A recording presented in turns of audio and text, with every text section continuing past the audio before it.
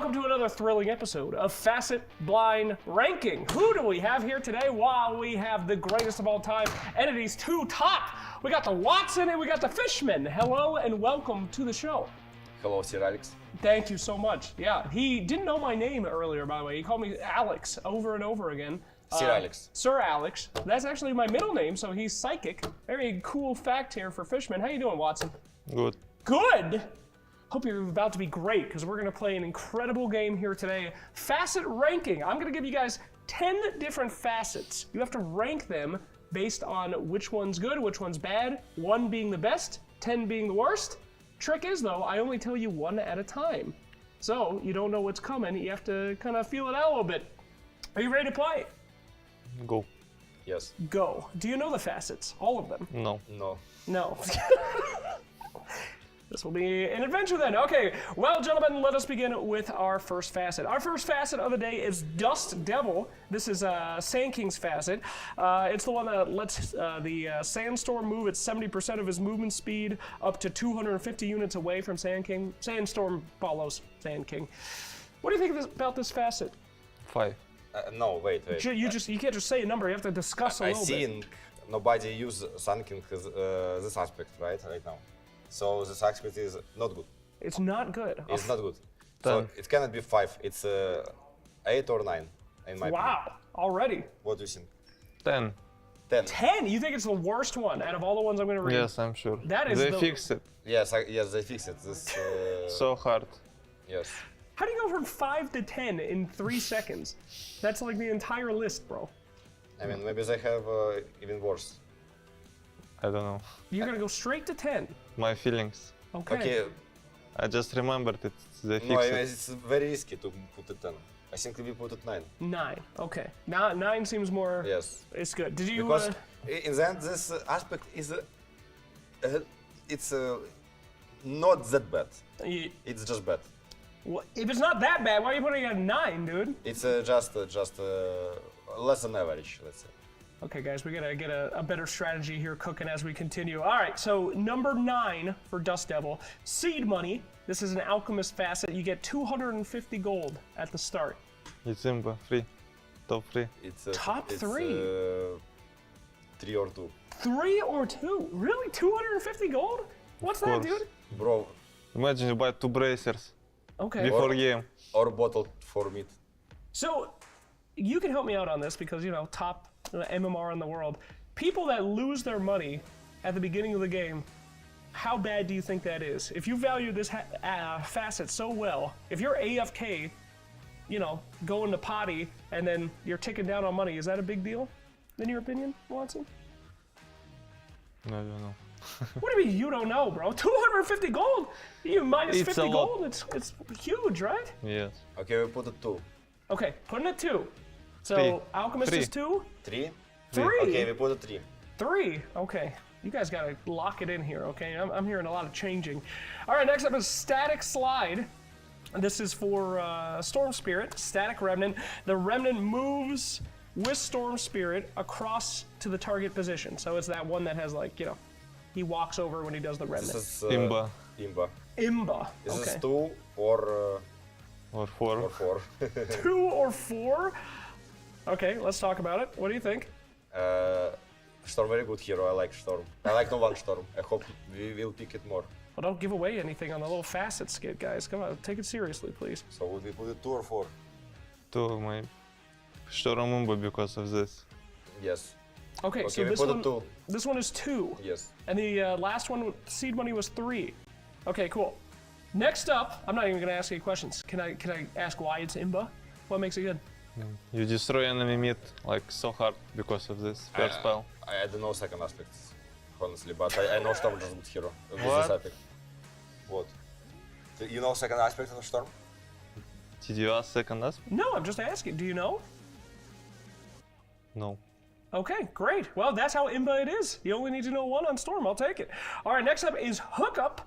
This is the hook shot aspect for Clockwork. When hitting an ally, hook shot has a larger impact radius, and they both get a physical damage barrier equal to hook shot damage, and it refreshes Clockwork cooldown. This is the one where you shoot it at your allies. What do you think about this one? I don't know this aspect. It's I will answer this. Okay, okay. So, first aspect of Cloudflare good, I mean, better, but this aspect as well played by Creed and by Snaking. So by one of the best team, actually best team, Falcon, Dota 2. Okay. So, this means this aspect is not that bad. It's okay. It's just 7. 7? Yes. But it's spanned by the best team in Dota 2. Are they dumb? 8. Okay, got it. 8. I won't even argue. 8 on that one. Okay, next one. Static field. Static field deals more damage to nearby enemies. Static field. It's a disruptor. Yeah. Is this good? This is a innate. Or no, I think no. second aspect of disruptor is grief. What's the other one? So I place this aspect because I can play second aspect like no chance. Second aspect is I put so number 3 spell kinetic field is changed. Yeah, it's the wall, right? And it's wall. Yeah. It's a grief. The wall is grief? Yes, of course. Okay, all right, good to know. As a disruptor sparer myself. So this is like a always pick this guy? So I get this aspect, but this aspect is as well bad. Yeah. So it's 6. 6. Okay, 6. Or 7. 6, okay. Do you care about disruptor at all? No. Okay, great. He we'll move right hated along. disruptor because disruptor weak laner. Oh, what? He's great, right? No, I'm not gonna argue with you. Okay, disruptor week later, noted. All right, next up is Massive Serpent Ward. This is the Shadow Shaman's second one, where he summons what I like to call the Giga Ward that does 10 times damage and has 7.5 health. It's just the one snake. Very bad. Very bad. Okay. I mean, it's so 9 out, 8 is out, yes, or yeah. Yeah, 9's out, 8's So out. 7 or 10 we can put to this. Absolutely, yeah. 10. I think it's 10. If you compare it with second aspect, it's very bad. And even second aspect, Rasta is not picked in competitive, so I mean, do you think there's any situation where the Giga Ward is good? You refresher? yes, Refresher ads? here one situation. The one situation? Yes. Okay. If this aspect picked versus me. That's like, you guys will instantly win if someone. Okay, I No, like that. not instantly. This aspect is playable, but Okay, noted. All right, so the Massive Serpent Ward is our lowest one, locked in at 10. We'll see if anything worse comes up. Headhunter, this is the Witch Doctor one that makes his Paralyzing Cask do damage. It's like the damage for the coconut. it's 7. 7? I don't know what it is. But the best witch doctor in the world. Who is this? You know? He was playing yesterday, right? Yes. Yeah, Pick this talent. that's right. This game stock. In one team, so he do a lot of cask in ulti game stock. Okay, yeah, because it has the double cast, so you want the damage, right?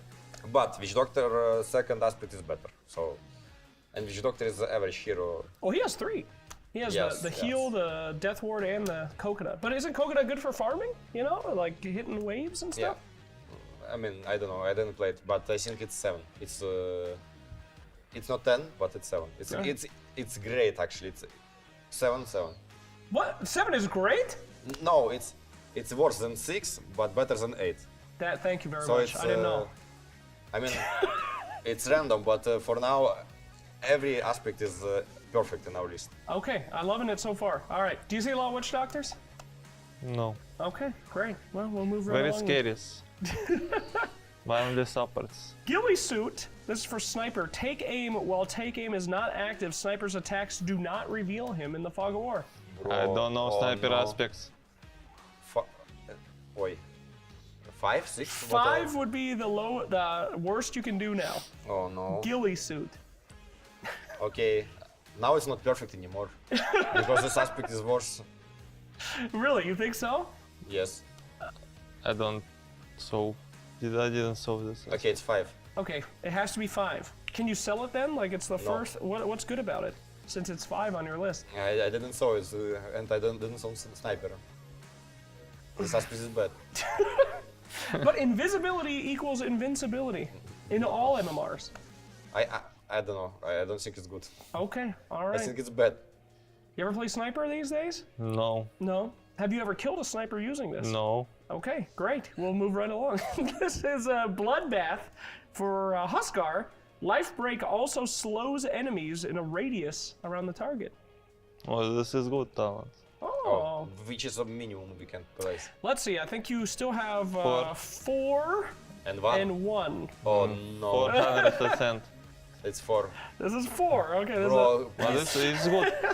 bro, please give us last some, I don't know. Ricky Marva. okay. Yeah. So why is this one good? Because it's you guys were not too disappointed it was 4. I played on Huskar. It was good aspect. Yeah? Okay. Good. I mean, does that really make Of course that... he played Huskar, he Kazakhstan player. Well, that's true. All Kazakhstan player play Huskar. Of course, of course. Anyone that you don't want to get this against? Is there any way that you would get the other Facet instead on Huskar? I don't know. He don't know second, I bet. Yeah. No, it's regeneration. Okay. So any situation where you'd want the second one? No. Okay, noted. All right, and the last one we have here, this is reverberating silence. The first time global silence ends on a unit, it's applied again. This is your #1 best Facet in the game. Can you It's tell me best face. why Yeah, is it it's so very good? nice. Yes. Fine. Because it's silence. It's silence. Which hero? I Silence. think silence. Silencer, that's right. Okay. Okay, so jokes aside, is this one actually good? Because you like pop a BKB, you didn't still saw get silencer. silence, right?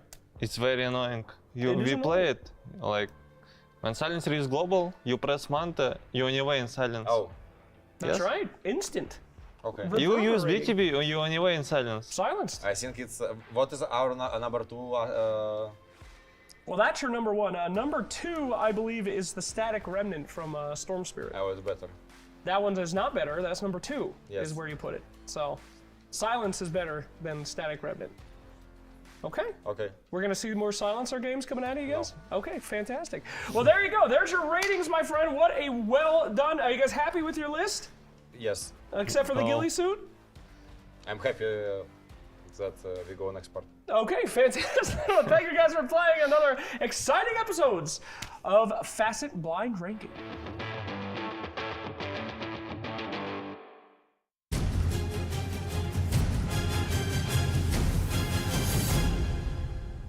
Hello everyone, I am sitting by with no one from Team Entity, a player who I'm immensely familiar with, but if I'm being honest, no one, a lot of people haven't seen you on LAN in quite a while. We saw you on SMG when it was the Seattle TI, but making out of groups was a little tricky.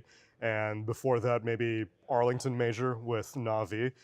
But for maybe any of our many newcomers, because we're getting so many people who constantly tuning into Dota, they might not know too much about you, so I was hoping I could spend some time talking about your origins into our game.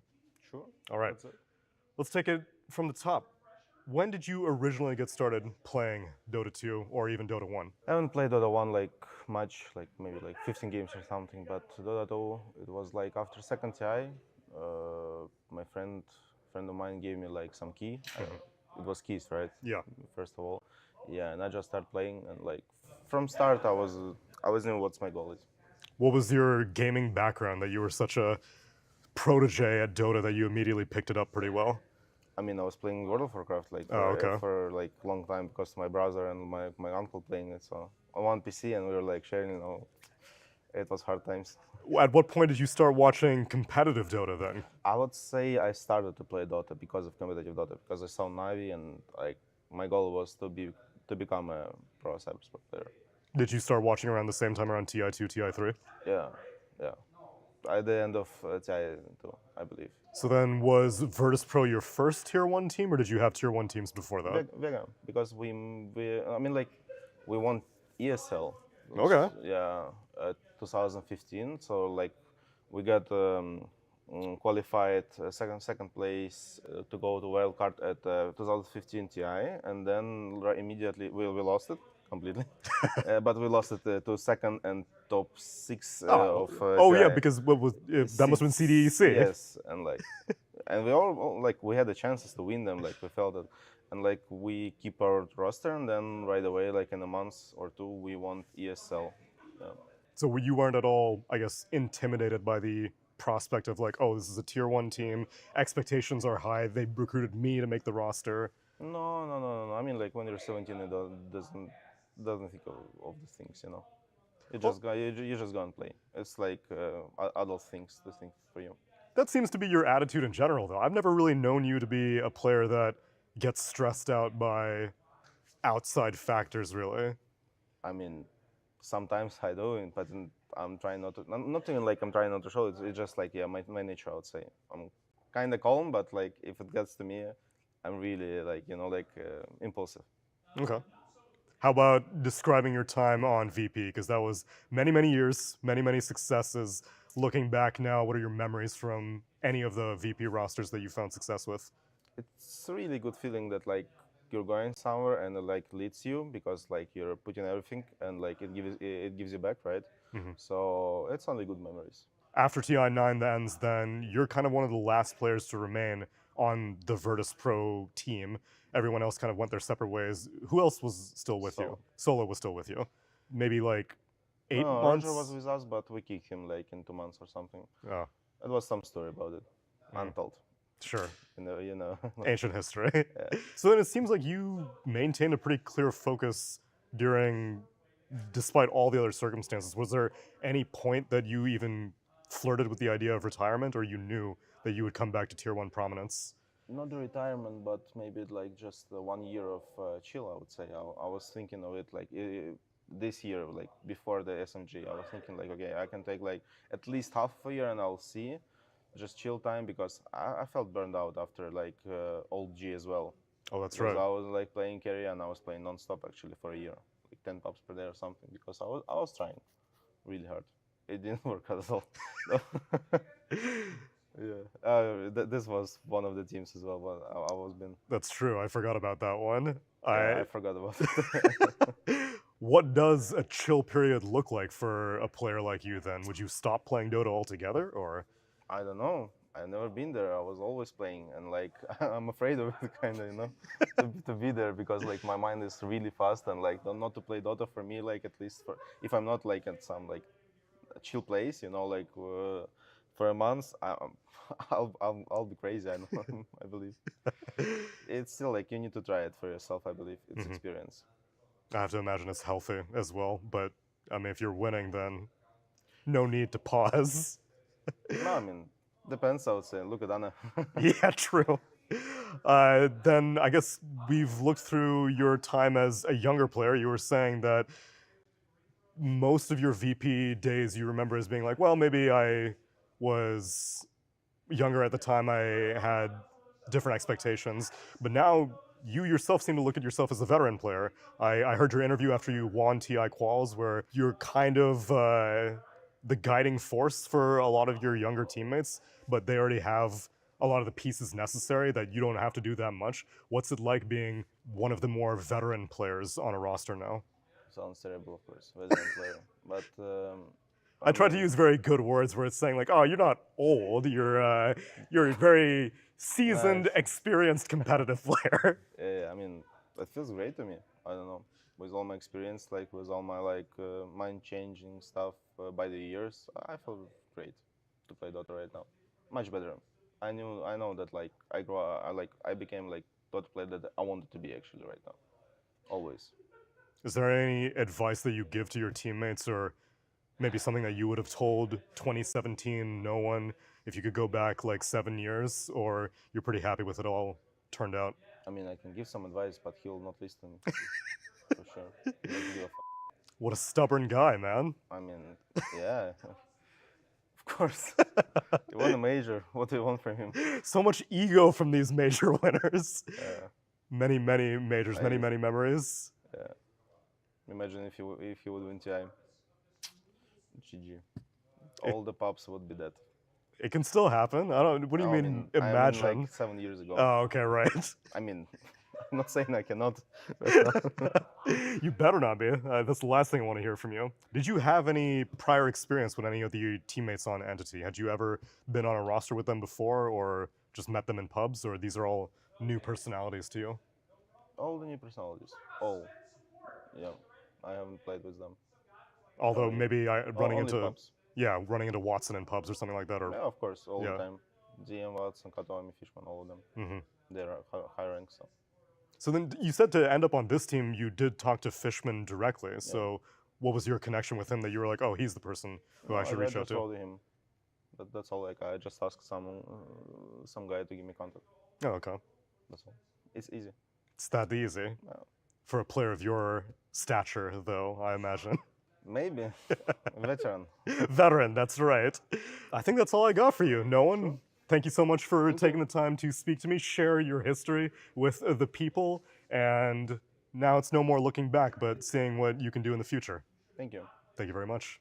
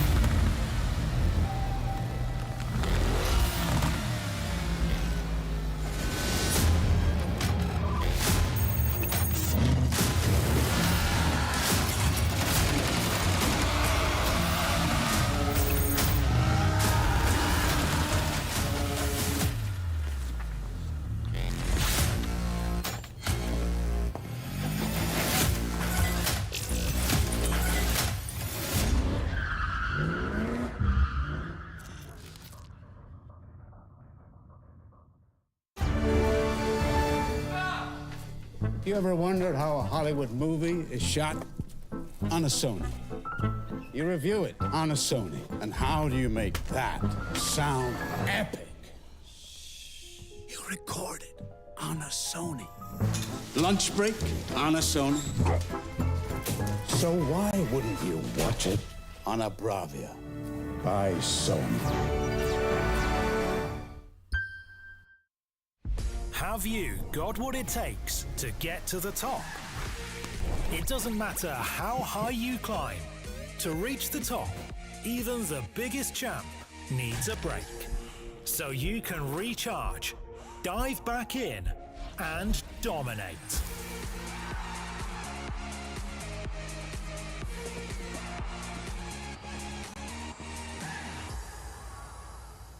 Have a break. Have a Kit Kat.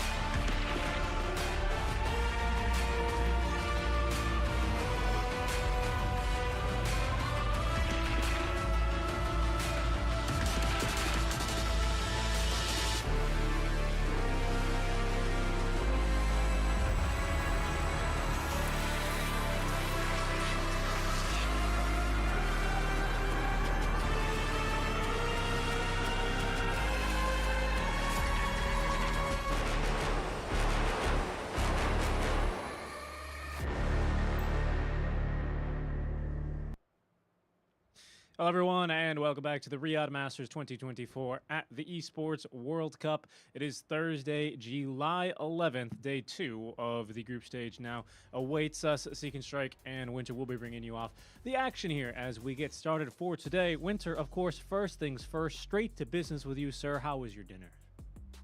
Great. Just as good as yesterday. Unfortunately, I had it alone because my friend didn't bother to give me company, so I had dinner alone, and my wife is busy. Oh, no. Well, you had the dogs, right? They are just trying to eat my dinner, so I don't count them as company. That's a bit unfortunate, Winter. Well, let's not forget what we're here for, of course, and that is, at the end of the day, the Dota, and to crown a champion. We have been playing Dota for over a year, well, about a year now since the last Riyadh Masters in the ESL Pro Tour, and it's all come down to this very tournament. All the teams that have qualified now, we've said goodbye to 4 teams, isn't that right, Winter, from the play-in stage, from the qualifier phase, and well, now we are straight into the group stage, Winter, where we have that double elimination bracket that awaits the top teams that perform, and 5th and 6th start off in the lower bracket. BO5 Grand Final, of course, as is standard.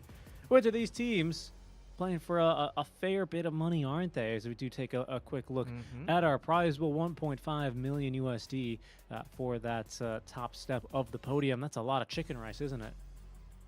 Yeah, too many chicken rices for one man to enjoy. You gotta share it with your family, your friends, your close ones, your dogs, your cats. All right, and the cats. Thank you for acknowledging them as well. As well, that's the top step, of course. That's what people are going to be playing for. Not to mention, of course, the club championship. That's going to offer even more support money for all the orgs playing here at the event in Riyadh. Lots to play for here, Winter, and of course, it always brings out the best of our competitors. Yesterday, we did get our first chance to see Groups A and B, and specifically those 8 teams that were directly qualified for some of their own highlights. Why don't we go ahead and take a look and relive yesterday's best play with the Aramco highlights.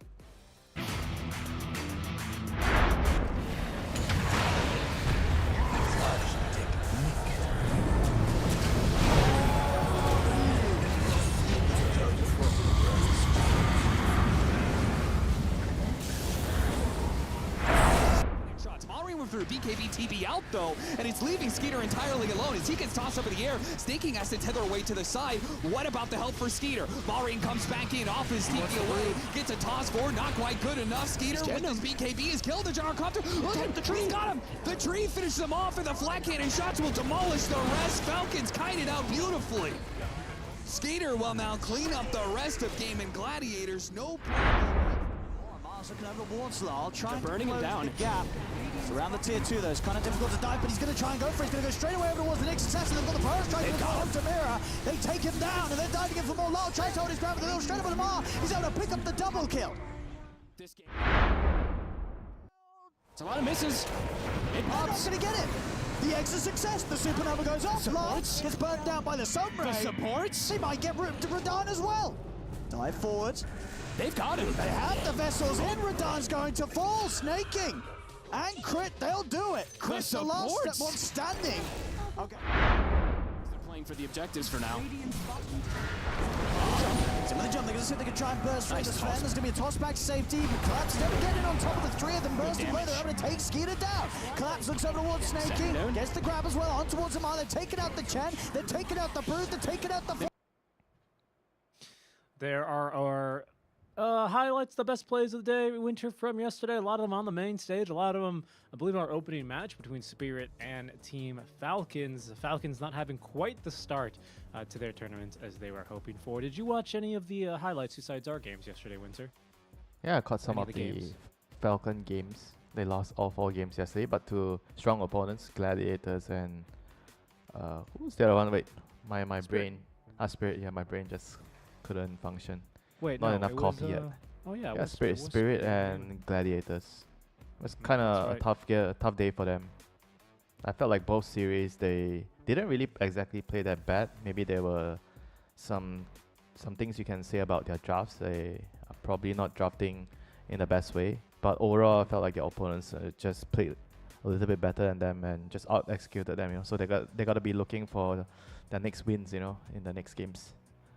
Yeah, that's what tends to happen, right? When you go in as the team to beat, everyone is, really not going to miss their punches, right? Early on, we'll see how they react as we do take a look at our Pepsi top reactions of the day.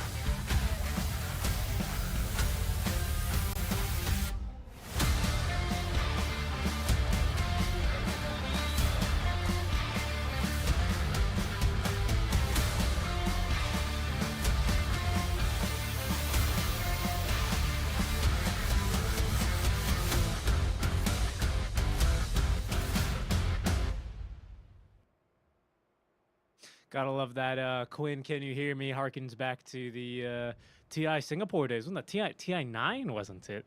Of their match versus LGD, where Seb quite famously, I can't quite hear you. Are you guys saying ni hao? I don't think so. quite a good reaction. Quinn pulling that one as they find the 2-0 over Team Falcons as well. It's always nice. Always nice to see the players just getting involved, with some trash talking, saying some things to keep things spicy. Always nice to see that, keeping things entertaining, keeping us at the edge of our seats. Yeah, got to keep themselves animated, right? And, well, it was quite the action-packed day yesterday. Of course, we hinted yesterday we had 2 matches for Group A, only the 1 match for Group B. Today, we're going to be flip-flopping with 2 matches for Group B and Group A. But first, let's take a look at what happened and how everything went down yesterday with our standings. Like we already said, Falcons over, trailing the pack, quite surprisingly, losing to maybe 2 of the best teams at the tournament. We are going to have to wait a few more days for things to shake out with groups of 8, of course. They're going to play 7 BO2s. So when that score adds up to 14, that map win and losses, that's when we are all wrapped up. But Heroic, continuing their strong showing from the play-in phase, are currently topping Group A, whilst Group B, again, less data here, right? But Entity, BB Team, and Tundra all finding 2 O's, while Liquid and Weibo Extreme Gaming did tie for us yesterday here. I mean, Winter, beyond, looking past Falcons and their surprising 0-4 scoreline, anything else that stands out to you here on the scoreboard after day 1? Not really, though. I think everything seems to pretty much be in order.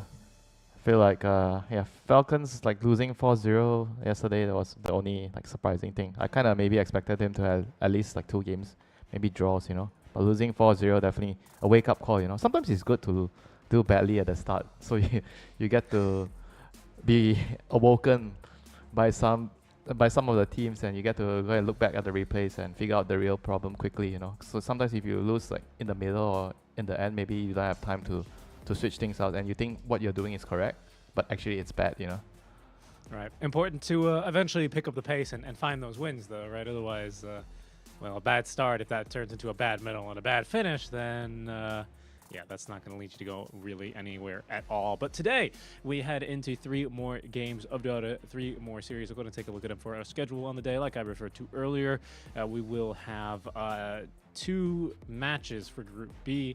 So it's a Group B sandwich today, basically. We're kicking off with Entity and Tundra. Following that will be OG versus Heroic, and finally MOUZ and BB Team. We'll wrap us up here over on the C stream. If there's a team or a match that you're looking for you can't find here, I encourage you to explore our other streams, the main stream, the secondary, and the 4th stream as well. They're all numbered on Twitch. They're all on the same YouTube channel. Make sure you guys take a look there for the matches. Winter, I've made you select 1 match. You had to close your eyes and ears for the rest of the matches today. Which match would you choose to tune into today on our stream?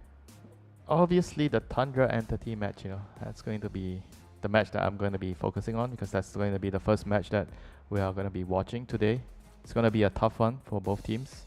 I think both teams are in a very good spot right now. Entity, they are running into some good form recently. So as Tundra, after making a roster change, like getting Ramses over Toby. I feel like both teams are on the upward trajectory, and it's going to be two teams that have very, very contrasting styles as well clashing here. Yeah, certainly. We I don't know if you stuck around during our warm-up countdown. We did hear a bit of an interview as well with No One, who I think has quite an interesting path to this team. He's had a very fascinating path in and throughout Dota. You know, obviously playing on that Golden Age roster, VP as everyone refers it to. They kind of crash and burn at TI7 or TI8, I believe, the one after Wings. And then from there, you know, Old G, he was on... what other team was he on? He was on another couple big teams that didn't really end up going anywhere. But now back on Entity, they're looking pretty good here, aren't they?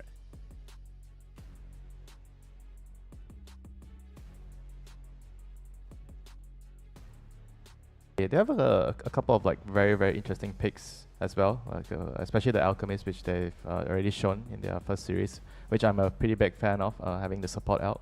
So we'll just have to see what do they have in store for us today. Yeah, I'm pretty excited. We managed to dodge basically all of their games during the play-in phase, and well, here we are. We're going to be able to finally get to see what mastermind, what Coach Astini is going to throw our way against Coach Moon Meander. And if you think you got a big old wrinkly brain yourself, you guys can also go ahead and put in your predictions here over at stcplay.gg, and we'll be showing our predictions here after game one. So make sure you get your votes in for a little bit of chat reacts or chat predicts. I have to assume... Oh, we have a little bit of stats here already. A lot of teams, or sorry, a lot of preference here. 87-13, which is also what we had yesterday, if I recall. But a strong favoring right now for Entity. Like you referred to, Winter, Entity, they've been looking hot in the play-ins, only dropping, I think, 2 games, one to Blacklist and one to VP, basically a little victory sandwich for them there. Tundra, you know, again, they're a team that is going to be bringing their crazy picks, but, you know, focusing a little bit more onto Entity. What is it about these lads that makes them stand out to you here, Winter, beyond just the Alchemist? What about the individual players? Yeah, obviously, individually, they are super skilled players. Watson, one of the best carries right now. DM, No One, they're all very, very skilled individually. And their support duo, which is like Kataomi and Fishman, I would say that they are a very unique support duo because they play very different heroes and they have a very, very unique playstyle as a duo. Sometimes they can be really, really greedy. Sometimes they can play with like a double position 5 where they allow the 3 cores to get a lot more farm on the game. And I just feel like it just helps the cause a lot when the cores are on a little bit more greedy type of heroes, and your support can be sacrificial. You know? So they have very, very flexible supports, in my opinion. Yeah, and that might help them out. And then with a little bit of a stroke of draft genius, perhaps, from Astini, or just a renewed focus, these lads have been looking hot. Like I said, so far undefeated in only 2 games, granted here for Entity. But from the play-ins, it's the Brazilian, you know, Braun that for now has been getting a lot of the play-in teams. That's heroic as well, with Coach Caps doing very, very well. Over on the other side, I mean, it's always going to be fan favorite Thompson, of course. Would be remiss if we didn't bring him up and his antics. Winter, we are in another Monkey King mid patch. That is, you know, something you should consider potentially. What else? I mean, comes he's to mind been for this team? playing Sand King as well, you know, not just the Monkey King, like Morphling, Sand King, all the new flavors, I would say, of the week. Those are the heroes that you're gonna be watching out, you know, for them, because Morphling is kind of like a flex hero for them. They play him on a couple of roles, especially very, very good with 9 class and Ramses as well, giving them the stability, buying the aura items or playing the initiating heroes. So overall, I think this team is gonna be a very, very scary team this patch. Okay. Yeah, and you know, I was taking a look at their drafts. A lot of overlap in these hero picks. So that is very exciting as well for these lads. And yeah, I mean, I'm hyped to get to see these games get going. 2 Western European teams. I think Did Tundra end up playing in those Western Europe qualifiers? Obviously, everyone remembers Entity, also qualified not only here in Riyadh, but for Copenhagen later this year for those TI quals. I don't remember if Tundra were in those quals, to be honest with you. I have to assume that they were. Just trying to check there.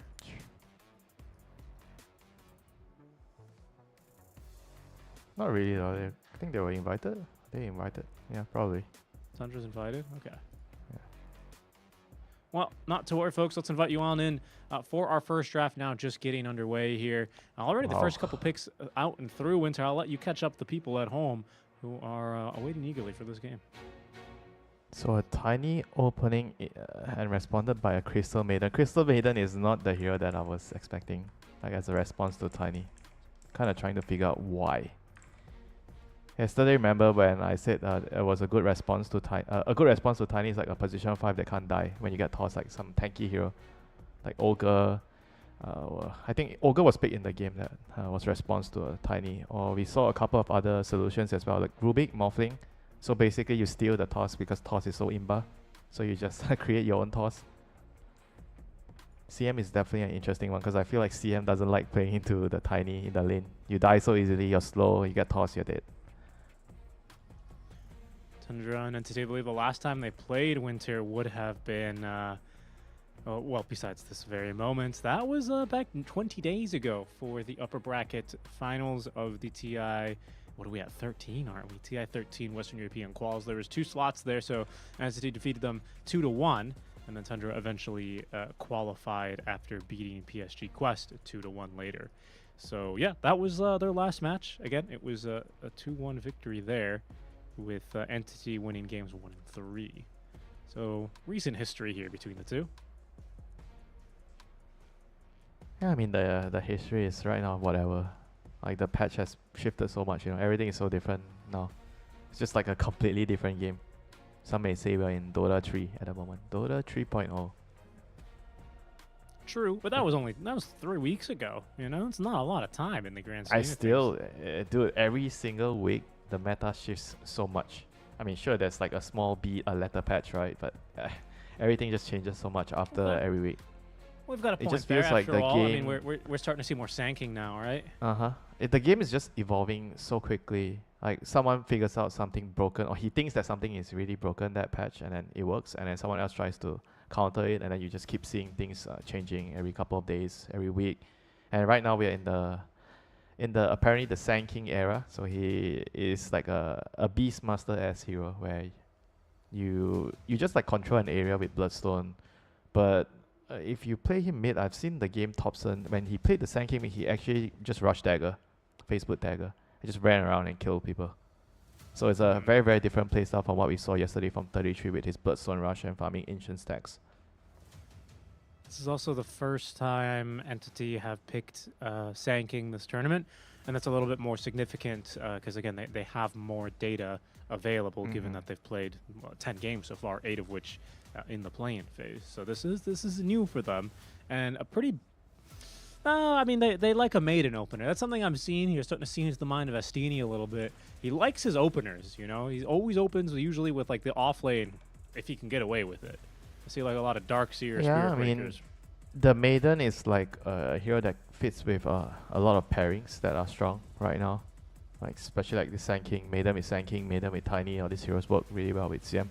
But you just can't just pick CM for the sake of like you want to open the draft with a position 5, right? She's not really the same as like something like a Phoenix, for example, where you can just pick it and it'll be fine. CM you kind of want to tailor the draft a little bit for her, and I think I've told you this before. Sometimes I don't really like, when you pick a position 5 and you kind of have to adapt your whole draft around it a little bit, because you can't just pick Maiden for the sake of Maiden. You want to abuse the fast pace, fast tempo of the hero, the aura, the mana regen, and everything.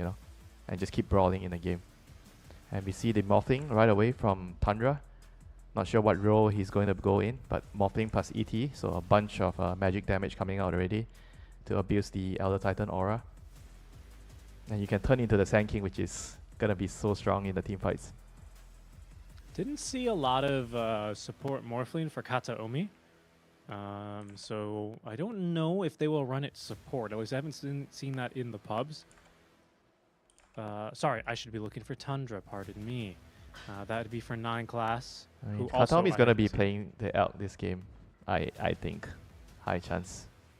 They're probably going to last pick their carry, or the Elk might also be the carry. I'm not sure, but looks like we're going to have a Sand King as the off lane.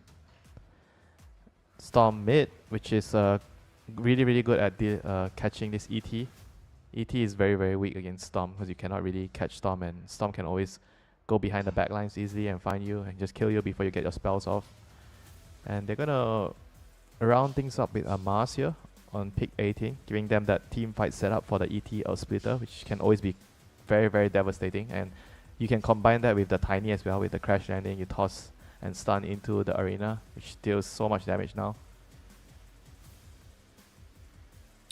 The only other thing I'll say is that this ET pick also kind of picked in protection of this morph lane, right? We saw yesterday even Yeah, a that's support ET just, I mean, really give the business to a morph lane. Yeah, that was the Liquid game, right? It was Insania against Arme. Correct. Game 1 of that Liquid series versus Extreme Gaming. Okay, so right now, Tundra, they gotta figure out where to put this morphling. Are we gonna give it... actually, where... the morphing can kind of go so many ways, right? You can put Tiny mid, morphing can go for, morphing can be carry, morphing can be support. It's just up to them what they feel like they want to do now. I feel like based on matchup, morphing against Storm, that sounds like a matchup that if you want to put him mid, that's fine too. Yeah, But I think I I also feel wouldn't like, mind like a but I Tiny feel mid. like I actually feel like Tiny mid could be strong here, because you have you have a lot of easy targets to kill. You know, this Elk CM with your combo. Even Storm can be vulnerable to your combo if you get a good start, and you have the ET to amp your damage up. So it can be a good Tiny mid game. That's what I'm saying. And then you have as well, MOUZ. right? Then you have MOUZ plus morphing on your side lane. Morphing 4. That's nice too. I think they've done this lane before, morphing plus MOUZ yesterday. I like the MOUZ pick a lot. For me, it's like a perfect hero with the Tiny. The Tiny, he initiates, he gets off his initial spell combo, and then he needs like 10 seconds before you can do it again, right? He's kind of limited in the right. That's a nice way of looking at it, you know. Yeah. So then you have the MOUZ, which jumps in and perfectly fills that hole with more team fight, allows your ET to throw spells. I kind of really like the way that they can play fights together. It's a very clear order of operations. Ease of execution, it's always important. If you have a very easy to execute team fight lineup, it means that you have probably more room for error. But if you have something that needs like perfect execution, you need to time your combos properly, then you might have a lot more chances of messing things up. So Estini's banned out. Estini and no one, by the way, who seem to be sitting next to each other. I saw on the cameras going through this draft. They've also banned out this TB. So that might mean Elk could be the carry here. Well, Because let's not forget Tundra like to play 9 class support TB still. So could be a support. Okay. But that's like maybe telling me that they might be considering the Elk as carry. Because TB is like a good carry matchup into Elk, because you have high armor, and Elk doesn't really do much to you later in the game. I ban out the Clinks. Also another hero that some of the teams have been like really utilizing and abusing. Just a very fast-paced carry hero that joins team fight. Very, very strong. This helps your team get objectives. It works really well with the MOUZ arena. Just do damage into the arena. Coach Moon meandered now for Tundra. They have 23rd pick due Tundra, entity with last pick overall, so they'll remove that CK. As will we see this Morphling get put into a very firm position here, or will it be more like water? I feel like they are probably going to pick another carry. What carry? I mean, all the strong ones are already removed here. Something they can lane into Sand King. I mean, if AM is a hero, I would say AM, but not anymore. Because there's Storm and Sand King. I don't know, maybe got a gyro. There's no T. Okay, there's gyro, yeah, there's gyro. Oh! Holy, what the hell? AM is a hero. Look at ST, he can't believe his eyes. What the hell? Okay, I mean it's a good AM game because AM into Sanking is a winning lane for AM, and there's Storm Spirit, which is a good mana void target, and CM can't really do much to AM because he can always reflect the Frostbite easily. It's very hard for you to punish the AM. Alright, I mean I still think the hero is dog shit now. It's pretty bad, but let's see. It's one of the weaker carry heroes at the moment. Quite the condemnation there, Winter. Well, I mean, how do you reply to this? I see he's got something. It's a Phantom Assassin, which we have seen a little bit more. Physical damage is always good against AM because he doesn't really build any armor items until later. It's always vulnerable to that, and you have minus armor from Alchemist Acid Spray, support out. Combined with your PA can be very, very strong, and it's a very, very good matchup into the MOUZ because you can always jump out. Actually, no, if you get the Facet, what did he go for? He went for Bloodspot. Is this the HP regen one or the vision No, one? this is the vision one. Okay, so you can't actually blink out because you don't see and you can't blink in. So that could 'Cause be. It used to be a good matchup for PA because you can always come out of the arena, jump in and out of arena. But now you can't anymore. But the lane is going to be nice for PA because you can jump on him and pressure, especially CM PA. So you have a kill lane. I think with PA it's always very, very crucial that you have a lane which you can kill with abuse the dagger, spam and kill the offlaner, and CM plus PA is an excellent combination here. And with Alchemist potentially rotating in, I feel like that might actually happen a lot because with PA you want to get kills on the lane and you want to kind of sack your offlane a little bit. And because DM's on the Sand King, right, as long as you have some stacks on him, he can cut waves and he can use his spells to farm. I think he should be okay to be left alone. And you try lane the MOUZ, and because MOUZ doesn't have the same luxury, right? He can't really jungle as well as the Sand King. So if you pressure him, I think that would be really, really good for Entity. Okay, well, we haven't seen, lane shenanigans in some time. Then again, we haven't seen an AM for some time either. This is going to now leave something around 22 heroes uncontested. We've had a few heroes banned, but not picked. And so those are a couple included there. But that is that, huh? AM in the mix. Winter, you like it for the lane. We know what this should do in the lane. We know what Entity might do. What we all want to know now is who do you think is going to win game one here? Do you think the AM is going to be too much of a problem? No.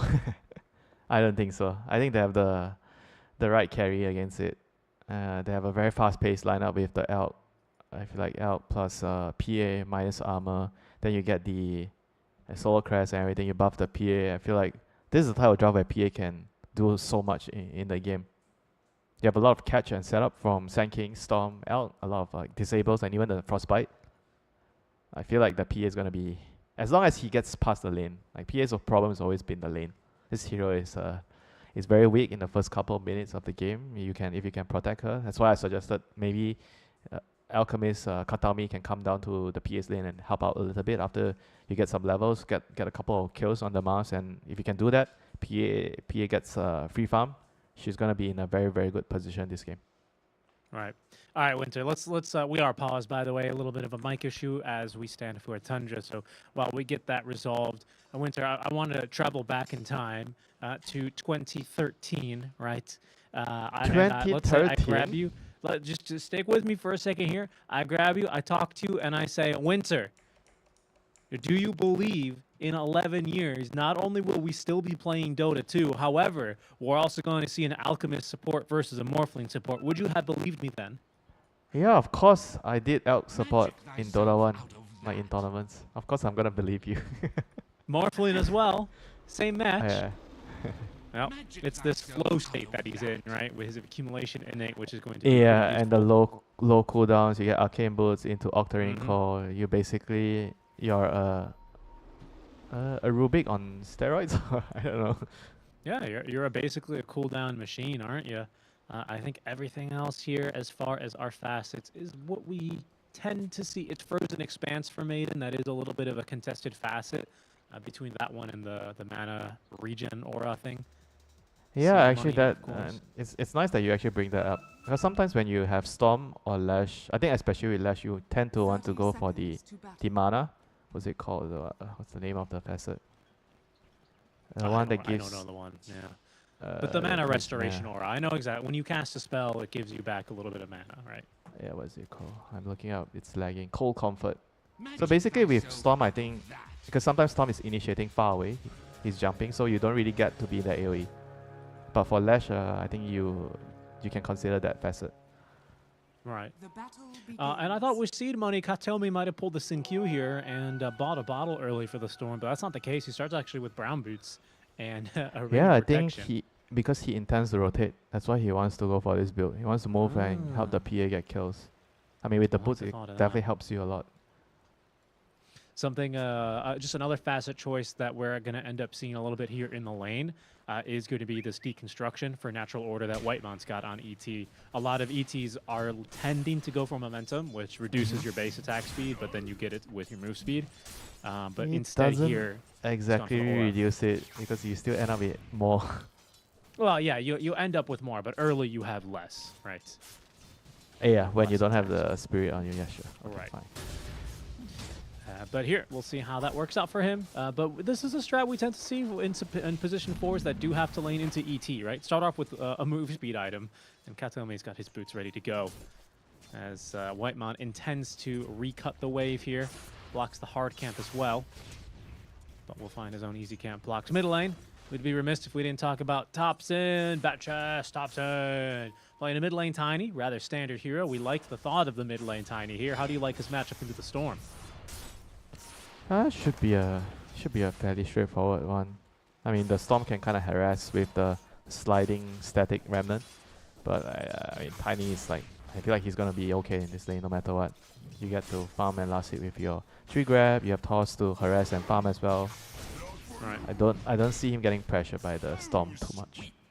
So our armor hero, so Storm with some decent stats is gonna, beat him down a little bit, but the bottle's already being ferried out, so Thompson will soon be able to dish back a little bit more. This is, of course, where the top lane has always met on this ramp, I believe, as Katomi is going to drag the Creep Wave over. Pure blinking on after him will burn some more mana. I think he's just preventing Katomi from cutting too effectively here. As you can see, Whitemon and DM were playing behind the Tier 1 tower even just now. Yeah, welcome to the new age of Dota, where creeps tend to be migrating around the map. Oh, that was actually a pretty heads-up move. I don't know if you caught that, but Katomi, he knew that Astral Spirit gives vision, so he didn't even like walk up to the creeps. He just aggroed them with the vision range. Took the other. Yeah, he took the other way. Yeah, I saw that. That was a smart move. Yeah, that was nice. You know, all these players, you play Dota 12 hours a day, you tend to think a lot on the small little fine details. Yeah, right. They're just the biggest nerds. Creep aggro. It's incredible. I think I have this theory. If you're not a nerd, you won't be playing Dota 2. Well, if you're not a nerd, I don't think you're going to be playing on Tundra or Entity, to be honest. I think these teams have very nerdy coaches and some strats, right, historically. Yeah, it's always nice to have a nerd on the team. I think you always bare minimum, you need one, bare minimum. It's okay to have two, but you can't have too many. Yeah, you don't want to have too many. Otherwise, like, who gives who their lunch money, right? Yeah, too many chefs, spoils the dish. We're not tri-laning this anti-mage. Let's I mean, hold on. Nightclaw's getting really aggressive versus Watson. That's funny to see. But this Sand King, because of lane shenanigans, well, DM, he's going to actually get all of his mana burned here. He's got no option to TP away. They've thrown a blood grenade at him as well. He has a low burst. He has boots. But he's fine, yeah. Dragging the wave away. I mean, this is how you play a disadvantageous matchup. Like, Sand King into AM, you just can't, you can't play into this matchup. It's really difficult. He just burns your mana and you can't do anything. You're slow, you have low armor, you can't trade. And he's doing whatever he can to break even in the lane. Are they going to try for Ramses? They at least force the spear on out as 9-class eager to do some more damage now on the Fishman, even a waveforms after him in the middle of the creep wave. Whitemon. Oh, that was nice. That's bite, but now they're turning back for Ramses, who does not have a spear for another second. Fishman catches him with the bite and kills him with the auto attack. First blood for the Maiden. Yeah, Richie, this is why you get raindrops as soon as you can in the lane. Definitely saved his life there. It's true. Allows him to turn. I think he ate a mango and he ate a lotus. It was Watson feeding him the lotus, I think. Okay. I couldn't tell. They may still make the same noise. I wish they would. You couldn't tell the difference. One's yellow, one's purple. Wait, there's like a visual? No, I mean, never mind. I mean Huh? I mean how it looks, you know, in your inventory. Well, yeah, of course. Class putting his body on the line for a quick D ward. I mean, he just doesn't care. He's got so much HP to play with, even at -1 armor. Big stacks being made here by the Alchemist. Whiteman, well, he's going to try and scout these, and actually, he didn't see them. Just looking for the quick D ward there. Didn't put his spirit into the high ground, but is going to see now mixed camps. So he knows something's cooking in that triangle. Down bottom, they're looking for Ramses. As up top, they also get Whiteman in the river. Ramses, another kill here for Fishman with the auto attack. They have him. 9 class just, honestly, just barely does a lot of damage in this lane, right? I mean, it doesn't have a stun. Not able to do too much.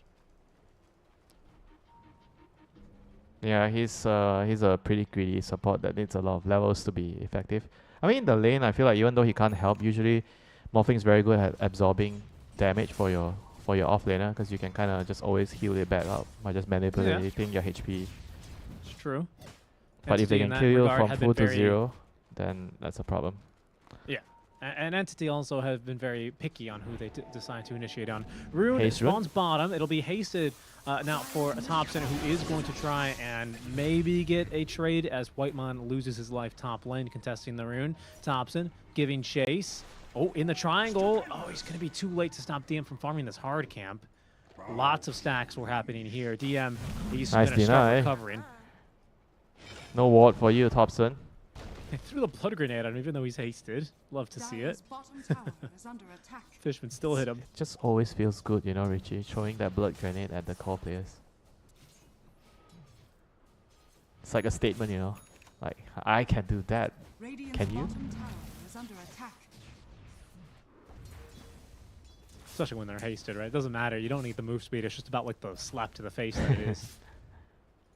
Yeah, I mean, you asked me, I remember you told me, I noticed you buy blood grenades all the time, you know. This is why I buy the blood grenades, you know. It's a statement. Wow, DM gets the wisdom rune here, by the way. Yeah, Maybe even get that to Kataomi. Yeah, he needs more. He wanted to get level 3 Sandstorm to clear stacks. That's why he took the wisdom, but not enough. Nope. He'll get to do this eventually, but yeah, it's been a little bit of struggle city for Sand King so far. Yeah, anti-mage is so fat. Uh-oh. Level 6. D-ward, but he doesn't want to die for it. That's tough. So he will lose his obs. Whiteman's going to deny the ward now that it's given him the crucial vision. Doesn't want to feed the gold away.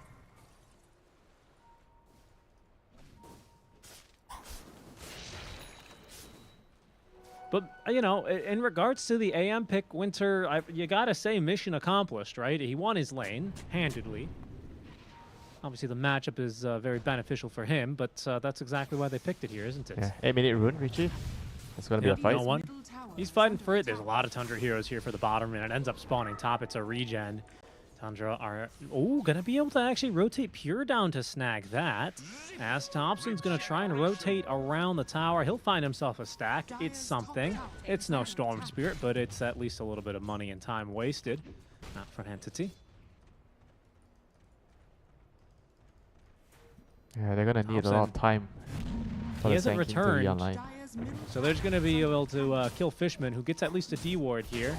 That crash landing, even, my goodness, that was a crash landing reduced by raindrops, by the way. So much damage there. Yeah, mid lane, they're gonna keep bullying poor Whiteman, who takes another death there as the unstable concoction connects.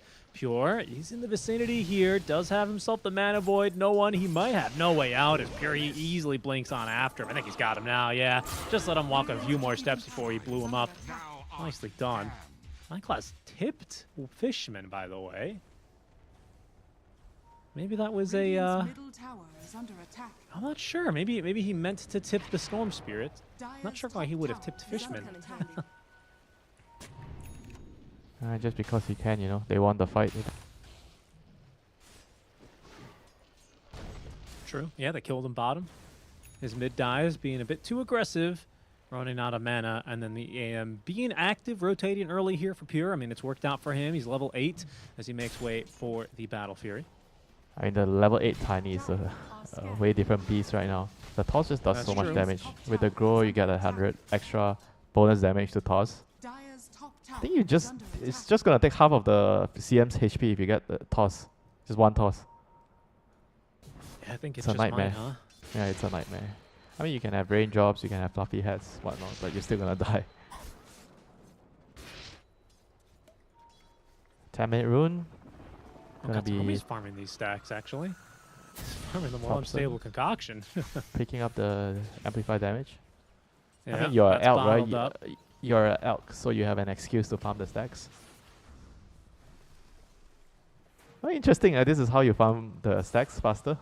Yep, Right. You just, Okay. You just blow yourself up with concoction. Katami, he'll live. He is just fine.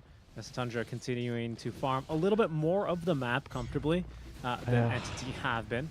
What a nerd way to farm the stacks. What, unstable concoction? Yeah. Arcane Boots, Acid Spray, and Unstable Concoction, clearing camps there. Now he has level 6. Stacked 8 camps, by the way. That's a fair amount. It's that 13 camp stack so far already for Entity as a whole. So that's how, even though they have had less of this map to farm, that's how they've kept this net worth lead. It's pretty slim, just 1k now. As Kataomi, he's in a position to be able to break this smoke. He sees Thompson, tosses the tree after him, but he's 1,000 gold blink. Sorry, he's 1,000 gold shy of the blink dagger, so won't be able to catch up.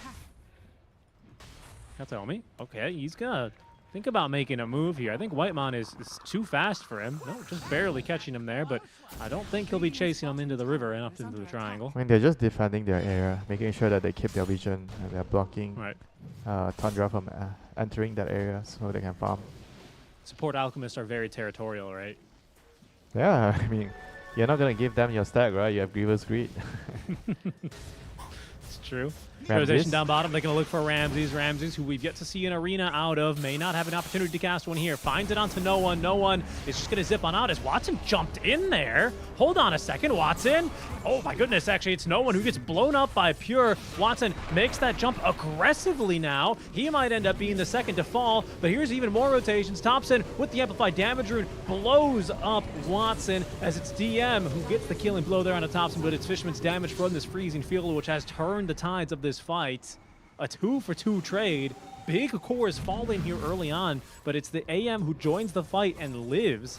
So ultimately, a victory for Tundra, I'd have to say. Yeah, coming in, that's always nice, you know, when your carry's coming in to this important early fights. Just making sure your team is still in control and you have the numbers to take the fight. I mean, Ramses is, he's not gonna like it dying there. He is kind of on his way to his dagger. Very, very important. And now he's gonna need a couple of minutes of peace to farm his dagger. All right, yeah. He's still pretty short too. I mean, Thompson, at least he gets a kill, puts good use to that amplified damage rune, and then eventually chases after and finds this kill onto Watson. He's gonna smoke and fight again, even though he's almost gonna have enough gold for his dagger. You know, so bold move here by Thompson. The man does not need his dagger, he says. Radiant's bottom tower is under attack. He's gonna help his Mars open up the bottom area. How did Watson still Phantom Strike into that arena, by the way? I thought he wouldn't have had vision in there. You saw that, right? Oh, did he? No, I didn't see it. Yeah. Well, maybe I'm crazy. They're hunting for Watson now.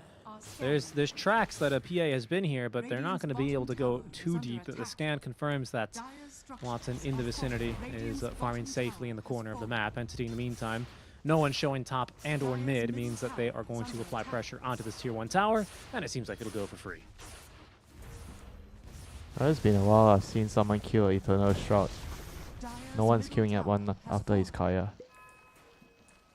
It's a lot of magic damage, so he wants to be able to survive the burst from the Tiny. Mid lane, fine class. I mean, he can just always kind of play with his HP here. Gets out of trouble there with the waveform. Yeah, I mean, DM's got the pipe finished up now. So, is this a timing that you want to fight around right now for Entity? Yeah, for sure. The pipe with, you just fight with your Storm. Elk, Storm, CM. This 4-man is extremely powerful right now. Into the tiny blink, however, Thompson. Oh, a little awkward pause now. You got Fishman connecting just from the top rune spawn. No one is TPing from the Dire jungle to the tier 1 tower. And Kataomi is eager to be running in. He's clutching a Pavis and nearly actually has enough money for the Solar Crest. It'll arrive probably, if this fight goes long, it'll arrive mid-fight. So you've got a magic barrier, you've got a physical barrier, you have a level 1 epicenter ready to go, and I guess a Kaya on your Storm Spirit. They actually have two Solar Crests soon. Elk also almost has his Solar Crest. Oh, who's the second Solar Crest? I didn't see. Maiden? CM and Elk. Yeah, indeed. Indeed. So you got double Pavis. You're right about that. You're fighting into this tiny the blank, item which is is just on cooldown. very good for those heroes. I think for Elk, because you don't have much armor, so it's gonna help you in your game. And for CM, you need the energy booster to cast your spells. That's why Pavis is always nice for you, increasing that maximum mana pool. It's a nice build up. Yeah, I do like build-up's the. very good. It feels nice for a support, and it's pretty cheap, and it just feels like this value item. Especially on CM, not every single support. Especially on CM, it feels so good. You need every single buff that gives you the armor, the HP, and the maximum mana pool. Would you say that the armor and the mana is nice on this support Alchemist as well for similar reasons? As we get in close there for his tusks. It's very good into the Mars God's Rebuild. It's kind of useful against the Elder Titan too. He's gonna be using his briefcase on your head, so nice to have that Pavis.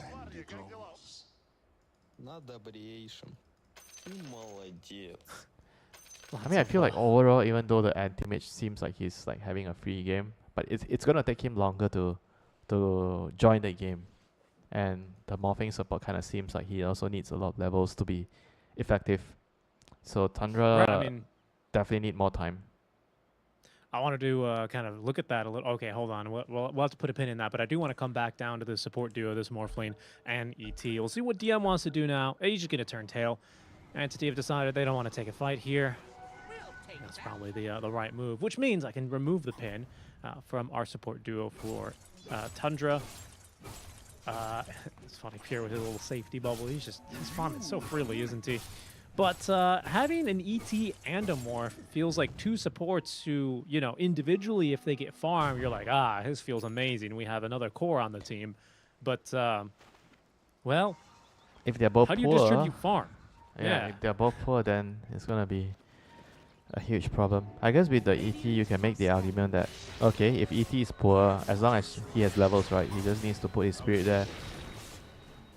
I mean, he has 4 points in natural order at level 7, so just totally prioritizing getting the aura. I think he's already accepted the fate that he's not going to get much farm this game, as Morphing is going to take the remainder of the creeps that he can find on the map.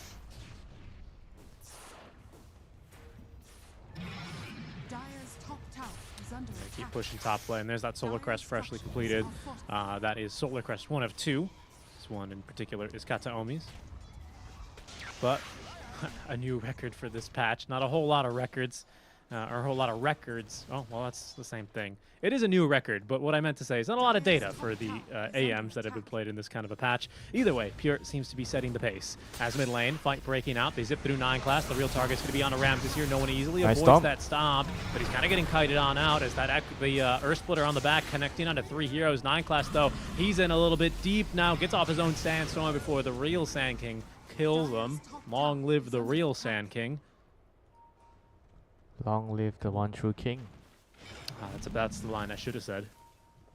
Quixolis. Kataomi. There's a lot of heroes watching him farm, and now a couple of heroes making the jump onto him. He is blown up there in the arena of blood. Thompson with the killing credits. They might look now for the Maiden. Oh, who did not complete that DP, sorry. But DM's down here. They see him on the Observer Ward. Thompson make another jump here. Might be a bit tough without the arena. Yeah, probably not a wise time to fight without arena. I mean, Roche is going to be the next thing on the table. You have Elk. PA can definitely do Roche quickly if they find an opportunity. And get a couple of pickouts into Roshan. I mean, this Tundra lineup still needs a lot of time to be really reaching their full potential. The levels and the farm and everything else. Entity, on the other hand, they are ready to fight right now. I mean, as soon as I feel like they complete the Shroud, the Eternal Shroud on Storm, it's a very, very big timing for them. The Shroud on Storm with the Pipe on Sand King, which kind of blocks all of Tundra, okay, majority of Tundra's damage, not all. And that's going to be a go time for them.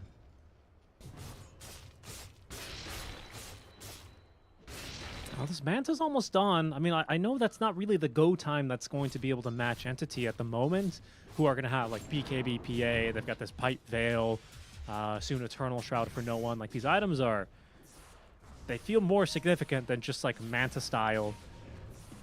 The mech's almost finished for the Morphling, that is something. And Thompson almost has phylactery. Okay, I mean, so they have damage for Tundra in spades. I disagree. I don't think they have damage. Into the double Solar Crest, the Pipe? No, I don't think so. Okay. Well, yeah, we'll see. I mean, how eager are Entity to fight? The way that this game is going, they see that their supports are farming very well, by the way. Even Fishman has over 1,000 net worth compared to 9 class and Whiteman. But how eager are Entity to fight? Are they comfortable taking this much later? Do they want to be ending first? No, I think they should be fighting now with the Eternal Shroud and here Pipe. They go. No one. Just straight on to this Morphling, who is, of course, going to tank him very easily. But now Watson jumps in, finds the big old crit to put down 9 class. They're going to go for Rush now. Excellent play, you know, from Entity. Just making sure they get Roche before it switches to his summer home. That would be problematic for them. BKB is going to be now completed as well here for Watson. That'll be flying his way. And like you said, this double Solar Crest now with the Pipe. It's going to be tough for Tundra to try and fight into this. They'll still try. They'll smoke on in. Entity, there's smokes. Ooh, he's going to break his smoke radar here, but it's no one who is going to be actually leading again. They're on to 9 class. Careful for the initiation now from Ramses. The Blink Arena. It finds 4 as Watson. He's going to be bursted even before the Earth Splitter could hit him. Katsuomi with the Pipe up, living a little bit too long now. Is DM taken down by Pure on a double kill, but now Watson on his second life and no one. They're coming back with quite a bit of retribution. They cut down the Morph, the ET, and the Mars. Thompson and AM, they will be able to get away, but not the fight Tundra thought they were going to quite get. Not bad either. It's still pretty good. You know, I was wrong about them not having damage. You know, they actually did a bunch of damage with the ET Splitter with an excellent arena there from Ramses. So ET did like what 2,300 damage. Sorry, that's the Mars. The ET did 1.4k damage. Yeah, and he did. I think it was Entity just getting a little bit too aggressive, almost. Yeah, but I don't really blame them because they are in a very good position in the game. They just got Roshan. They have superior team fight from the Pipe and the Eternal Shroud with the double Solar Crest. They were just not together, you know, at the same time. So they were kind of split apart. An excellent arena from Ramses there, just giving his team a chance to win that fight. Perhaps, oh, okay, Whatman did escape. I thought he was going to die there to the Tormentor. He's just fine. What I was getting at is maybe they were like, oh, it's just another kill onto the support Morphling, no big deal, right? And then it turns out there was a smoke on its way. And that turns the, sours the Roche taking. It's, again, not all lost for Entity by any means, who still pretty strong, all things considered. Yeah, you were talking to me about the late game, right? How do I feel about their late game on Entity? Are they like really worried about going late?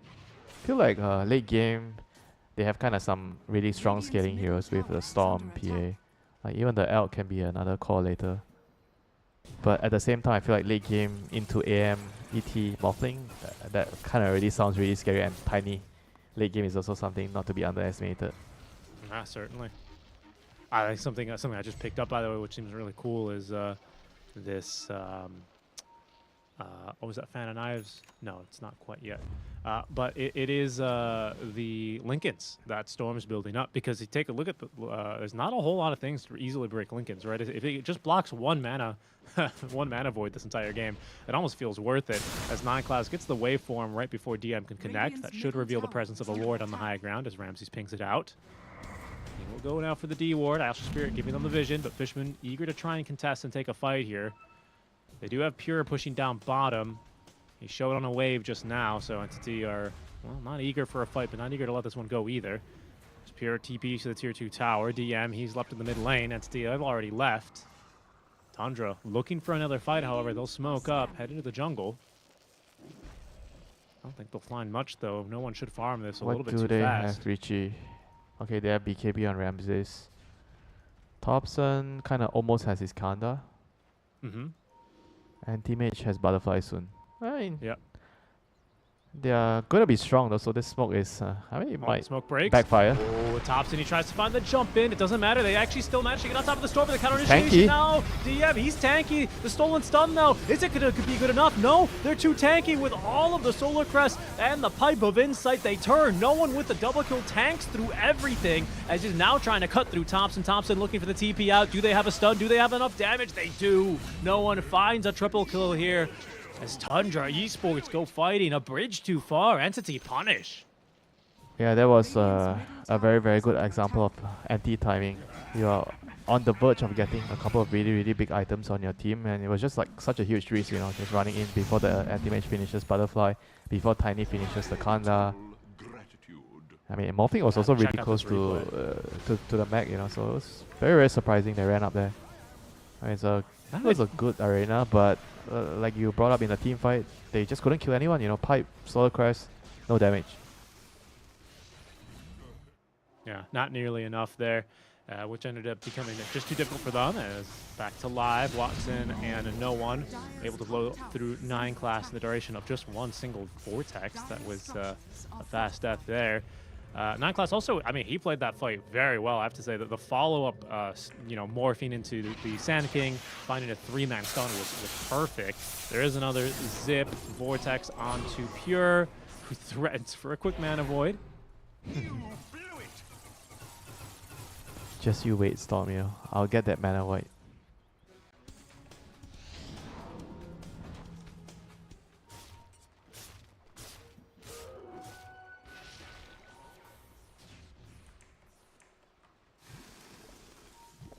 And now that Chivas is finished as well for DM, it's not going to be a big deal here. No life steal. The Morphling's not a core, right? So I mean, not the it's biggest deal in damage. the world, You amp really. up the CM spell damage. You amp up the Storm's magic damage. It's nice, you know, in the team fight.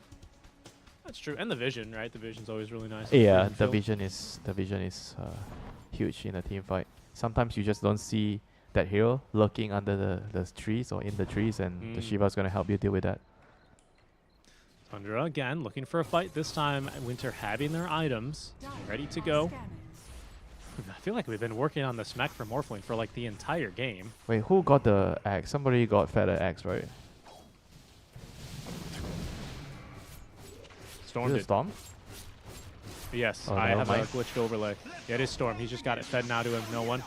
Whiffed there. Couldn't find Thompson. He's got this Okay, Electric Vortex now. Budget Black Hole. So we have the Storm pull into the Sand King stun into the CM ulti and the Elk stun. Ooh. Yeah. Can't wait for that to pretty good. happen. Shiva's guard on top, right. Buff all that damage. Hold on, Thompson. In position to break a smoke here. Captures the Watcher. No one's going to jump into him. Prevents the blink death from going off as DM. Follows up on the stun. There's going to be the Vortex as Katomi throws forward the Vortex stun. In the meantime, all that they're going to trade for is just a Maiden. A Maiden who they might not even kill. No, okay. They finally get him. Pure with leaving the illusions behind to get the job done. No one. He's going to have a Vortex in just a second, but didn't have vision there to cancel the TP on the White Monus. Ramses broken by the creeps now, running for his life, getting the Blink Dagger away. Tundra again taking a lopsided trade here. That was very bold. That was from kind of Thompson. crazy that Thompson took the Watcher there. Yeah, I mean, his right? team is hitting the tower. They were in vision, and then he decides, okay, I'm not needed, so I'm just gonna take this Watcher. You know. Well, Entity call his bluff, I guess. Is they're setting the trap top. what to is dare that to anyone bluff, come farm. Richie? They were showing they were hitting the tower. Okay, hold on. Maybe they killed DM. Yeah, they should kill DM here. Yeah, that was a bit too aggressive for them. They felt too comfortable underneath that Observer Ward. He pays the price there. But look, that was a Sand King trying to bluff the enemy that he had more backup right. than he should have. He's like, I got pocket kings, and he didn't. He had a 10 and a 2. He reached into his sandy pockets and only pulled out sand, not pocket rockets. Tundra. Radiant's top They're tower playing more is under aggressively attack. here now. 28-minute Wisdom's about to spawn in as Fishman. He gets caught. Couldn't get Oh, off buyback? Glimmer Cape. But now here they go. There's going to be the budget black hole. Onto 2. The follow-up stuns are beautiful as Watson cleaves right through them. 9-class falls as collateral. Everyone else needs to try and run for their lives. Whiteman hoping to TP away from this one. He will escape. But what a bait set there. The buyback comes through as well from DM. What a buyback. Holy. That's the type of buyback where you know the teammates of this team trust everybody. Everybody trusts everyone. Like someone makes a call quickly and they just do it right away. Radiant's middle Would have been No perfect doubts. for Entity if it was meant to be for their Roche timer. Unfortunately, it's a very long Roche, more than 2 minutes Yeah. until he respawns. Just so you know, Richie, if you tell me to buy back, I would not hesitate to buy back. Just for Thanks. you. You know, just Yeah. to save you. I knew that. Whenever I tell you to jump, you just say, how high, coach? No one? Wants his rune. He doesn't get it. It goes to no one. Oh, hold on here. Hold on here. Pure, he's jumped on in, but Fishman ready to save the day. No one gets the Glimmer Cape, but they still have vision. The Frostbite actually catching Pure. Might they be able to turn? They've got another Vortex in just a second. Pure, he jumps into the arena. Fishman, he has to pay for his crimes. Down he goes. Thompson with a 3-man stun in the river, delaying this fight out as no one very low on mana here. Needs to be careful that he doesn't get turned into a bomb, but no, it's Thompson who falls in the river. Pure makes the decision to blink away as Entity chasing after more. Will be only forced to settle for the tiny kill. Not bad for the Maiden. Definitely a good trade for the Maiden. Trading your life for ET and Tiny, mid Tiny. You take that anytime, any day.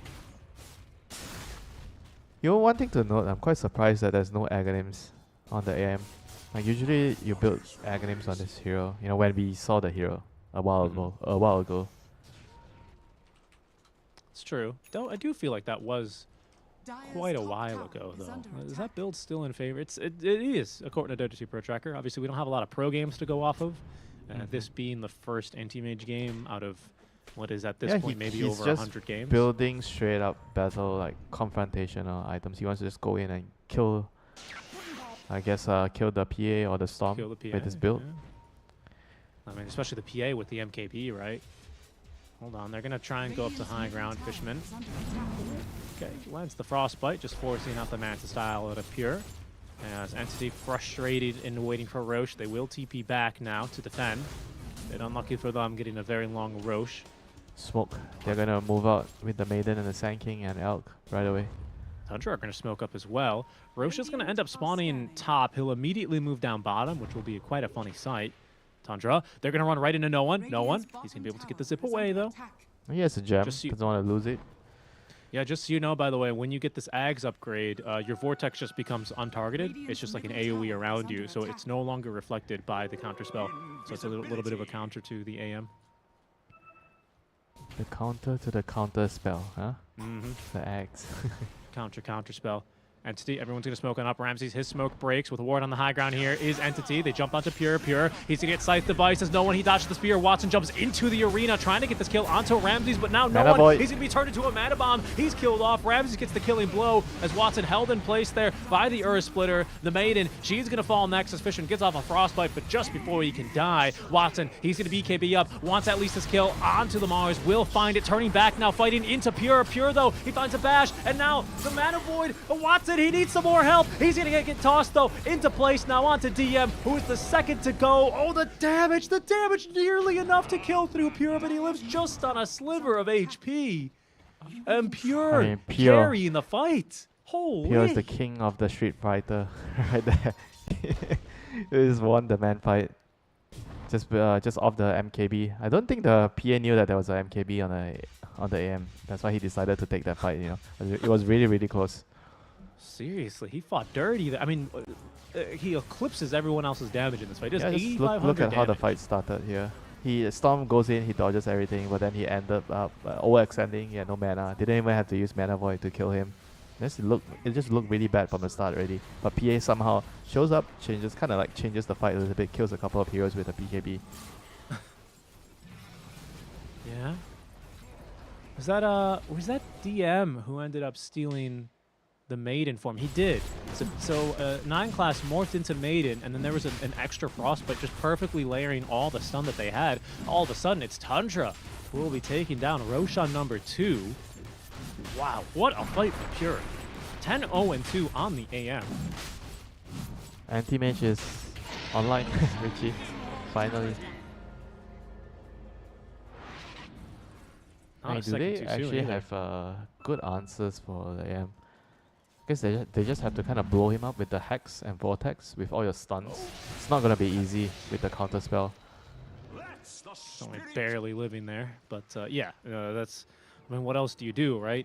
You have to try and catch him, but this is going to be made quite difficult now. He's got -1 second blink cooldown at 20. He's 25 now after basically soloing the enemy team. That's not quite true, but did a lot in that last fight. And just blink. He's got this extra blink rage. He's got the MKB in the backpack while he has Aegis in the active inventory, so you know he's quickly running out of these slots, isn't he? But really a force to be reckoned with at the same time.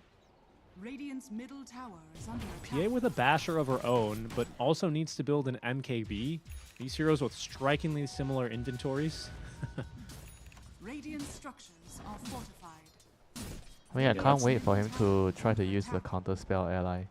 There's a lot of spells that you can actually reflect on your ally against their heroes on entity. It's like just too many buttons to press sometimes, you know, just overwhelming as AF.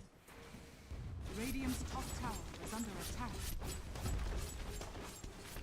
I mean, imagine your Mars jumps in and initiate, you have the counter spell on the Mars, and then he gets stunned by the Elt or the Storm or the Sand King. Yeah, or the Sand King. Sand King's always a bit of a tricky one, though. Sometimes it's a bit of a fight loser to be burrow striked deeper into the enemy. Yeah, I guess so. Definitely. I hear what you're saying. I hear what you're saying. I mean, the biggest danger... Look, they've got the tools, I have to say, to blow up this AM. As soon as this MKB is finished, which, you know, I say as soon as if it's guaranteed. He's still pretty far from the MKB. That is, if he's going to save for buyback on this Phantom Assassin. Yeah, he also wants to hit level 25 as soon as possible on the PA. He's just gonna buy out for it, actually. So, MKB purchased by Watson. He's bought out. But they have, like, the Scythe of Ice on this Storm now. You know, you've got Blink Initiation. You've got lots of roots and follow-up stuns if you can catch them without counterspelling or getting counterspelled. So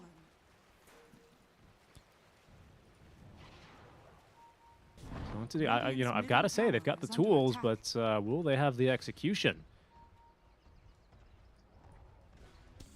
I mean, Tundra is just very, very strong right now with this item timing on the AM. Thompson will be harder to kill now with his 9-second BKB, pardon me, active. And you have a Scythe of Ice as well from Ramses, who is playing away from the team. Yeah, I mean, the thing is their lineup just allows them to poke and prod, like ET Spirit, and then with the Morphling going in and out, and Tiny, you can always do your damage from far away with the toss.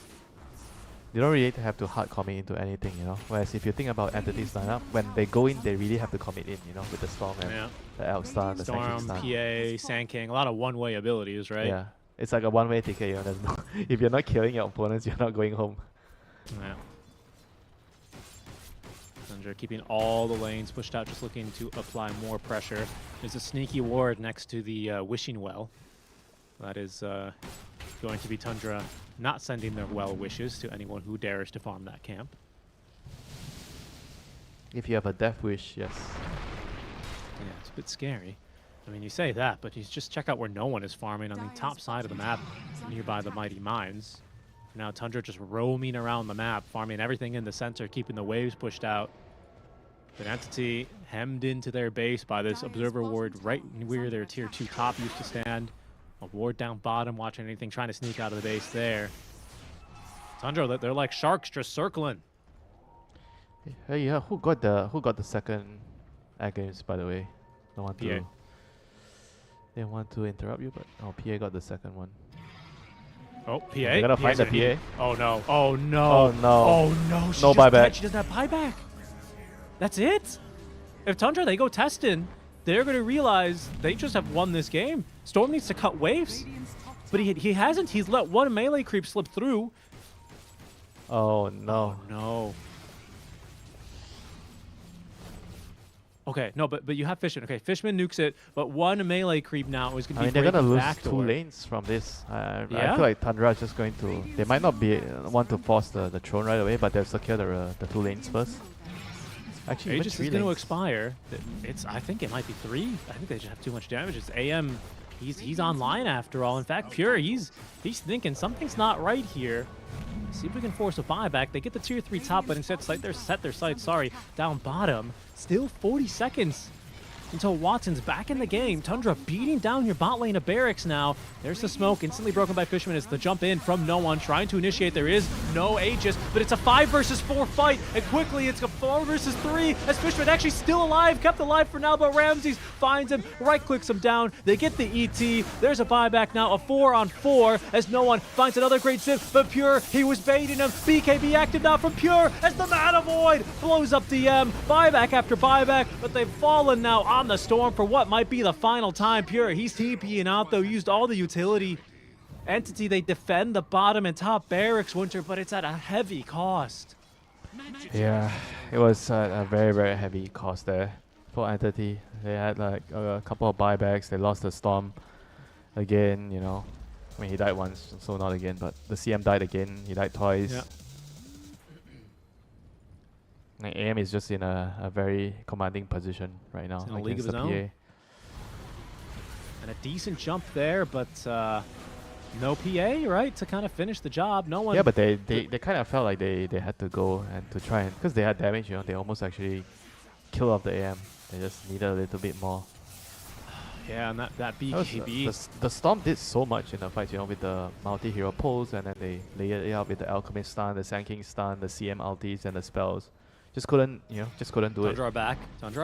DM, he bought back earlier, does not want to take another death here, as down go the bottom Barracks. Now you have a PA, but you don't have a Storm for 20 seconds, or a Maiden. I think you just have to let these go. I don't know if you can afford to give these up. DM hiding behind a singular tree. It's going to be now flushed out by Ramses. Thompson as well. Katomi just makes the jump. They reflect the Hex onto him. Katomi, he's going to go down, but DM finds a nice stun onto 2. Watson jumping in, trying to blow up Thompson. Thompson gets the Ogre Seal Totem away as Watson continuing to chase, but they've lost DM behind. That's a dieback, but no one. They bought him the time to respawn. Can they really take down Pure? Watson, he's been tossed up by Thompson and killed off. Now Pure with his second kill of the engagement, which will force out the GG. An ultra kill for Pure. He's going to want the Rampage. No one. AFK already. Might just suffice before the Ancient explodes. No, denies the Rampage, but can't stop him from winning game 1. Tundra, what a victory for them here. Yeah, what a game, you know, by Pure on the anti-mage. He truly understands the power and the strength of the hero. Just dodging and driving around, just joining his team whenever he can, giving them help, but eventually just winning the game. I want to say on his own, but his teammates actually did help a lot, especially the Arena with the ET splitters and morphing with some of a few team fights where he had very clutch spells that he stole from the Sand King, and they were able to win those team fights off of that. Yeah, definitely. I mean, they looked. Wow. I mean, I'm not going to say they looked at ease. There were moments there where things started getting difficult for them, but always having fight, right? As they were able to take down. They were able to take down their opponent's Entity in that first game, especially after losing the first Roche, immediately finding a team fight and stealing the Aegis. It felt like that was a big turning point here. Entity, they lose their first game of the group stage. It is only their third game overall, their second series, so, you know, it's not disastrous for them. But this team definitely was riding high off their momentum from the playing stage. We'll see what they have in store for us for game number 2 as we take a look at our highlights of that match. Yeah, I mean, Winter, you always break down things, you know, pretty succinctly here. But other things that we missed that you want to discuss a little bit more other than Pure coming in for the late game boss? I feel like I think the early game they needed a little bit more initiation on the Sand King. And I don't know if I really like his build where I think the pipe rush was fine, but after that he went for the Shivas when I felt like they needed a dagger on the Sand King to push their advantage because they were in a good position. They had a very, very farm PA. Storm was also pretty farm, so they just needed more ways to force the issue, you know, and pressure the opponents.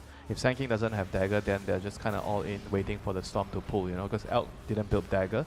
CM is not gonna initiate for you, so that only leaves the Sand King that can actually buy the dagger, you know. So I felt like that would have been my adjustment, you know, if I wanted to have one for Entity. Yeah, I actually think that makes a lot of sense. PA, a hero that is eventually able to be outfought with items. This fight was so close as well. Pure almost dying there to the last explosions of the epicenter, but just barely living there. And otherwise, just a tough fight, a tough game there for Entity, having let that one, I don't want to say slip away, because I don't really think Tundra ever were really out of that one. I think if you ask Pure, he's like, I don't know what you mean. I was winning from minute 1 out of the gate, exactly as they drafted. Yeah, right? he was really, really fat from the lane. They were like doing this lane pull shenanigans, but just not enough, you know, to stop the AM. I mean, that's why AM into Sanking is such a good matchup. It's not just from the lane itself, you know, later in the game, Sanking can't really do much to AM. In the team fights, you do majority magic damage, right? And AM doesn't care about magic damage.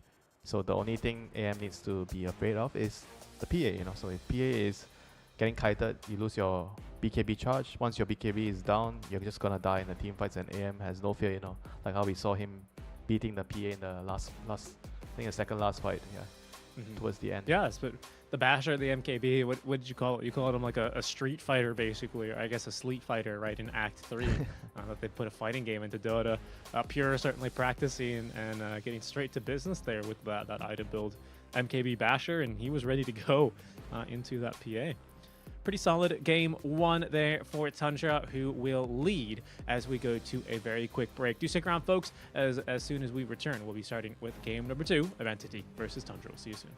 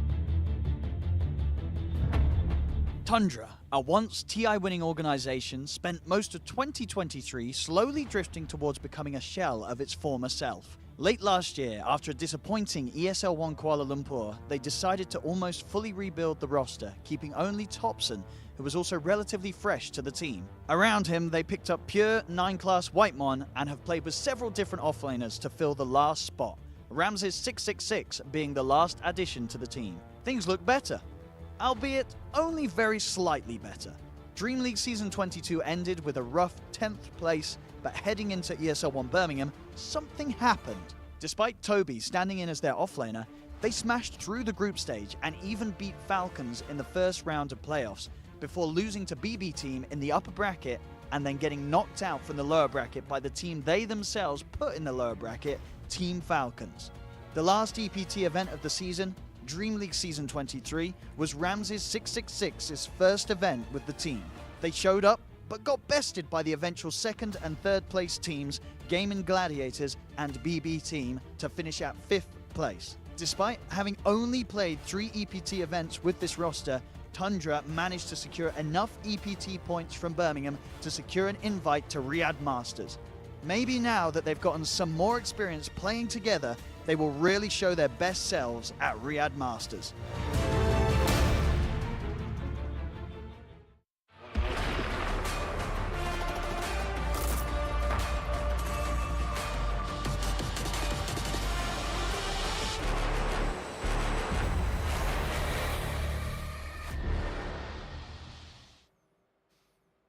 Welcome back to the Riyadh Masters at the Esports World Cup. Thanks for tuning in, folks. We have game number 2 between Entity and Tundra about to get started. Here, our second draft moments away. I'm Sukun Strike, and joining me is Winter for the coverage live from KL. Winter, it might not be as hot here as it is over in Riyadh, as well as in that Dota department as well, not just temperature. But that was certainly one of the better games we've gotten to cast here. I mean, Entity and Tundra living up to the reputations that they've got running into this event, huh? Yeah, makes us feel good for choosing this game as the game to be featured today in our stream. It was a very, very contested game, for sure. Like both teams, I feel like they have their shot at closing out, winning the game. Just came down to the very, very small details, you know, item choices, how they were initiating the team fights, all the small little things, you know. It was by no means a stomp, you know.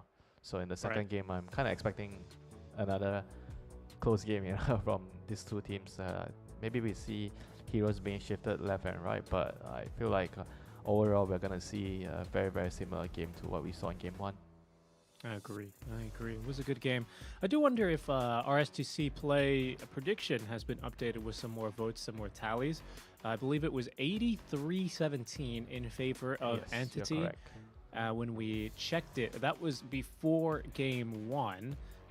Maybe more fans had the chance to vote in, and we'll see if we get a chance to get that updated. But I'd be curious as to what it says, because I don't know if I would have necessarily put it as even as a coin flip necessarily, but I don't know if I would have gone that one-sided on my prediction if you made me make a guess early. Yeah, no, definitely doesn't really reflect the form of the two teams that they are in right now. Maybe it would be something closer to 60-40 on either one side. I think I would accept that, but 83-17 is a bit far-fetched. Yeah, I agree. Well, fortunately, that might be far-fetched, but our draft isn't far from us, as we will be able to fetch that for y'all very shortly here. A little spoiler, we do have Entity, which had priority, so they lost the flip first. And they have first pick, or they chose first pick. Tundra remaining choice, they will have Radiant side. So last pick for Tundra on the Radiant side, and Entity with first pick as our draft now just getting started here. We'll have that up shortly. Any predictions? Do you think I don't think we're going to get to see an AM ban necessarily, but will we see any other major adjustments after that game, Winter, from either coach? I don't think so. Probably just minor adjustments, like for the bans maybe in the second phase. I think the first phase bans are not going to change too much. I mean, I feel like AM is like a pretty hard hero to ban early. Because you can only ban it if it's a really good game for it. You know, I don't feel like it's a hero that you can ban early. But we're gonna see the Monkey King, which is the menace of the patch right now. Did you see that reaction, by the way, by Moon? He clapped. No. He was actually clapping when he saw the Monkey King pick out, and then the instant counter pick, the Bat Rider, comes through. How hard is this counter right now? Are you gonna follow him?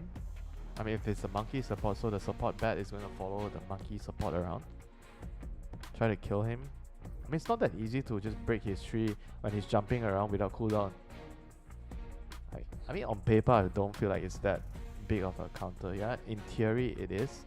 You're gonna find him in the trees with your Firefly. You lasso pull him down, or you can displace him with the Flame Break. But I don't think it's as straightforward as it seems nowadays with the Monkey King with Simeon's right. No, I agree. I mean, Entity wasted no time grabbing that Monkey King, as we saw previously in just those graphics. He is the most banned hero, I think still the most contested hero of the entire tournament. He hasn't been seen a whole lot. Seems like his win rate has evened out at just 50-50, but I think you ask most pros right now who the best hero is, and a lot of them will point to the Monkey King. He's really annoying, isn't he? Monkey support, especially. I think when you put him as a core, I feel like some of the losses, maybe if you look at the statistics more, they are core Monkey Kings, you know. I think the support Monkey King is the one that's really a big pain, you know, a big thorn in the game. And Jakiro as well, we saw this hero yesterday, like coming into play with the, was it the Liquid Fire or was it the Liquid Frost? We saw both. We saw Liquid Fire in the game that Liquid lost when they wanted to really push very quickly, remember? And then the previous series, we saw Liquid Frost.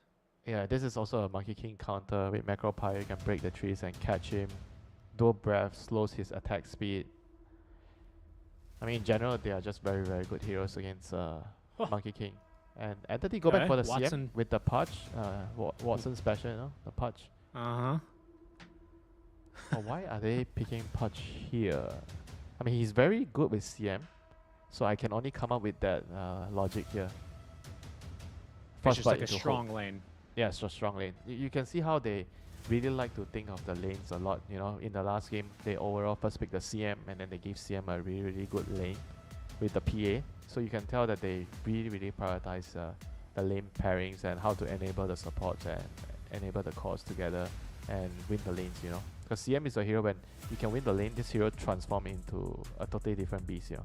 And same can be said for a Pudge. If you get a couple of kills, you snowball from the lane, then the game is going to be very, very, very easy for you. And you have a Monkey King scouting for you, so you can land hook shot, not hook shot, but hook. Boundless strike into the hook from Pudge. Also another combo.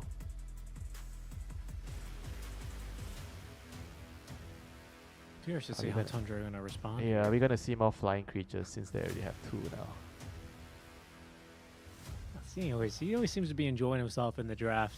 Okay, the Pudge counter as a carry is like Ursa, Lifestealer. Phoenix is banned out. That's my favorite, one of my favorite supports into a Pudge. Are we gonna see? I think we're gonna see one of those carry heroes. Ursa, Lifestealer. What else? Anything that can make the Pudge not tanky, you know. That's hard though, right? Because Entity will have 18th pick. So Tundra, they have 2 straight picks here, which Entity will get to respond to, and then further 2 bans in the next phase. Are you like really scared? Let's just say, you know, you pick a Lifestealer right now for Tundra. Maybe not this pick, but a Lifestealer in this pick or the next pick. Ursa, if I want to pick a carry here, it's Ursa. Ursa plus a flex hero, if you have a flex hero. Are you like scared of some 18th pick that Entity might throw at you to just ruin your day? You have 24th pick. You don't really want to worry about that. What if they like Veno you or something, or Viper you? It's okay. I think Ursa's a strong enough hero because then they have like an offlane Veno or offlane Viper, which is not really that great. They go for Doom, so this is not a flex hero. Doom into the Pudge. Okay. It's a strong lane with the Bat Rider. I assume it's gonna be Doom plus Bat. I see a lot of Dooms when they are picked in particular to counter a hero like Morphling, you know, like all those heavy regen item heroes. But here against Pudge, I guess, if you catch him using Rod and then you doom him, then that could be a big problem for Pudge. Real quick, there's the CK. Real quick, we are kind of presuming that this bat is a support. Thompson has played him carry twice yesterday, but 3 times in the last 8 days. So just, putting it out there. It's something that he's been practicing lately. True. Tundra is very tricky with their opening picks because their players have a lot of overlapping heroes, the supports and the core players. I think that's always very, very nice if you are the drafter, the captain, the coach, and you have players that have a lot of overlapping heroes. You can kind of make it very difficult for the opponents to figure out what you're trying to do. Yep. Well, there's the CK. It was banned very late in the draft last time around. So what? So are they gonna pick some CK counters now? I mean, Underlord's one of them. Not sure if he works. I mean, I guess it kind of can work with the draft, like CM Pudge. They are very fast paced. You have Monkey King, and Underlord kind of deals with all the lanes that's being pushed in, and then you connect to the team fight. When Monkey King finds somebody, you can portal over to catch. Pick me an offlane Wyvern, Estini. Come on. Let's see something foul. Let's see something crazy. No, it's Underlord. Okay. The reasonable pick. Yeah, the reasonable one. So they have Pudge, Underlord, and they need more initiating hero. So they need more initiation from their mid lane. I mean, Underlord I think fits BM's playstyle a lot. He doesn't like to buy dagger. Like as far as I understand his playstyle, he's more greedy. Like he wants to sit in the team fight, tank up, do damage. He's not a blink dagger player, so you need someone else to do it for you. Winter, with these heroes now showing, do you believe there's any way Entity will run this Monkey King mid? It is a possibility for them. It's hard because they don't have the overall last pick and they don't know the matchup. So it could be Monkey King into a bat, like you already mentioned, bat mid thing. So then you don't want to play into that matchup. So I feel like they are just going to have to show their lanes, pick a mid laner that can initiate. Some Pango, some Type of Hero Storm. Yeah, Storm's still in the pool. Or they want Tiny. to counter the CK. If they want to counter the CK more, they go for Lash. But it's going to be very greedy with their heroes. Lash, Pudge, Underlord. But maybe it can work. Because they are trying to snowball really, really quickly. I think CM and Monkey King as a support duo works really well with Lash Rack. You stun from the trees as Monkey and Lash Rack can follow up. And CM with Lash, don't really need to say any more about that, Gives the Lash mana, you set up for stun, just allows the Lash to be a totally different menace in the team fights. Okay, I mean, the Ember's banned. I think that's, we might see Pango as well. What about a Sand King middle? What do you think about a Sand King here for no one? Not bad, yeah. It's good against CK, kind of works with Alana, but he's a terrible laner, so he's gonna run into lane problems. But I guess everything else is banned, right? Like, if they redo Sand King mid. You have a Timber. I'm more worried about something like Husker, maybe. Timber's I guess Timber is really good against their lineup. Pudge, Underlord, Sand King, if they're big Sand King, 3 strength heroes. 2 strength heroes and a universal hero. Yeah, that could be a problem. Could. So I'm just rattling off a few heroes that are initiate. I mean, a Primal Beast as well for no one is something he's been playing, but other than that, I'll just name the hero. He has not been the most popular now that we're out of play-ins. I would say this hero has certainly been seen less and less. But the SF? No, it is the Lash. It's the Lash. So for Tundra, they need a Mage Slayer hero right now. Someone who buys Mage Slayer, but they already banned everything. Let's see. I guess they have to just pick a hero that can... No, usually you pick Zeus against Lash because you poke from far range, so you don't get close to the Lash. I see. But Zeus is kind of vulnerable to Monkey King ganks, Okay, this is also kind of a Zeus. Poking the Lash from far range. The Tundra special. That's option, of course. Yeah, but it's scary playing Sniper into Monkey King. I tell you. There's an Underlord keeping in. And a Pudge trying to hook you out of position. I don't know, man. Thompson is just that kind of player where he doesn't really care about the counters. He's just that confident, you know. He sees a chance to pick his hero in a lane matchup where he feels like he's gonna be able to dominate and get a lot out of it. He's gonna go for it. Well, I mean, that worked for Tundra last time with the anti-mage, didn't it? This is not the first sniper, it's the second one, and he's also going for the ghillie suit facet, by the way, which does not reveal attack in Fog of War. I guess that would be kind of useful, but Monkey King with Siemens, right? I feel like he's more or less gonna find the sniper no matter what. Yeah, I mean, as we didn't say, but it is, of course, the support monkey. That's where the first pick gets flexed to. With the carry Pudge and, of course, Lush going in the mid lane. So, supports, we don't always see it every day, but the first 4 picks ended up being supports on both sides. That's not so common anymore, but that's how it turned out this time around. Are you, I mean, okay, what are we going to expect to see from this Monkey King? That becomes my next question. And how does that, you know, play into what Entity need in the early game? You know, does he work well with what they need early? I don't think he can afford to abandon the Underlord and just go for career killings from the start. I think he needs to kind of help Underlord to somehow get past the first couple of minutes. You set up like a lane where he can actually pull the wave back for him somehow, because you're double melee into CK plus, what is it, Jakiro, right?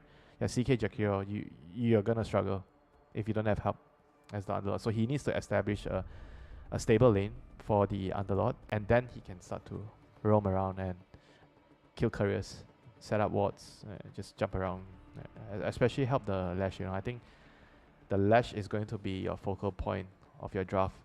Your 2 supports are going to be like his 2 personal bodyguards after the laning phase. Securing runes, right, I think is going to be mandatory there, as no one will need a good start with a unique Tricore that Entity will run in game number 2 now versus Tundra Esports after losing game 1 to the pure solo anti-mage. Here we go, game 2. He's already here placing the wards when the enemy team just arrived. I mean, they're gonna know, you know, they know the smoke broke, but yeah, they're gonna find it. Very nice by Tundra. Dota 3, you know, nowadays. Yeah. Oh no. Hook might still come out. Oh, wow. And they've caught their man, White Man. He's going to end up falling. No way. Oh, I say that. No, he still dies. Oh, first one for Nolan. It's perfect. It's perfect for Entity. The ward instantly paying off even though he got killed. First bird for your mid lane, you know. You can't ask for a better start. You get the flash heap stacks. I mean, the stack, you know, the strength stack. Yeah. Then you get first bird in your mid laner. I know what you mean. We all know what you mean. I don't know if he was close enough, though. You need to be pretty close, because he wasn't the one to get the kill. Oh, and they're going to find the ward, too. A little bit more experience for everyone, even though they all share it. Winter, is there ever a scenario where, you know, you see the enemy ward, and you're like, guys, get away, I need solo XP for the ward? Level 1. Normally you hear that from your mid laners. I kid you not. Right? I'm just thinking, because they all shared it, which is nice. You know, everyone gets like 10 experience, but it's kind of a lot of XP at level 1. Sometimes when you get a couple of kills, this is tend to be the case. You get level 2 faster, and then you snowball from your lane. You know, so yeah, exactly. Yeah, so we'll see how that turns out. But if you look at Entity side lanes, they are not exactly lanes that can kind of snowball. Okay, the CM Pudge lane, yes. If you get level 2 right away, you can snowball. Well, I mean, speaking of snowball, Entity did start with 3 runes and first blood, as well as the mid D ward. We'll see what kind of a difference this is going to end up making. This darn Monkey King. Kataomi just running around in the trees here. There he is, right back. What is he? This is actually so insane that he can actually do this. You can't. This courier is it's consigned to death. You just can't. You need Marcy to counter him, so you have flying couriers at level 1. That's right. Yeah, that's the only way. I'm not. That's not even a joke. I don't disagree with your statement. I know. Just, I was also ridiculous. That's where we're at right now. All right. Well, Monkey King up to Monkey King things for Kataomi. Let's check in with our other lanes, shall we? Ramses, he went for Devil's Bargain. He did not go for Gluttony here on the Doombringer. So starting to see this a little bit more and more now. Everyone used to ignore this when 736 dropped, but we are starting to see more and more Devil's Bargain. Interesting to see. Maybe he'll go like 3 or 4 bracers or something and then sell them later. Yeah, I think I've seen a couple of players do that. Just get more lane items that help you secure the lane, and then you sell it later. Mm-hmm. I mean, initially when I saw this, I didn't think of using it this way. And I was thinking more about trying to abuse it with Midas or some refresher. Another hook. They catch 9 class. He is going to be able to escape though. Makes a bit of room for himself thanks to that flame break. Yeah, this is actually pretty bad for Entity. They've already committed for 2 nukes on CM, so you don't have aura. So you're going to be running out of mana in this lane. I mean, he has still a couple of mangoes and clarity. They were ready for it. They were ready. Mangoes is a clarity ready for Fishman. I mean, they certainly knew what they were. Whenever you commit onto Frostbite and Nova at level 2 and you don't have aura and you don't get the kill, it just feels so bad for the lane. That's fair. Yeah, 9 class able to get off the pole now, by the way, into the hard camp. Him having stoked as well means that he gets a lot of move speed, right? When he ends up getting a little bit of a displacement there onto 2 heroes. Katomi just standing back here, hunting for these couriers.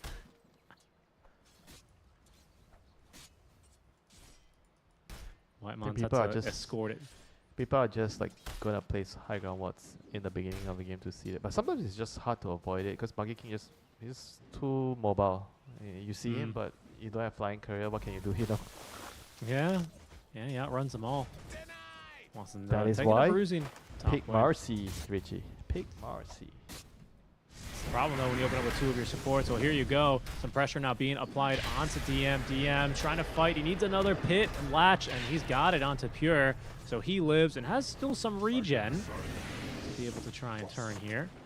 Whitemon with his second skill point will go into the Liquid Frost. So he did choose the Liquid Frost facet. This one is much more popular than Liquid Fire these days. It's the one that has a higher win rate, right? This one. I believe so. I'd have to double check to get the latest stat for you here. Just give me a second. Yeah, he's just a very strong hero in the lane now, and he's kind of reliable because of how they buffed the ice path. It's a reliable stun nowadays. That's why the hero. Yeah, it's about a 2 to 3 split. I was gonna say with a just barely positive. Okay, going on him again. DM this time. I don't believe he's gonna live. Pure strikes him down. He's gonna take a lot of damage for this though, but it's a big kill. Yeah, that's why I felt like the Monkey King had to like somehow help the Underlord. He can't really leave the Underlord alone in this lane. You know, he's just gonna die and die and die. It's his first death. I mean, Pure also with 10 denies. Thompson as well equalizing with 10 denies at this point. Kind of building out quite the lead here. Yeah, no one Thompson is not just shy to show off his high ground ward. It reminds me of Dandy, you know, going for all those denies. Mm-hmm. You see his Queen of Pain with 20 denies. 14 last hits. Yeah, I mean the sniper lash thing is just gonna get harder and harder for lash, you know, when sniper gets more points into the shrapnel. Yeah, it's gonna be having a ton of stats. His auto attack's gonna be hurting a ton. Won't be too fun down in that mid lane there.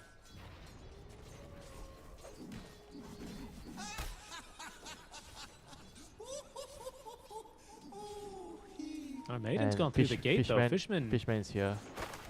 He puts down an observer ward. They're gonna try and make a play now for Pure by the looks of things as they make the jump onto him. The Frostbite guaranteeing another route to stun as well, connecting onto Whitemon. That means they have no TP out. He almost got stunned by that Centaur Conqueror. That was close. But he does manage to TP to safety. In fact, he TPs to the mid lane. Yep, Tundra immediately going mid. Yeah, that's true. They're going to collapse onto no one now. First assassinate of the game. Is it good enough for the kill? It is. 9 class will die as Fishman had TP ready, and Kataomi with Simeon Stride. He didn't TP, but he's immediately into this mid lane. Hunting, running after Whitemon, but slowed by Thompson. Shrapnel Thompson trying to peep down Fishman, but just barely lacking the damage. Fishman can't show, though, because of that assassinate waiting. Yeah, Pure has to be careful bot lane. If he plays too aggressive, Lash can TP down to kill him. Yeah.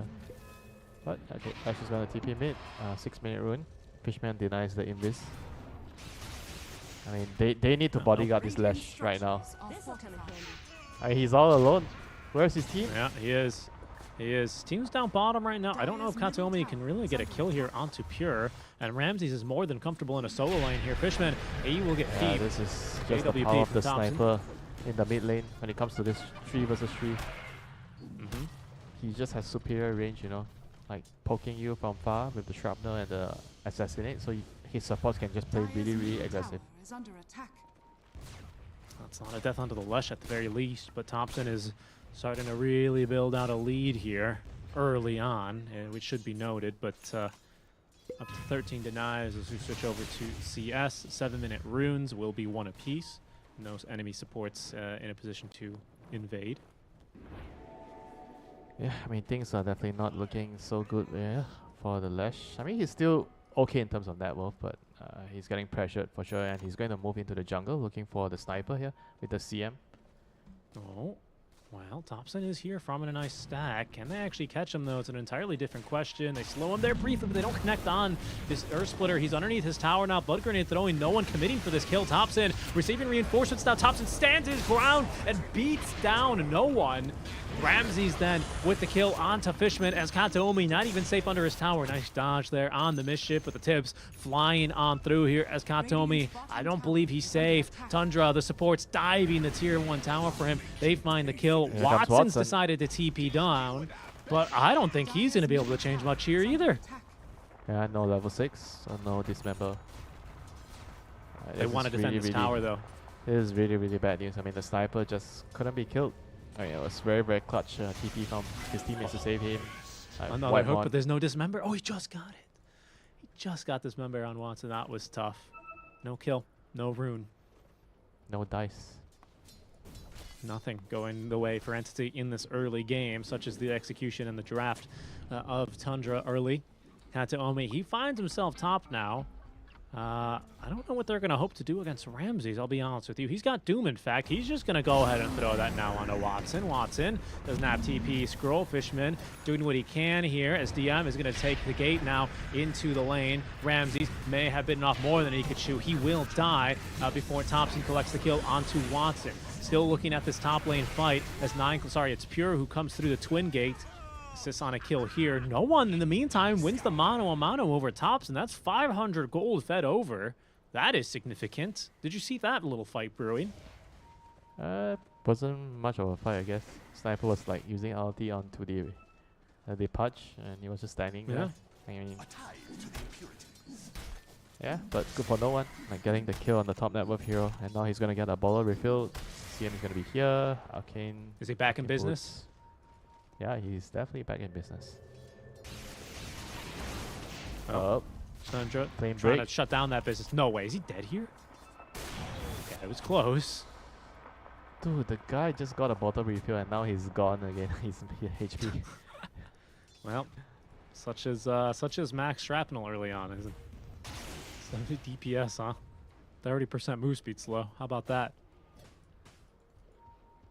Hey, he's building a diffuser, yeah? Interesting. On the Thompson. Yeah. Huh. Oh, hook. Does catch him. Fishman doesn't have ulti quite yet, but no one here to close the door on Thompson. They will find him. Big kill there. That's 2 kills straight. That's the top network hero. That was such a big kill. Like a big hook. How did the... Oh, he must have been smoked. Thompson, he was playing aggressively there because of this cliff ward that they have on the old Roche pit. He got the hook without having the... Was it the Flayer's hook? Facet? So it's like a normal slower hook. This guy plays a lot of Pudge. Meant that Dismember did a lot more damage though, didn't it? Now Kataomi back mid. Scan is going to flush him out.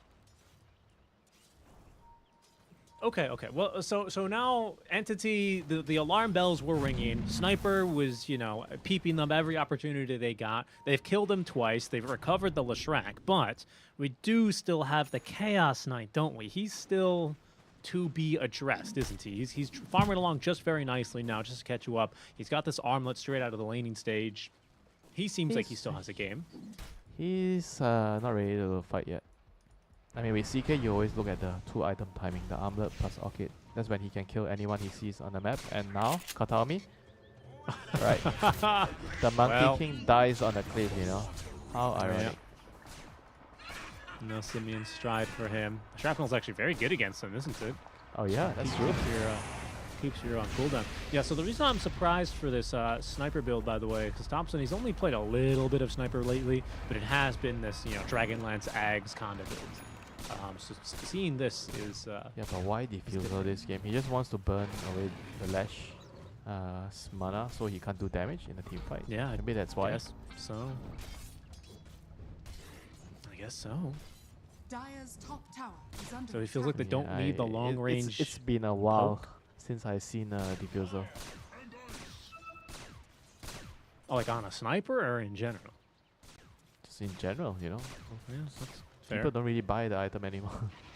Well, it's online now, and they're going to start picking off No One, who has also been doomed. No chance of life steal arm. He gets the hook on back. Watson doesn't have the shard yet. Instead goes for the dismember onto the Doom. Sniper assassinate will finish the job onto No One. As DM, he's losing his mana here at a breakneck pace as well. Okay, there's the Defu reveal. Core for core, but a better trade for Tundra. I mean, it's gonna suck for the Lesh, like dying like this. I mean, Lesh is not a hero where you like dying.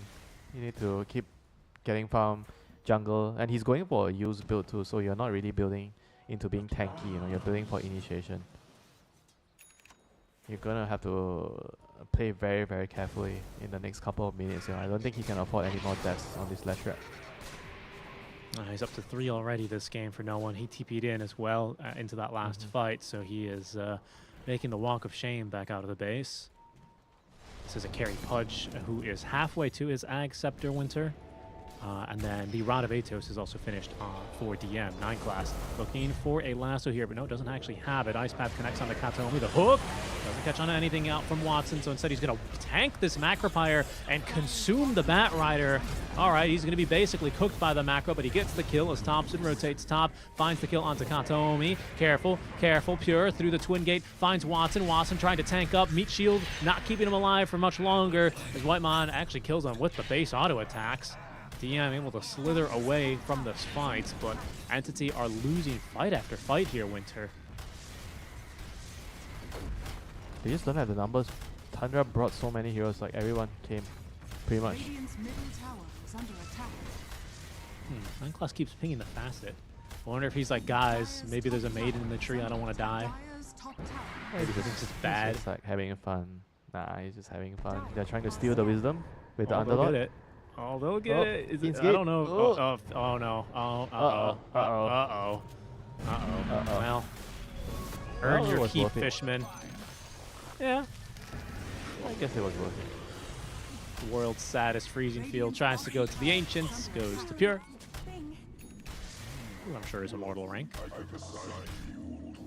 I mean, it's space, right? No one's happy for that. He's finished farming up his Yule Scepter. He's going to go straight into the Bloodstone. Of course, he is playing into a Doom, which is going to completely nullify all of that lifesteal and regen. But it's still going to be a core item all the same, isn't it? And he has some saves from the punch. Kataomi. There's a lasso here. I don't even think he needs to lasso him. I mean, he will. He's going to pull him back in range for Thompson. Yeah, I to be able just to get the realized kill. he doesn't even have 1 point in Firefly. There's 4 points in Flame Break Another and great Napalm. mischief. Yeah, he's got the kill. 4-4-0 bat. Your mana, DM, it's gone. Hook. Oh, Thompson. What a gamer. Avoids that with ease, and now DM, he turned on back. Assassinates ready in 2 more seconds. He's under a shrapnel. No way out, no way through. DM lives by the skin of his teeth. But it's Fishman who somehow is caught on the bottom side of this fight. Not sure how he ended up there, but he's actually killed off by all things of the 31 damage Ghoul Assassin. All right. Wait, how? I don't know. 31 damage. Just CM things, you know. You're so weak that even a neutral can kill you. I've never seen anything die to that camp. Whenever I pull into that camp, I'm always like, oh boy. Dire's bottom tower is under attack. Oh man. Is that worse than dying to a kobold? Maybe like the old one from the shovel. Maybe not that one. Oh, people have, died, remember some morphing, you toggle. Oh yeah, I remember the envy Envy games. I remember the Envy games. You can name him. He can't hurt you. He's retired now.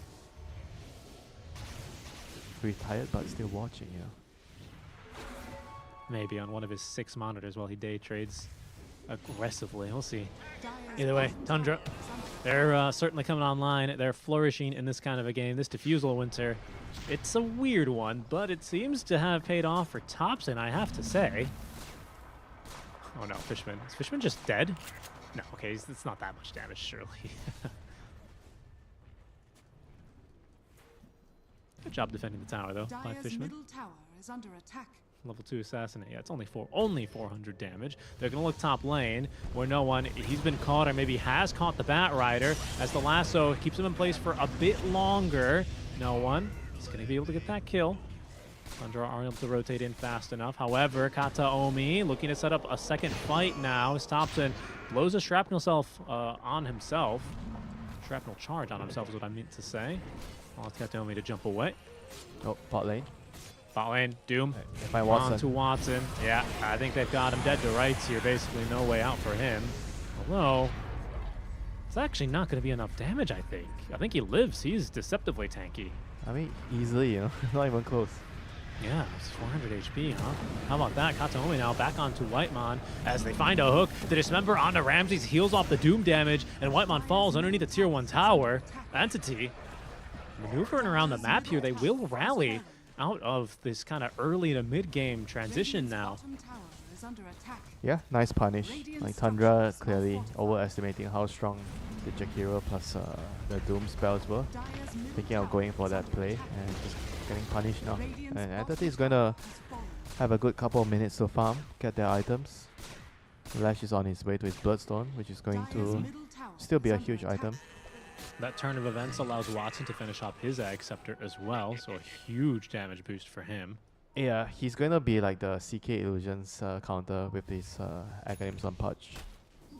Mid shield plus your Aghanims Rod. I mean, the CK has still been really exactly free farm. You know, nobody has done anything to stop him. Uh-oh. Kataomi. Wow. Perfect smoke break there. That should see no one away to safety here. He's got a TP and Yules. I think he's going to take the gate. Yeah. Indeed. No one definitely owes Kataomi a drink later, you know, after this game is over. And he does. Nice save there. And now Watson setting up for mid. Can they take a fight here? Fishman, he will kick things off the hook. Does find Thompson, but is there any follow-up? Oh, do they need any? They interrupt the Dismember. Very important now as DM gets trapped inside of that Macropyre. That matters not, though. Thompson pulled out of position and killed off now as Entity chase after for more. Another hook in 4 more seconds. So that's Kataomi being dragged back near to the high ground. He's still just fine as Whitemon is going to be forced to inhale the fumes of Watson. Watson goes fishing with that hook. Doesn't come up with much. But it's still a huge team fight win. Entity, the way that they anticipate, they lied in wait there. And Tundra just walked straight into them, honestly. Yeah, this sniper is not going to do a lot after this. He needs the CK to actually come to the fights. And CK doesn't really feel comfortable playing into the early fights. There's Underlord, there's like Lash to kill the illusions. I mean, it's just going to get harder. I feel like the longer the game goes, there's more aura items on Underlord. Another hook, perfectly catching there. Didn't even need the Boundless Strike. 9 class becomes Flesh Heap stack number 7 for Watson. He has doubled the strength he's gotten here in the last couple of minutes. They have already recovered the deficit they've had in the early game. Watson, he's just going for more. Thompson, okay, he's got that grenade to throw him back. We have a hook at the ready for Watson if he can just find his man, and they found him. Oh, they found him. Hook set up there by the Boundless Strike. Ramsey, he's got to blink away. He can't do anything. He just had to watch. He might not even be out of here, Winter. They catch him underneath that tier 2 tower. Wukong's command, Pit of Malice as well as Watson. He's ready to eat another one. The voice line's going through from DM is Entity. It has just swung in their favor this entire game, this series. Whew. It's good to be them right now. This was what I was worried about, picking Sniper into this Monkey King. And when it comes to this stage of the game, you don't really have a good way of escaping in the team fights. The Monkey's always going to find you, and combined with the Punch hook, Boundless Strike into hook, you're just going to die every time they see you, so they have to, I think, sit back, farm a little bit, wait for the CK to make a move, make a command in the game to kind of lead the team back towards their glory days. So they have to chill now. And it's not just this Monkey, right? It is a lot to do with this Monkey, but Monkey's been enabled. I just want to highlight real quick the vision. Check out this warding game that Entity have. They just have this line of wards down the center of the map, basically. Gives them a glimpse of a hero, maybe a hero who's been a little bit too aggressive, something that they can punish. And then you get the Monkey King to play off those wards to try and just set up a couple of fights to pick off. It's been working out for them. Vision wins games, Richie. Wards win wars, as I say in C. In C, nobody will believe you.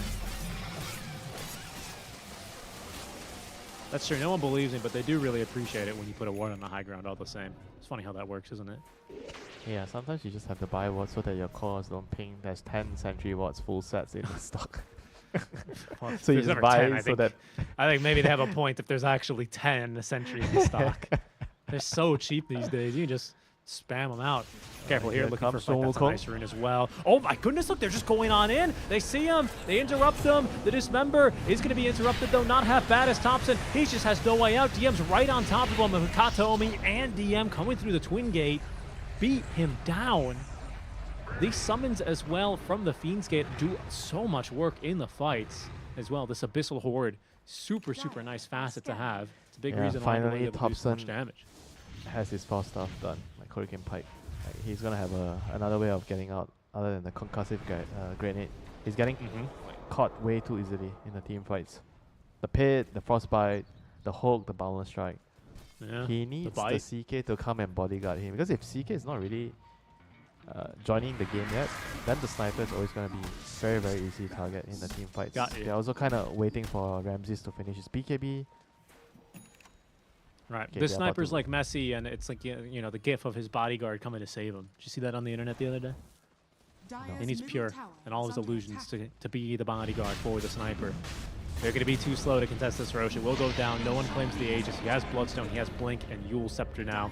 There's Entity not eager for a fight here. They will disengage and move swiftly away. Oh no, DM though. He's he picking up stops the Lotus. The Lotuses, the greed. He needs to break the vision. Pure, he finds him, traps him. Is DM going to be tanking up here? I don't believe so. Not versus 4 enemy heroes. He faces the wrath of Tundra and he falls.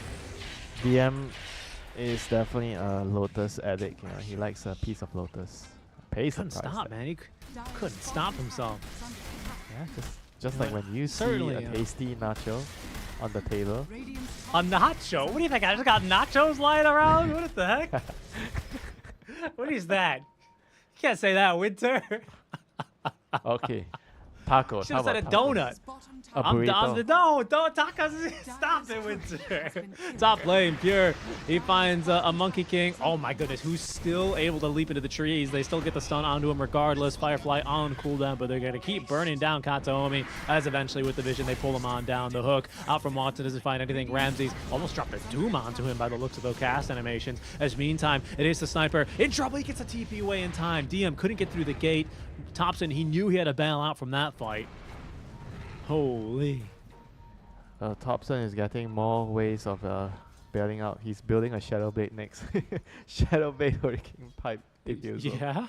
It's not quite the Ags Conda build we're used to seeing on him, but hey, whatever the game requires. As the smoke on smoke, Tundra, they catch up, but they find a hook onto the Doombringer. DM, he's been doomed, so there's no Pit of Malice or Firestorm in this fight. As Ramses, 5 HP, no, not enough. He will end up dropping, but Pure, he's in deep now with the illusions, doing some good damage. No one trying to heal up here. He still has this Aegis on cooldown. This Aegis ready for 3 more minutes as the Crystal Clone gets mission up to the high ground. Doesn't have enough mana for the freezing field, but he's just trying to TP away now as Thompson pushes him off into the low ground. Kataomi with the Wukong's command. He's going to get caught here. No one still has this Aegis for 2 minutes. They're trying to ignore him, but he's making it impossible. Watson still on the edge of this fight. Has the hook ready to go. Oh, but what is he hooked? I think he's hooked a creep there. I'm not sure. Kataomi finally drops.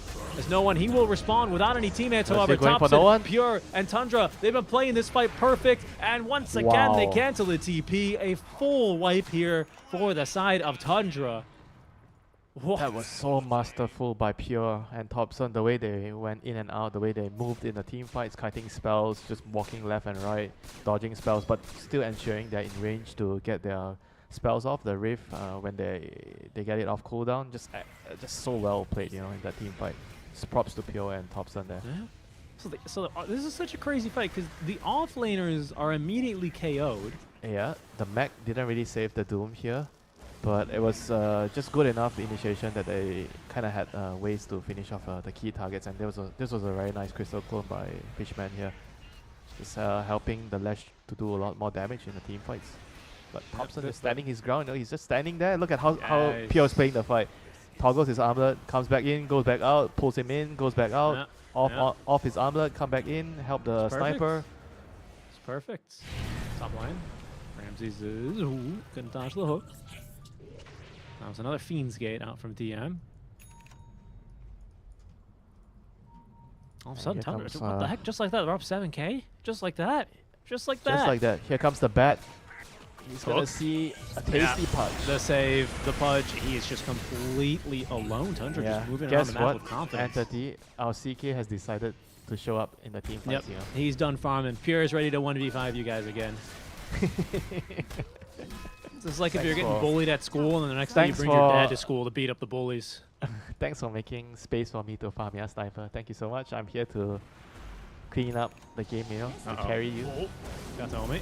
Got to homie. Oh, okay. Ramses blinked to the low ground. That actually might allow him to live. 2 seconds to the next Primal Spring. He needs to get away. The Simian Stride. Oh, yeah. Now you're not catching him, are you? What a hero, huh? Space created. Look, Tasso's just going to go Moonshard next. He's convinced that this game is in the bag. What? He's like, guys, I'll just click them from What fog. is this build? Coming to your pub soon. Actually, I'm scared now, you know. If he wins this game with this build, I'm scared to queue to find a game tomorrow. There's going to be some sniper Chinese build. Some Chinese sniper in our SCA pubs. Rushing Diffusal. Diffusal Shadow Blade. Oh, Thompson. The damage he's done. And you ask him your question mark, what are you doing, Sniper? I am Thompson, he answers you. Yeah.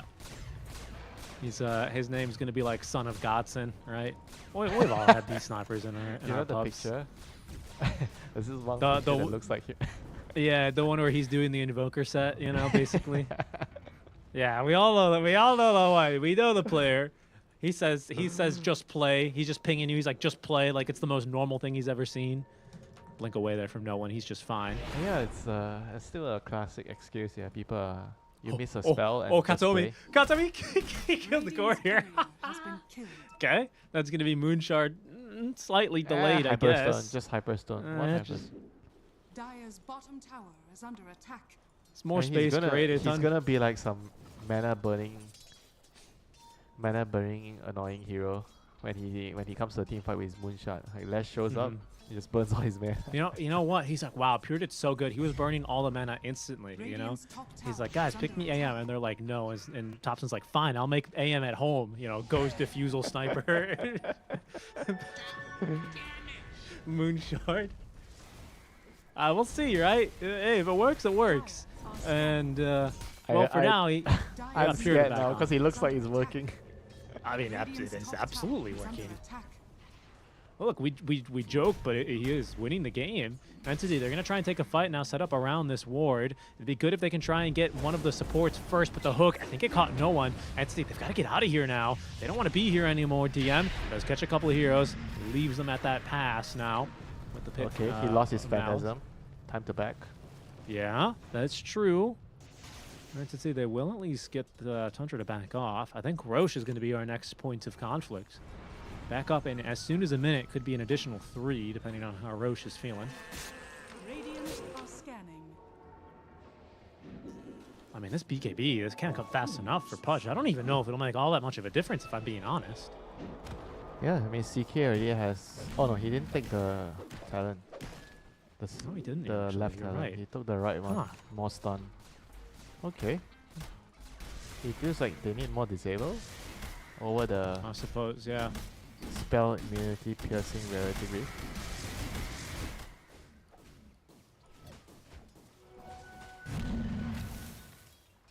And how about our other cores? Doom is on his way to Shiva's. It's not the fattest core right now, but still pretty fun.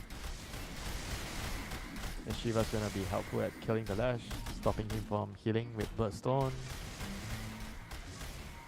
And good against the Pudge as well, which has spell lifesteal. It's gonna be a big item for sure in the team fights. Yeah, very true.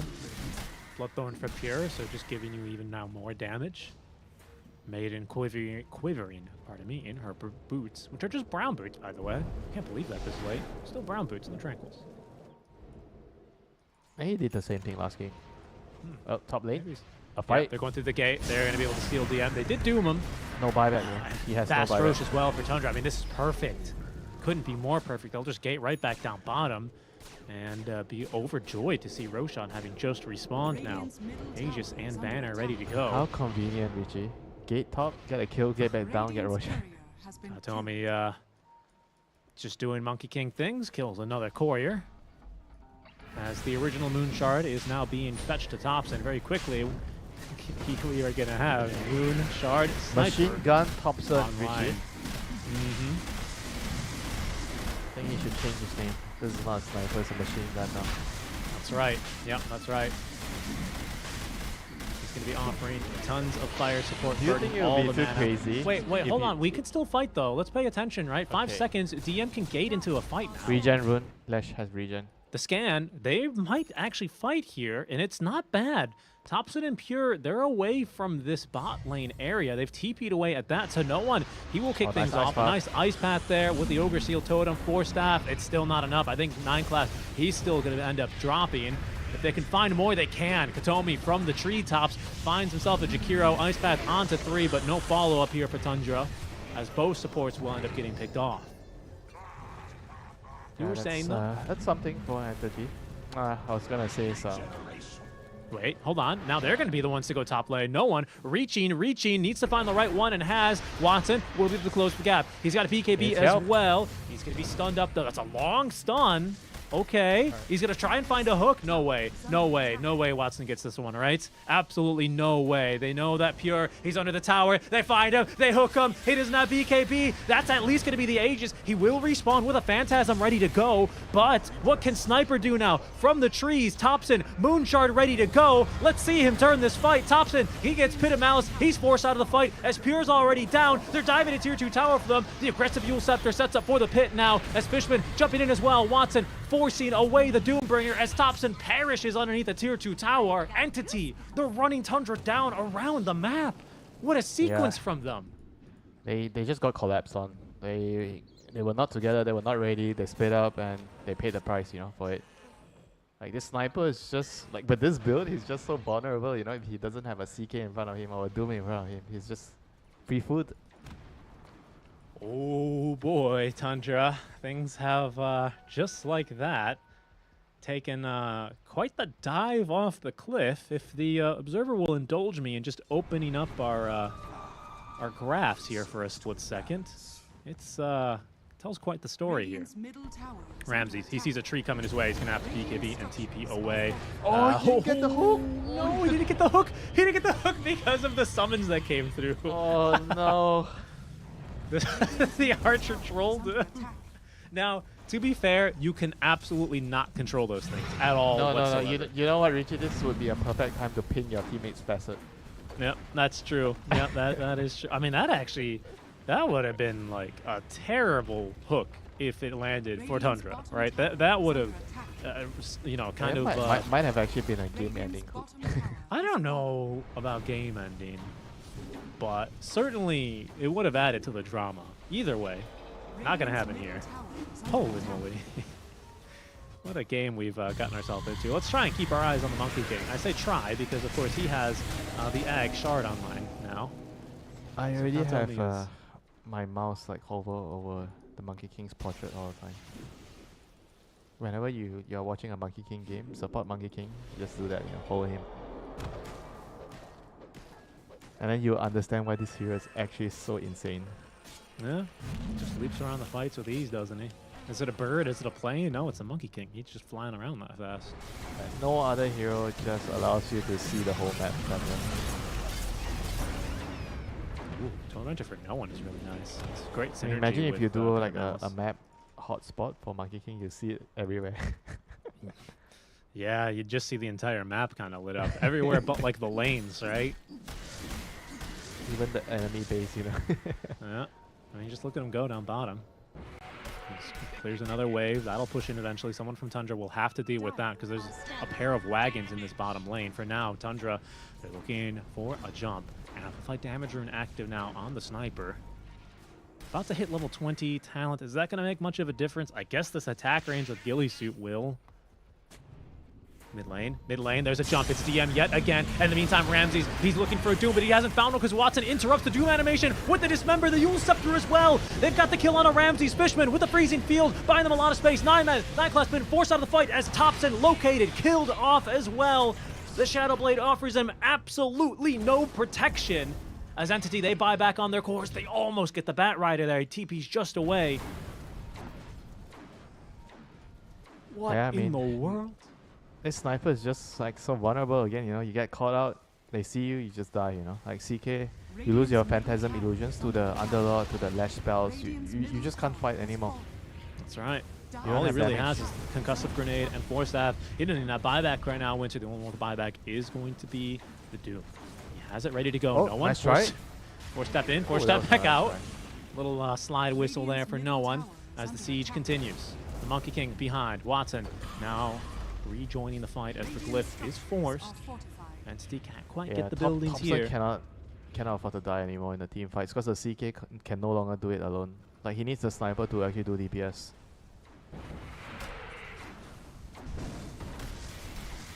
The pendulum swings again, Richie. That it does. Big freezing field there, I have to say, by Fishman. He was kind of ignored in the craziness of the fight and in the discord of the fights. He's able to just kind of sweetly get off a freezing field here. He's got full drums of bearing, sorry, boots of bearing, upgraded drums.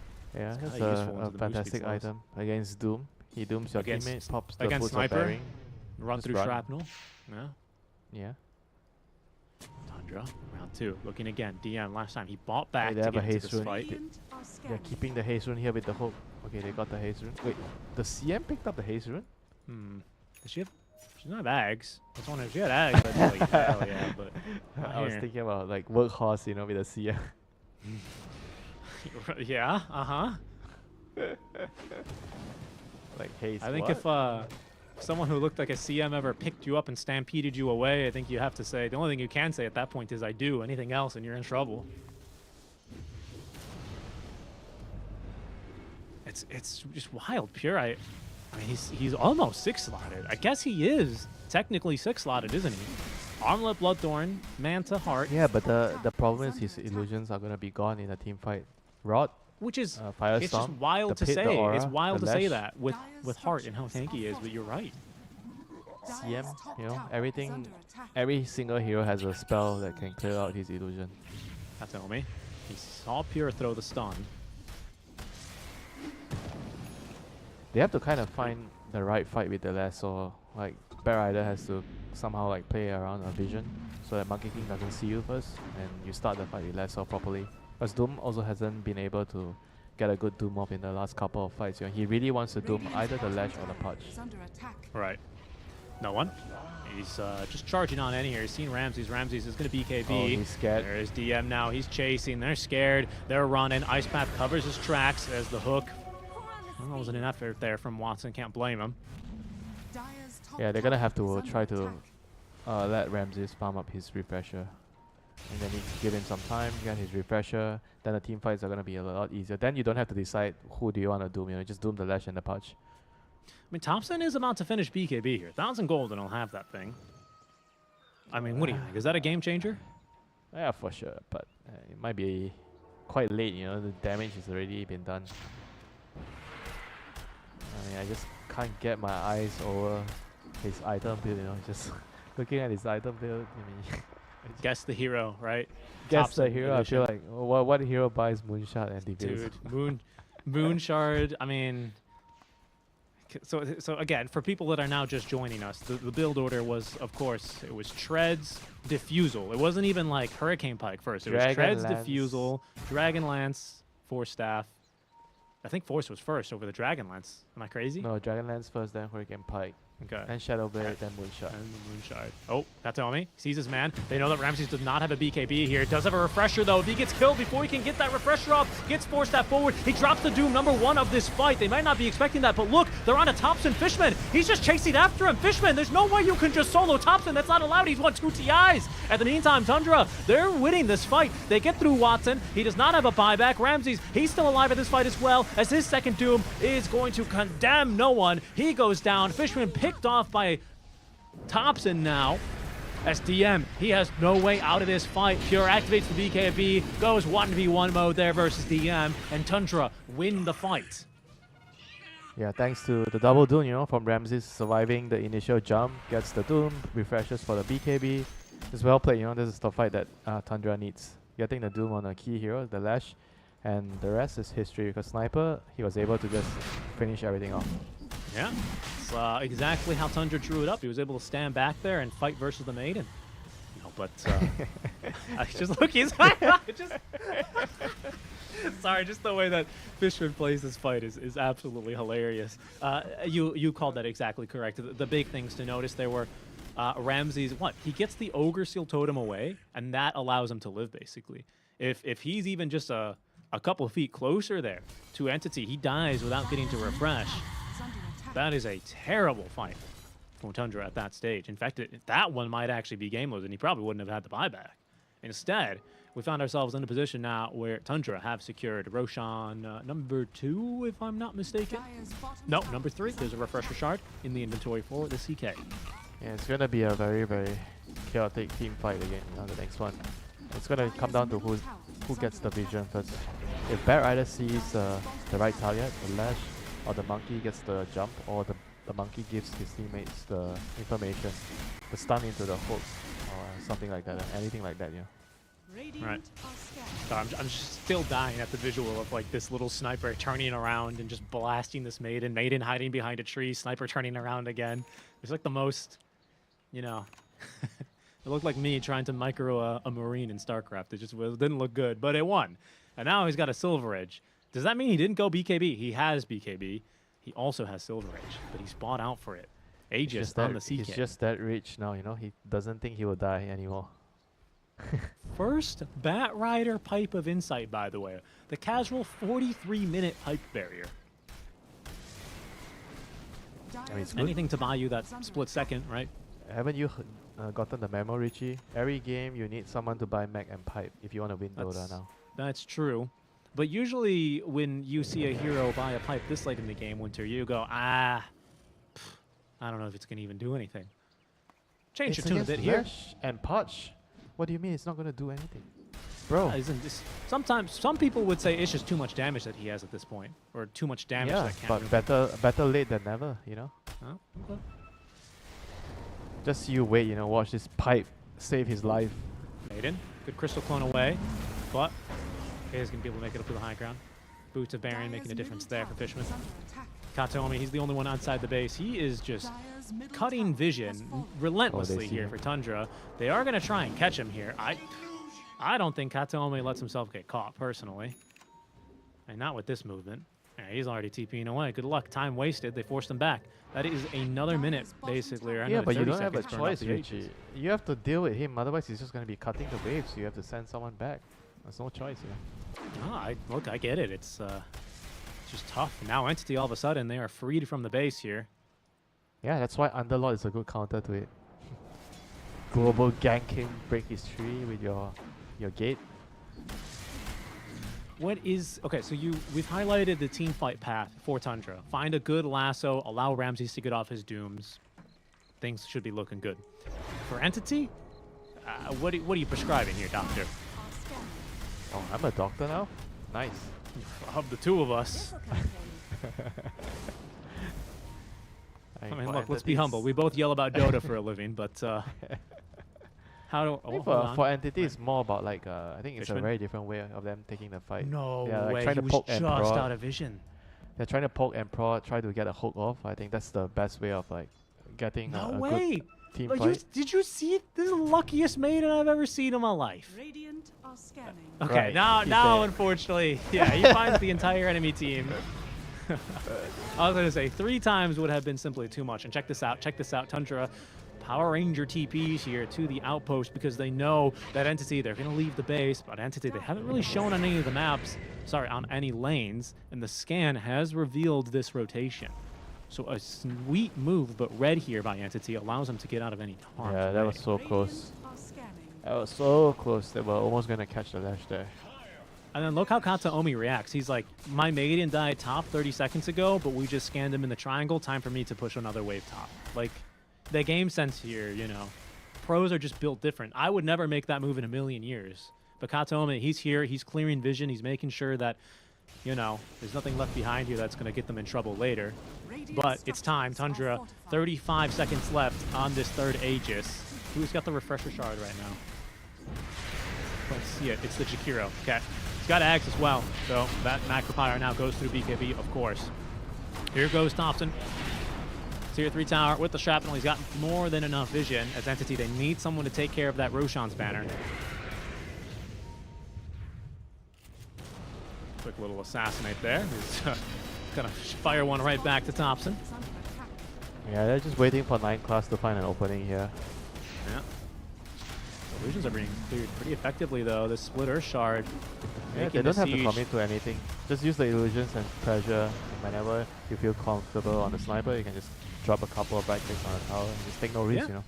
He's got ghillie suit, right? So it's not like Watson's going to be able to easily line up a hook. You still have to be a little bit careful. Watson, who has bought an Aether Lens recently, by the way. So even if he didn't go for Flayer's hook, he's got that cast range increase that comes with it. Was it 1457, I think? 1475, rather, with Flayer's hook. So he's got a pretty nice buff now with the Aether Lens. Yeah, it's gonna be a battle on about the Bat versus Monkey, who gets the initiation.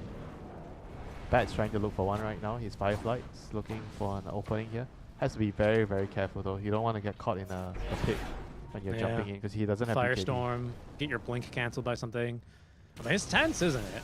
25 talents coming online now, by the way. No one with the Edict Explosions. CK's had his Phantasm duration for some time. Right, here we go. They're gonna smoke in. Yeah, no one.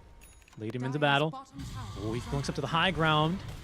He's kind of separated from the rest of his team now. He's going to go around. He's going to be completely isolated, though, as Watson gets initiated. Okay, from behind goes Noma. He actually gets caught by the Ice Path. Now he's going to be hit by the Doom as well, so he's not going to have any heals. Watson trying to get on top of someone as he does manage to get a Dismember now onto the Doom as Ramses. He drops the second Doom, though. Kataomi, he's dying. This Macropire, the double Macropire, is just too much. Entity, they are all melting. Holy. 3 dead just like that, as the Maiden is going to be the last to go.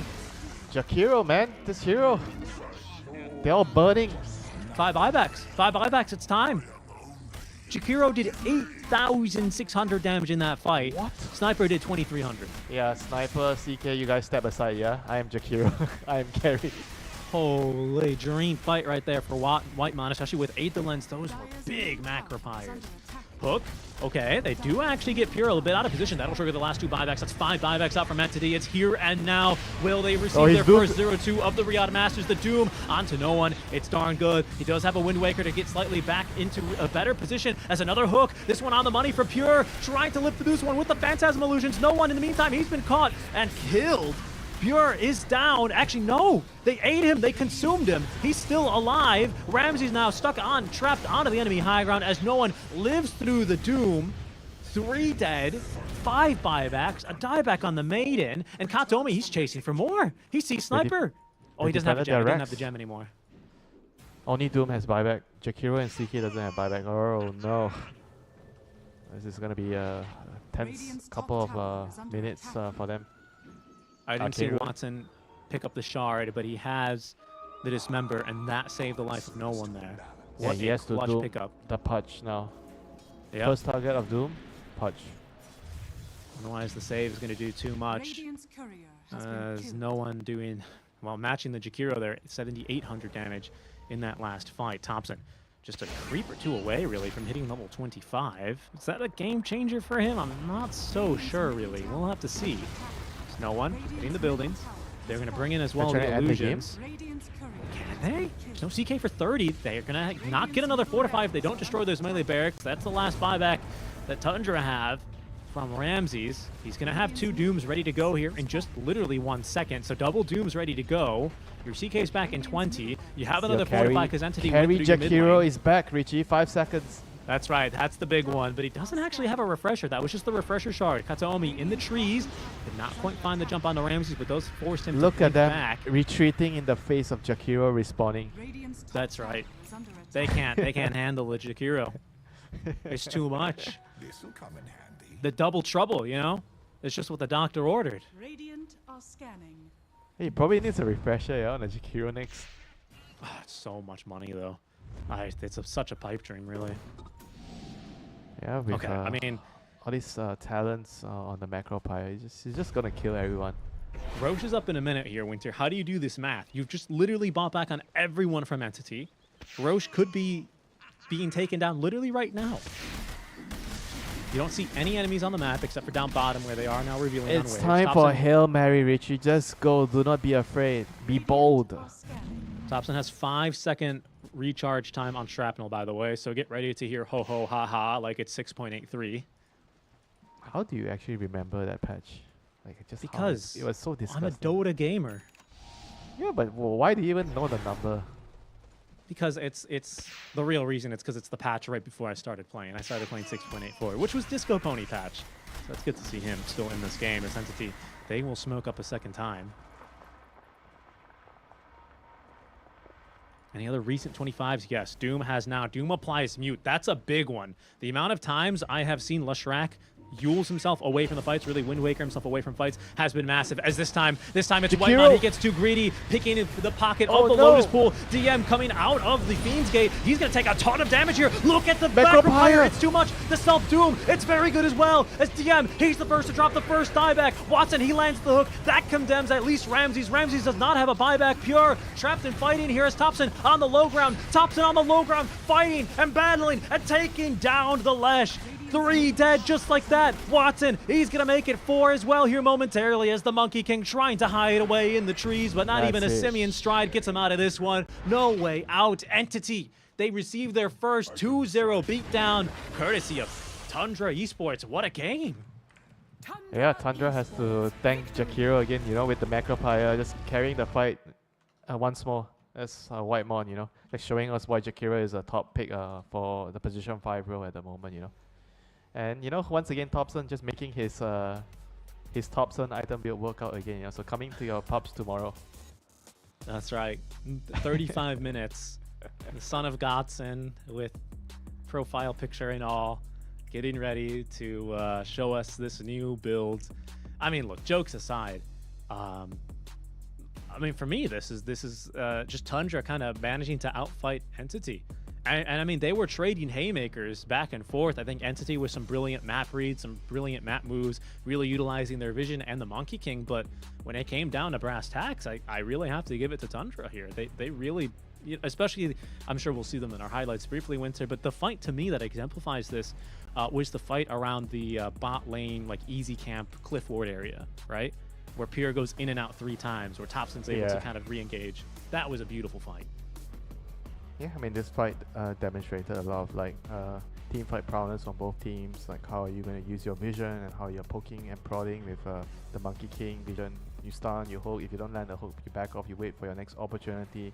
And Underlord's kind of also doing a really good job just connecting. You know, he's pushing out waves, but he's also just constantly looking at his team, just connecting to the fights. Just a lot of very, very amazing fights, you know, in this game. Yeah, and it's. I mean, we didn't have such a long game. I suppose it was fairly long, right? But even going back early, we need to remember the way, and just to give some words of encouragement to Entity, they played very well together as well, didn't they? They had an over-farmed sniper that they needed to address. They did, right? They needed to enable their Lesh. They focused and rallied and did, and managed to get themselves into a position where we were thinking that game was secured for them. Yeah, just we didn't know until the end, you know, as who's gonna win that game. This was very, very close throughout the game.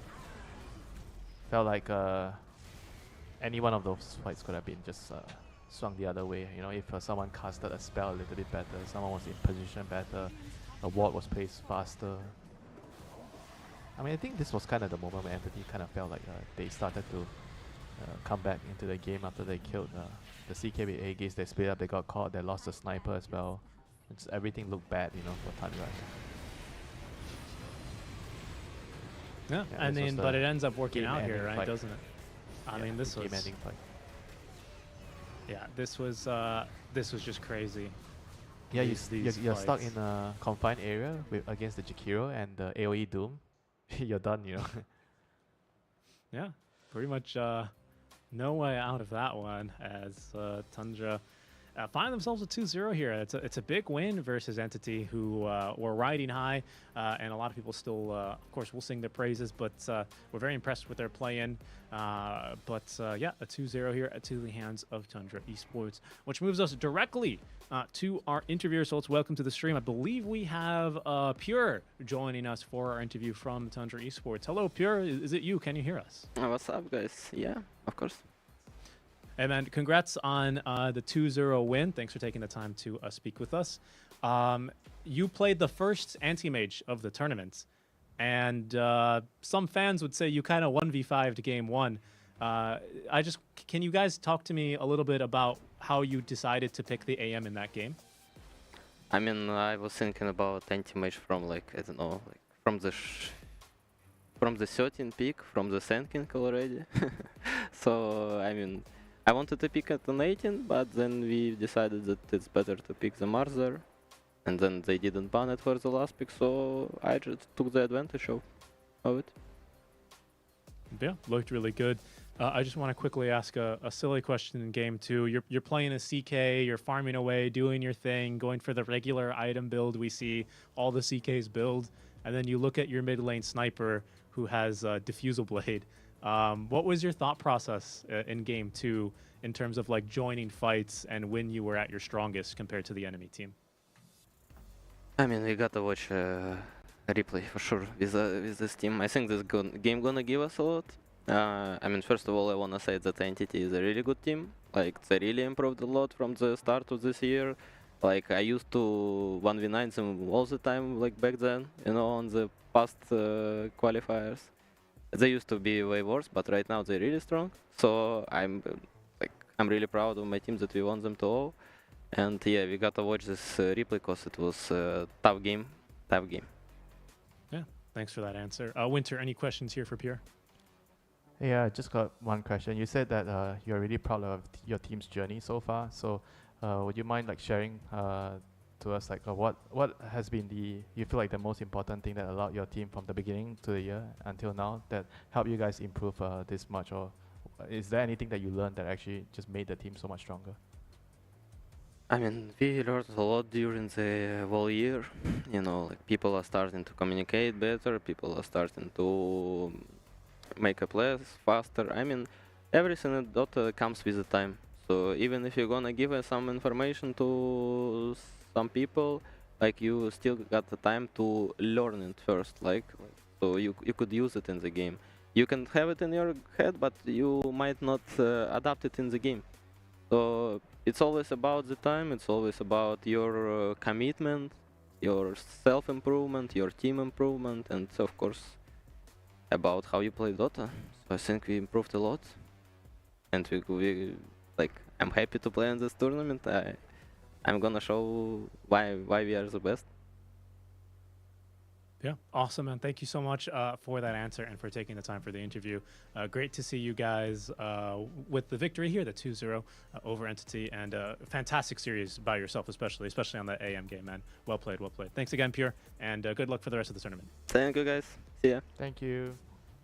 Yeah, good answers. I really like the introspective second answer as well from Pure, you know, especially with like when you look at his journey as a player, just, you know, like head down, focusing and playing that Dota. I think it's you know, it speaks a lot to how far he in particular has come as one of the youngest, brightest players out from the Eastern European region, now doing well here and taking down Entity 2-0. It's exciting. Our MVP, I think, Winter, would you give it to him as well here for the series overall? Okay, for the series, probably, yeah, for the series. But for this game, I got a couple of other ideas, you know. But for the series, yes, I think in the first game, his anti-mage definitely carried his team. He was really smart about choosing the fights that he's been going to. He doesn't really rush into things. He doesn't really like make back decisions. And in this game as well, the CK, you know, he was patient. He bided his time and he chose the fights that would be good for his team to take. And ultimately, even though his sniper was having like a rough time in the game, getting caught by the monkey, but he was calm. He chose the right fights. He came and they were able to turn the game around. Yeah, certainly. I think like a close runner-up here would probably have to be maybe Ramses. I think Ramses had a very consistent game series. You know, I think he wasn't going to be as flashy nearly, of course, as AM was in this game one, or you know, quite as attention grabbing as say a sniper you're in defusal. a team with Pure and Thompson. You know, if you're playing off lane, you're already gonna be resigning to the fact that you just have to be reliable. You can't be too fancy, and you just need to be the backbone of the team. You know, and you support the other two cores. This is just how things are. But I mean, in all other respects, I mean, it was just a great game, great series from Pure. So I think a well-deserved MVP, especially that AM game. I'm really curious. I wish we had just time for one more question, because I'm curious, like how that team tends to draft, right? Because I have to say, we saw a lot of shots of Moon just kind of overall, you know, being a little bit more pensive. Maybe he's got like the strats and the research down, but saw the boys talking a lot more. So I'm curious, like, as to how that really develops. Either way, it breaks down for us as a 2-0, as we'll quickly, check in with the rest of Group B before we send it over to a break and prepare for our next series with our standings. Let's see here. So Tundra now the only undefeated team, get this, in the entire tournament.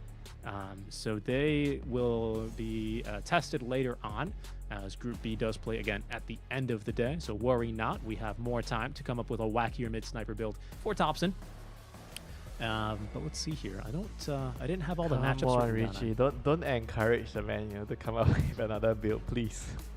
I think it's part of his charm. I don't know. For me, I wouldn't have it any other way, to be honest with you, Winter. I wouldn't have it any other way. See, we had Weibo Extreme Gaming take a 2-0 versus BB Team. PSG Quest and Liquid drew. So that's another draw for Liquid.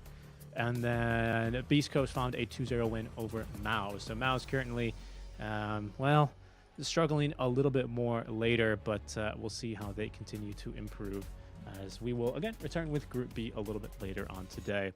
But first, Winter, we actually are going to flip back over for Group A for our second series here, as we prepare to send to a break. Winter and I, we are done for the day, but make sure you guys do stay tuned, because we have quite the series coming up, actually. This next game is certainly hype. We got some great casters bringing you the action. After the break, folks, stay tuned, as we'll have OG Esports taking on Heroic with R Cryptic and Z Quixotics. That's it for Winter and I. We'll be back tomorrow, but stay tuned. OG versus Heroic after the break.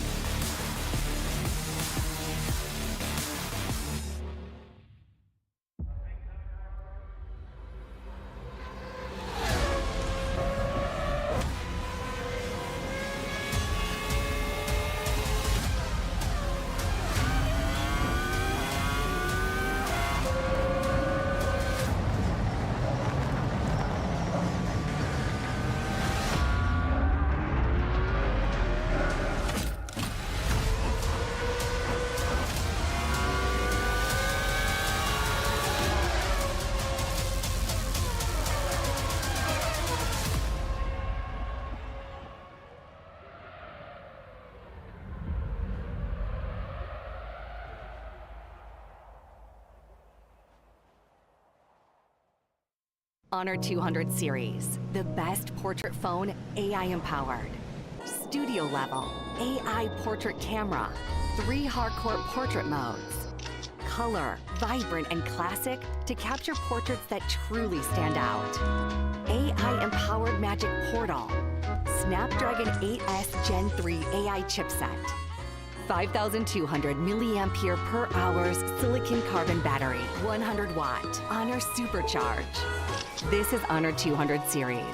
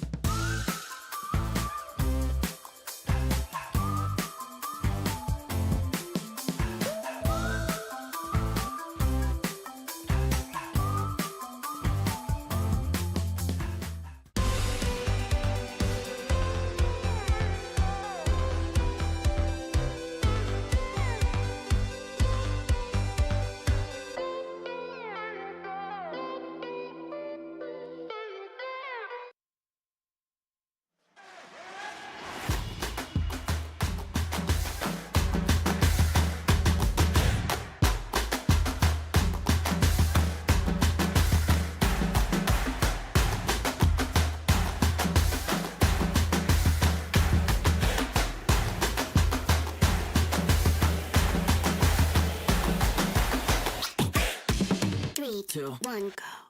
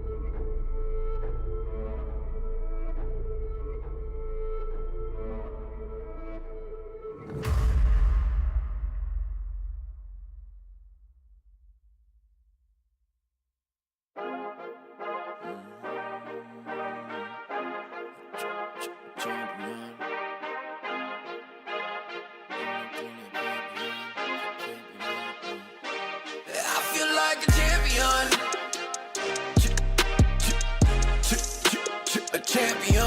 Ain't nothing that can't be done. Oh yeah. I put it all on the line. Definition of divine. Yeah, I feel like a champion. Ain't nothing that can't be done. They told me I wouldn't be nothing.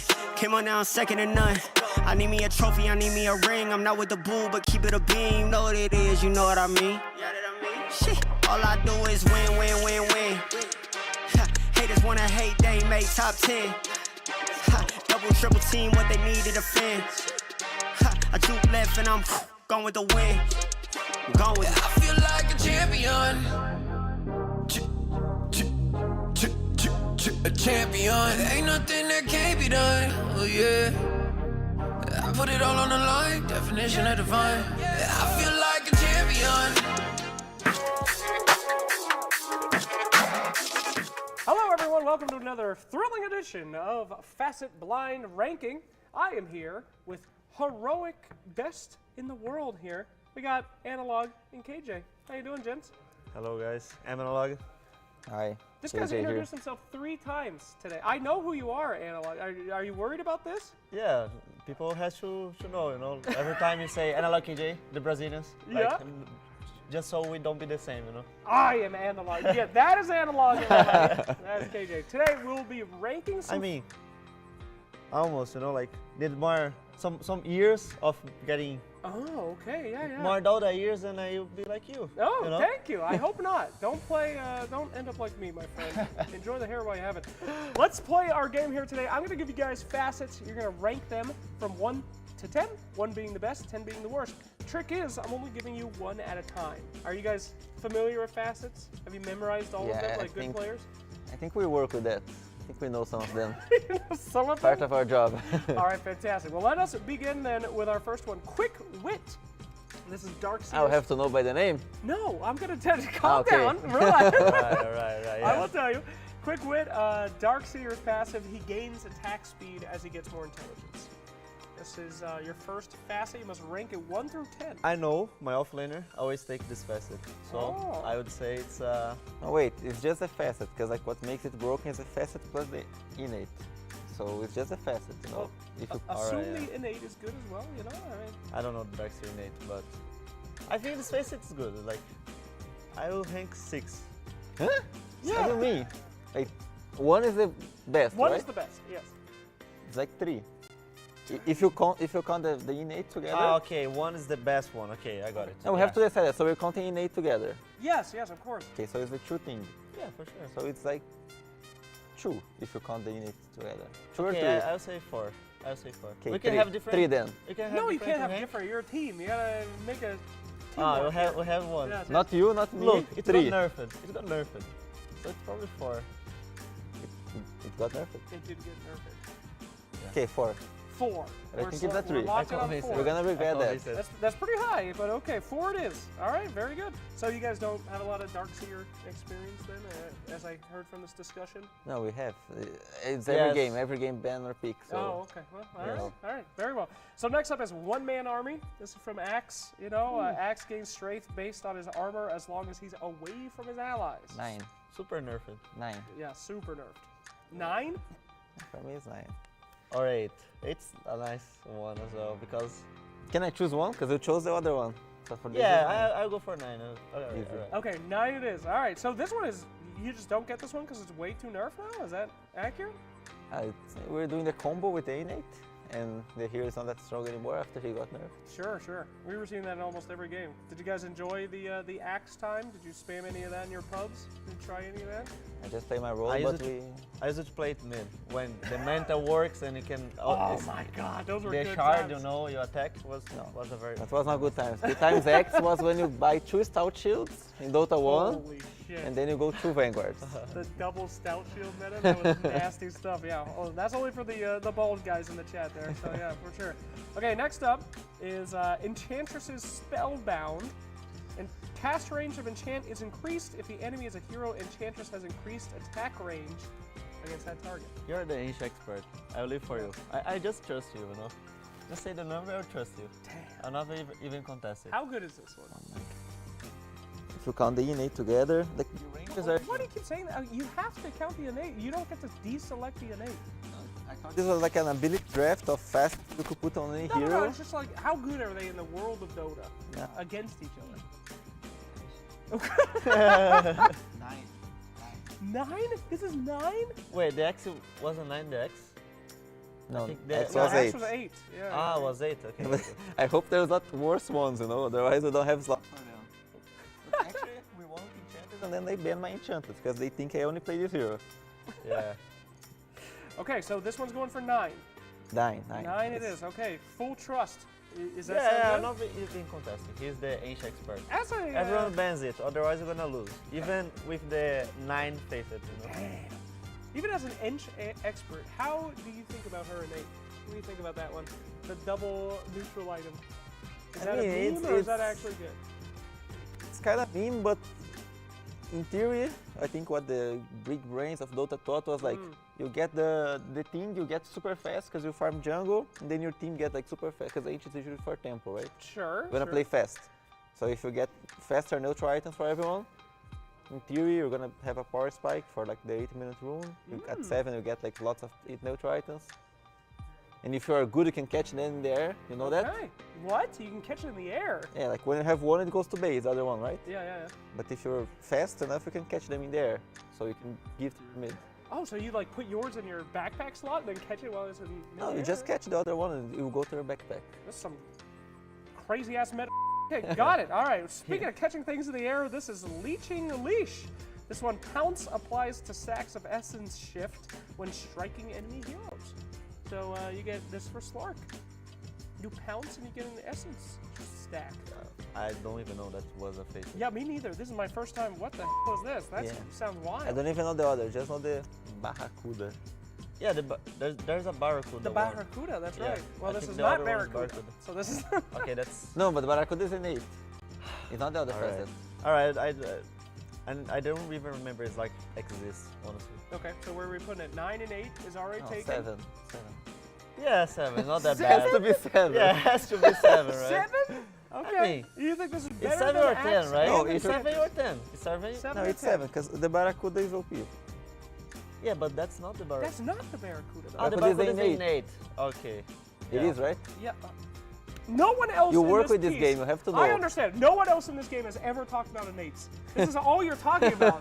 It is Facet. It is Facet. Okay, this is the Facet game. What the hell? All right. Innate fam. So what do you want? Okay, 7 is good. 7, yeah. Oh, it's 10. No, I think it's 10 actually. Pounce and get edgy. No, pulse and get edge is a good thing. I think probably people get this one. That's true. So it's 7. Okay, sounds good. Okay, going on next. Unbreakable. This one is for Lone Druid. The Spirit Link, only damage dealt by Spirit Bearer heals Lone Druid. And Lone Druid's morph his Spirit Bearer into an enraged form that gains bonus armor, cooldown 75% on Entangling Claws. We don't have a laundry expert, but We had one. we had We one. had one. We had one, yeah. Last year, our offlaner, he played like 25 pubs of Lone Druid and didn't lose a single one. Holy. Like in the TI, when we were playing TI. So we managed to not play Lone Druid a single game because everyone banned it. Okay, that's fantastic. PPP. Yeah, so what I remember from it, and from his words in the new laundry, is the here's garbage. Okay. So I'm betting for a 10 more than a 6. Wow. It's 10. It's 10 for sure. This is the 10? This is the worst one? Okay. Yeah, that's unfortunate. Are you guys sad you don't see Lone Druid these days? You like Lone Druid? I like. I like, but not that much. Okay. All right, next up is Rewards of Ruin. This is an innate, I think, or is this a fast one? I don't remember. Pugna receives 1.5 spell amp per destroyed enemy tower. Sorry? They Which saved hero? the Pugna. they saved the trash ones for last now. 1.5 damn spell amp per tower. That's good for Pugna mid. Kappa. Kappa. It's not good. It's 11. not good, but we don't have more. 11? Oh, no, no. Top no. 11. All right, guys. Where are we putting it? The lowest you can go now, I believe, would be 6. Yes. Yeah, for Pugna mid is very It's very fine good. in Very it. So, fine. so yeah, 6 is fine. How good? 6 is fine. It's way better than the one main army from X. Yeah. Oh, the one-man army. That is true. Okay. Sounds good. Let's put that in there then. Jesus, that's so bad. What do you mean it's bad? It's 2 amp. It's 2 amp for tower. I think it's 1.5. 1.5. Jesus, That's so strong. bad. No? Okay. If you take 3 towers, which you can certainly do as Pugna, it's like a Kaya. How much spell amp is a Kaya? Kaya, I think it's 8. It's basically 8 a or Kaya. It's a Kaya after 3 towers. It's pretty good. If the Pugna was pause 1, he would not get this mate anyway. He would get the heal 1. All right, next up, Frostbound. Chain Frost lingers on its target. If it fails to bounce, can bounce again to new target if available. This one is OP. Really? This one is This OP. one's OP. Okay, This where are one's we like, ranking it's that like, then? sure. The hero itself may not be that good, but the Facet, just the Facet is good. It's like 2. Okay, we don't have a 1 yet, we don't have a 3. Yeah, so this is a solid 2. It's going so, like, it's coming a lot of Facet, so... No, but this I one is think- good. Yeah, I think 2 is fine, like, even the hero not being that good. Okay, a 'Cause, 2. I don't know. The next one gonna be like a super trash one, like Downbreaker.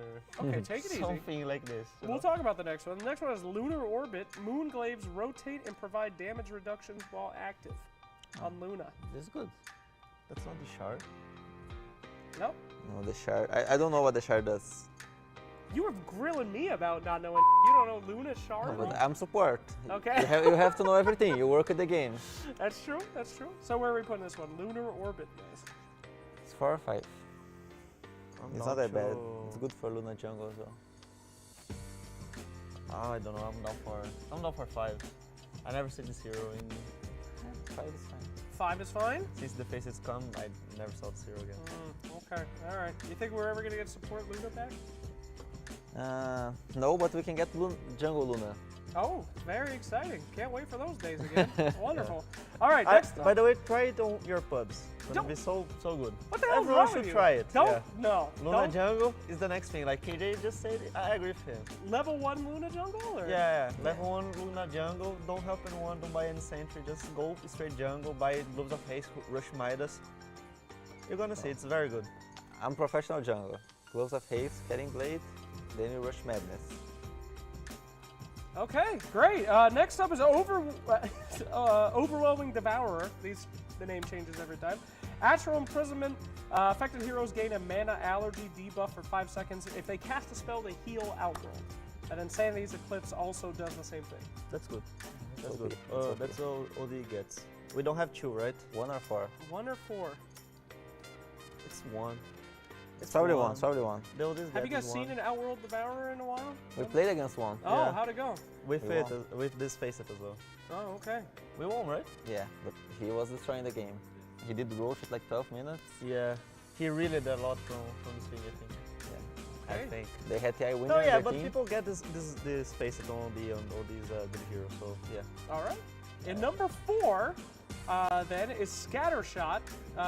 Shrapnel, slow and damage are increased, but the duration is decreased. God bless, we chose the DO1. God 15. bless. This is top 15. This is 15? Is this like the worst facet? I've actually seen this, and I think that this might be the worst one in the game. Like, it actually makes Shrapnel worse. Yeah, that's so bad. Like, top 140 best Facet in the game, you know? Yeah. Whew. Have you ever Okay. selected it? Have you ever seen this even? I seen sometimes someone misclicking it and never saw it again, you know? That's the level of this Facet, like, just rework this thing. Okay, all right. So what do you guys think about your list? Did you do well? Do you think you got the best ones? Outworld is number 1, the most broken one. I believe your most dog one was the Unbreakable Spirit Lone Druid. It's different. The problem with the Outward of our Facet is that his ultimate already did that, right? So the Facet is actually bad in theory that it didn't give anything new. Yeah, but no, it heals, right? Yeah, it the heals heals. HP. It already healed before. HP? Yeah. The ultimate? Yeah. I don't think so. You ultimate people when they use spells, you get HP. No. We both work at the game. Bro, we both I work with with the Dota game too. as well. I'm professional. Trust us, we work in the Look, game. But Twitch I'm chat. mid laner, I play OD. Yeah, absolutely. He knows. See all these. I've seen an OD before. No, OD does that, but no one remembers that. Oh, fantastic. Maybe Well, in Dota 1, yeah. I never played this game. I'm not the bald one. all right. Well, thank you so much for your rankings. You guys did fantastic. I believe that you did very, very well in our game, so well done. You can see a lot more of these guys coming up soon. But thank you for watching another thrilling episode of Facet Blind Ranking.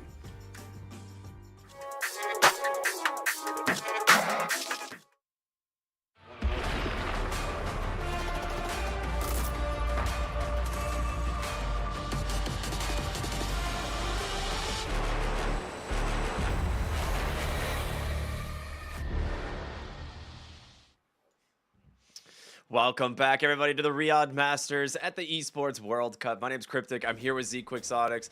Very excited for some good old Dota today. We've got some of my favorite teams going head-to-head in our upcoming series here, Heroic and OG.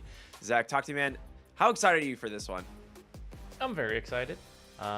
This team, both of them, we get some fun stuff. Heroic is the very aggressive drafts, typically some cheese picks. OG has their own unique style of heroes that they like. I mean, they got some, the usual meta stuff like everyone does. But for example, Marcy is one that not every team likes. They like it. They've got some of their own weird picks. So that's always fun to see. Instead of the just meta versus meta battle, you get the weird stuff. It's like OG always comes up with some odd ideas, right? Ari doing his jungle pudge from the 4 position where he literally starts in the jungle on the Radiant side, and then they nerf Pudge into Oblivion, and now we're not going to probably see that anymore, right? Flare's Hook got kind of destroyed, which was a little unfortunate, but I don't know. Maybe one day he'll feel confident enough to pull it back out, which I would love to see personally, because I think it's very funny. But in general, I think both these teams have really, really cool draft potential. It's one of the things that makes these teams really strong. And after speaking with Analog yesterday, they seem in pretty high spirits, right? Yeah, they're looking pretty good, and they are 3-1 right now. And he told us in their one loss they had, they felt like they lost to themselves. They didn't feel like they played well. They didn't just have the right mindset for that game, and they really stepped it up for the second game in that series and won that pretty convincingly. So yeah, it looks like Heroic's really feeling themselves and currently at the top of the group stage, which is probably surprising a lot of the people who haven't gotten to see this team. But for us, who we've got to see them play a bit before, it's pretty exciting to see them playing well, because it is a little hit or miss sometimes, but it's going well right now. Absolutely. All right, well, let's take a look at what's coming up here next on this stream. We are going to again have Heroic versus OG. Now, these two teams, they actually share a lot of history despite the teams themselves being fairly new with these rosters, right? OG pulls in members from NA and SA, whereas Heroic, almost entirely South American team. They've all played together for quite some time, leading into this. So this is, it's cool, right? These regions actually having a lot of influence on both of these teams and their strategies. Yeah, it'll be exciting. I hope that means we get a lot of brawling, the old SA aggressive Dota. That's always pretty fun to see. Good old street Dota, I like to call it. Exactly. Street Dota coming up. Let's take a look at what the audience predictions are for this series. And I feel like, it is Heroic. Okay, so everyone was sleeping on Heroic yesterday. I know when we saw the predictions, Heroic was going off at 30% or something against the LGD. And I was like, man, people are underestimating this team. But now, 67-33 against OG. I feel like that might be too high. These teams are pretty well matched, but with how Heroic has been playing, I can understand maybe the bias there. Yeah, but if anything, well, I doubt they're watching the stream. I'm sure they're getting in their own game. But if OG saw those predictions, that's a buff to them. They don't like it when you disrespect them like that. They really they play better when you put them in the underdog spot. Absolutely. Well, speaking of OG, let's go and take a look at the roster for those of you who may not be super familiar with what they're rocking nowadays.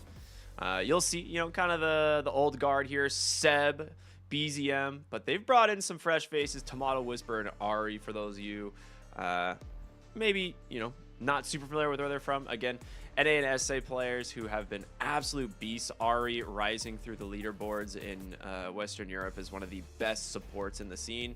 And there's actually been a lot of weight that he's taken off of Seb's shoulders.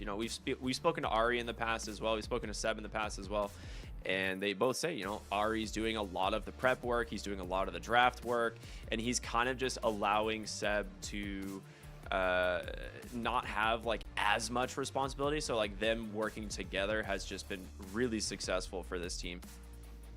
Yeah, I'm curious if that's shifted at all since the last time we got to talk to them. You do hear that from teams where sometimes the captain role switches around, the drafting switches around. I haven't gotten to hear them talk about it for this tournament. Maybe if they win, we get that winner's interview. We get to talk to them to find out. But yeah, I think that has been something this team has been trying to sort out, is that they did bring in a lot of different players, different styles, and sometimes it looks really good when you have those cool ideas and it all connects. And then there are times it kind of flops and everyone's like, what were you trying to do? And they're like, well, I'm not fully sure ourselves yet. We were trying to figure it out there. But like you said, they have been playing now for a little bit, and it's working more often than not now. Yeah, it is. It is. Well, it's time to take a look at their opponents, Heroic, which, again, you and me, we both really like this team. They have been so fun to watch. K1, Analog, Divi, Llama, Schofield, and of course, KJ, aka King Jungles. Previously King Jungles, then KJ, and now I think maybe back to King Jungles. It's hard to say. This guy really making us, work for our jobs here. This team is super aggressive, but I think their greatest strength, super flexible, right? Yeah, they are willing. So their draft will look fairly normal. For example, you might see an Ember Spirit. If you didn't catch their series yesterday, you see an Ember Spirit, you think, oh, just a top tier mid, that's what you're going to play against. But no, they throw it into the off lane on Divi Llama, and they pick a super hard counter matchup in the mid lane. These players all have some cheese picks. For example, the mid lane, they'll Huskar you, they'll Bat Rider you. They're willing to do that kind of thing. So the flex from their players, it opens that up. You think you know what you're playing into, you pick a standard hero, and then they cheese you. And the thing too is K1's carry pool is also just very flexible. Like a lot of times when you look at K1, a lot of people look back at his like Wraith Kings, his Abaddon, which people forget about all the time. Like his Abaddon carry literally changed the way carries were played for a while, because people are like, oh, you can actually just run heroes like this in a carry role if you have like an aggressive team. And he's very innovative from that position, and his hero pool is pretty scary. So it's one of those things that you gotta respect. You gotta know ahead when you're going into the draft. As we see them huddled up here, getting ready for the game. Some prep talks from their coach, I'm sure. Actually, that looks like Analog speaking, so that's nice. Good for him. Yeah, I'm sure getting in the right mindset. They did mention yesterday in that series, that first game of that second series, they didn't feel they were in the right mindset for it. They had relaxed after getting that 2-0 from that first series. So maybe some of that coming in the huddle is like, no one screw up here. Everyone focus up here. Keep getting the wins. 3-1, that means if they pick up a 2-0 here, that's looking pretty good to make it into the next stage. Yeah, I mean, a couple more wins for them early on in this group stage bodes very well for Heroic's chances at playoffs.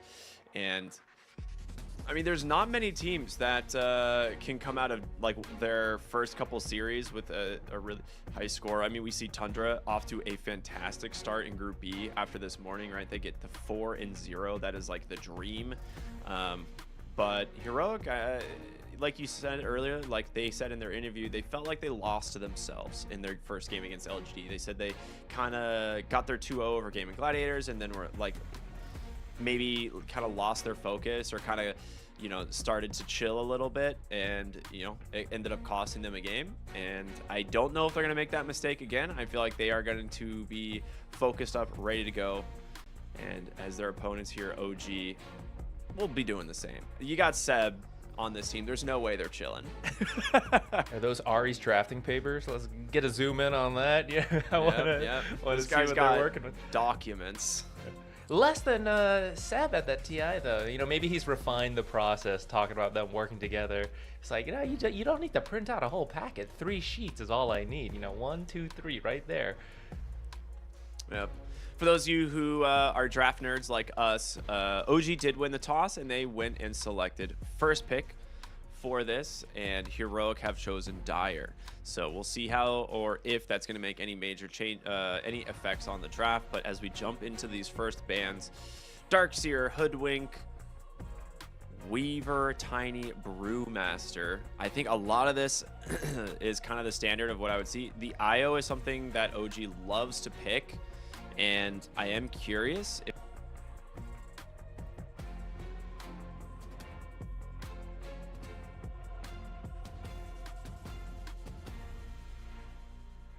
it does have the flex potential, which we've seen them do quite a bit. But Enigma, Shadow Fiend, Templar Assassin, a lot of these heroes still in the pool. And there it is. The old Shadow Fiend. Flexible, mid carry. I don't know, OG, should we expect it anywhere else? Probably not, but this is just really strong. Like, you're talking about the IO. It's true, but it's also hard to justify, like, which of these heroes would you not ban out or first pick over that IO? It's really tough. And it makes sense, like everything we see here. Hoodwink, I expect to be banned or picked for both these games. Both teams really like this hero. In fact, most teams like that hero a lot, but especially these teams. Like, for example, I feel Ari was playing Hoodwink before everyone else really got into it. Oh, yeah. He was like one of the OG like Hoodwink spammers in the pro scene, like far before other people kind of started to recognize how good this hero was.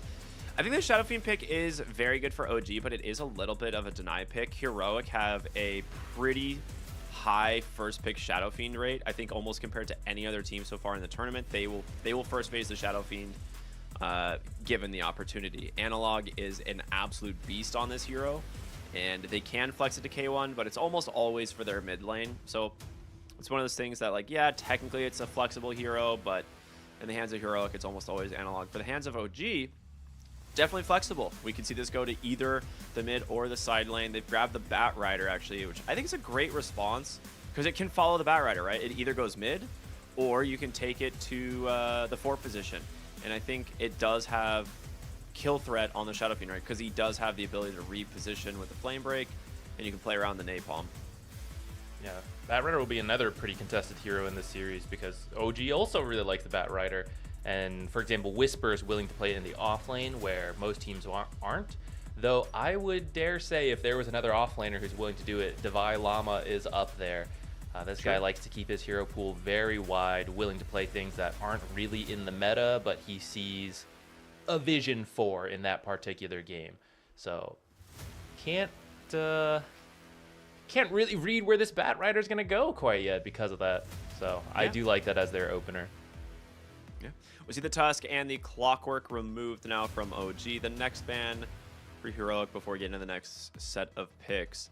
I am curious if they do want to ban the IO. No, they go for the Pango. Much safer, much just a very dominant hero so far in the tournament. I don't even think it has the best win rate, but it doesn't need to have a great win rate. I know you're like, that doesn't make any sense, Ricky, but it does. It does. It's just the hero is absurdly strong. You can put it in multiple roles, and it pretty much always, at least at minimum, draws the lane or wins. It never loses. Yeah, it's good flex as well because, for example, if OG had taken it, you have this SF who could be carry or mid, you have this Pango who could be mid or off lane, and wherever you mix them up, that's pretty good. Like, SF could be spellcaster, could be right click, Pango's going to provide a ton of utility, whatever role he goes. So it really opens up your draft, and then you keep that like, ooh, what are we doing up to that very last pick. They're going to grab the Marcy. We've seen both carry and support Marcy. I feel this is a little bit of a steal pick because OG loves Marcy. They love playing it, especially Ari. He's another... we keep saying this, but I swear it's just how the draft is going out. They are targeting the specialist heroes. Marcy is something Ari loves to play, and because of that, I have seen Tomato also pick it up as a carry, and then Seb even played it as a position 5, so the flex there once again, and it would synergize really nicely with the SF if you did want to run it carry. So they're going to steal it for themselves, possibly pair it with a Bat Rider, which could be a really strong lane. Yeah, it's 2 forms of repositioning. I like the Ogre Magi here. The thing is like with the Marcy, I think one of the reasons they grab it here is for the exact reason like you said. Seb can play this as a 5, and I think with how they have postured so far, this is going to be a safe lane Shadow Fiend. And Marcy Shadow Fiend is an impossible lane. You have a stun and a reposition from the dispose. You are going to get triple raised every time you come to the creep wave. And it's so overpowering unless you have specific heroes that can actually counter it. So yeah, it's going to be the Ogre Dark Willow, which Dark Willow is not something we've seen all that much anymore since the nerf to Bedlam specifically, I think was the big one. Like Thorny Thicket has gotten nerfed a bunch, but it really was the Bedlam change, I think, that kind of put Sealed the Dark deal. Willow. Yeah, it really did kind of seal the deal on Dark Willow being overpowered.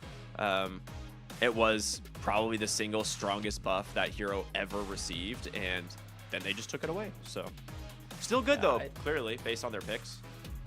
Yeah, I think what they see here is that both Marcy and Batrider want to be very mobile in a fight. Marcy just running you down to punch you, Batrider, keeping on top with the Firefly. So the Brambles, very annoying for that. You put the E on them, get the Shard, more Brambles, you got that AoE Fear. Very annoying for their ability to fight in the team fights. But Dark Willow, like that Bedlam nerf, in particular, hurt position 5 Dark Willow, who often does want to sit in the back just by aura things. This is looking like a position 4 Dark Willow because of the Ogre Magi pick, which means she's more open to be able to buy Blink Yules, which allows her to then get on top of the heroes, and at that point, Bedlam still does the same damage, it's just harder to use safely. But for position 4 Dark Willow, who gets a bit more farm, it's more feasible than position 5. Absolutely agree. Absolutely agree. We'll see the Chaos Knight and the Enchantress picked, which starting to lean towards a core Batrider, which is kind of nice. We'll see where they end up putting this. As we said, Analog played probably the meanest mid Batrider we've seen in a hot minute yesterday. But the Enchantress is, I think, here specifically to block the Beastmaster, because the hero is still in the pool, and it's one of the best counters to the actual Chaos Knight. So they kind of preempt the Beastmaster pick here and say, hey, all right, if you want Beastmaster, we're going to make the lane as hard as possible. I also think it's leaning some strength to the Batrider mid, because you could rotate the Enchantress into that lane. And we saw Analog take the Facet, which allowed you to do tower damage with the Napalm. So Arsonist, yeah. Yeah, so that would be a lot of pressure coming out onto what I thought might be the Shadow Fiend, but it's actually going to be the Ember. Shadow Fiend has no escapes, so if you did run the Enchantress behind, suddenly Batrider commits, that's looking like a death sentence. Ember's going to have more mobility once he hits level 6, so we'll have to keep an eye how these lanes go, because if you do maybe have that Enchantress rotation prior to that level 6, you could still get a quick kill on this Ember. But once he's 6, it should be pretty hard to kill him. You might still be able to take the tower, like he's forced to retreat, so you get all that tower damage in. But he should at least get to live. I'm really surprised by the Ember pick, because maybe they're anticipating this Batrider to be off lane. Maybe they're thinking this is like Marcy 3 with a 4 Batrider or vice versa. But now that you see the Ember mid, I feel like you are perfectly okay giving Analog his Batrider again and just letting him go mid.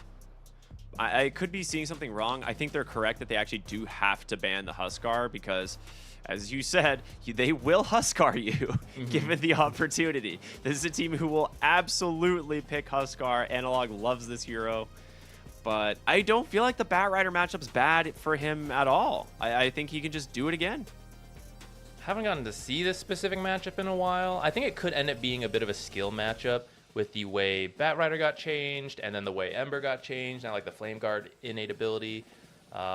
Maybe it's closer. I know that you have Searing Change, like you're willing to take a point pretty early to prevent Batrider just running on top of you and killing you. So I think it'll be better than the Shadow Fiend. And it's still a top tier mid hero that will just contribute a lot. Like once you get out of the laning stage, which we've seen Embers counterpicked, you struggle a little, but you're able to rotate, or people rotate to you, you get a couple kills, and you're back. You're online early, and it's going to be pretty good versus Chaos Knight as the game goes as well. So I think I see some of the value there, but you're right. I'm just not sure. I got to trust them, right? If they think Ember into Batrider, these are the pros. He has an idea for getting through this lane. Or they're going crazy on us like Heroic. This is off lane Ember right here. I don't think OG do that. Like, I was wondering the same thing, you know? He does. Whisper does have a very unique hero pool, but I feel like you would have to pick a... Like, because I think you're definitely running Shadow Fiend carry here. So if you're going to run Ember offlane, I think you need to pick, like, an in-your-face mid laner as well. Something that the Dark Willow can play around. So, like, maybe Dragon Knight would be the pick. But then Dragon Knight gets absolutely bodied by Batrider. And so I don't know what you could pick mid. Yeah, you need maybe a ranged initiator. Maybe, like, Puck or Storm, something like that. But I honestly don't know how well they do against Batrider in this current version of it. This guy gets changed, like, once every patch or two, and then his exact style's a little different, and he's like very specific in the matchups. I don't play mid, so I'm not so familiar with it. So it's always fun to see the core Batriders because I get to learn a lot. Final pick here, and it is going to be the Beastmaster. Okay, so I think Heroic are kind of limit testing the hero here because they could have banned it. They instead go for the Underlord, which you absolutely have to ban against the Chaos Knight. And I'm surprised they didn't actually go for the Underlord pick instead of the Ember there. But they end up going back for the Beastmaster. It is kind of the best of what's left despite the Enchantress pick. And Heroic, I would say looking for an off lane, personally. The question is, there's not a lot left. But an off-laner versus Shadow Fiend Ogre. So possibly someone really strong level 1 who could punish before. Like, this is probably learning curve Ogre, so he's weak level 1. Oh, he goes back for the Night Stalker. Okay, that kind of fits that build. This Night Reigns Night Stalker, he can get the lane in position where he wants it while Ogre's still fairly weak. And then from there, they might have their power spike, but you're right by your own tower. You get by that. You got a lot of, with that Night Reigns, you're really strong early, so you can deny a lot of souls from SF carry. And, you know, once you get past that, like, 5 minutes, you switch back to daytime, but you kind of have what you need. And maybe you haven't been, like, bodied by Shadow Fiend, triple raise, all that sort of stuff. I am actually kind of excited to see how they're going to play this. It is, of course, going to be analog on his Batrider, which I think should be a very good lane for him mid, and likely going to go the Arsonist Facet. We saw in the series yesterday, he had like 13,000 building damage at the end of the game. Like, he was all of the building damage. Like, he had more building damage than the other 9 heroes combined. Like, it was that much. So I am curious to see if he's going to have a similar performance against this Ember in the mid lane, or if it is, you know, a little bit of a rougher matchup. I think one thing to note here, though, Ahri on this Dark Willow is going to go Throwing Shade, which Thorny Thicket was like the end-all be-all, by far best Facet, I think, for a long time. But with the change to Bedlam, it's, to me, feeling like Throwing Shade is actually kind of becoming necessary if you want to actually have kill threat. I think this might make a lot of sense if he also then goes for that blink we were talking about. Like, you don't have to do that build, but if you're going to get Throwing Shade, it makes a lot of sense because Throwing Shade gives you more damage, and blink would be the aggressive item to go with the Bedlam changes.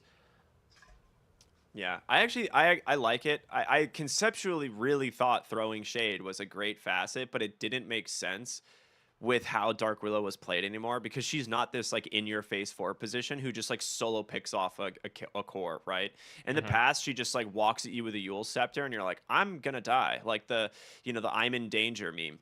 And now that they got rid of the Bedlam on allies, I think we're kind of back to that. So like all the old school Dark Willow players may be rejoicing, like, hey, this is gonna be fun. We can solo kill the mid laner once we have a Yules or something. And Throwing Shades, it's a lot of damage amp, dude. It is a lot of damage amp. 30%. It's pretty fun to kill the mid laner solo as well. I can confirm that. All right, well, I am going to be definitely looking at the mid lane to see how Analog can do here. And I think he does have a bit of pressure on him, especially thinking about this Beastmaster. You were talking about, like, why didn't they ban that? Why didn't they ban something else? I think compared to, like, Enigma and Underlord, those 2 heroes just win the lane versus CK, Beastmaster, I feel, loses the lane, but Drums of Slom then wins later on. And I think the idea here is you shut him down in the laning stage, and then we usually see Beastmasters just stack up, go farm all that to catch back up, get the Drums of Slom. And that's where I want to see Analog. Like from his laning stage, hopefully he's winning for his team. Then make sure you go and steal some of those stacks. And that way you continue to keep the Beastmaster down. And by that point, actually, I don't know who would build a pipe on the side of Heroic. That item's pretty good versus Drums of Slom. But they don't really have a traditional pipe builder. Maybe it'll be KJ on the Enchantress. Well, everybody, I hope you are as excited as we are, because we are jumping into game number 1 here between OG Esports and Heroic. Now, these two teams have quite the history just with their players, but it should be a really fun one. Both teams have a really entertaining style. So we're going to go through all the facets here. Again, throwing shade. I think the big surprising one here that maybe people are a little bit unfamiliar with. Whoa, wait a minute. Lasting Presence. Was that a misclick? This is carry SF. I mean, there's no way. We're theory crafting here. Think OG things. I mean, okay, I've actually tried Lasting Presence. I have, because I love Shadow Fiend. Is one of my favorite heroes in the game. And even if you get like 2 or 3 hero kills, the fact that it's not a permanent stacking type of thing, similar to like your just passive, feels kind of bad, because during that time frame you feel like you have to get objectives, and if you don't, then it's kind of wasted. We're gonna see them make a nice wraparound here, looking for K1. Can they actually get in range? Seb is here at the body blocks. K1 might just try and go for the deny. Oh, yeah, he's gonna have to. Ends up going to the tower, so could have been way worse, but overall really good wraparound from OG, and grabbing that first blood is going to be massive for them. I guess everyone getting a little bit of that net worth. They do go ahead and do the aggressive body block again on the bottom side of the map, which we have seen them do before with this Night Stalker. So the lane will push out towards the side of Heroic. Seb does mean, being the Ogre and learning curve, he will get a very early level 2 here, and that is something that you can play around on OG, right? The 2 points in the Ignite pretty much coming out immediately. I mean, you'll try, but we do see the lane's already in that good spot we talked about. This is where things are really scary. He's just going to get ran down from Divi and Schofield. And without having the slowing raises, like it doesn't actually feel as good to stack up, you know, multiple instances of that raise.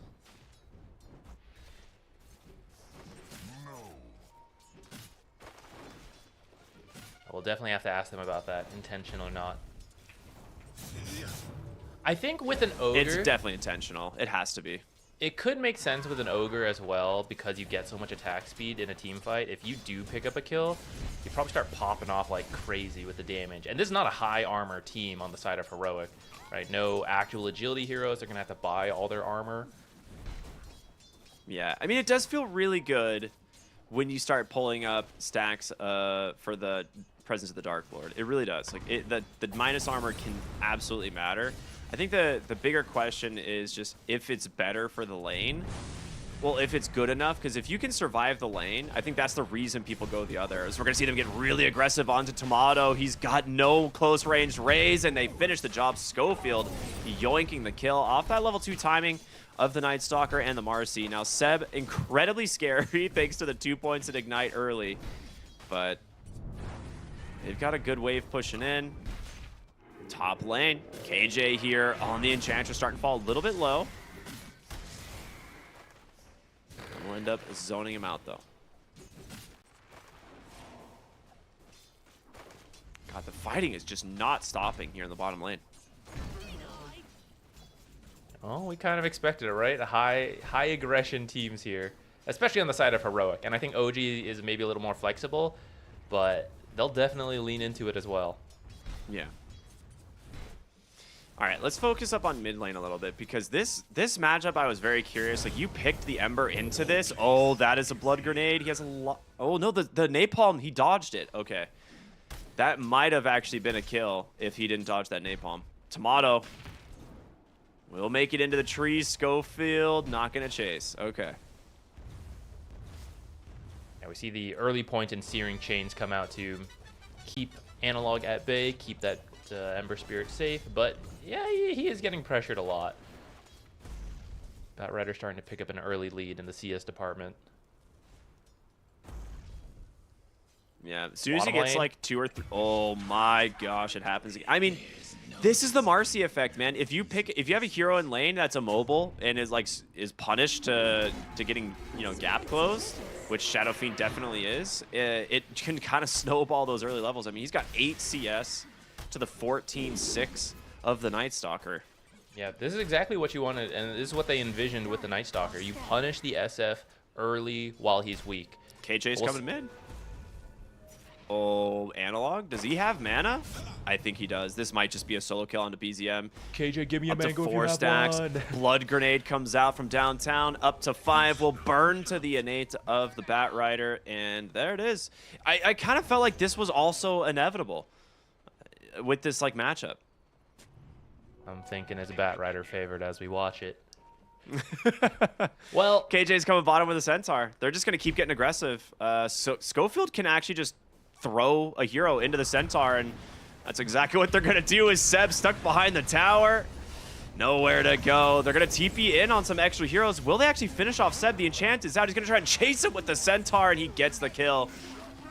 With the Dark Willows rotation, he will be enough to finish off that, you know, support Marcy, but it cost Tomato his life. KJ getting some big work out of these rotations.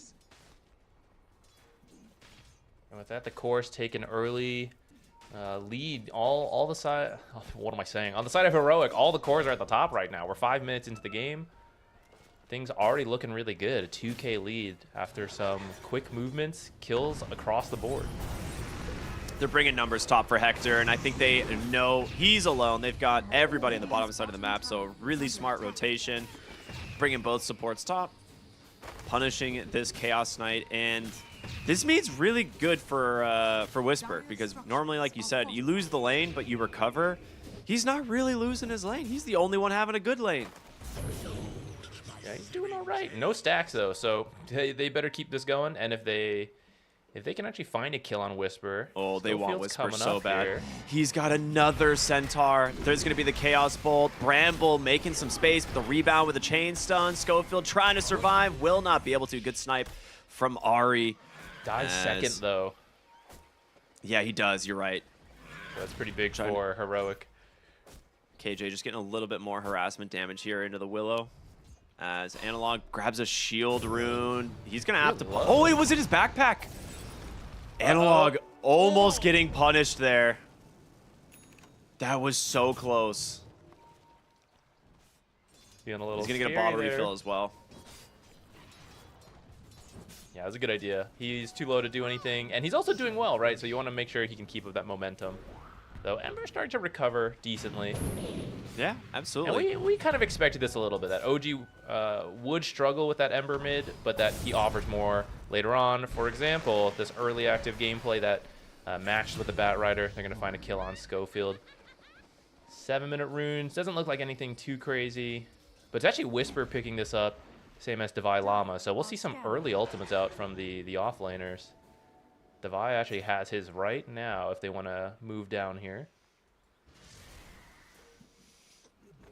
Looks like they're busy looking for Whisper. Oh, he's got Nice the boys. He's gonna send them into the tower and start getting to work. Oh no. This tower is gonna die so fast. You have to fort this, you have to deal with these skeletons. Yeah, this is the Arsonist facet on the Batrider again. All right, yeah, they're bringing the numbers. They're gonna see the Ember coming from mid, Seb TPing in as well. So they're forcing some rotations. Enchantress Innate coming in handy there, grabbing a free neutral item. I guess they're always free, but didn't have to actually kill the creep. Particularly free. Tomato playing super safe in that time, and I think it's a great call because Divi Llama should be looking for that aggressive play. Has that 6, sees the supports rotating top. I think they could still look to make a play. Maybe they got an eye on mid. Divi Llama's heading in. 8-minute rune. Ooh, that's a really good rune. I will say Tomato has recovered extremely well, right? Like his lane was so bad, but he is top of his team in terms of net worth. He's having a pretty dang good time on the last sit charts. As we take a look at mid, I mean, this is pretty much dead even. Yeah, OG did a great job recovering. Roar top lane, the TP's coming through from the Marcy. There's going to be the Fire Blast as well. Can they get Hector out? He's going to go ahead and get the Phantasm. The bonus move speed, it's enough for now, but he might burn to this Ignite as Divi Llama with the wraparound. Great Searing Chains from BZM. There's the stun as well. They can't do anything. They can't pressure anybody. Tomatoes in the back. Oh, that's a sick Requiem. He was looking for K1, but he's in so deep, the team's gotta help him. Analog also a little bit afraid to step in as the damage keeps ripping from OG, but they finally find themselves a kill. It's gonna be onto the Shadow Fiend. BZM now running low on resources, but he's burning through them. Out of mana, the Enchantress helps find the kill as it goes to Schofield, and now Ari's gonna go down next. They finally managed to snipe one. It's gonna be the support Enchantress, but a costly dive here from OG. That's a crazy fight happening at 9 minutes in the game. 10 heroes in this top lane. And it's so close. Oh, OG's going to be annoyed with that. Like, just one extra auto attack here or there. And, you know, Night Stalker's dying at the start. K1, CK is dying at the start. That was a really close fight that is going to have some impacts in this early game. The fact that Heroic ended up with the 3-1. Yeah, we get a replay on this. So Tomato tried to wrap around, but they actually got tossed, interrupted by Marcy. Managed to get the ult off, but like you said, in a terrible position. And oh, Lasso in the mid? I think he's got a safety remnant. Oh, he actually doesn't. But I guess with Ari there, he's good to go. Some good luck on the runes. He's picking up another one, Illusion. That's actually really good versus Napalm. He'll have a free Dispel.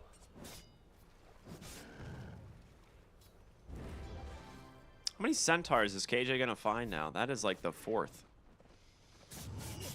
Centaurs is a little more understandable because it could be hard or medium camps. It's when you watch the pros get like 15 troll summoners in a row. You're like, where is he finding all of these? You're like, come on. Gabe and help. What is going on here? Yeah, as you watch the enemy Enchantress take all your towers, you're like, well, how is this fair? TP's coming in from the bottom side here. BZM does zone them away from the Shadow Fiend. That'll be enough.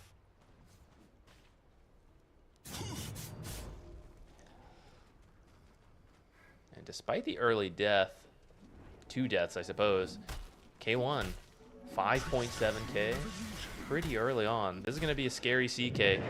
He's working on that Orchid. He'll just keep farming till then. But once he has it, I mean, he can kill anyone in this game. If there's one thing you can count on, it's Hector always being high on net worth, no matter how bad of a game he's having. That's true, no matter what hero. Now, actually, you could say something similar about Tomato as well. Not quite as high as K1 this time, but he does seem to have some pretty amazing recoveries. We've seen him lose lanes, but somehow, you know, here we are, 11 minutes, and he's, you know, in a pretty decent spot. This guy got 4 deaths. He's at top 4.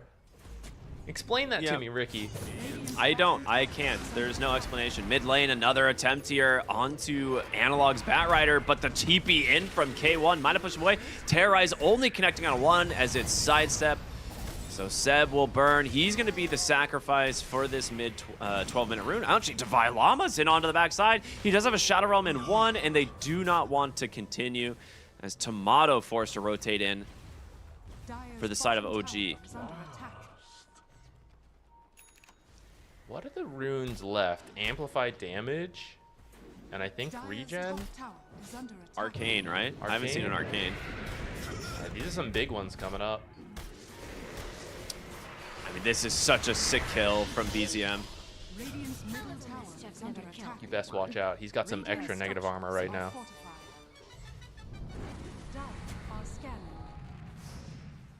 He's gonna go take that tower. Analog once again making a play onto the mid lane. Nice searing chains into the Bramble. But Analog a little bit scary to pressure. He's not having this like explosive Batrider performance that we saw previously. OG is actually doing really good at defending the towers from him so that he can't stack up these napalms onto the tower. And I think that is one of the primary differences we're seeing this game as to the previous Batrider game. I also think they had more initiation in that last game compared to the Night Stalker, who just has to run in. A blink is being delivered right now to the Night Stalker, so maybe that's what they needed. The blink AoE silence to allow the Batrider to get in and do the rest of the damage. They're heading mid right away. I mean, if they get the Ember, it's massive. And I think with these heroes, they can. Oh, he doesn't have a Remnant. It was so close. It would have been amazing for BZM, but no defensive Remnant placed. It's so hard to know, and they just get paid dividends on that Blink Dagger immediately as the 14-minute rune's going to spawn. And you said it's big ones, baby. The Amplify damage and the Arcane were the only two left. He got caught off guard by that blink for sure, and with that, they're going to take the mid tower here. He did pop the Amplify damage rune for this, so maybe they'll head to another tower right away. They don't really have any vision set up top, and the wave's not in the area, though, so perhaps that's all they'll get out of this Amplify damage rune, which is maybe not too bad for the side of OG. Yeah. What items are they working on? Orchid is very close, just about 400 done away from the CK. And there's the Ags on the Beastmaster.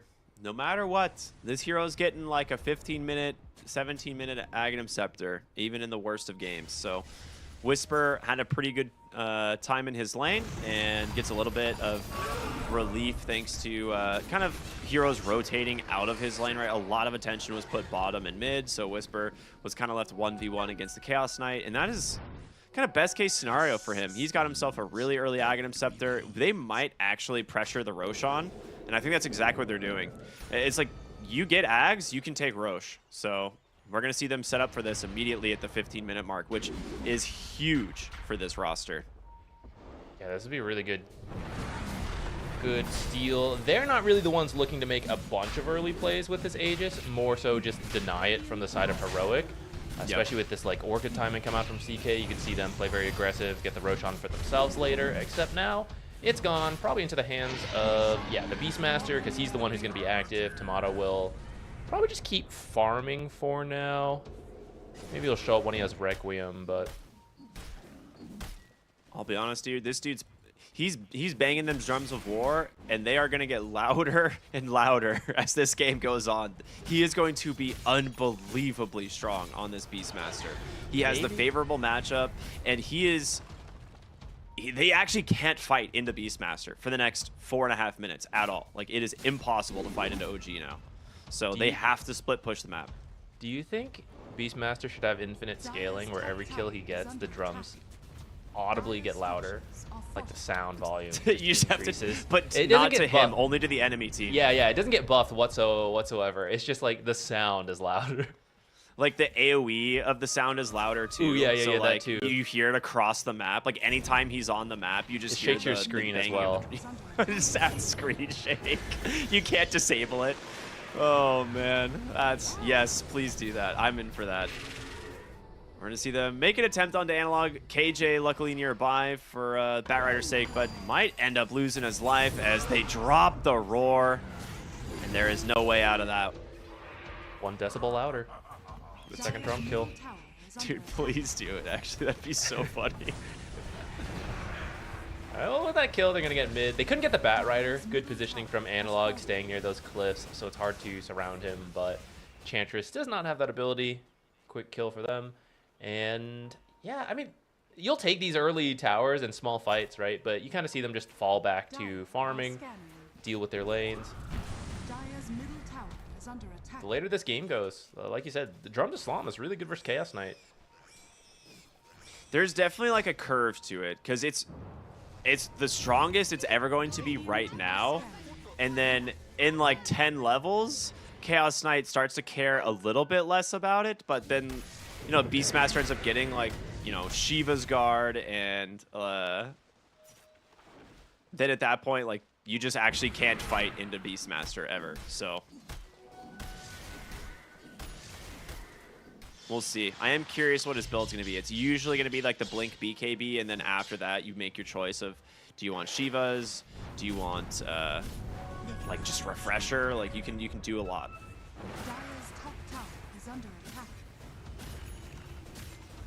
It's like OG. They're just putting his first tower to use.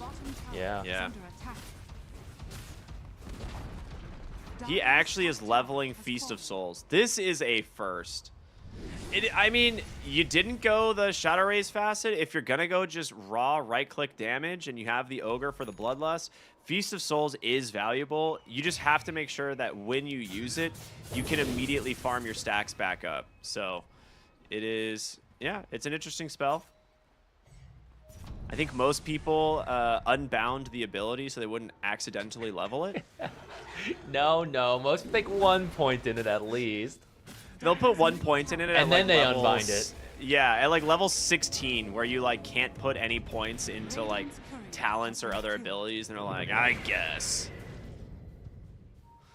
Nah. Dire's structures are fortified. They're trying to do some creep cutting here. Try to slow Classic down OG, KJ. which I thought they would actually like chill a little bit, but I guess they do recognize how strong Beastmaster is right now. You just cannot fight into this hero. Is it actually a kind of a cool space making play from KJ? That being said, they aren't going to be able to stop this just train chugging down this bottom lane right now. Whisper on this Beastmaster. He's going to threaten your 20-minute Wisdom Rune. Or your 20-minute Tormentor and Wisdom Rune. They put a ward and a Sentry that will scout this, but instantly dewarded, thanks to Seb. Dire are scanning. Maybe KJ should have stuck around there to try to steal the enemy Wisdom Rune, which is actually still there, investing right now. Oh, he finds Seb. Good jump in from K1. The Orchid is there. They're going to try. He blinks, but he gets immediately silenced onto the Beastmaster, but a beautiful Requiem does the job. The Roar comes out onto the Batrider. They need to get Tomato, but they don't have the damage quite yet. It's all up to KJ just to finish the job, and it works. So far, a 2-for-1. Unable to get more, but Ember stuck up onto the high ground. Terrorized, beautifully thrown by Ari, and now Whisper continuing to bang the drums. Does end up falling to the Phantasm here of this Chaos Knight as a buyback into a beautiful rebound. Schofield grabs 3. They turn it around. Whisper's all alone. Can he survive? Not at all. A double kill for a Hector and an incredibly value buyback. Oh my goodness. Look at the CK damage, dude. Yeah, that's the first time he's truly been in one of these fights. A lot of times it's been him being gone at the top of the net worth, so we get to see the damage come into play here. So there's a great blink silence on the Beastmaster. He actually ran away a bit, so the Roar does come out and allows the Batrider to be dealt with before he could really get these kills. But he did enough damage, so see Enchantress kind of doing Enchantress things, damage from the back. Ari does have the blink, so the blink, Bedlam doing some damage there. Yeah, this buyback, really nice. They commit hard on that Night Stalker, sets up this incredible rebound. It's so good. Goes past like 2 Brambles too. I don't even know how. And at this point, when Beastmaster respawns and he doesn't have Roar, he doesn't already have the drum stacks going, you're way less impactful, right? Like, you need to be sitting at the max drum charges. That's how you survive, you sustain, and you just burn through the CK illusions. But when he's, you know, respawning by himself against the Chaos Knight and Illusion Army, there's just no chance.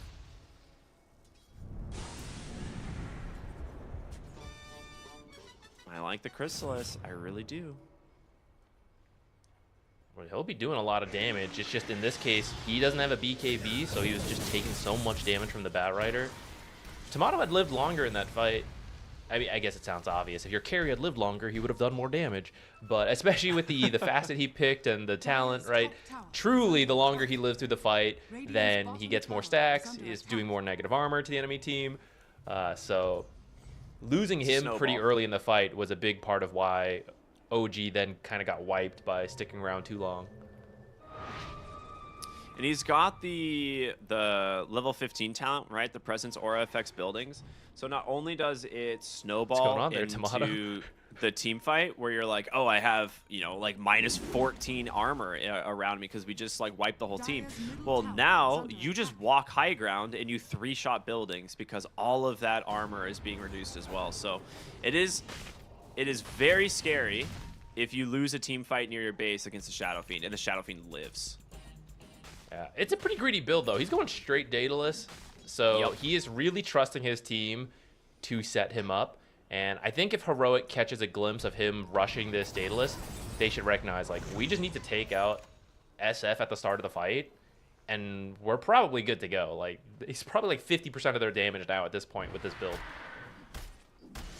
Yeah, if you can get Shadow Fiend while silencing up the Beastmaster, that'd be great. But I think as he's closing in on BKB, there it is. Literally done. Yeah, I was like, if he gets BKB, that's not going to be super effective anymore. As the smoke comes out, there's going to be the lasso up onto the high ground. It's onto a Dark Willow, but they've isolated Seb. Whisper with the BKB into the roar. He's trying to get to his team, but it's going to be Tomato ripping through the Marcy, and Analog just gets chunked down. Tomato holding the Requiem for now, silenced up, just laying into the Chaos Knight, but he's alone now. Chaos Knight pulls him in, finishes the job as BZM dies in Fountain to the void. Oh no. What? Oh, the frame perfect TP. You'll love to see that sometimes. Chaos Knight again survives with just an immense amount of damage coming out from K1. Really nice Orchid there. SF trying to cast Requiem, and if that Requiem goes off, I think OG wins that fight. Agreed. But I think we're going to see it here in this replay. So they kill off Seb pretty quickly, which, I mean, he's an ogre. As long as he's bloodlusted, it's probably not a huge deal, but it does mean you don't have a stun. The roar and the BKB come out, but doesn't really get anything done. You do see Tomato's like insane damage, right? But right there, that Requiem gets canceled, so the Beastmaster dies, and he just gets focused down from there because he's got a very aggressive build. Oh no. Like, I saw the void and it like go off, and I was like, huh, that's weird. I thought he would die, and it turns out he did. He did. Oh no. Wow. I mean, that is. Here's the blink build from Ari. Hold up. Is he looking? There's no way he's going for a solo kill, right? Okay. He's just gonna D-ward. Is it solo? I think not. Well, a little bit of help here. Whisper really wants to hold the roar. With the help of Tomato, an easy pickup. And that is minus armor, right? These are actually the scenarios like where you have to be a little bit careful. Further reducing armor. I wish there was a number there. But it's 2 per kill, I believe, right? So it's further. Just further.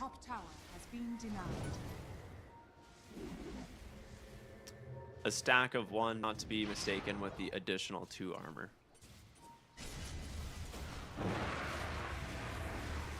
Yeah, Shadow Fiend's scary, man. He's just finished up his Daedalus. He's on his way to his BKB.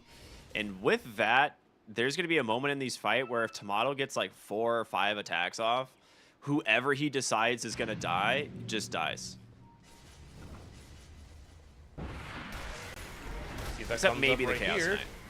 Because Roshan is up, scouted by the Enchantress. OG knows as well, I think. Smoke on smoke. Ooh, Chaos Knight sending in the illusions, looking for something here. I think he got a glimpse of BZM. Tomato's actually just on the other side of the pillar, and they can't see him. They want to get a high ground ward. KJ on the left side, trying to break more of the smoke. He steals a boar. Gonna send it in, but here comes the Dark Ascension. Where are they? Trying to scout him out, but they just dove right onto Hector. There's the roar, and Tomato trying to lay him to, but no! Schofield interrupts it. He will turn it around. They take down the Marcy, and Hector will fall. Whisper finally gets his target, is now KJ on the run. Ember Spirit dying on the backside as Divi Llama will finish the job as Ari does manage to get the blink and the Cursed Crown. Night Stalker does have his own blink, able to dodge out the Requiem. Divi Llama's gonna make it out. This was actually such a cool call from OG. They rather than like running into the Night Stalker ult, they just ran north, and it worked. They must have read the wraparound. I don't know if they saw something that gave them that idea, but they move away from Heroic, which if they had found the backline jump, it would have been fantastic for them. But instead, by moving north, they actually catch K1 right off the bat. And he lives for quite a while, but he's not doing any damage. So he's just spending the whole fight running. It means once he's out, you don't really have the ability to kill anyone on OG, so you just got to run. They do at least pick up the Ember, but it, you know, not a very great fight, and they now lose the Aegis and the banner. Now that is like the perfect scenario for OG, right? They find the Chaos Knight, he gets the Roar no matter how many illusions you have, whether it be like the Phantasm, the BKB, and the Manta. Beastmaster will just chew through these illusions when he's the one taking the fight on his own terms. If he doesn't have heroes on Heroic like pinning down the Beastmaster. And I mean, like you said, it's like he doesn't get anything done on the Chaos Knight in that fight compared to what we've been seeing previously. Actually, the both of them tied for highest damage, 19.8 thousand. We're seeing it really comes down to how these fights play out, and BKB now finished on Shadow Fiend, so the opportunity is a bit lost now to quickly jump him and kill him, especially because he's also now the one holding Aegis, because he's got that that extra negative armor. It's further shredding these buildings. I love he actually doesn't Sentinel. have it. He doesn't actually have any right now, but Solar Crest, Vlad's Bloodlust. Just give everything to this Shadow Fiend. I live for my that, carry. Yeah, dude. It worked. That is a full lane of barracks. No contest coming out from Heroic there. I'll be honest, I am surprised that that's the case. I thought they might do something to try and pop the Aegis, but we talked about a lot of building damage on Batrider previously, but my lord, Tomato, an absolute beast this game. To be fair, I think Enchantress has actually done a lot through her creeps. That's but true. It doesn't contribute to her, but she has been a big part of taking the 3 tier 1 towers for her team. Dire are scanning. He'll go They for got the the banner for disassemble this eventually. Oh, you're right, they do. It is nighttime. That is a big benefit for Heroic here, but a nice smoke from OG. We'll kind of hide the back line. You at least have like Chaos Knight illusions and maybe like Martial to possibly deal with the banner pretty quickly, but melee heroes, so you're going to be in a lot more risk than you'd like. Yeah, we saw Marcy go in onto the Shadow Fiend in the last fight, and he turned around and 3-shot her. He does have Glimmer Cape as well as a Solar Crest and now an Elven Tunic, so a little bit of mischance, which a little bit of evasion can go a very long way against a Shadow Fiend that can hit you for like 800 damage. Yeah, might want to finish like phase boost as well. This time he's gone for a much less greedy build, which kind of understandable because of his 3 cores all want to kind of build right click. You know, should he do that as well? So he's gone for more utility. It does mean he's not as threatening. Like when he jumps you, you're like, oh, I'll just kill you. Okay. Other times you're the one running from the Marcy with the BKB Basher right now. Mm-hmm. A very different Batrider build as well, right? Like something we've seen compared to his earlier series, right? Where he went like the Shard, the Manta style, the Lincolns. This game he's gone like Blink BKB 4-staff. He just wants to be able to pull them into the enemy team. Banner goes down. Oh, you pulled something into the enemy team. That is not ideal. Tomato will still lose his Aegis to the Enchantress.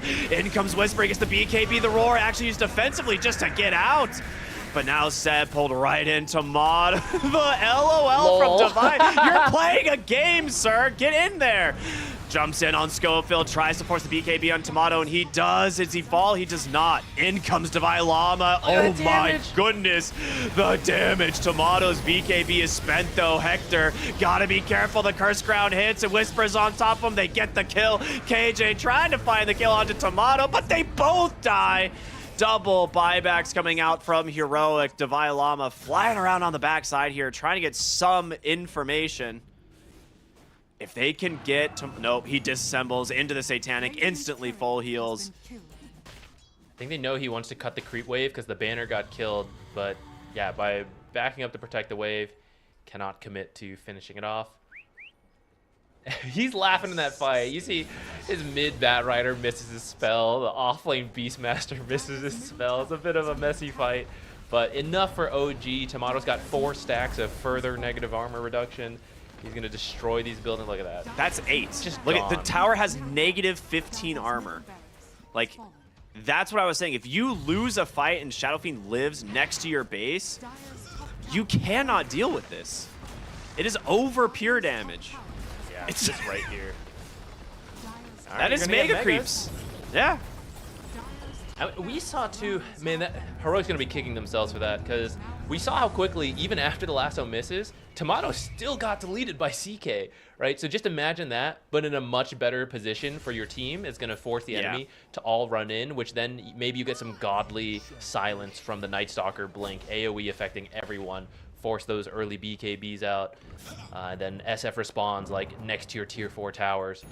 That fight could have gone so differently, but now Heroic's going to be on the back foot. They don't really have the best heroes to hold mega creeps. They do have 2 incredibly well scaling supports, so if this game drags on for like another 30 minutes, they probably outscale here, but I don't think you're going to get a chance. I think at this point, OG just plays it safe, gets that next Aegis, and then looks to end. Or they with an early smoke. They're going to walk right up onto a high ground ward. Analog's in a lot of trouble. He gets the BKB off, but that does not save you against this Tomato. A massive terrorize, catching 3 on the backside. Schofield trying to hobble away, cannot do it. You will survive on CK, but the GGs come out. Tomato on this carry Shadow Fiend, making it look real good. But an overall just great team play from OG. I want to add a clarifying statement. It's like they'll take it easy unless they see an opportunity, but they won't push too hard. But yeah, you set up the vision like that, so you do see Heroic coming in, and fortunately they were right there. They were just about to move away from that area with their smoke, and they're like, oh, wait, they're right here. It's perfect. Particular fight right there. They would have found something at the end. They had built themselves up quite a lead. Yeah, that was oh wait, are you muted? I can't. Was I? I don't know. I think in general this game was just really fun to watch. Like OG, they get to a point where they feel confident, like just walking at Heroic, and I think it kind of was the BKB timing on the Shadow Feed, especially the age just helps a lot. But it's one of those moments where you're just like, okay, anyone we hit is gonna die. Yeah, and probably a lot of that comes down. Okay, I think we got some highlights. We might get to see it. Keep in mind the Roche fight that OG made that movement north. Not this one. This is a pretty early where it was close. Both teams had things going for them, so we get to see some of the strength of both the drafts. The Night Stalker really bullying that SF. I think surprising us and maybe OG as well. I don't know if they expected that lane to quite go that way. Heroic gets some of these nice early fights where people are just barely living.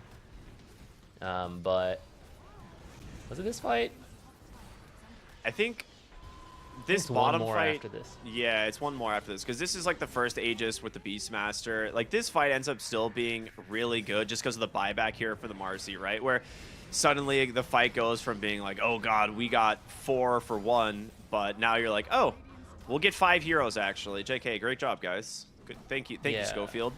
Yeah, this fight shows like what happens when Chaos Knight is actually free to attack throughout most of the fight, with some of his illusions still alive at least. Oh my goodness. In this fight, I didn't even realize it. Like Analog like jumped onto the backside to try to kill Tomato, and Tomato just turns and hits him 4 times and he dies. And that's just the threat of this, you know, Shadow Fiend, right? You get to a point in the late game where your damage is absolutely overwhelming, and with that Facet, like I said, it's not something we see all that often, but you cannot lose fights outside your base. You cannot. It is like the #1 rule against that Shadow Fiend Facet. And it happened once, and suddenly his like Presence of the Dark Lord does, you know, 7 minus armor, and then it goes to like 17. So it's pretty scary. Yeah, and unfortunately for them, they like based on the draft, you don't really have someone who wants to build auras, the Greaves, the Vlads, that type of stuff. The supports got the Solar Crest. You tried to pick neutral item armor, but they don't have like AC, Shiva, those types of items that really bulk you up versus that. They'd probably start building it now, but this game was what, like 35 minutes, right? So you had to get like those blink, the BKBs first, and like maybe one other small item. So they just didn't have the armor to survive through that. Yeah. I really liked it. I thought this was a fun game. Definitely living up to my expectations for the series. But there is another game coming up here in just a moment. So we're going to go to a short break, everyone, and we'll be back with game number 2 of OG versus Heroic. We'll see you after the break.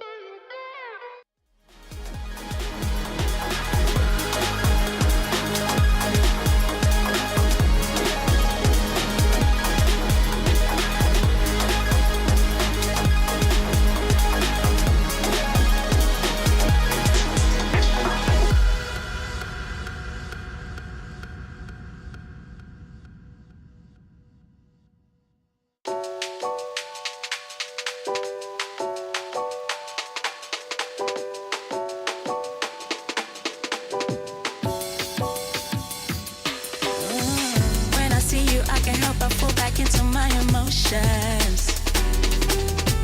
Cause all the good times that we had is flooding like an ocean. Sometimes I wish we made it through the summers. I never thought I'd lose my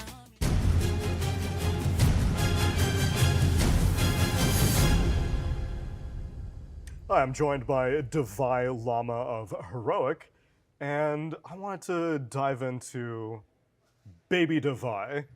You know, just how this whole thing started, how this crazy journey took a beginning, because now we look at you as a esteemed veteran of many different regions, a world traveler, a polyglot who can speak Spanish fluently, but it wasn't always like that.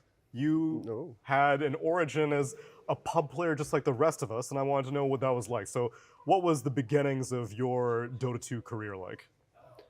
Well, I started playing Dota 2 when I was about to turn 13, I believe. I watched the Purge video. Oh, really? Yeah, I'd never heard of Dota 2. It's very unknown in Belgium, where I'm from. And I randomly saw a Purge collaboration video with Markiplier. And I was like, huh. And I'd played Warcraft 3 in the past, StarCraft 2. You know, they had Warcraft 3 in my local library for some reason, and I played the game a bit. Wait, then how old were you when you played Warcraft 3 if you started playing Dota at 13? I believe like 11 or something. Wow, okay. Yeah. I wasn't very good at it. I was awful, like, to be honest, at Warcraft 3. I only played 4v4 games. But I saw like a video of Dawn, and I was like, hey, this is recognizable, you know? It's like has the same mechanics as RTS games, which I was a bit familiar with. And I gave it a try, and then I think 7 or 8 years later, I was suddenly, you know, like very high up on the leaderboards. I'd never really like. I had never really tried going pro until I was like rank 400 or rank 300 on the leaderboards, I think. It was never really like a serious consideration for me until I got really, really high. I went to university around that time as well, and then it was during the same time when I started going to university, and you know, I was getting like really high rank and well, like top 300, and some people started asking me for, you know, like to play in a stack or something, some qualifier. I said, sure, sounds like fun. And you know, I got into it more and more, and then at some point, like I put more time into Dota than studies, and I was like, all right, time to prioritize Dota. You tell me you weren't rank 100 at your university at the same time that you were grinding out the leaderboards? No, I mean, I wasn't that good at university. I just didn't study enough. I studied history for a year and a half, and then biology for a bit. But that was only for a few months, and then I just quit to try to play Dota full time. So then that decision, the tipping point to be like, okay, well, I think that this might actually be a viable career path for me. What was the calculations behind that? Was it just the fact that you were getting approached a lot, the fact that you were high enough on the leaderboard? Yeah, I mean, I was playing +5 at the time, and I believe I got like top 100, like at some point during that time. And my studies weren't going so well. I wasn't very happy with myself because I wasn't really feeling like I was doing anything like valuable in Dota yet. You know, I wasn't really playing in any real teams. But in university as well, I wasn't really doing anything. So I was like very disappointed with myself because I wasn't really committing to anything, so I couldn't excel in anything. And there was a bit of a dark period in my life. It was like a month or two. I was feeling pretty bad. And honestly, I just went to a psychologist and I talked with him, and he said, "Well, you got to do something and try your hardest at that." And I told him about, you know, like that I was actually good at this game. You know, I got top 100 in Europe, and he said, "Well, you know, like you just have to be realistic, set a realistic bar, do your best, and try to go for that." So I said, "All right, for 1 year. I'm just gonna go fully focus on Dota, try to get as far as I can, and in a year I'll reconsider. If I'm nowhere in a year, I'll just quit and go back to studying or do something else." So overall, the Divi llama from 2021 would be pretty happy with how things turned out? You would believe it. I don't think you'd believe it now. No, if you could, like 5 years ago compared to where I am now, yeah. Yeah. This would be just like a dream, yeah. Well, it's happy to see the dream come true, Divi. Exactly. It's always a pleasure getting a chance to speak to you, and best of luck at the rest of Riyadh Masters. Thank you, Neil.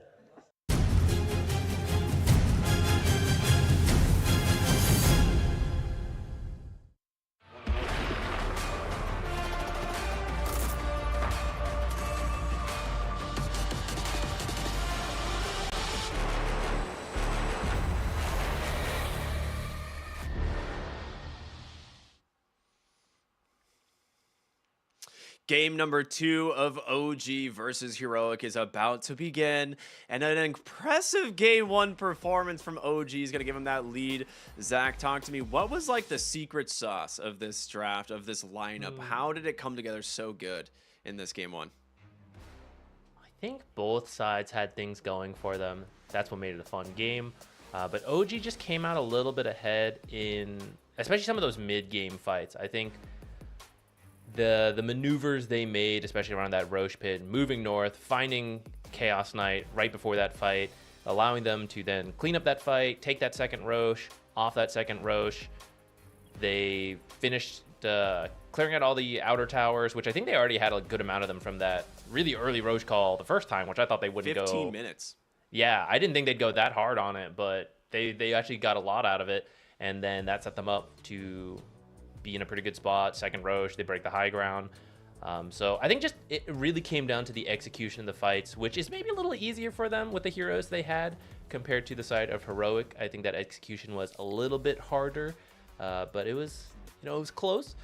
So maybe here in game 2, I don't think you have to change the draft massively for either team. You can maybe make it easier for yourself, pick something a little more straightforward in terms of initiation, but I think it would also be a bit of a show of confidence if you're like, you know what, I just messed that up, run it back, do it again, and I'm just gonna press my buttons a little better this time. I honestly, yeah, I think that's fine because the game is it feels so bad to look at something and be like, did we just lose because of the Batrider lasso?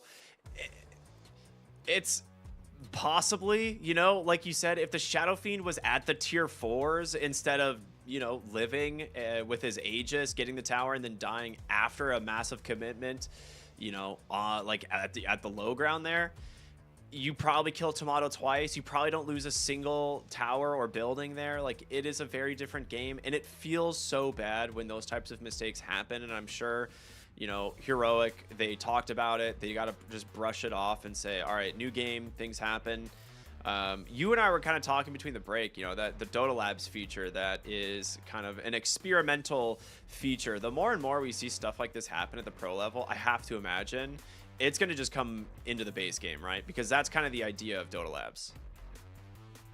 Yeah, I think the hard part with that feature, like, it's conceptually really good to help you. Like, you can say, like, oh, skill cap thing to, like, always have the right target. And it's like, fair, I get it. At the same time, Dota is hard enough, and I don't think super tryharding, getting the exact right click is like the part that makes Dota cool. It's like all these different drafts, the team execution, the way they maneuver their heroes. Like, that's the really cool part of Dota, and that is plenty difficult, so a little of extra help to make it easier, like only target heroes, or maybe only you want to target creeps. That's fine for the last hitting, right?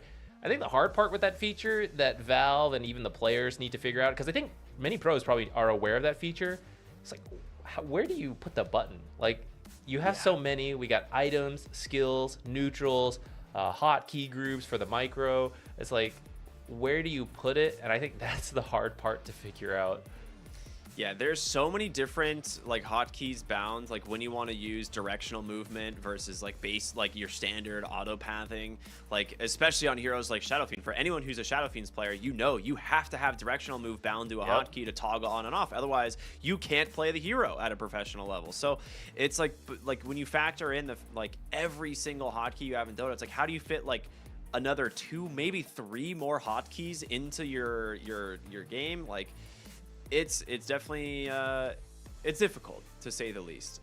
So I would be surprised if it doesn't make it, when they do eventually put it into Dota, if it's not somehow factored in a way that like they do quick cast, where you can kind of select an ability and turn it either on or off, or is like something along those lines. But I'm happy to say we don't have to talk about that anymore, as we finally have the draft underway here for Heroic versus OG. And a little bit of differences here. It's going to be the Shadow Fiend actually banned out from Heroic. And they did get first pick selection this time. So OG have selected Radiant. Yeah, what was the SF, right? Opener last time. So we got to see something different here. But also it's Heroic first pick in this time. Ooh, early Doom ban. I mean, just early offlane bans in general. Like, OG just looks at this and they're like, all right, Divi, play something weird. They get rid of Darkseer, Enigma, and Doom. And you can see them just chuckling. They're like, yeah, what is he going to do, huh? But, okay, but of any hero player to do that to, I feel like Divi is like, oh, that's just like a 10th of my hero pool right there. Like, I don't care. I'll pick something else. Wow. That Okay. explains it. That's why they banned those 3 offlaners. Here's the thing. BZM has been playing a super mean mid morphling with Ebb. And I am very curious if this is going to be a flex pick between Tomato and BZM, because Tomato is a god tier morphling player. But BZM's mid morphling that runs Ebb is actually really scary, and I think it could be good into a Tiny, being able to take his spells, because you have 100% uptime on morph, you have such a low cooldown on all of the spells. The only limiting factor is mana. Could be cool. It's a little scary because crash landing does so much damage and it bypasses your high armor. Maybe that threatens you a bit, so you have to be a bit higher strength, so then you don't have the damage at that point to contest the Tiny. I guess we'll see. It should be cool either way, and whether it's carry or mid, it makes sense why they banned these offlaners. These are 3 of the best heroes versus Morphling. The Doom preventing any of the attribute shifts, Darkseer copy the Morphling, and then Enigma. If you do want to run carry Morphling, you can try to just control the lane right by your own tower. Morphling actually has decent damage to do okay in that lane, but he can't really clear the Eidolons without risking himself. So it ends up just like working out for you. Okay, so I was actually saying the wrong facet, because Morphlings are I guess a little bit hard Flow, to the strength he runs the Morphling is what strength. you meant. Yeah, the strength facet Flow is the one he's running in the mid lane, and it looks really good. The build is a little bit odd. It's like a Phylactery and an Octarine, so it's not like your standard Morphling build by any means, but it has some playmaking potential for sure. So I think Heroic are going to have to be a little bit careful. And with the flow facet and the strength, that would survive the crash landing. So I'm down to see it. People have been talking about it, theory crafting. A couple players did it. In fact, earlier today, I think on this channel, 9 Class played the support Morphling with that facet. I can't remember if he won that game or not. I think he did. So it might be creeping up there. Yeah. Strength Morphling, it's real. So I like the Rubik pick as well. You know, if you can't have Tiny, why not get 2 Tinies? It's true. It's also a really good support pick against the Tiny, not only because of the steals, but also the crash landing is so much damage versus the core Tiny, and the magic resistance you get from your innate ability, it actually really tanks you up and makes you survive these combos, so you might actually be able to respond instead of just instantly being deleted every single fight. 100% agree. Well, seeing those, one way to address Morphling is to just tempo him. Morphling takes a while to pick up. I don't know if that's true for flow Morphling as much, but traditional carry Morphling does take some time, and so sometimes you see like really quick lineups against him. They're gonna go for the Grimstroke, so here's a hero that you could get an Aghanims, copy the Morphling, get arguably an even stronger version of Morphling because you do get the buffed up version.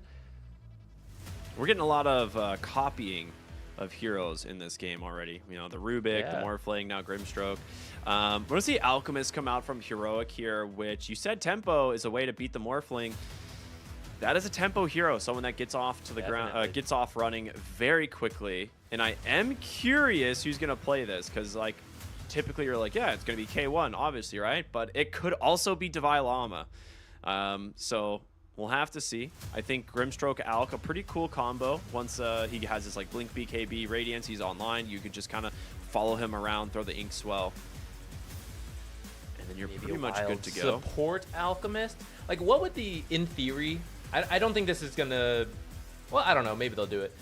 In theory, is there a mid hero? Because you know Analog has some really strong cheese matchups.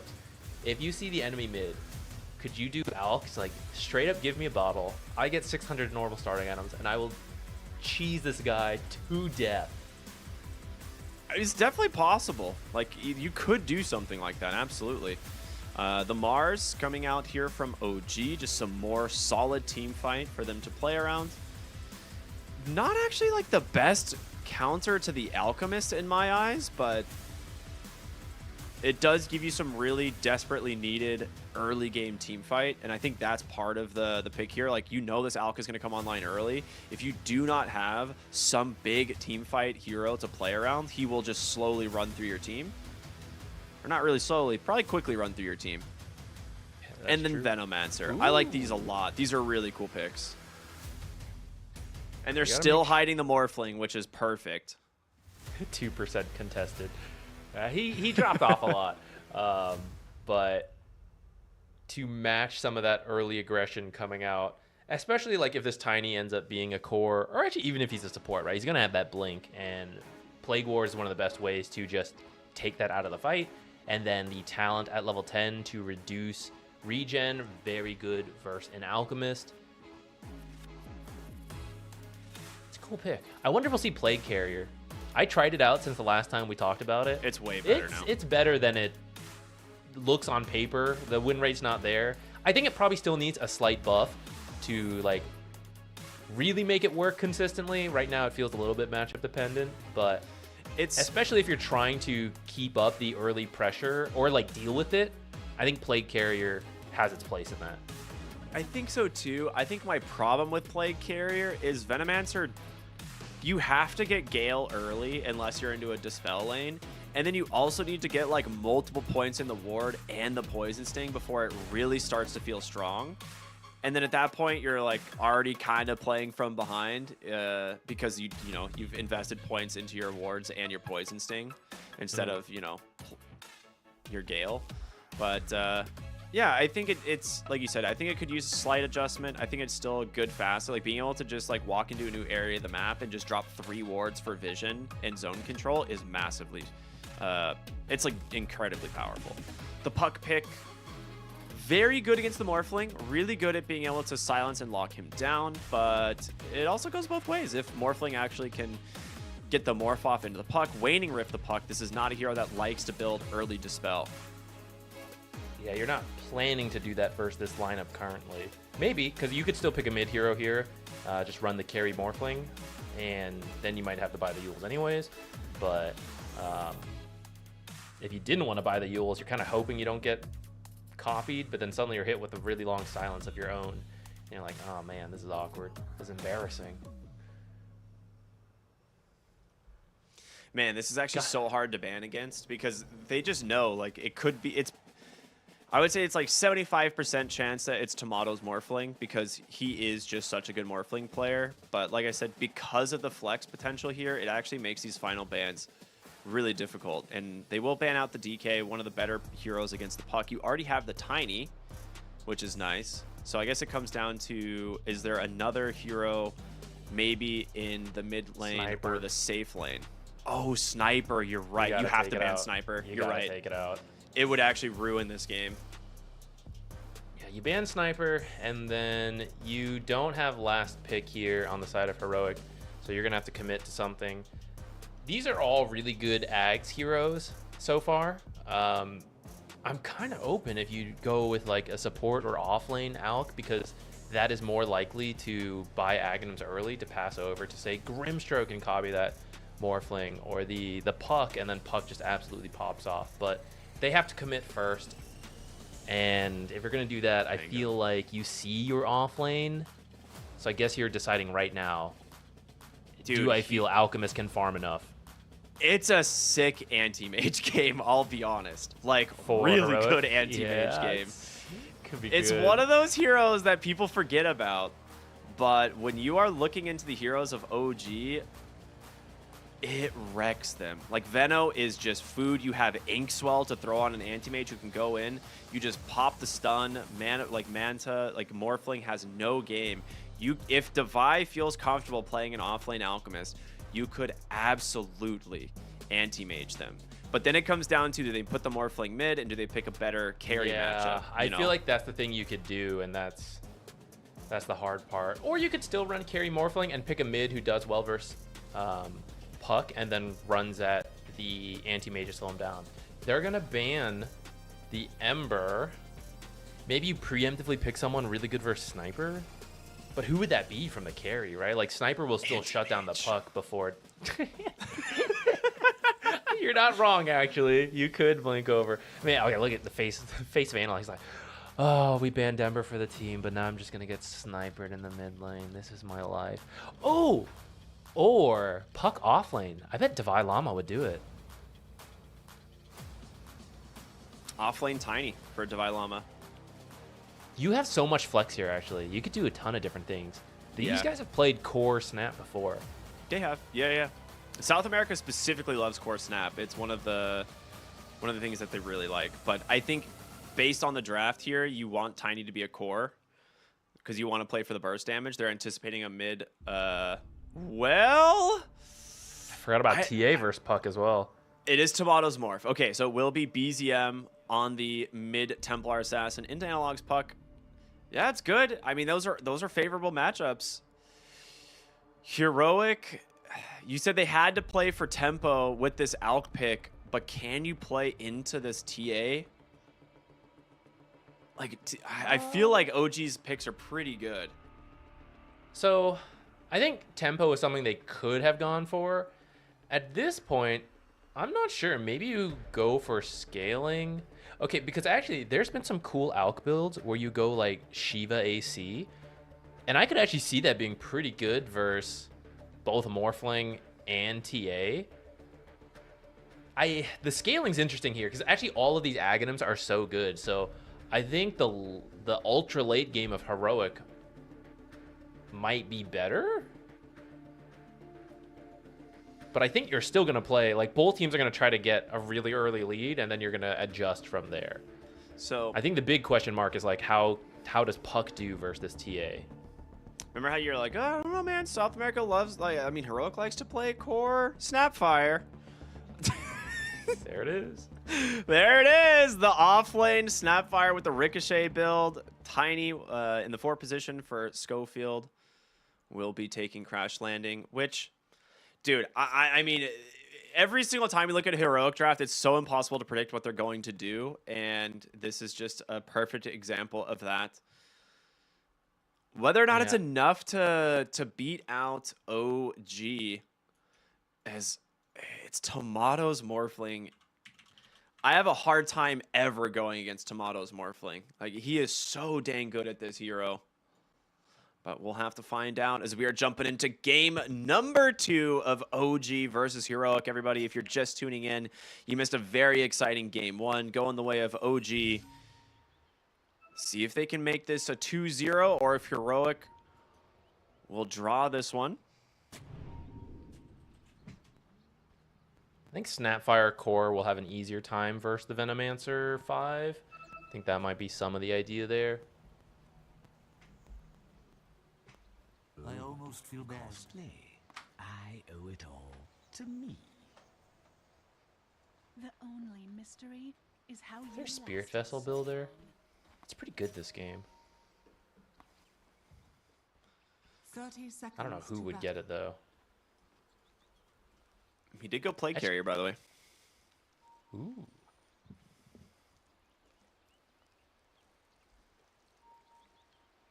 In before Alchemist just farms them all for extra gold. Oh, the dream. Remember, we've seen like Alchemist picks lately into Broodmother, and he just like runs around the map, and he's like, mine, mine, mine, mine, mine. Give me them spiders. It's so much money. K1 would definitely do it too. All right. Nothing too odd in terms of the early rotations from the teams. We're going to see Double Ward plays mid from Heroic here to give a little bit of vision onto this Templar Assassin, but also maybe scout any early rotations, as they definitely want to enable BZM. Like, he needs to get to an early, I think mid lane, it's usually Blink Dagger into the Deso.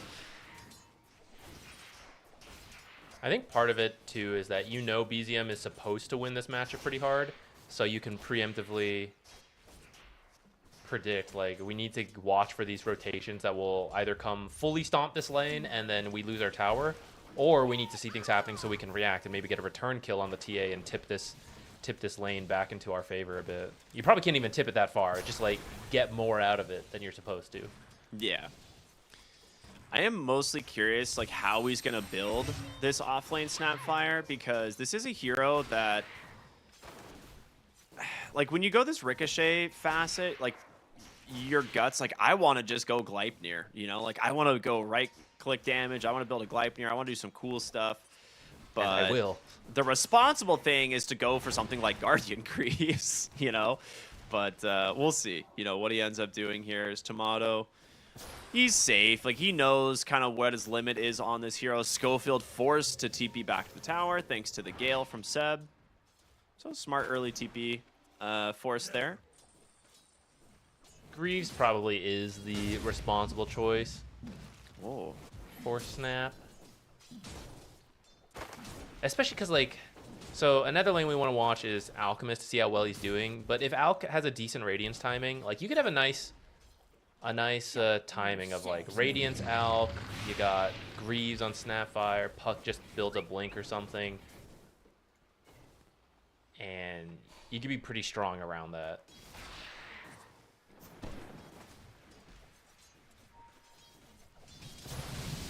I will say one thing that's interesting is if Tomato does take more and more harassment in the lane, the little Shredder becomes more value because you're kind of morphing away a lot of your armor.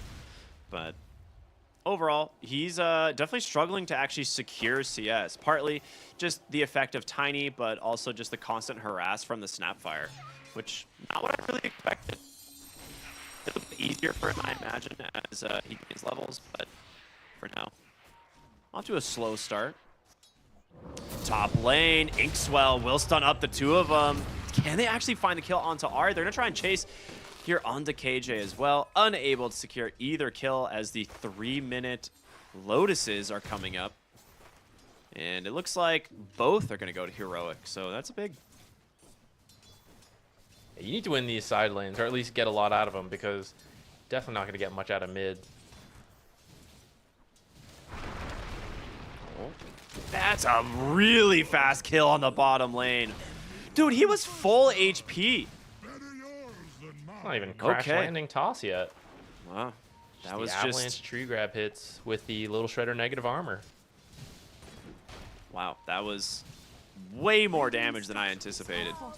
But yeah, Snapfire being universal, right? It's you gotta actually remember it's a lot of damage that comes out just from these right clicks.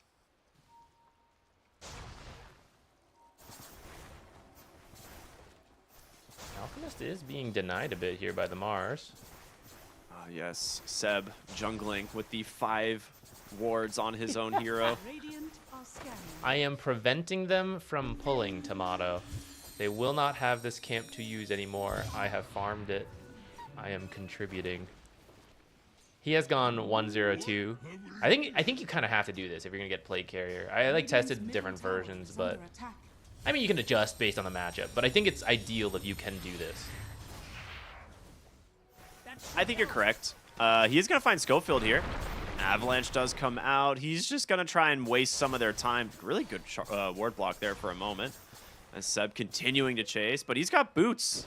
Schofield's not that slow. This is the downside of not having points in your passive. It's a weak slow right now. He's got Fairy Fire and Lotus. Schofield could turn legitimately if he gets tree grab in 3 seconds. Making space. He's content. Divide Llama putting some pressure on Tomato. Oh, BZM a little bit deep here. Hello.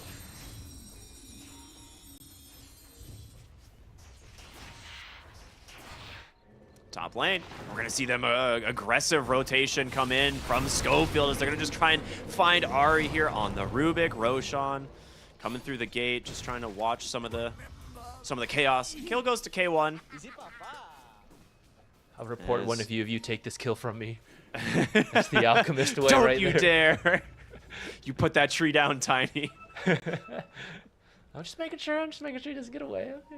They're going to go for an they find aggressive Whisper. toss. Yeah, they toss him over to KJ. They have Inkswell. Not going to connect. Really good spear from Whisper. Perfect targeting.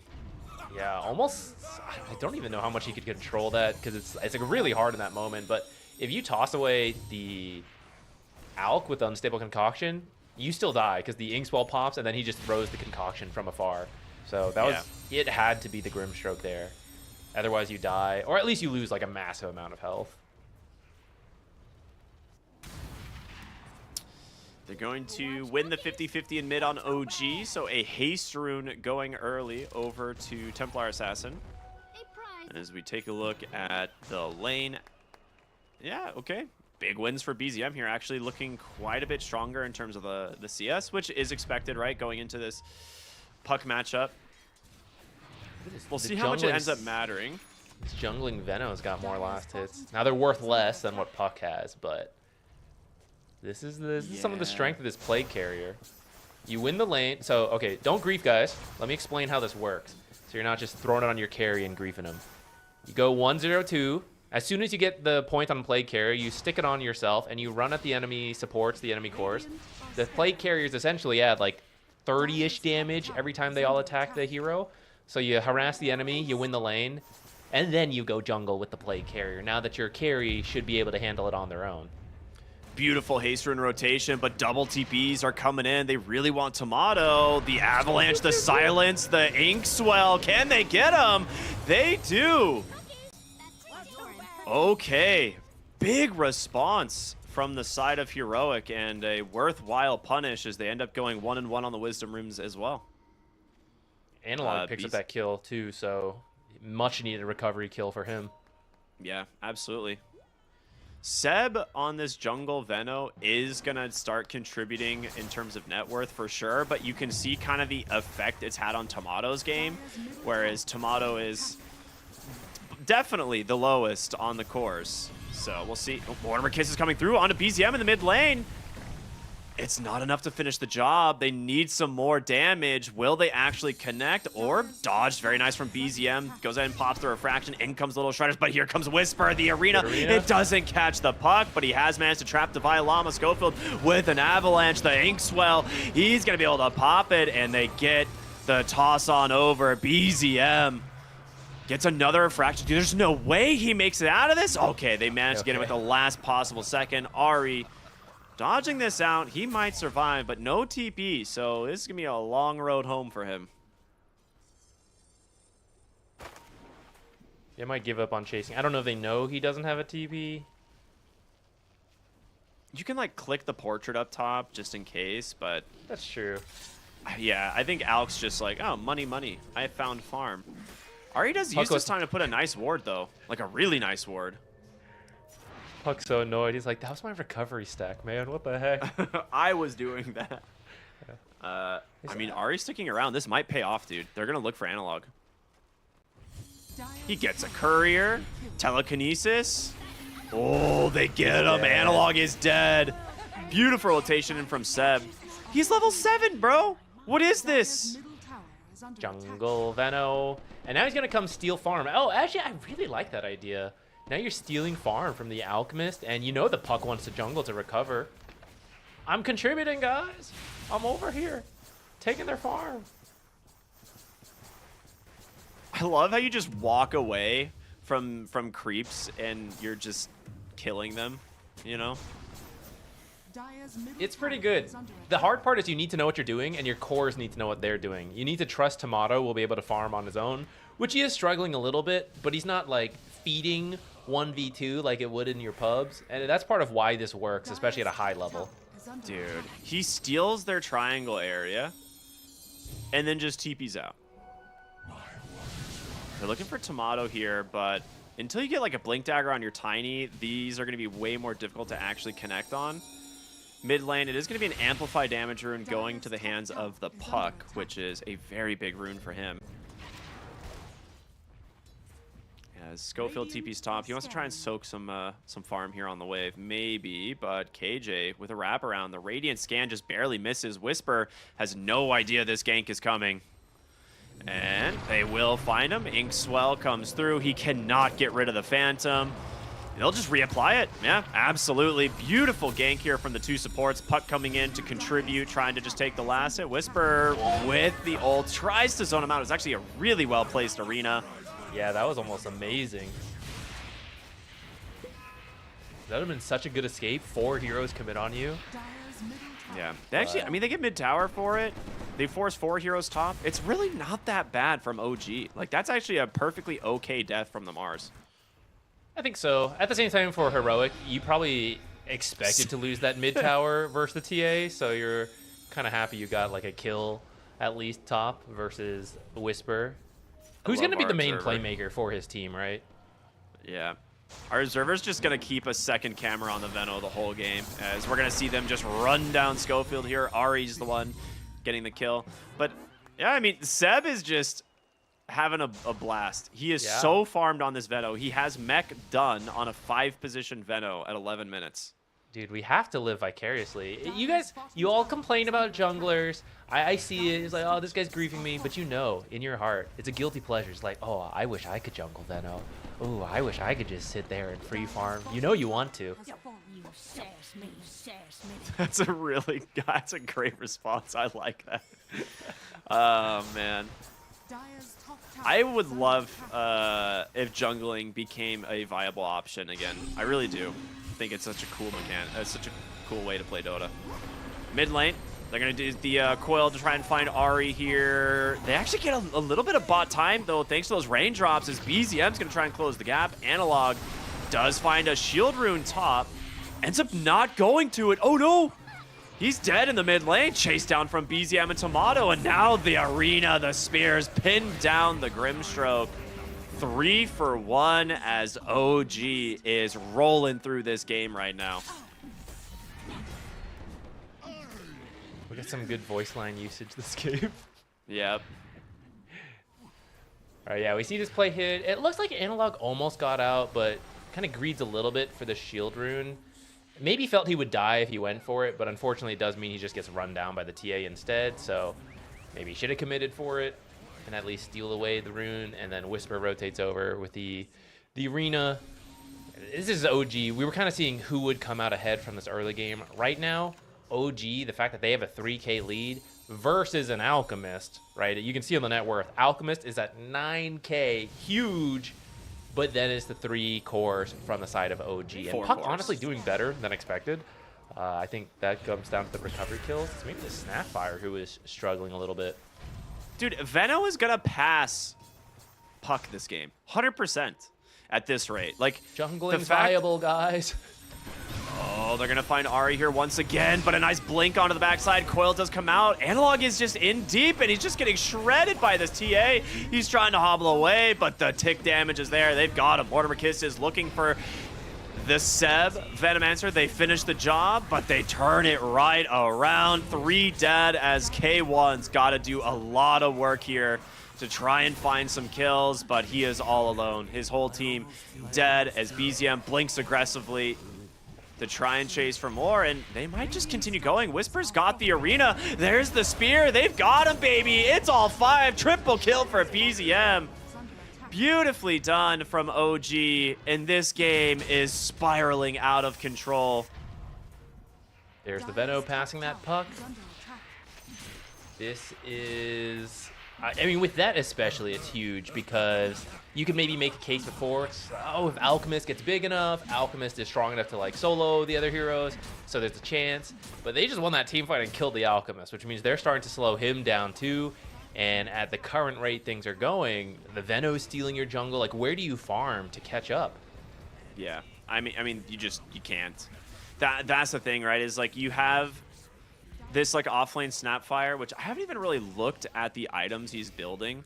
Oh, back on live really quick as we're gonna see another coil come out. Spear will save Seb for the moment, but Analog jumps in. There's gonna be the mech as Schofield's just getting beat to death here by this Morphling.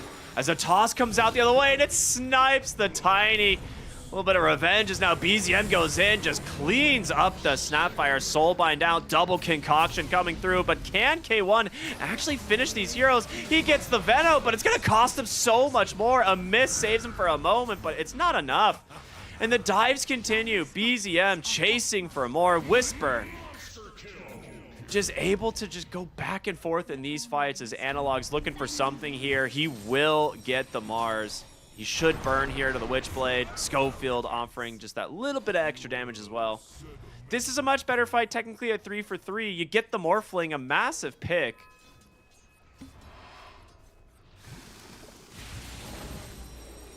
You do have Blink on Tiny from that fight.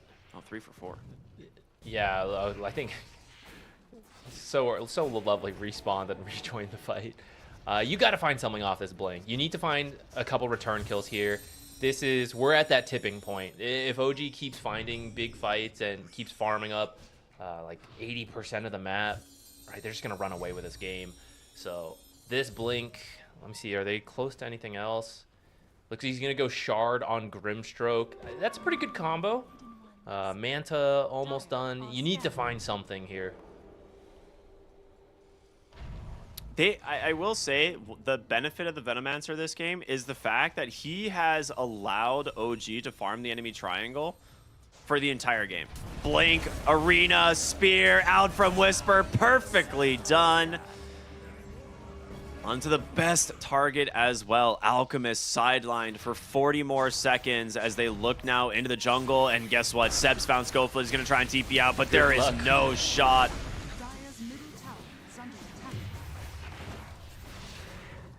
Two dead. 7,000 gold advantage. You sass me, you sass me. I mean, what's the recovery? A TA, technically a fragile hero once barriers down. If you overcommit, it could be a huge kill for Heroic. I think it comes to like messing up your high ground push, which at this point they should probably just go get Aegis and stick that hero on the front, and they're probably fine for OG. The fact that this Venomancer is doing the exact same item build as your offlane Snapfire, but he is half an item in front of it is seriously problematic. Oh, what a grab from Tomato. Almost there. And that's maybe first... the TA slipping through the cracks, because TA was recently banned all the time. And then due to some nerfs, started to slip through as you started prioritizing other heroes, like Pango made a resurgence. Hoodwink started making like, oh, you know, this position 4 is really annoying, we should ban her. It means TA slips through, and maybe they kind of forgot about that. Because I think picking the puck, when we then went through a list, we were like, you gotta ban Dragonite, you gotta ban Sniper, right? We forgot about TA as well, but not OG, and I just feel like Puck was supposed to be a big part of the playmaking to make space for Alk. Like, if you look at it with the Snapfire offlane, he's dead, by the way. Yeah. Like, this is what it, right? Whisper, classic Mars Whisper. It's easy. You just blink, initiates. You got the Rubik lift, right? Their playmaker is good to go, but your playmaker is the Puck, and it got hard countered by the TA. And so it's just so hard to make any plays. I mean, now they have the blink on Tiny, now that you're like 10k behind and when it finally came online, right? So now making the plays is super rough. I mean, you just got to give so much props to OG on their lane performance in both of these games. Like, they have looked very good coming out of the lanes. And, yeah, I mean, Alk, he could ult here. I think he knows there's no way. BZM with a very stylish last hit off of the TA trap, right? Thank you, Observer, for highlighting that. I should have brought that up initially. It's so fun watching TAs do that. Yeah, and actually, if we get they're about to push, so we'll wait for later. But later, okay, now we actually did see a glimpse right there of the minimap of OG's vision. It's insane between play carriers and traps, let alone their actual observers, right? So not only are they ahead, but every time you try to split push and you're trying to sneak your way out, it's really difficult to do so without getting caught. This Tiny currently doing it in that tiny pocket right there. He's actually just blocking the path with Plague Ward, so they cannot physically walk there. He's like, yeah, come take your Tormentor, XD. Good luck. Okay, they're going to see the... It's revealing over to the trap.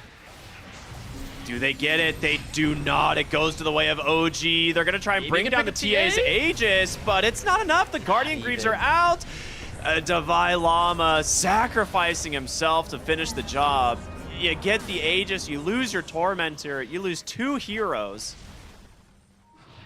It was 5.8 thousand gold gained in that time. Honestly, a really good attempt by Heroic because you kind of know OG's going to do it. More. Dude, Ari's blink is so scary too. Just the blink telekinesis to set up anything for his team. Yeah, it's looking pretty over.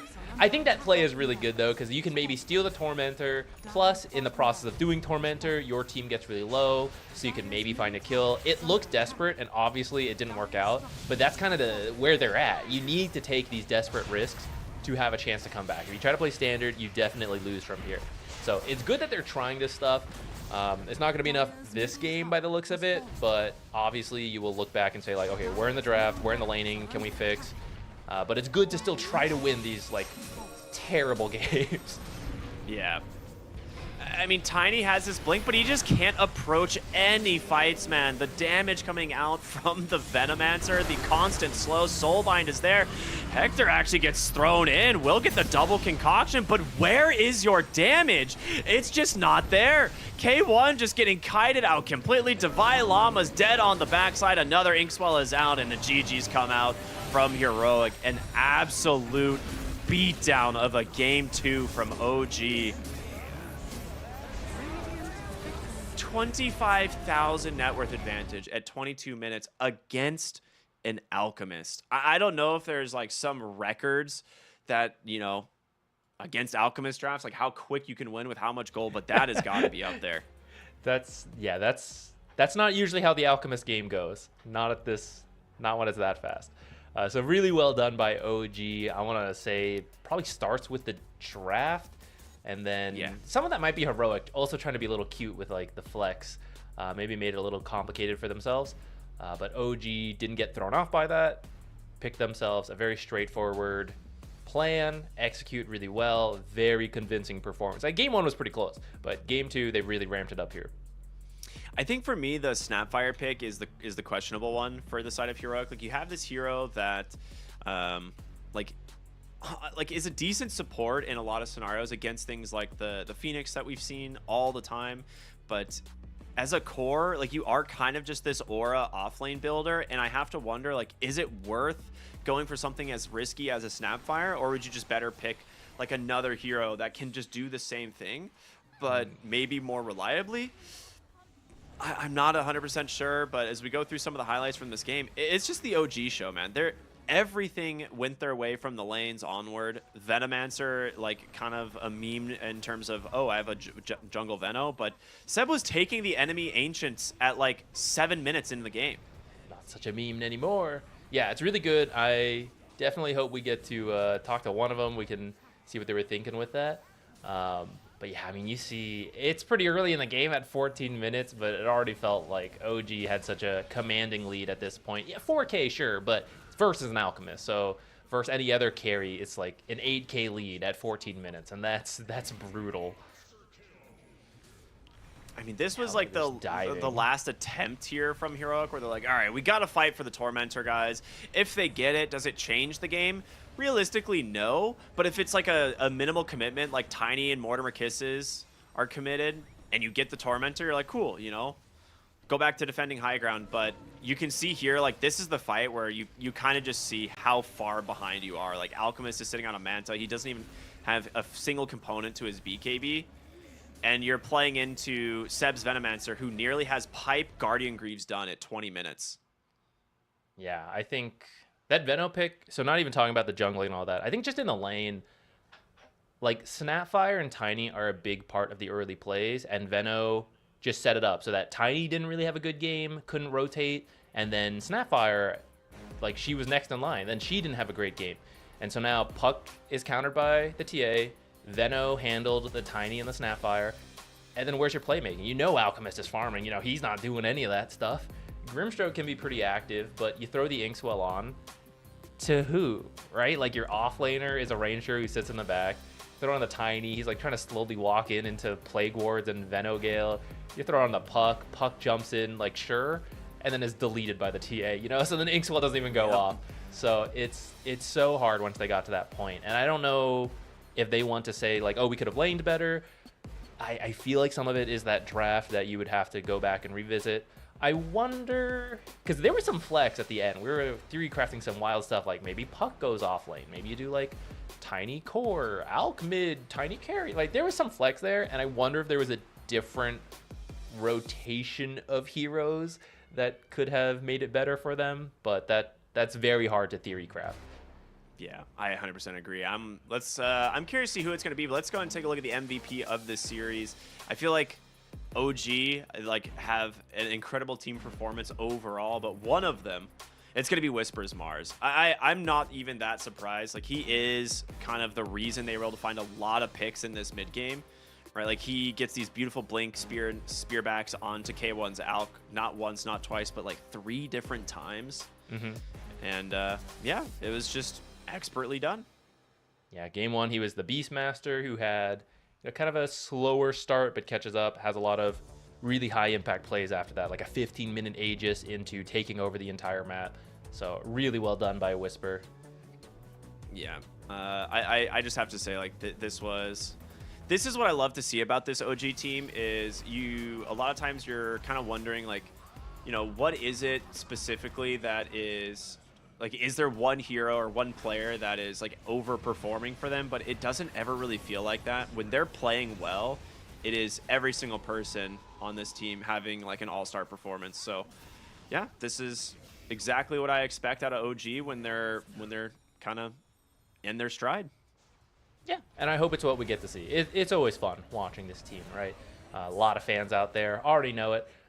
So glad to see them doing well. Of course, for Heroic, they're going to be a little frustrated getting 2-0'd because they were, you know, at a pretty good pace. But, I mean, OG, I don't know, like every team in this group, right? Everyone is such a powerhouse. So they're just going to have to bounce back from this. 3-3 is honestly not a bad spot to be in anyways. And I think this game, it again, is like the draft is a little bit not quite there. It's not so much the execution. I just think it's hard. Like their lanes are just harder than it needs to be. Absolutely. And without further ado, everyone, we do have our interview with OG. I'm very curious to see who it's going to be. So let's take a look, see what they have to say. Ari, what is up, man? Congratulations. A very convincing 2-0 here today. Hello. Thank you. Yes, can you hear us? Yes, I hear you. Awesome. Okay, so I got a couple questions for you. We spoke to you in a previous event, and you had taken over quite a bit in terms of like the drafting, the preparation for your team. How is that? Is that still happening? Are you kind of doing a lot of that work, or have things changed again?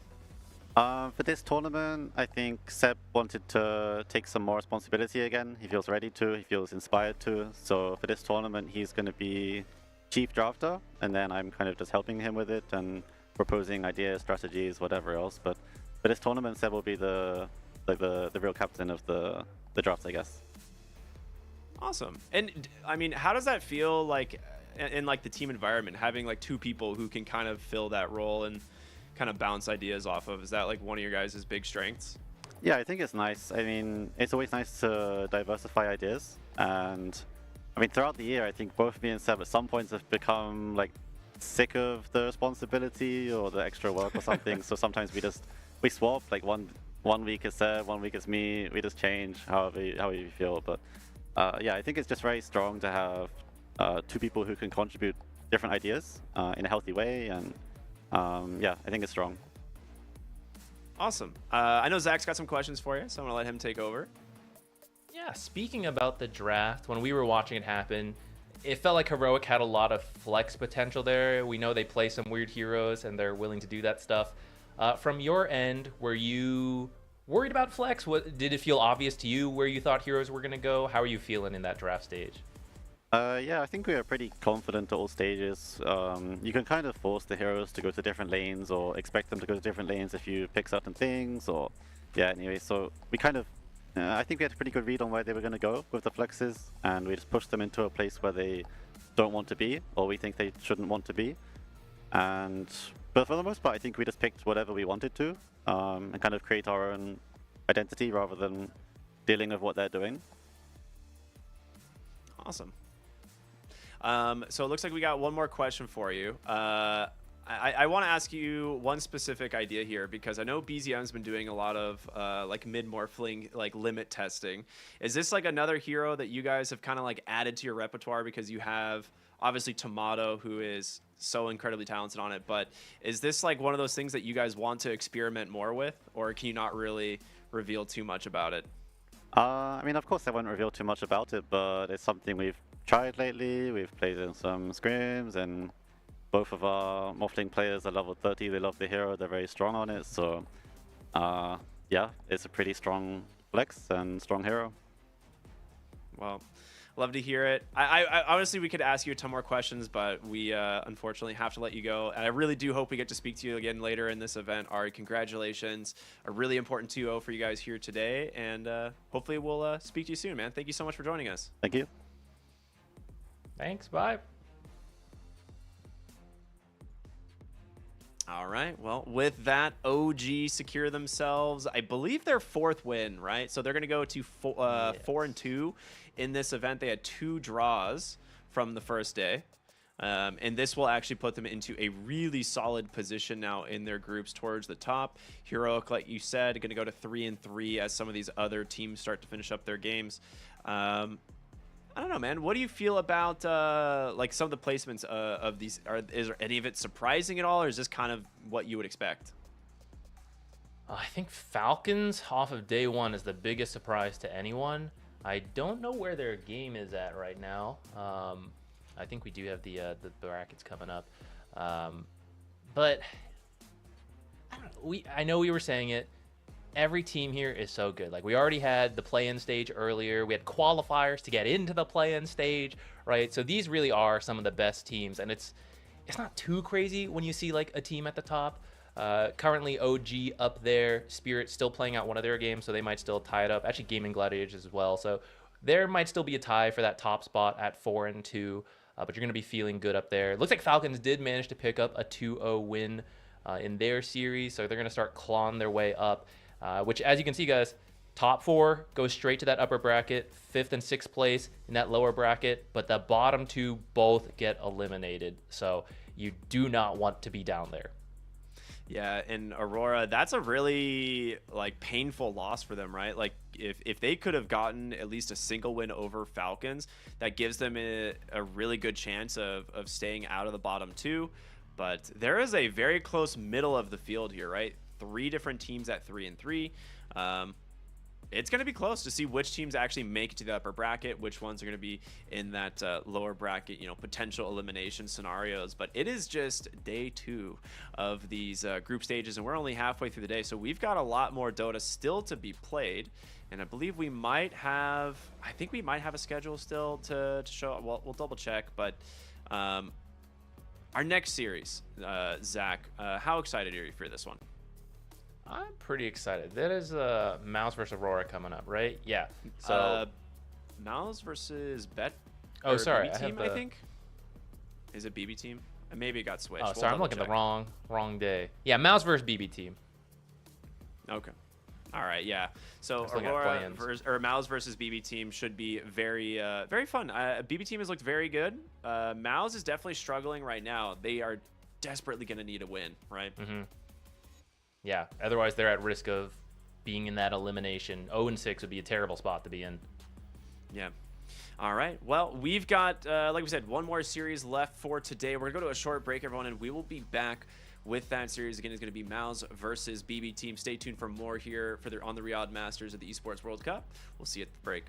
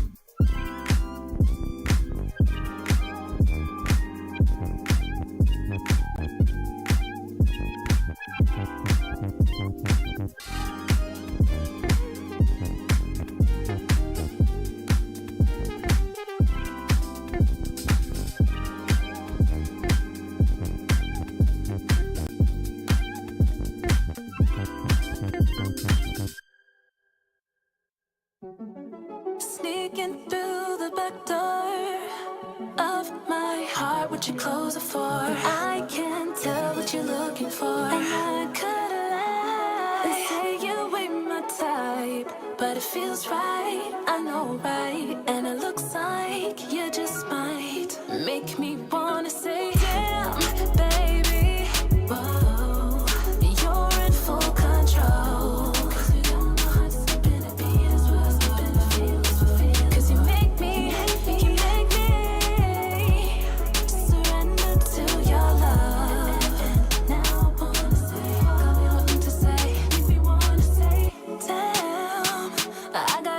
Myself, I can't let go of the girl I know got me. I keep it on the low.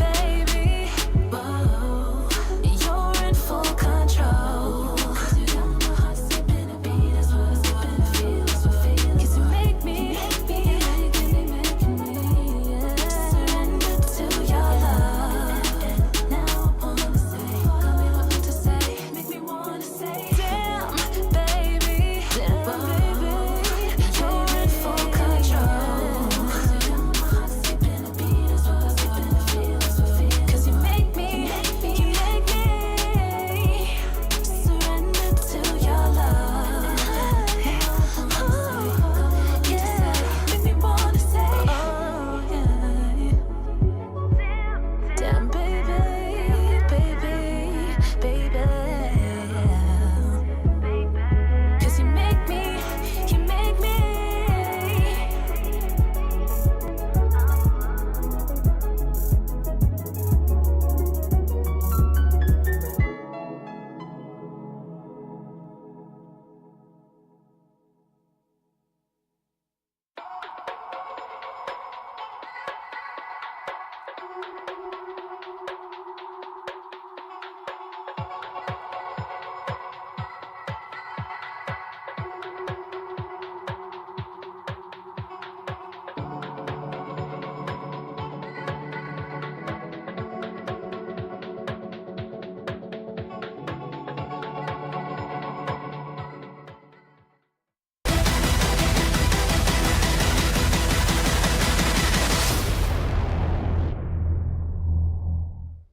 Hello, everyone. I'm joined by Supreme of MOUZ, who, I'll be honest, I don't know too much about you, Supreme.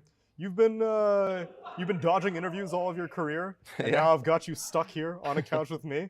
So I was hoping to take this opportunity to go through your history. So not that only that I can learn, but you can share it with the people of the world so that they can know more about Supreme. So let's take it from the top. How did you get into playing Dota 2? I started playing Dota 2 completely randomly. It was like just for fun, so many years just playing for fun. I was playing like just with my friends and stuff, and eventually I got like the MMR right and stuff like that, and I joined my first team, Hippomaniacs. Whoa, whoa, whoa! Slow down. How did you even make the break from grinding MMR, playing with your friends, to being like, oh, maybe a professional career might actually be a good idea?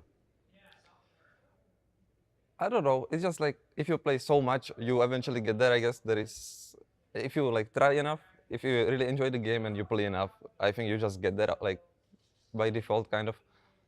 And that happened to me. I was slowly grinding over the years, and I got to like point where it's kind of like you can try. And then I joined my first team, the Hippomaniacs. It was a Czech stack of 5 Czech players.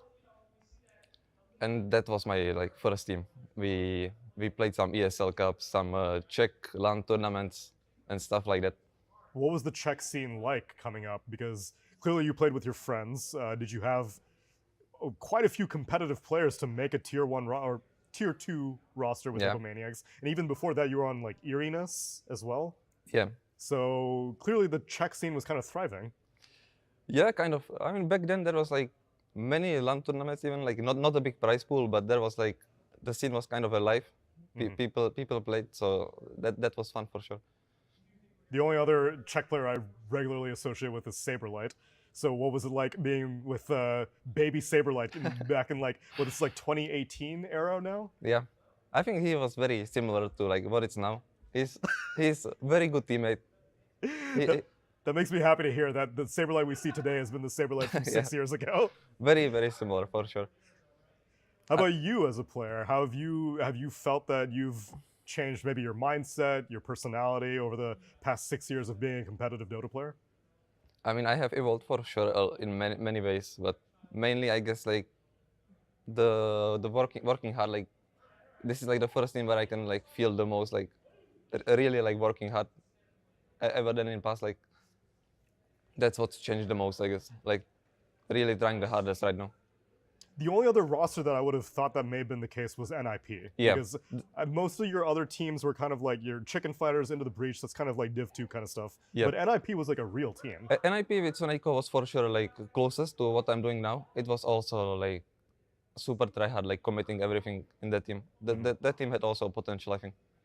So then from going from the Chicken Fighters to NIP, what was that transition like? Were you prepared for the intensity of a tier 1 team, or it even took you by surprise? You mean from NIP to Chicken Fighters? No, I guess from your Div 2 days, like your Hippomaniacs. Were you on Chicken Fighters before NIP or after? Both. I mean, we got picked up by the NIP. Right, so that was the signing process. So I guess you getting from being a Div 2 player to like now having a sponsor, having expectations on you, what was that transition like? I mean, I didn't really feel pressure like that, I guess. We just kept doing the same thing because we had a really good captain, I would say, Soneiko. He made the structure for us, I would say, like, and we just followed it. I'm assuming you must have been very familiar with Seneko from his like Navi days. Were you excited for a chance to play with him and learn under his Yeah, captainship? for sure. I mean, until now, I respect that guy a lot. Like learned everything from him. I feel like at the team, it was like completely new experience for me with Seneko, for sure. But then eventually that roster falls apart and you're kind of back in like this middle ground of almost tier 1, not quite tier 1. Yep. How do you maintain motivation like that as a player to know that like if I just keep playing, I will be able to go back to prominence? Yeah, I mean, I don't think I ever like struggled with motivation. I never really like started doing anything else. I just always grinded.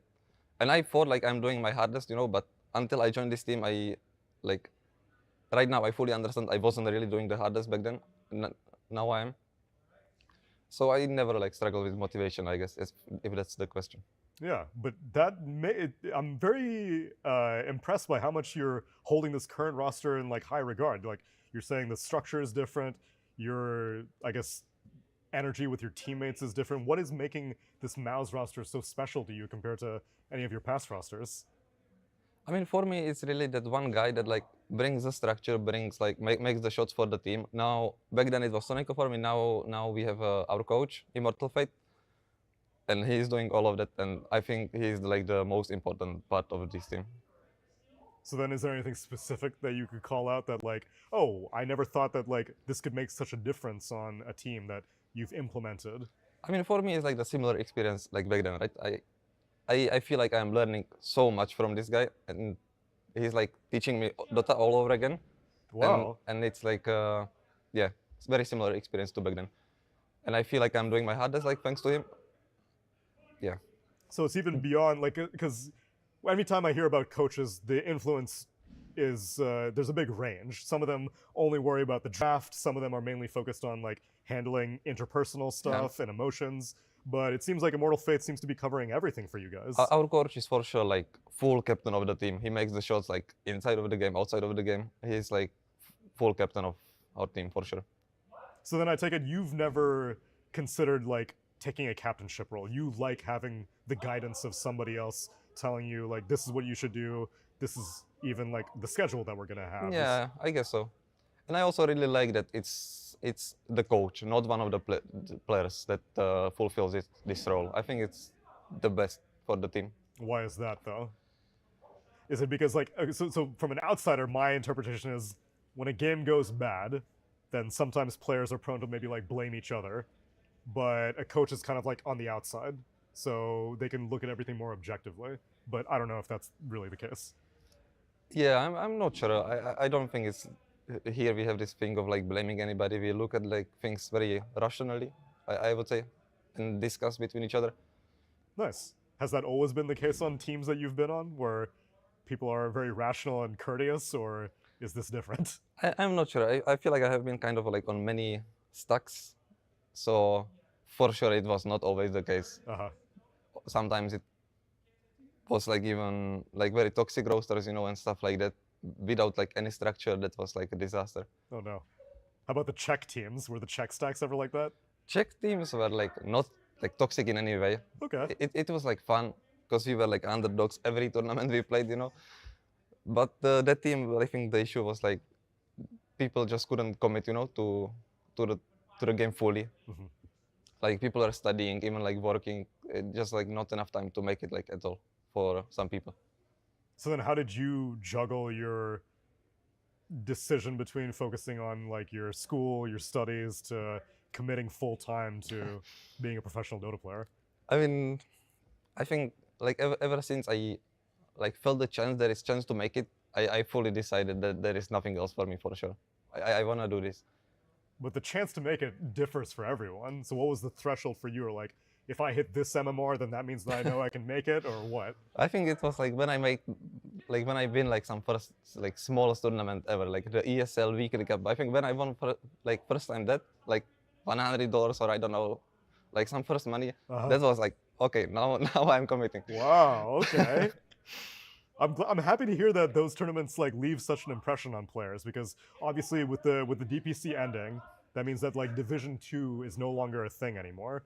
So do you feel like if that didn't exist at your time, where there were like tournaments of up-and-coming players that could compete, that you would have never really had this confidence to go pro? Yeah, yeah, I guess so. I'm not sure. Like I was like 14 years old back then, so it was like, you know, I was like on that edge deciding like if I want to study or what I want to do and stuff like that. And this like really motivated me. Like you can actually make money, and if I keep working, it should just get better, right? Yeah. So then, do you have a fondest memory from your times as an up-and-coming player from any of the rosters from 2017 to now? Or you're like, that was a particularly memorable moment or tournament where you're like, I have very happy memories of that? I'm not sure. Like if I had to say something, I would say like what's happening right now, like playing, because in this team I'm getting to play my first LAN tournament. We played the PGL Wallachia in the Bucharest, and now we qualified to Riyadh. So I would for sure say like this, finally making some big tournaments.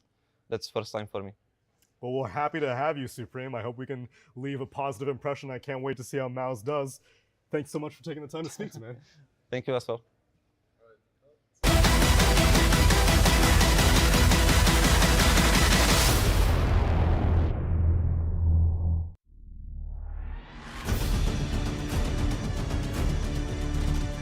BB Team have become a mainstay of Eastern European Dota, and for good reason. The core roster of Nightfall, GPK, Save, and Toronto Tokyo have played together for almost 2 years. With the addition of Miro early this year, they've been performing better than ever. The main roadblock and rivals of BB Team this year is Team Falcons, who've stopped BB Team from taking first place at any event this year. At the first EPT event of the year, Dream League Season 22, they were knocked down to the lower bracket in playoffs by Team Falcons, who they went on to lose to in the grand finals. For the next EPT event and the first EPT LAN of the season, ESL 1 Birmingham, BB Team managed to claw all the way to the grand finals through the upper bracket, ultimately getting knocked out by Team Falcons once again. The most recent and last EPT event before the Riyadh Masters was here, Dream League Season 23.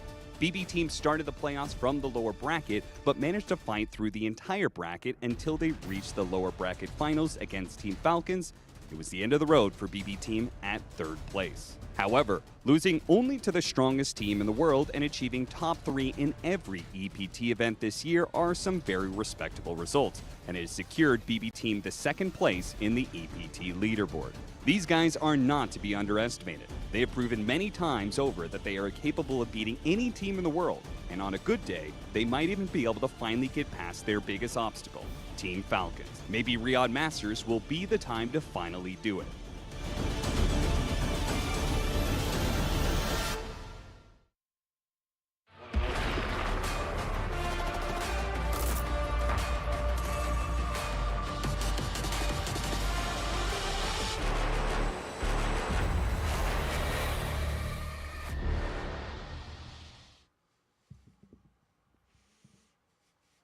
We are moving into the final series here today, and it is BB Team going to be taking on the side of MOUZ. My name is Cryptic. I'm here with Z Quixotics. It's been a fun day so far. We just came off the back of OG having a dominant performance here in the 2nd series of the day, and it's time to see which of these 2 teams are going to bring it here in the final. What do you think, Zach? What can we expect out of these 2 teams?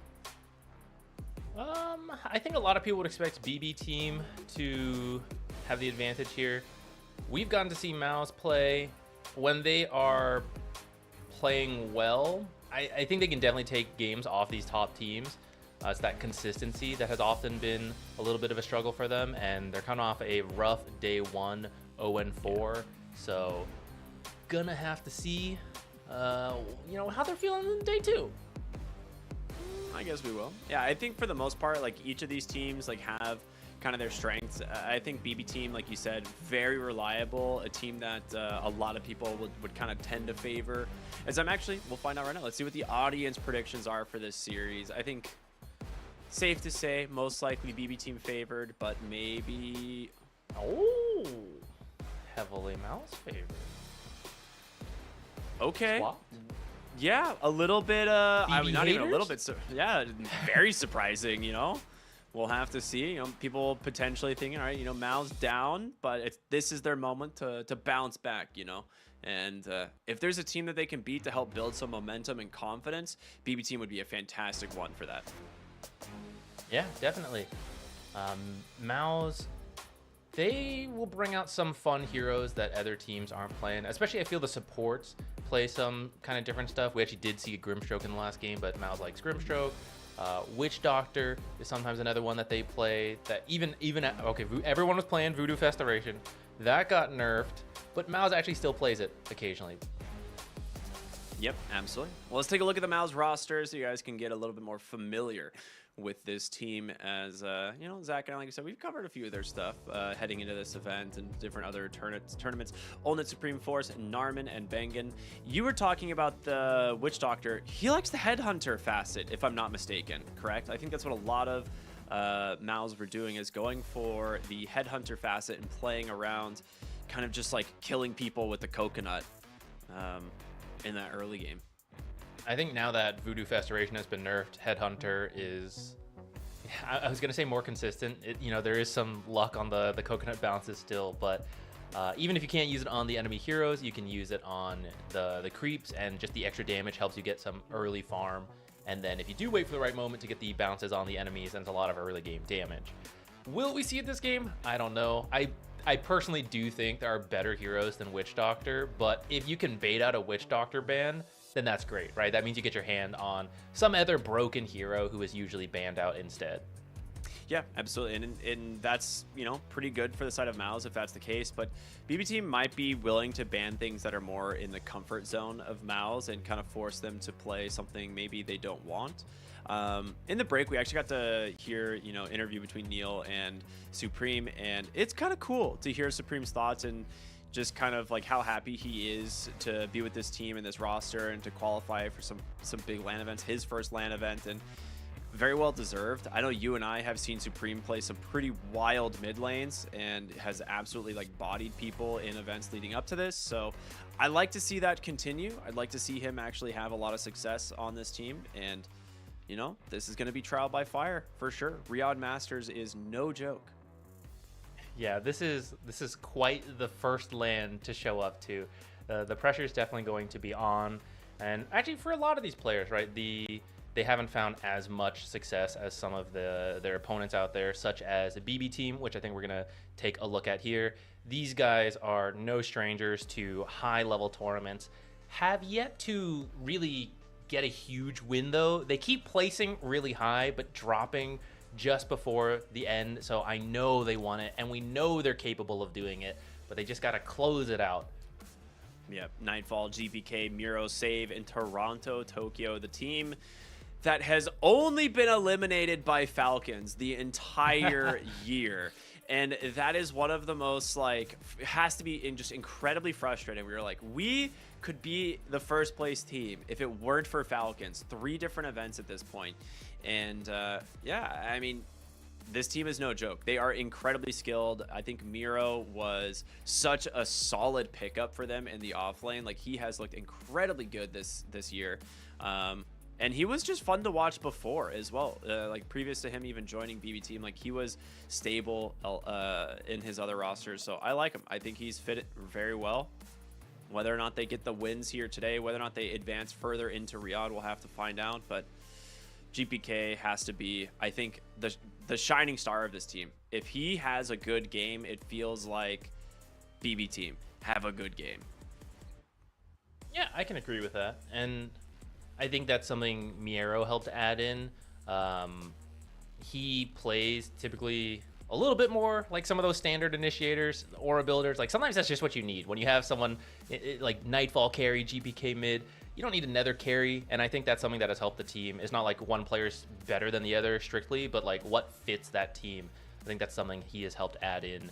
Just a core player who stable, gets active early, you know, makes that space for those other 2 players, helps them shine.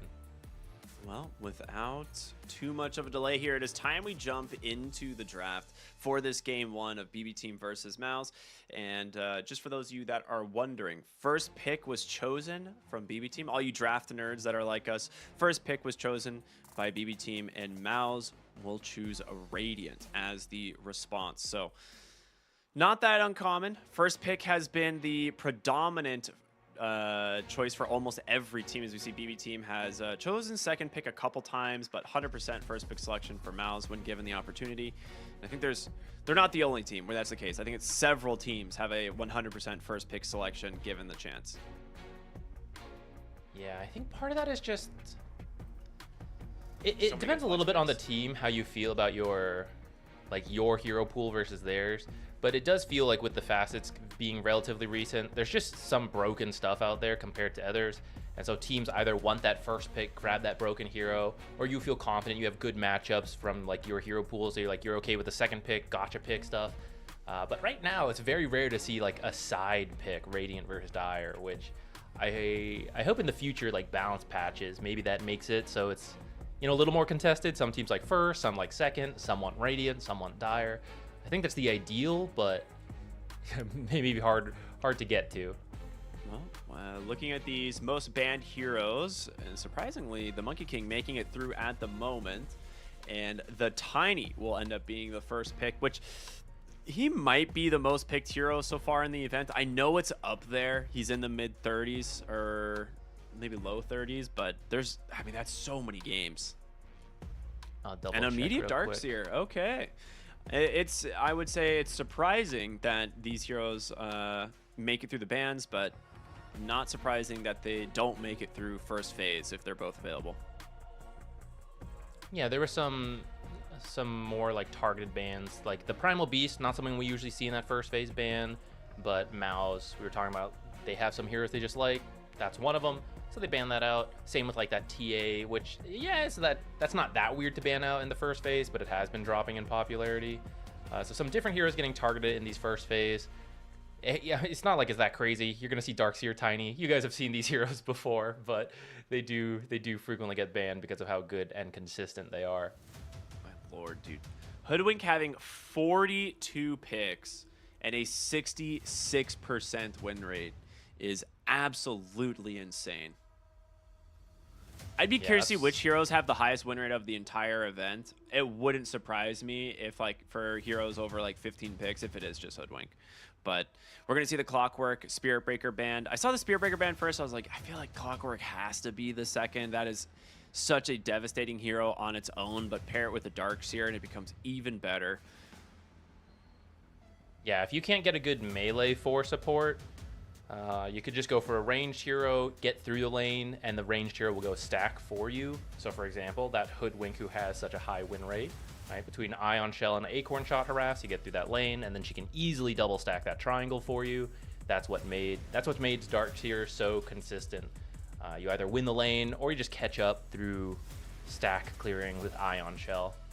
I mean, I feel like MOUZ just take Hoodwink next. Like, you just ban like an offlane hero, or you ban the Rubik or something, right? And then you just pick Hoodwink. I think that'd be fine. I think Monkey King is also pretty good, though I don't think I've seen them play it as much. So, not sure if they'd pick it. But it would be a good flex. You know, could be support Monkey King plus Darkseer. And if you need to, you could just creep drag with Monkey King. And then you got the roaming potential once Darkseer can be left alone. Or it could be that carrier and mid Darkseer. Woo! Ooh, the 4 bounty. Something we don't see that often.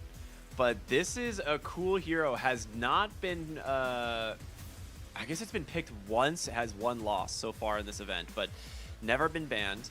It is one of those 4 positions that does pair well with the Darkseer. It's just a little bit more unconventional. I feel like you don't typically want to pick it this early, though.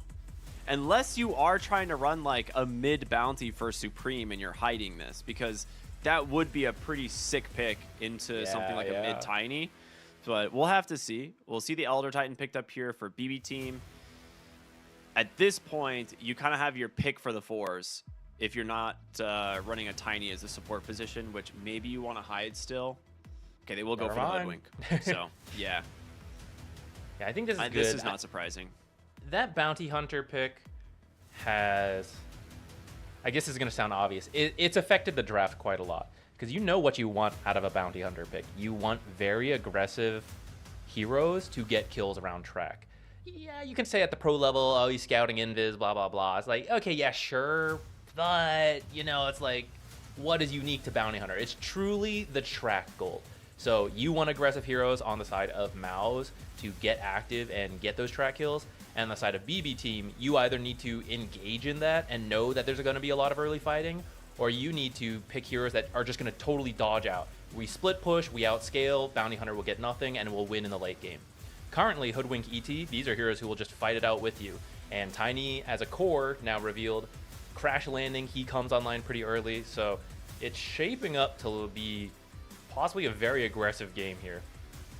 Yeah, I think the Hoodwink Elder Titan combo is incredibly scary because your Spirit, if you scout into the Stomp, it sets up basically a pure damage sharpshooter that's coming through. Yeah. So it is a lot of damage that this Hoodwink is going to do, and we're going to see Jakiro Snapfire. I think this is mid-bounty. I am curious. It's either, or it's like core Snap or core Jakiro. Jakiro! I mean, we've been seeing Jakiros do ridiculous damage if they can get to their macro pyre building around the Frost facet. Ursa is a pretty solid pick into Darkseer in general. We see him have a lot of success in lanes against him because he can pretty easily kill the Ion Shell creep. And he can jungle fairly early with the Battle Fury. So it makes sense.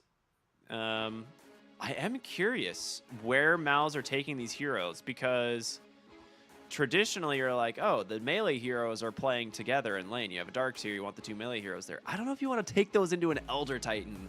You know, that's the issue. It's like, do you want to take two melee heroes into an ET?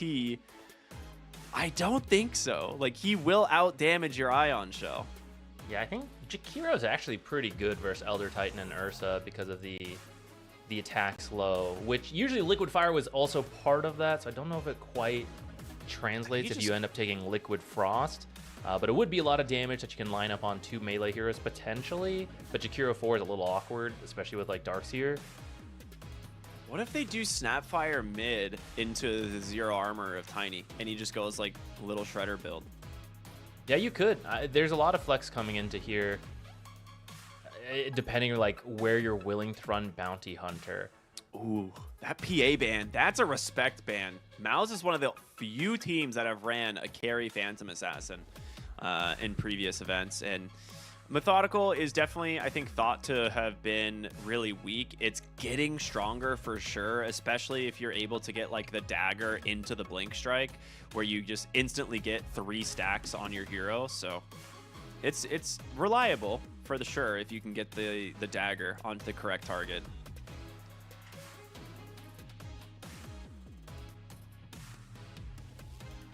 I think for MOUZ, you need just a straightforward initiator. I say that, I know they're banning out PA. Well, I don't know, I guess you need your carry. But like, I don't know. It's just kind of weird, like the Bounty Hunter. I guess he has like a short stun with a Snapfire ult. What's a carry that'll just go in first and can beat an Ursa? I don't know if that overlap is very big. I don't even know if you need to do that as much as you can just pick anything that like can play with the team that doesn't get hard countered by the Ursa.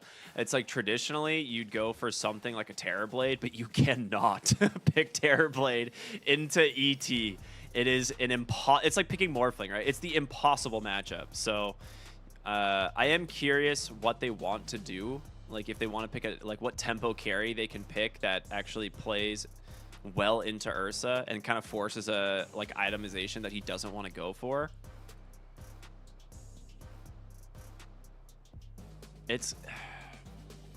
We'll see. MOUZ have last pick, and that is something that's really beneficial for them. They get rid of the Alchemist. That would have been a great pick. Okay, last pick, Invoker, which means we are going to be seeing GPK's Invoker. It is so good, and I think this does actually make things a little bit more difficult in terms of MOUZ's draft right now, because the Tiny now being moved to the off lane can make this mid lane pick a little scary based on what MOUZ currently is running.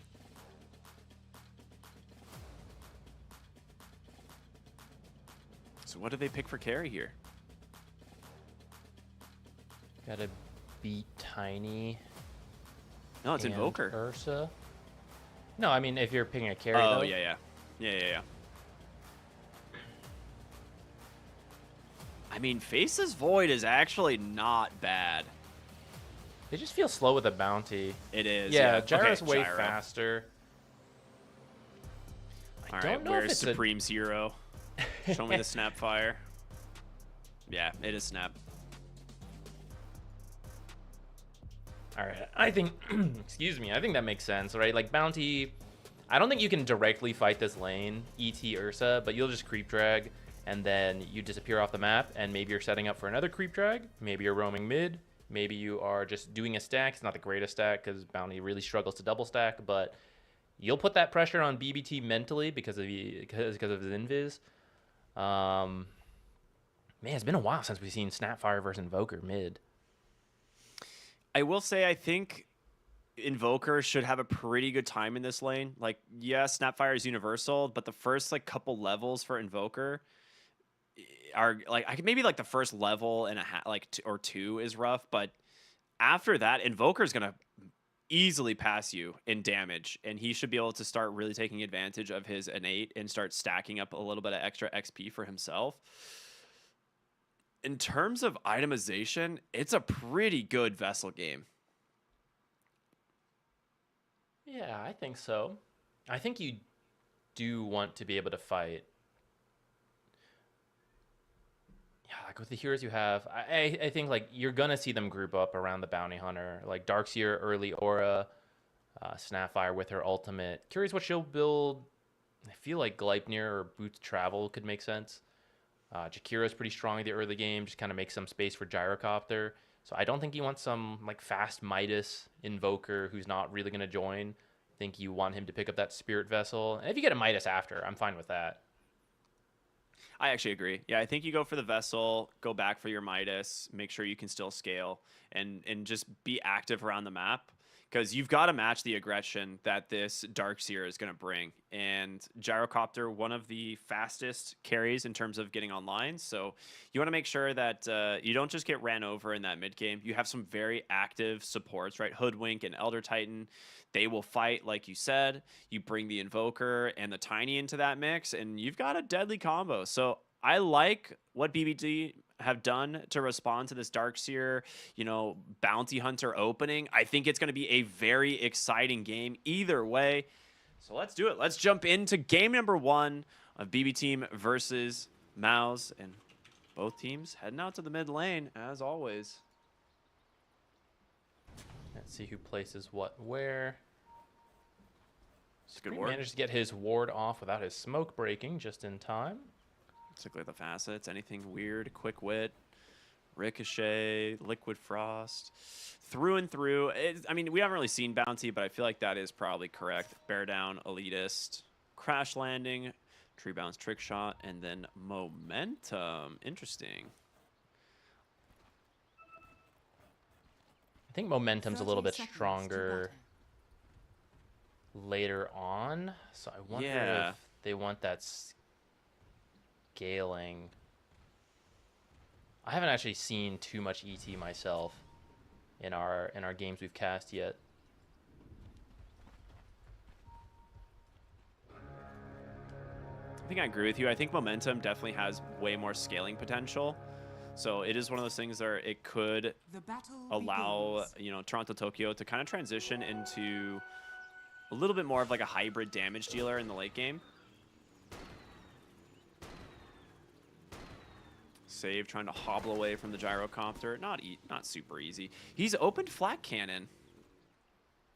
I think they're going to shove this lane pretty hard. Yeah. They're just going to harass a lot and set themselves up for maybe a level 2 timing. Jakira's level 2 is super strong with Dual Breath and Liquid Frost.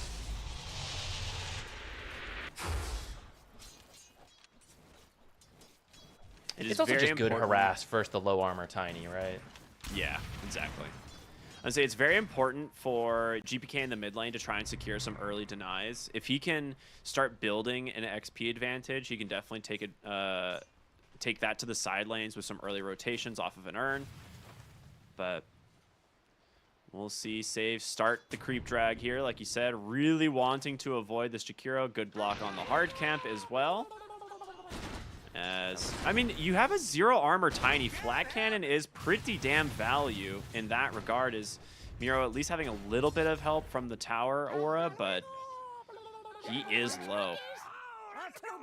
Yeah, I think he's already got a salve queued up. Oh, he already bought it. It's going to be on the way in a moment. Top lane, you see some creep dragging going on as well. Laning in the river. It's just a new age Dota. Not too surprising. Both safe lanes just really strong. So we'll see which offlane can get more out of it. It should be a little easier for Darkseer with the Ion Shell being able to fall back to the jungle if things get really bad. Tiny does not have as good of a recovery method. So yeah, maybe he might be the one struggling the most out of this laning stage.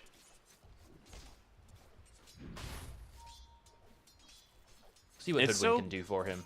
Yeah. It's so wild to me that you can just go 4 gauntlets of strength and like that's an okay build. Yeah, 3 gauntlets is where I draw the line. Yeah, 4 is just ridiculous. Unbelievable. Mid lane Snapfire doing really good, sitting at 10-2. I think that's perfect CS almost, but that's kind of expected. Like I said, these first couple levels, she has that damage advantage, but Invoker's damage per level scaling is bonkers. Is it still the highest in the game? I feel like it is. I can't remember if it's the highest, but it's 5.9, which is one of the highest for sure, if not the highest. Snapfire also being universal, but just doesn't have as good stat gain as Invoker. But like you said, you'll start off with the advantage, so she's got to get what she can now. Yeah, she's doing okay in that front.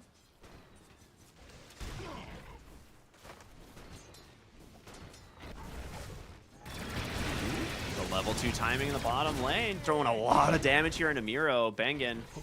Look how slow he is. Yeah. He's hobbling around, the little turtle.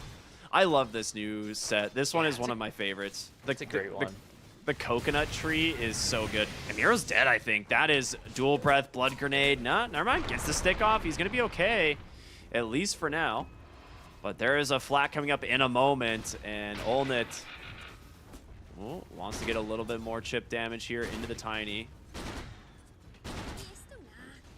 Dude. Another salve coming out for him as the Jakiro just picks up the Lotus. Both Lotuses actually going to MOUZ.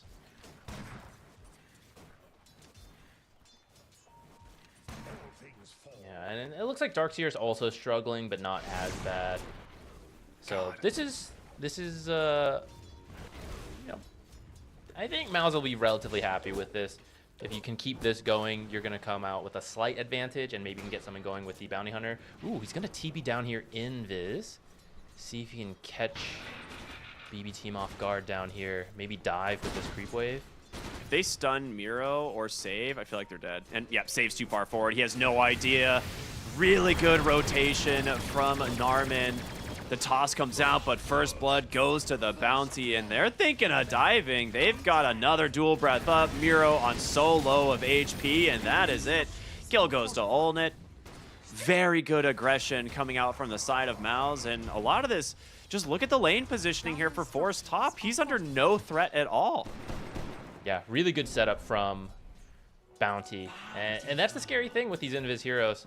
Sure, you could walk mid, walk through the Twin Gate, but you could also TP. So the second someone is off the map, you just get really scared, and I think they felt safe. They were really close to their own tier 1 tower, but just not quite enough. And here he is in the mid lane. He's got the He's sentry. gonna get a D ward as well.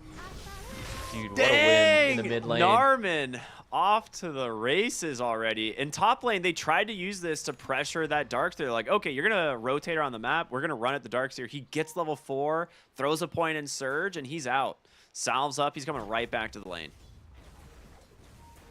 And here's the thing. Narman's going to take a moment to stack for him, right? So, yes, Darkseer's feeling the pressure, but he'll recover much better than the Tiny, who Tiny's at 13 last hits, right? Darkseer has nearly double that. So you're going to get way more out of your offlaner on the side of MOUZ. And that should start to kick in around that like 10 to 15 minute mark when those first auras come out and you start grouping up as a team.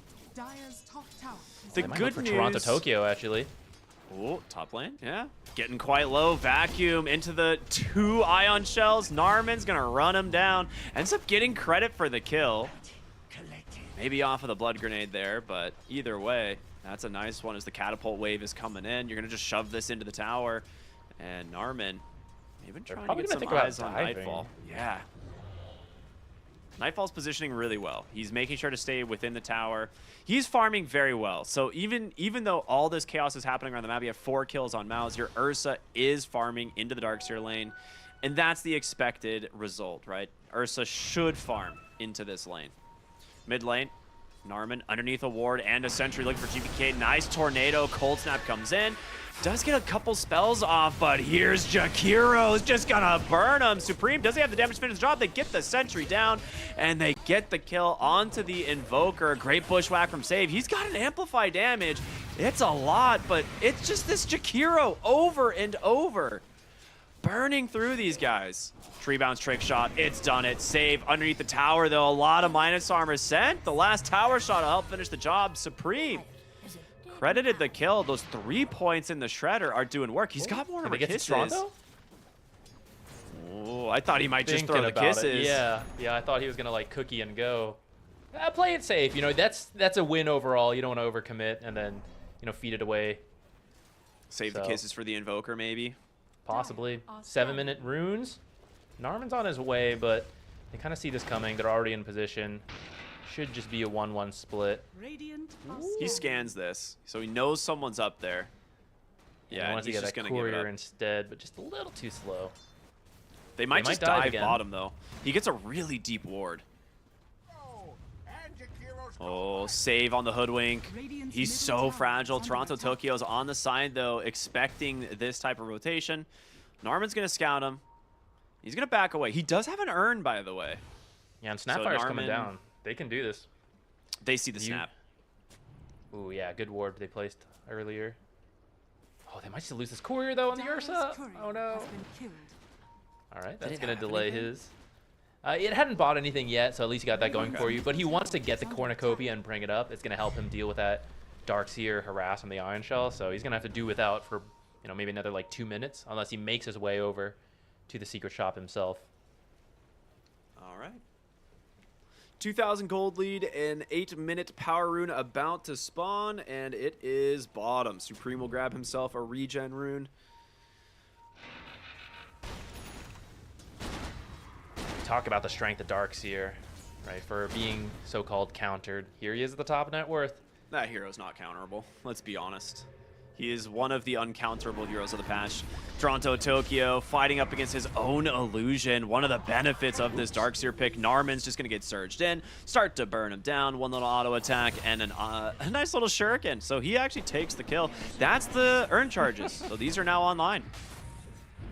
Look, guys, Narman's done a lot for his team. He gets to secure a couple kills for himself, you know. He's actually 4-1-2. He's secured quite a few for himself already. He's the bounty hunter. He has to. You have to embody the character you're playing. Yeah, I like to role play my heroes every time. Like when I pick Ricky, I just leave AFK the game. and Fountain. Yeah, you just pretend like you don't exist. They're gonna go for Nightfall? No, just a little harass. Well, he's throwing the urn. They're trying to force something. Unfortunate dire scan there, though. Oh, they found GPK.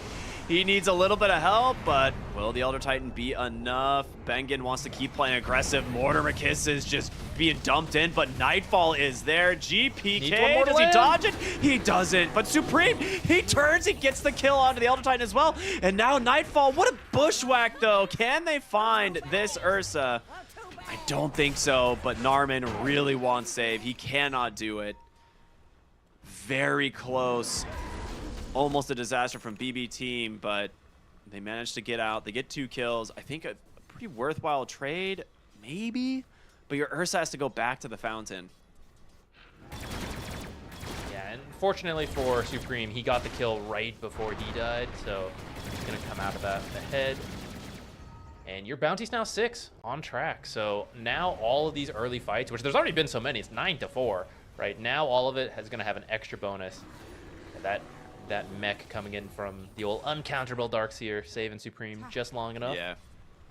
Very nice. Well, I mean, it's level 6 on bounty. I was going to say there's going to be a point here where 6 on bounty is a big problem for a BB team because of how aggressive they can play with these 2 supports and the Darkseer, and they're gonna actually try and make a go. They get a really nice bushwhack. They burst them down. The wall is out, but really quick response. Even Olnik coming in. He's gonna get tornadoed into a stomp. Wait a minute. Your gyro needs some help. Call down is there, but in comes Narman. They get the first kill, and now Nightfall. He's got to run back through the macro part of the enemy team. Banging on the backside. It's going to get found from Save. Do they get the track? They do not. So it's a 2 for 2, but a really good find from BB team. A nice bushwhack. Caught him off guard. Got him killed off. I think that was also a little, so he was aggressively positioned. He also thought he was really safe because he started digging the shovel, and I think that's what got him stunned. He digs up a bounty rune. He actually uses an illusion to deny it. He's like, can't give him a kill and a bounty rune. Well, they'll still get the top tower on the side of MOUZ, and that was only 1 track kill, but it was a track kill. So you're starting to get that gold advantage going, and I don't think you'll really stop. The Atos is being delivered right now for Snapfire. She has her ultimate. That's a sick wraparound. Really nice. But I think they're going to come mid. They're going to see what they can get out of this. They're going to at least defend their mid tower. Armin here throws the track on over to the Tiny. There is a sentry, but it is about to expire. So Supreme's build, is he going the Gleipnir? Because, okay, good. I would say, I think this game specifically, Gleipnir enables this like bounty Darkseer Jakiro way more than anything else. Like if you can trap people inside a Macropyre, inside of the vacuum wall, there's no getting out of that. Yeah, I think it'll be really good, but he got the Atos. He's got the Boots of Travel queued up for now. Really nice harassment out from GPK. Atos into the Mortimer kisses. The track comes through from Narman. Nice they will bushwhack. cancel for the moment with the bushwhack, but Narman's going to continue to try and chase here. Won't be able to get GPK, but this should be a lot of tower damage thanks to the rotation in from the gyro as well. Sentry goes down, save, scouts, bounty hunter. A lot of damage there from that shuriken. And the tower's gone. We're close to Guardians as well. Look at Force. Yeah, this will be really hard to see if it happens. It might, though, because of vacuum. Shuriken can hit multiple times with the through and through as it bounces to different heroes that have been tracked. So depending on the order of the bounces, you can get insane damage when people are lined up in certain ways. And when you're vacuumed, you know, you're nearly guaranteeing the AoE bouncing a lot. So there might be some crazy combos with bounty. It's not usually what we would say, but it could be some crazy AoE damage there. Yeah, I mean, so you have like 2 tracks. That's going to be, you know, 3 total targets hit from the shuriken into a potential vacuum. That's, like you said, a lot of potential damage. Vessel is done, by the way, so fast. The fastest of the patch so far, which not a lot of sample data, only 2 matches. But for Narman, that just, I mean, that makes your hero so much scarier than before. Toronto, Tokyo, underneath a ward sentry. Narman's gonna wrap around, hit him with the Vessel. Does he get the stomp off? He does. Supreme's in a really bad spot. Bushwhack comes out from save. Cookies away, he dodges the sharpshooter. Atos on the backside, used to trap GPK in place, and they got him. The rest of BB team need to get out. Who wants cookies? That Earth Splitter pulling up the Snapfire. That was almost really good for them. But the Sharpshooter off the mark. I think Sharpshooter would have finished the job if that had managed to land. But difficult skill shot, especially when someone's cooking around. Yeah, very, very good spell usage there. Dude, it's so close. I want to take another look at this. Yeah, the Snapfire getting tossed into the Stomp, Earth Splitter. But yeah, this Sharpshooter, he held it for just a moment too long. And then Supreme, I mean, great usage of that Atos, like just trapping the Invoker who they know just doesn't have an escape at the moment. That's one of the weaknesses of the hero. And I think he did get a kill first at least, but maybe not the greatest start he would like. Your combo of damage will be really good later though because of Astral Spirit reducing that magic resistance. I'm sure we'll see a pipe from someone. Yeah, it looks like Darkseer's already got it in the works. I wonder what Bounty's building. He's having a very good game. He's quite rich. Looks like he has his vessel and he's working on a 4-staff. Really good force game, right? Get people out of the bushwhack immediately, or, you know, away from Stomp, Earth Splitter. Ward Sentry comes out immediately. They're going to go ahead, pop right onto the Bounty. That's the best way to start the fight. Beautiful pick, beautiful rotation from BB Team. And that's the blink reveal out from Miro. Dire structures are fortified.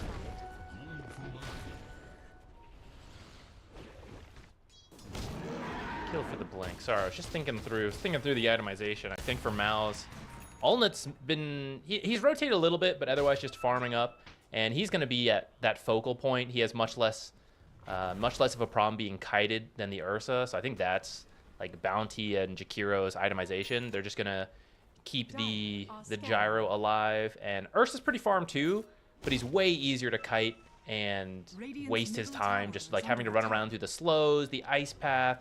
Gets to the gyro's 4-staff, gyro's glimmered. Right, so I think that's the goal for MOUZ here. Nightfall's blink is so quick this game, and if he can actually get some pickoffs with this without dying, like by overcommitting, like you said, it's really solid. They actually are blinking after Narman, trying to find him once again in the same spot, but does not fall for it a second time.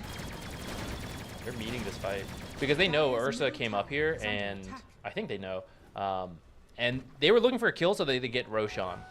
They could still sneak Roshan. You don't have Ward up here right now for MOUZ. So I think that's why they came up here. Save. Ooh, Oh, nice ice what path. an ice path. I was not sure if they would be able to grab him, but really well done there from the Jakiro. One of the reasons we've seen this hero get so dang popular, man. That ice path is really strong. They're going to go look for a deep ward placement here, most likely in the enemy jungle, so they can try and scout heroes farming back here. But I will say BB Team's ward placements are really good for the top side of the map here. I mean, they're going to see everything. Yeah, they committed so much up here. But it's also a little surprising because these aren't the best observers for Roche, which, as MOUZ makes this call, a little unexpected perhaps, but they're gonna go for an early Roche, and I don't know if these observers are really gonna spot this happening. Oh, I mean, they Sunstrike see will, them walking that way. Yeah, and there's your Sunstrike. The question is, can MOUZ actually take the fight? Because I don't think you can. You're playing into an Elder Titan at a Roche pit. It's a little bit scary. And they do not have vision of this smoke rotation. This is a really good angle for BB Team to approach from. Narman is invis here on the front side. Another smoke coming out. But the tracks, they're coming through. They actually find the Bounty in the trees here once again. Bushwhack comes out. Can they finish him? The Tornado's going to do it. He gets the stick, but it's not enough. Bounty Hunter removed from the fight. Does have a buyback. A really great grab from Miro once again on this Tiny, as the Spirit's going to scout the entirety of MOUZ here. Can they do it again? Avalanche comes out. Ooh, the turnaround though. You have a great spot, and Nightfall just finishes Roche on his own. Miro will be the sacrifice instead. What a steal from BB Team. You were spot on when you said MOUZ is going to struggle to fight into this.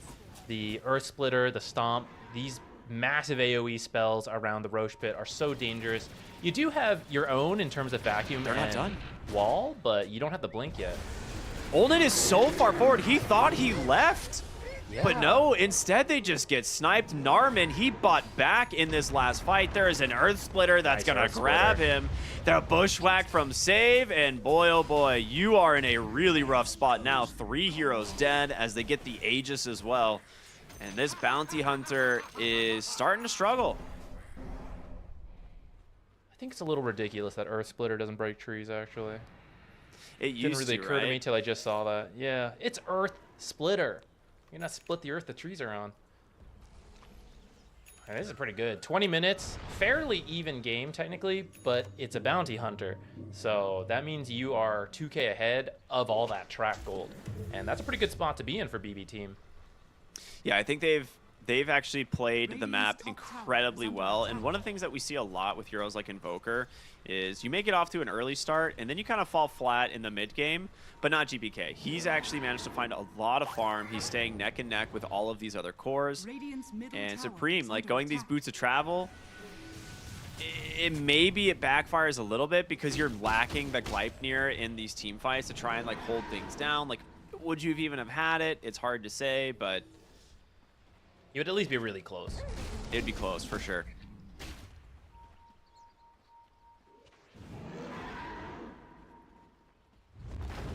Radiant's bottom tower Smoke up from BB team.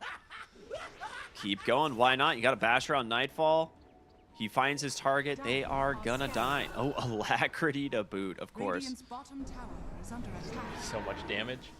They're gonna see some heroes on the ward here. Maybe Narman's Invis potentially able to break a smoke, but instead looking for that 21-minute bounty rune or wisdom rune, and it's gonna be Force who just walks right into the side of BB team. Smoke absolutely pays off. As they're just gonna take Tormentor now too. It's an Ursa. He can just solo it. Mira's looking for Olin. They saw him in the Observer. They found him. Yeah, Earth Splitter comes out. The toss, the damage, it's so dang much. Save's gonna offer a little bit of extra control. And Olnit will lose his life. Supreme killed GPK. The Ursa, he took the Tormentor, right? I feel like he did. I believe so, yes. Okay, I went to Toronto, Tokyo. He died. Wait, what? He died to the Tormentor? Yeah, I mean, Yes, I have no idea. Thank you, Observer. There's no way he should die to Tormentor as Ursa. I don't know. Maybe he didn't have his ult at the time. I'm not 100% sure. Yeah, maybe Might have he used it on sacrificed something else. I know he used it top originally for the gyro kill after Roche, but I would have thought it would have been on cooldown. Guys, don't worry. Now I have Enrage for our own Tormentor. I'm going to get both. Yeah, I'd have lost Aegis at some point anyways. It's fine. Zach, would you be surprised if I told you Hoodwink was the highest damage hero in a game once again? No, in fact, I would be surprised if she wasn't. Second Tormentor for Nightfall. Doesn't die to the Tormentor this time, so, you know, learning. Save gets the shard. You're now 6,000 ahead, man. This Roshan fight has blown this game open for BB team. They need a big grab here. It could be GPK's Invoker. He's going to walk in, gets the track, gets the stun, the follow-up in the wall, the ice path into the call down. There's a good one. A lot committed, though. That is wall. You may not know Aegis is down. Have they seen Ursa? So the idea might be, it's like, oh, we're not interested in fighting. You know, they have wall, or they have Aegis, so we'll just get like pickoffs. It's fine to just like commit a lot. All right, they're gonna see now. All right, Gleipnir's done on the Snapfire, which is a big help for their team, being able to get catch, something that can follow up the Bounty Hunter's initiation. As they're just going to keep roaming around. They need to open up this bottom side of the map here. Take this tier 1 tower. Make sure that they can control that in a dire triangle.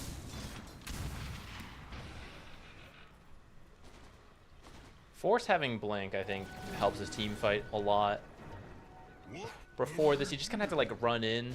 That's kind of tough into like Tornado, Bushwhack, Stomps, all that.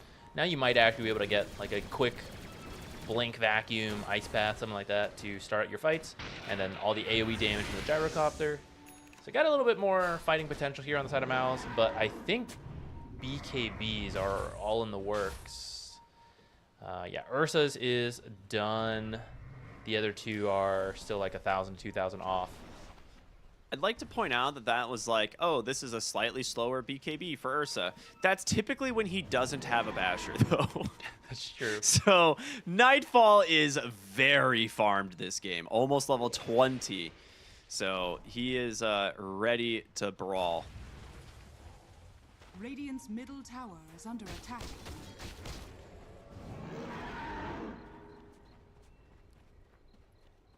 What are MOUZ able to play around right now? Like, what are they looking for? Yeah, oh my god, 800 XP per minute.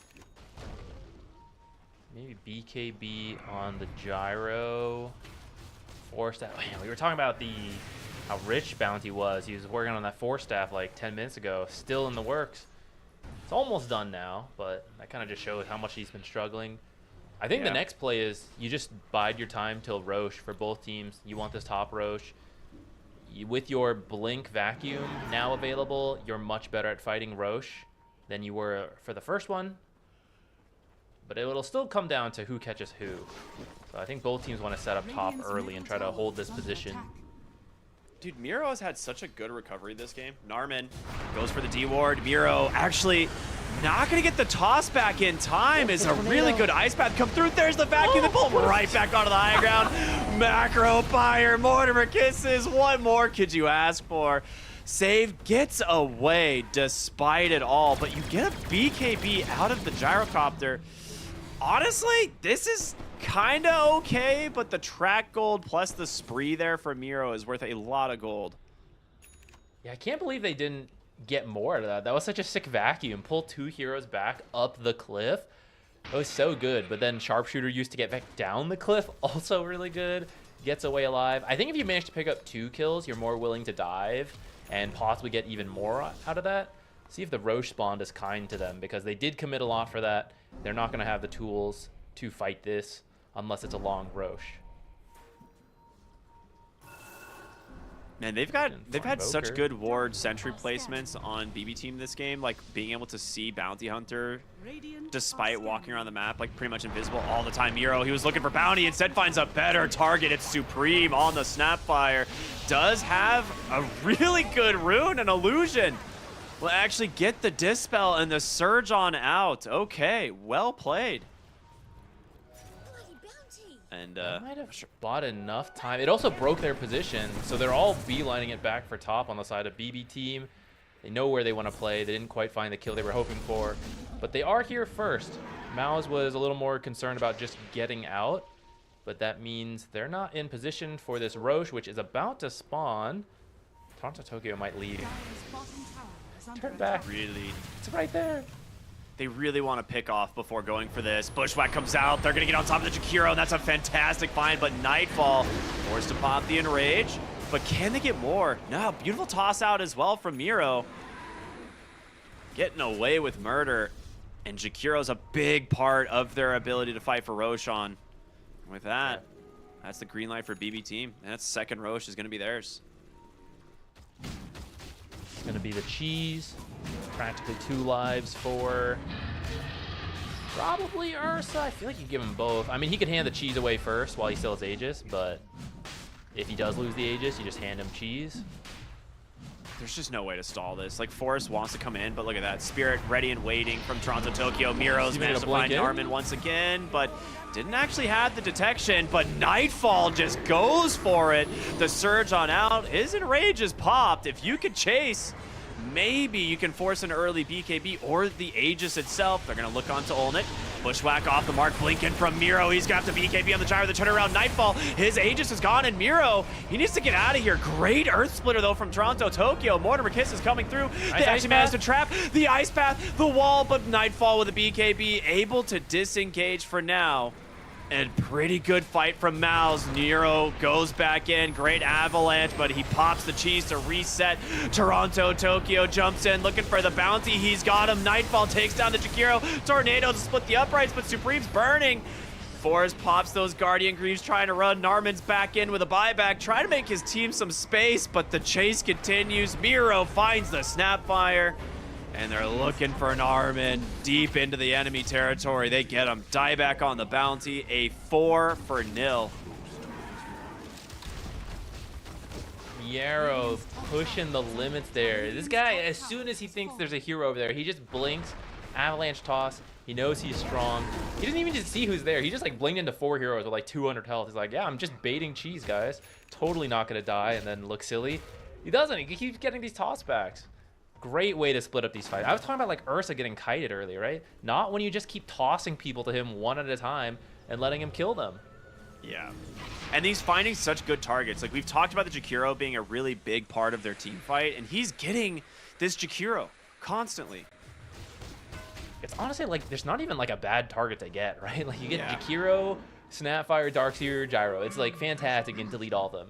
Narman is actually probably the worst one to get because that's kind of his job, is to scout things out. But at the same time, you'll take a free kill if you can just find the bounty on his own. This hero, dude, I can't. Someone fix this, dude. Mid lane tier 2 tower. They're gonna pop the fortification. They'll obviously refresh when the tower goes down, but shouldn't take too long with Tiny coming in. Finishes up the Conda. He's also really good jungle item for this hero. A little bit underestimated at times. The Quiver. Even more burst damage.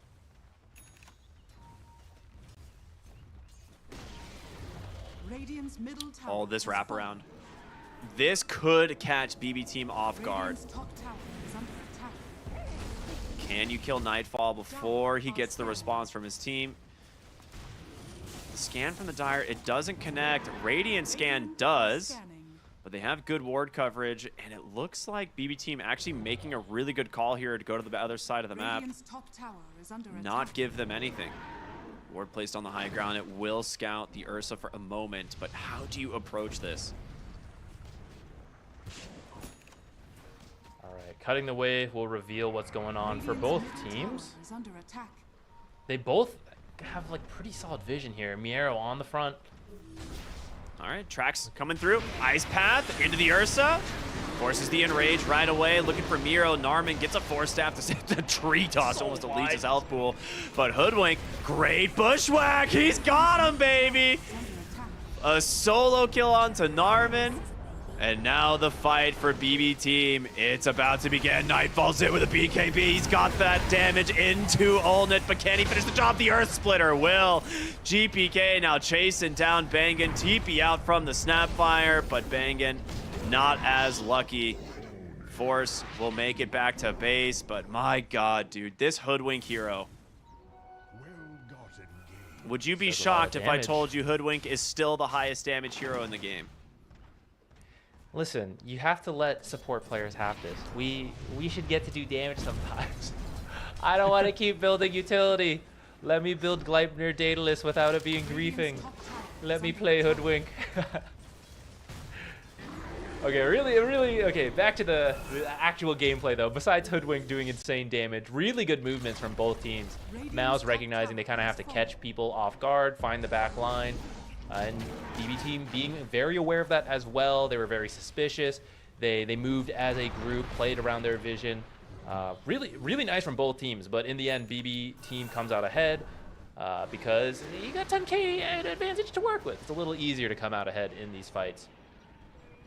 The initiation's also just easier on the Tiny, right? He can try pretty much every 15 seconds to go for a blink toss, right? Tries theirs. I didn't get one. Okay, back off, guys. Like, chill a little bit. Just kidding. Tornado lifted him. Let's just go. Right, they have so many ways to throw it in and see what you get.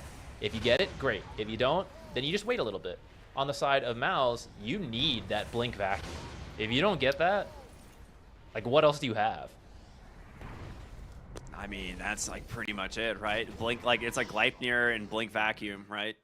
Yeah, and Gleipnir at this point, right, it's not going to be enough because of the dispels. Maybe if it was earlier, and maybe you should have gotten it before the boots, but... Gyro is scary, but the fact that Ursa can, without punish, basically blink Abyssal Blade your Gyrocopter is a massive problem. We're going to see another smoke attempt from both teams. Miro, will he jump in? No, they actually scout him first. Track's out, Gleipnir's out as well. Both teams waiting for the moment. They want to take the fight on their own terms. Force, his blink gets, or his smoke gets popped in Nightfall. So what a scout from that Sunstrike, and now they've caught the Jakiro once again. Mortimer Kisses coming through Nightfall. His BKB spent. Miro, toss him out. Get down, Mr. President. He's forced the BKB save. Trying to get out, but not going to be able to. It's just going to be Toronto Tokyo with his own BKB. Is that his Ags? Never mind. Hold on, Nightfall's back. Looking to get on top of the Gyro. He gets the kill. Gleipnir's out from save. Bushwhack caps. Narman held down on the backside, and they are just falling one by one. Supreme next for the picking. Triple kill for Nightfall's Ursa in this game. Completely out of control for MOUZ. That scout up the high ground with the Sunstrike is so sick. There is so much high-level decision-making in that moment that we'll talk about once this fight actually stops. All right, it looks like Force is out. I think this is an uncontested tower here. You probably fortify to buy some time, but unless you're willing to buy back on Snapfire, you're probably going to lose this here. So, yeah. Both teams, again, posturing to try to find the right fight. They're on opposite ends. They both know that's happening. BB team is like, where would you stand if you were going to try to posture for this? He like knows this is such a common spot, like that cliff where the Sunstrike happened. So he's like, I'm going to inch forward.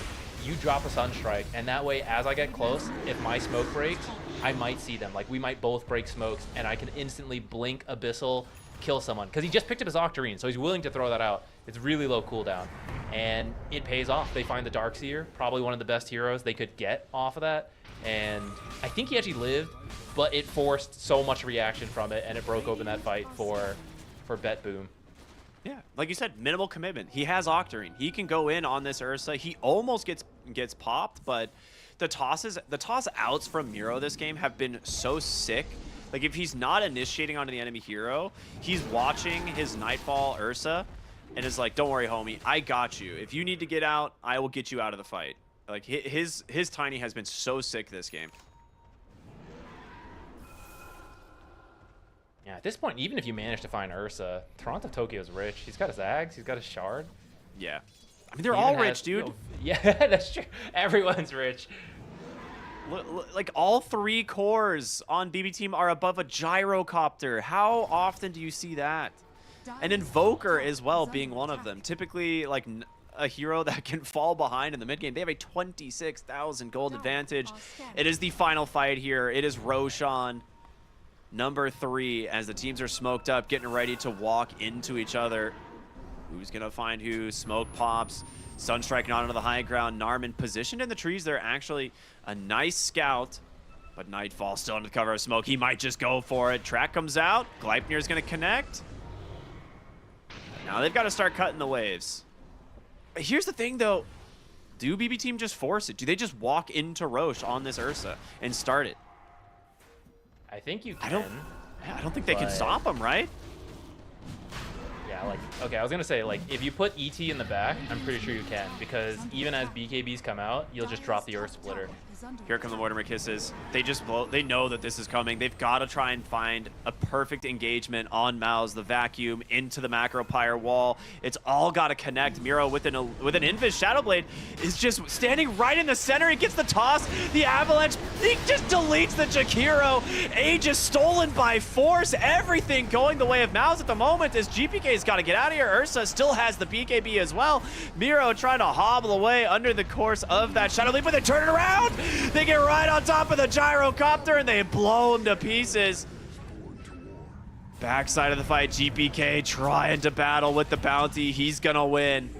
Gyrocopter's gonna buy back into this fight. Nightfall's got on top of Forest. The Macropyre is out. That's gonna be the Aegis as Toronto Tokyo is just getting to work. Gleipnir's out, but the damage, it's done, man. 3 heroes dead on MOUZ. About to be a 4th. This save will set up for that Snapfire. You don't even need Aegis. You don't even need the cheese. How is it you heard not my warning? How is it you heard not my warning? That was... I mean, stealing Aegis is, like, pretty nice, all things considered, but yeah, you just see how far ahead BB Team is. That's like, oh yeah, you took Aegis, that's fine. We'll just kill all of you anyways. And Yarrow finding that Jakiro, solo kill on that Jakiro, none of that AoE coming in. He has to buy back, still gets killed pretty quickly. Gyro, Darkseer, they rush into the pit to try to get that steal that fight, but it just means they're actually just focused down by Nightfall. All the other AoE spells, the Earth Splitter comes out that we talked about. Now, well, you're not gonna get Mega'd because you still have this tier 2. But if you get a big kill here, like they're actually just having Miro pressure to your tier 4s, and if you can manage to find one big kill, you probably can just end the game. I really like the choice to just take the tier 4s, right? It's it opens up the throne, and at any point you have a Tiny who can end the game, right? He's got his base damage talent, which we saw him pick up at 20. He's got an Assault Cuirass done now as well. This is just the Giga Chad Tiny. I'm going to walk at you. Bottom tower is under attack. This is unreal. He is hitting so dang hard. Radiant's bottom And he had such a rough start too, right? Yeah. Really good recovery.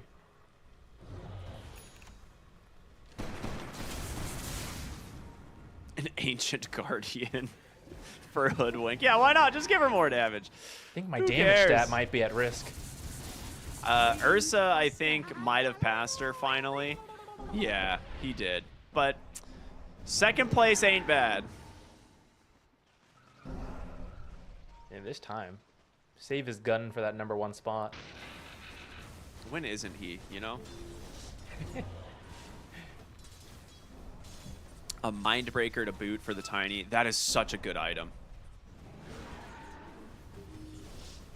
Right, they're currently just letting the creeps and the catapults whittle down the tower. Picking up all the tier 4s.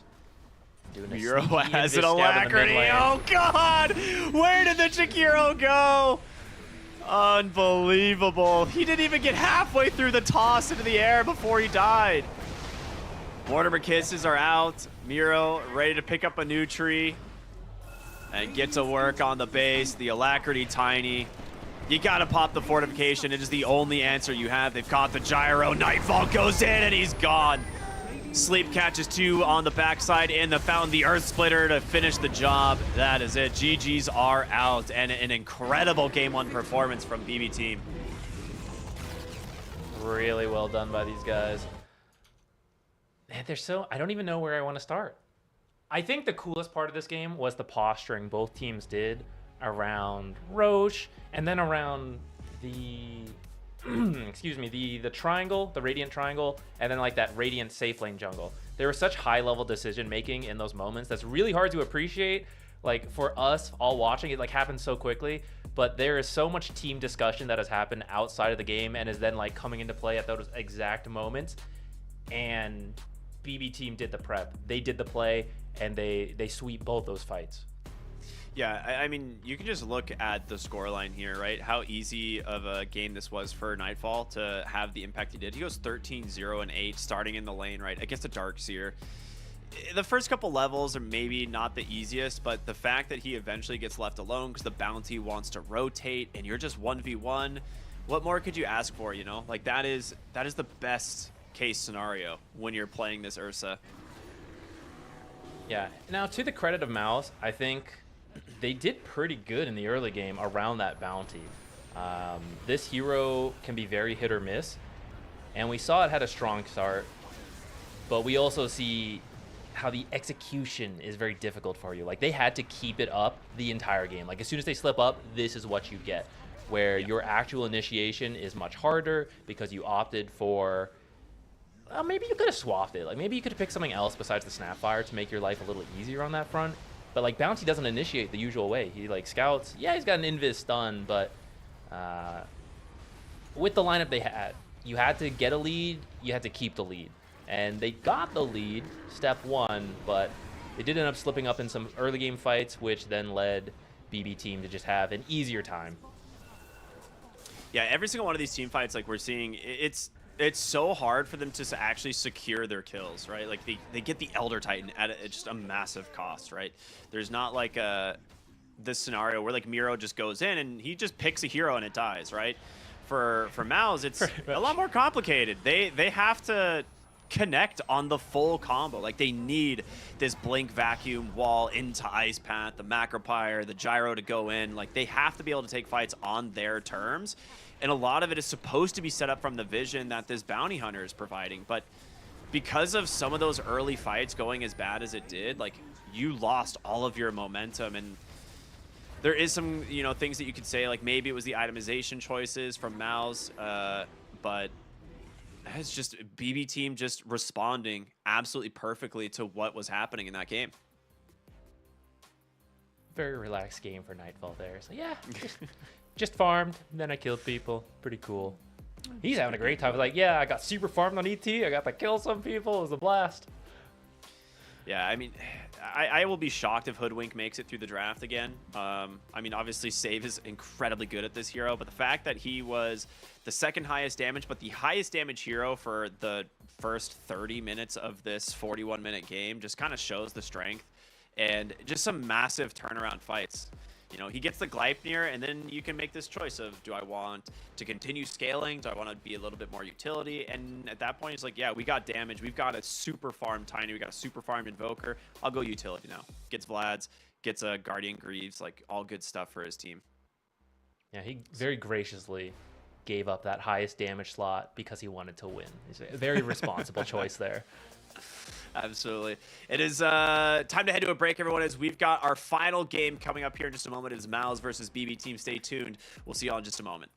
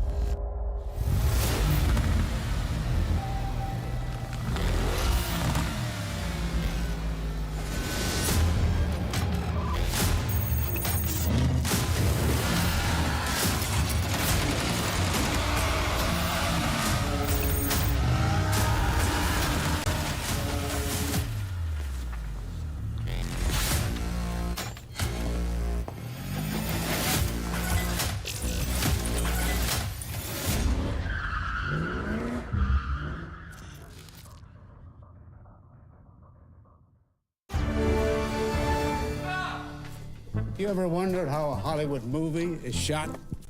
On a Sony. You review it on a Sony. And how do you make that sound epic?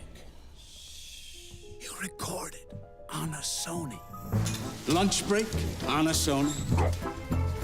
So why wouldn't you watch it on a Bravia by Sony? Have you got what it takes to get to the top? It doesn't matter how high you climb. To reach the top, even the biggest champ needs a break. So you can recharge, dive back in, and dominate.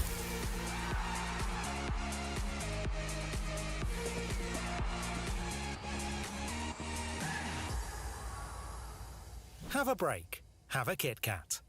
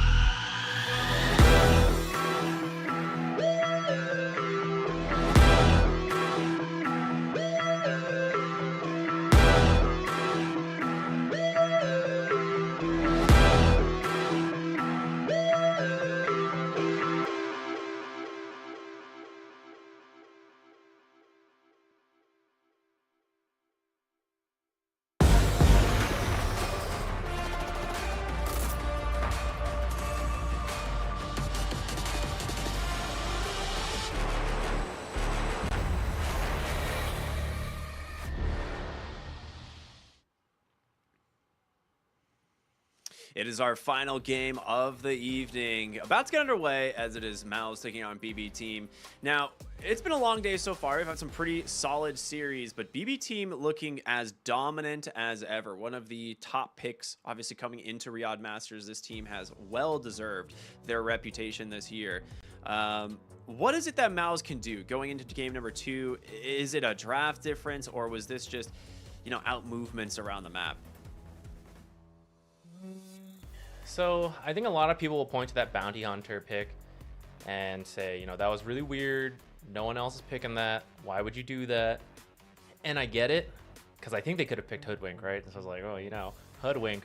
But we talked about how MOUZ likes certain heroes, and I do think it's a bit important to appreciate this is what we like as a team, this is what we want to go with, right? You can't suddenly just pivot your whole identity just because, oh, that didn't quite work. We need to massively shift. Now, sometimes you do, but at the same time, it kind of shows confidence. Like, you're trying to make what you believe in work. And so I'm kind of okay with it, like that they went with the bounty hunter. But if they're going to do that, like they're not going to adjust the draft, they're going to keep going with the hero that they believe in, then the execution is going to have to be a lot cleaner. Absolutely. Absolutely. I think for the most part, they've impressed me with a lot of drafts that they've come up with and a lot of like game plans that they've come up with on MOUZ. BB Team is not a team that really gets caught off guard. Like they have an idea, I think, for everything that MOUZ brought for that game, and they played around it incredibly well. I think part of it is just the way Miro played the Tiny, like knowing he's like, okay, yeah, my lane's gonna suck, but I'm gonna get my Blink Dagger, and then any time that we think that they're going to be making a rotation to try and find an opening, we're gonna shut it down. I will be there with a Blink Avalanche. I'll have the Hoodwink with me to like secure the kill. And it worked. I mean, they got like 3 or 4 back-to-back kills on, you know, MOUZ trying to find the opening, right? Trying to pick off a hero with this bounty. Yeah, I do think draft-wise, because I was looking back at it, again, like if you want to keep bounty hunter, I'm fine with it. But I think the mid hero should be different from Snapfire. And maybe they were thinking of flexing, depending on what they saw. Then maybe that game looks different, but a proper initiating mid, I think, would have worked better with bounty than Snapfire, especially once you had a Darkseer as your off lane. Because if you have something else in your off lane, like Centaur, you know, someone else who initiates, then that's kind of fine if you go with Snap. But both core heroes, off lane mid, not really wanting to jump in, then you have last pick carries. Like, you're not picking, like, what carry is going to initiate, right? They want to wait. They want to farm up for like 25 minutes, and so I think that's the part where it didn't quite work with the bounty.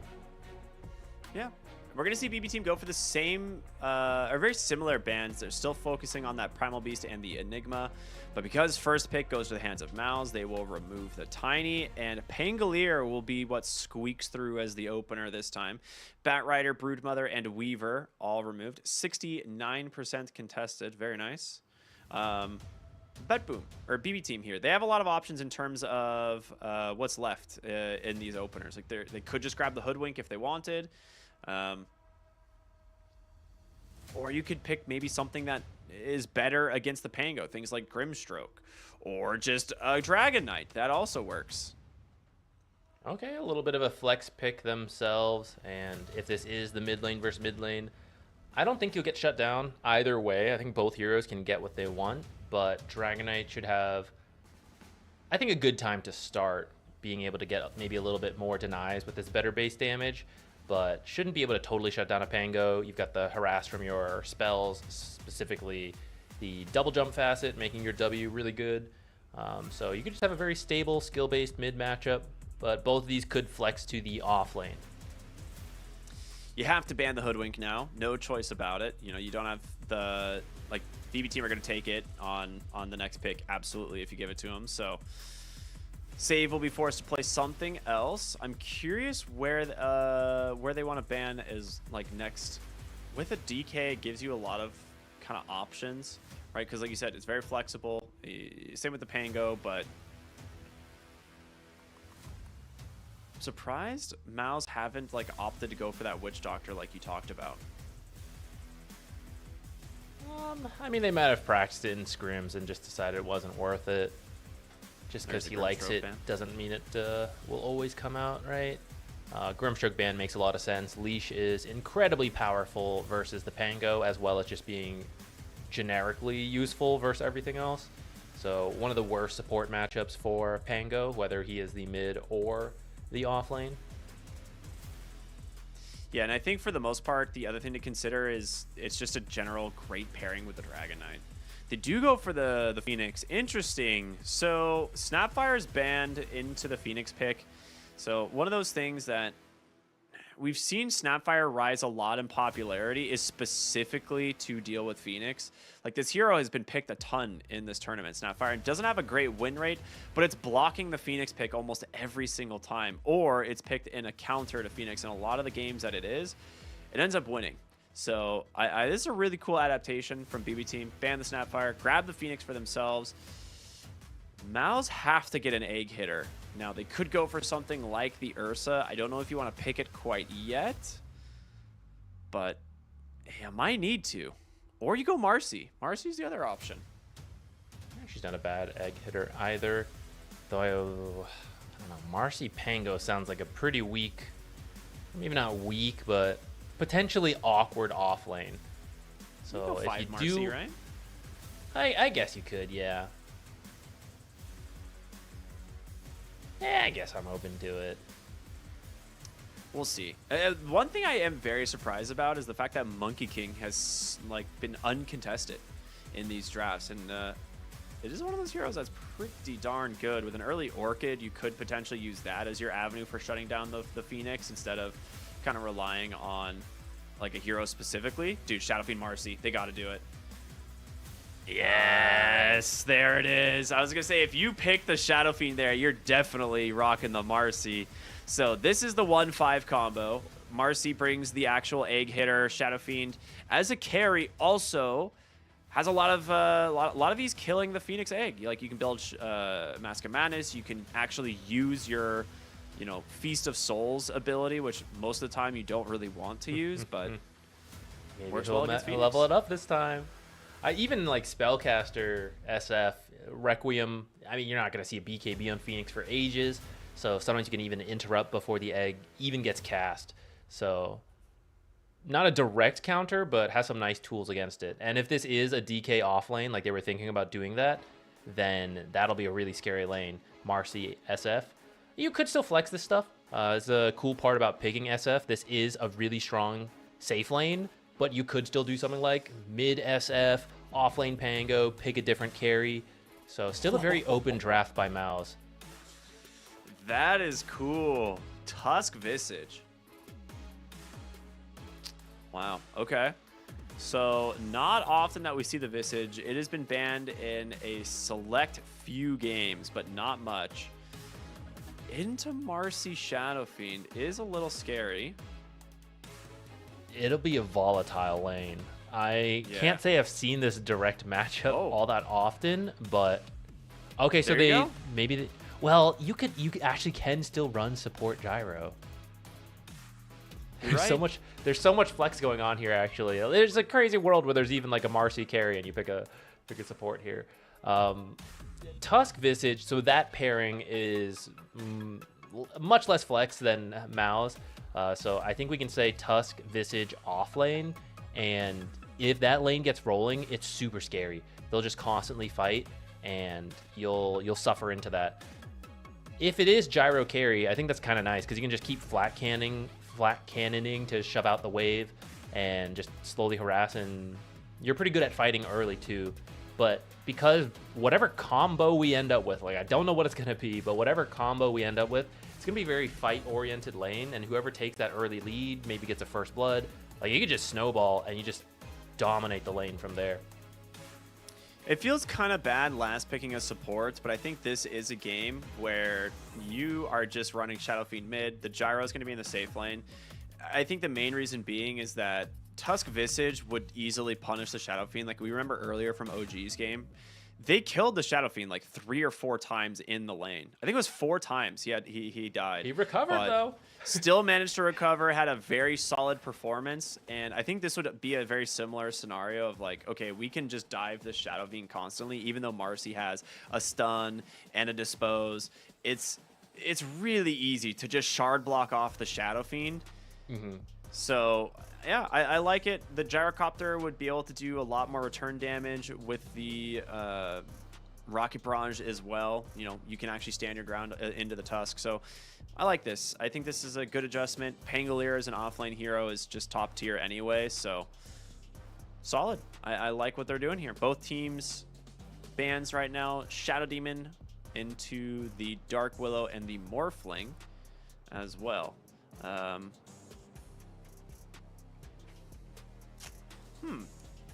Yeah, they're expecting a support Ursa. pick coming up here.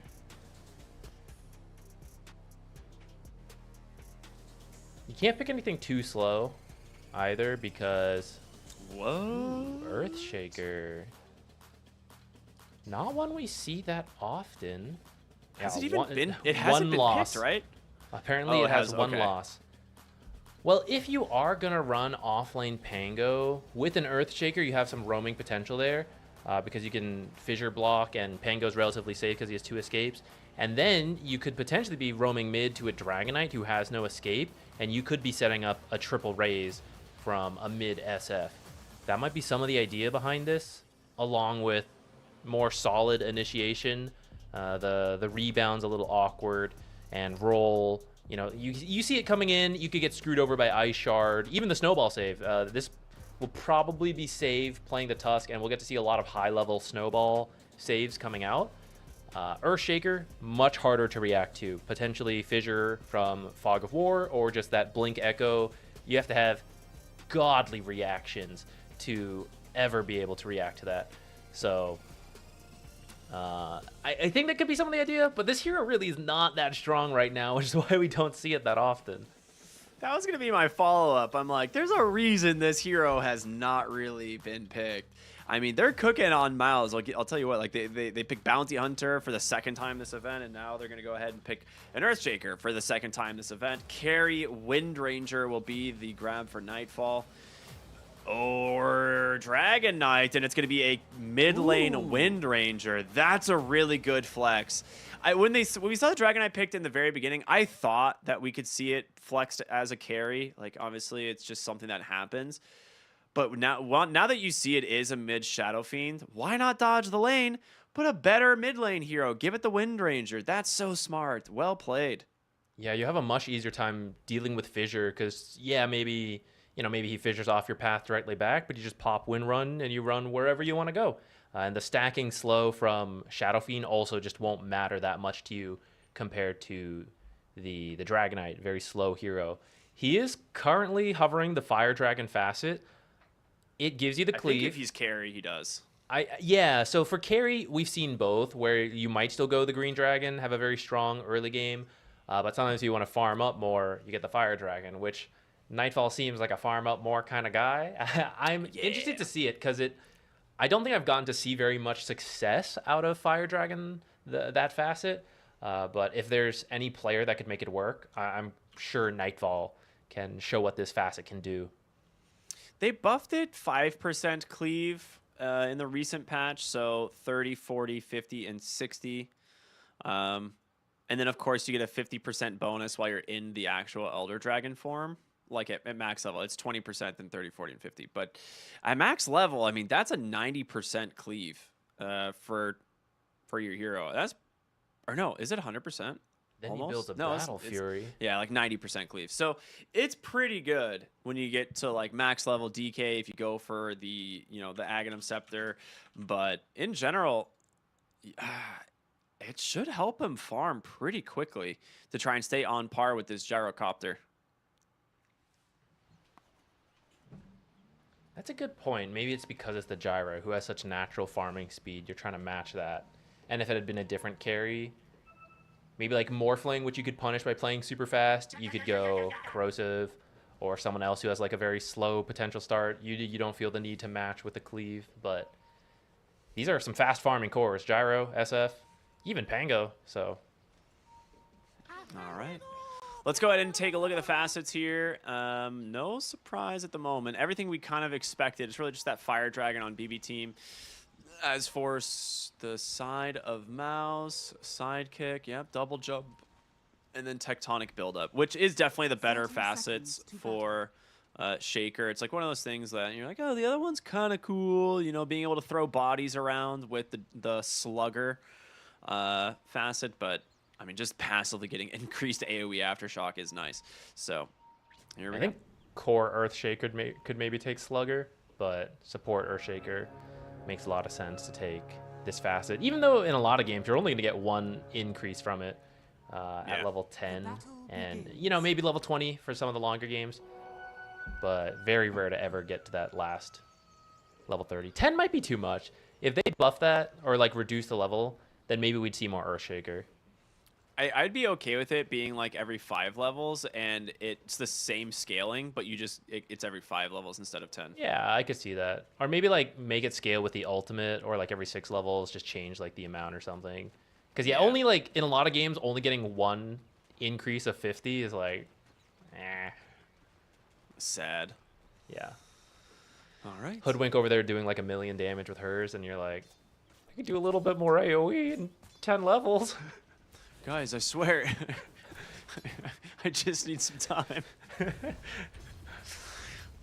Mid lane, Supreme versus GPK, the Shadow Fiend versus the Wind Ranger. It should go pretty well for the Wind Ranger. Being a universal hero, she has really good base damage. The first couple levels will be fine for Shadow Fiend, as he's got Raise, of course, which helps him CS.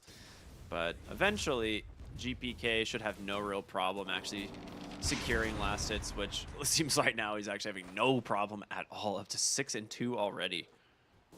Yeah, and depending how many denies we see, you have way more kill threat on SF than the other way around, because it's much harder for you to land the triple raise. You probably even need more than that. Universal hero, kind of tanky nowadays, but she'll just focus fire you, run in circles, so you can't even hit your raises. So we'll have to be careful once they get close to level 6.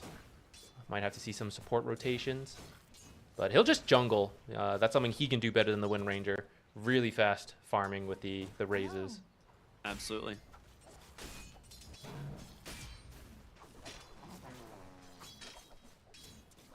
Really rotation over by Narman already. I mean, Pango is just not a hero that really needs help, which is kind of why this hero is still so popular. The double jump facet is so good. GBK knows, like, what are you doing in the mid lane, man? He's like, don't mind. Okay, remember I said like Pango is not a hero that needs help at all? Yes. Okay, I mean, I'd take it all back. Maybe he's a hero that needs a little bit of help. Thank you for the clapping, everybody. Appreciate that.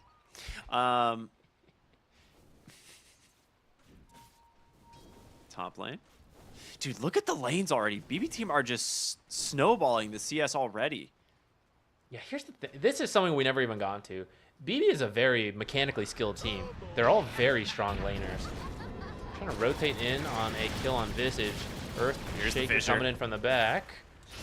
The shard block, though. Oh my goodness. They do manage to get the kill. Bangin, however, will trade. Okay, so your Earthshaker has been roaming around the map for 2 minutes, and it finally results in a kill onto the Visage. Is this worth it? I don't know. Hoodwink would have just killed the lanes, the hero in the lane. This is like the weird thing with Earthshaker, right? It's why we don't see it that much.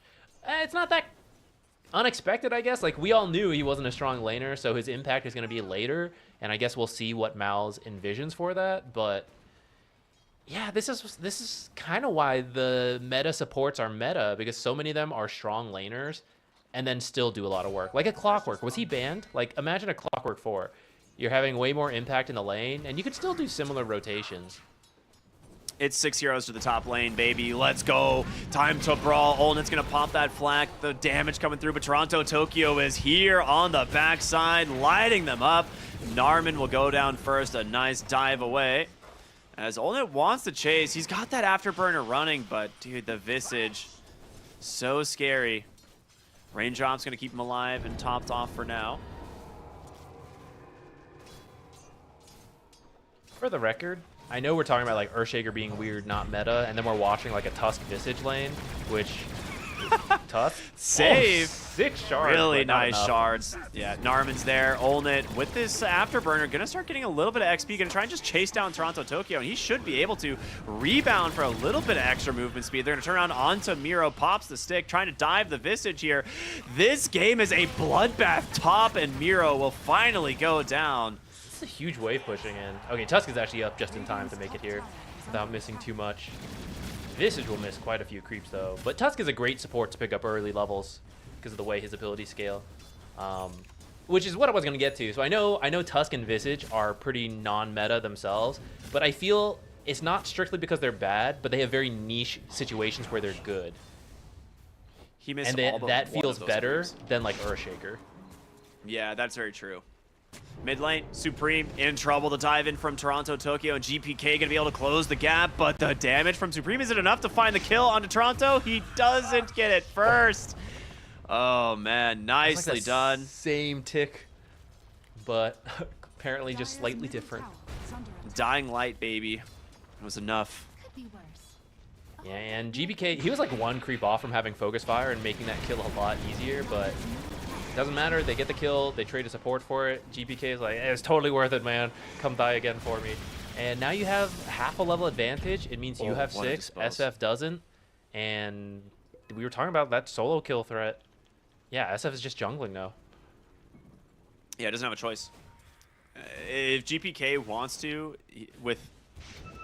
I mean, the only thing that stops him from killing the Shadow Fiend right now is the Earthshaker. So that's why we're seeing Earthshaker just sit on mid lane, holding, you know, holding back just in case something were to happen. But GPK finding a regen rune is so big. Yeah, it's gonna open up, rotating around. I'm just gonna You pop just it now. dive too. Meanwhile, on the bottom lane, we didn't really talk about it much after everyone went top for the fights, but I mean, Nightfall, top of the net worth. Can't say it's too surprising. He's just gonna pop his ult to farm faster.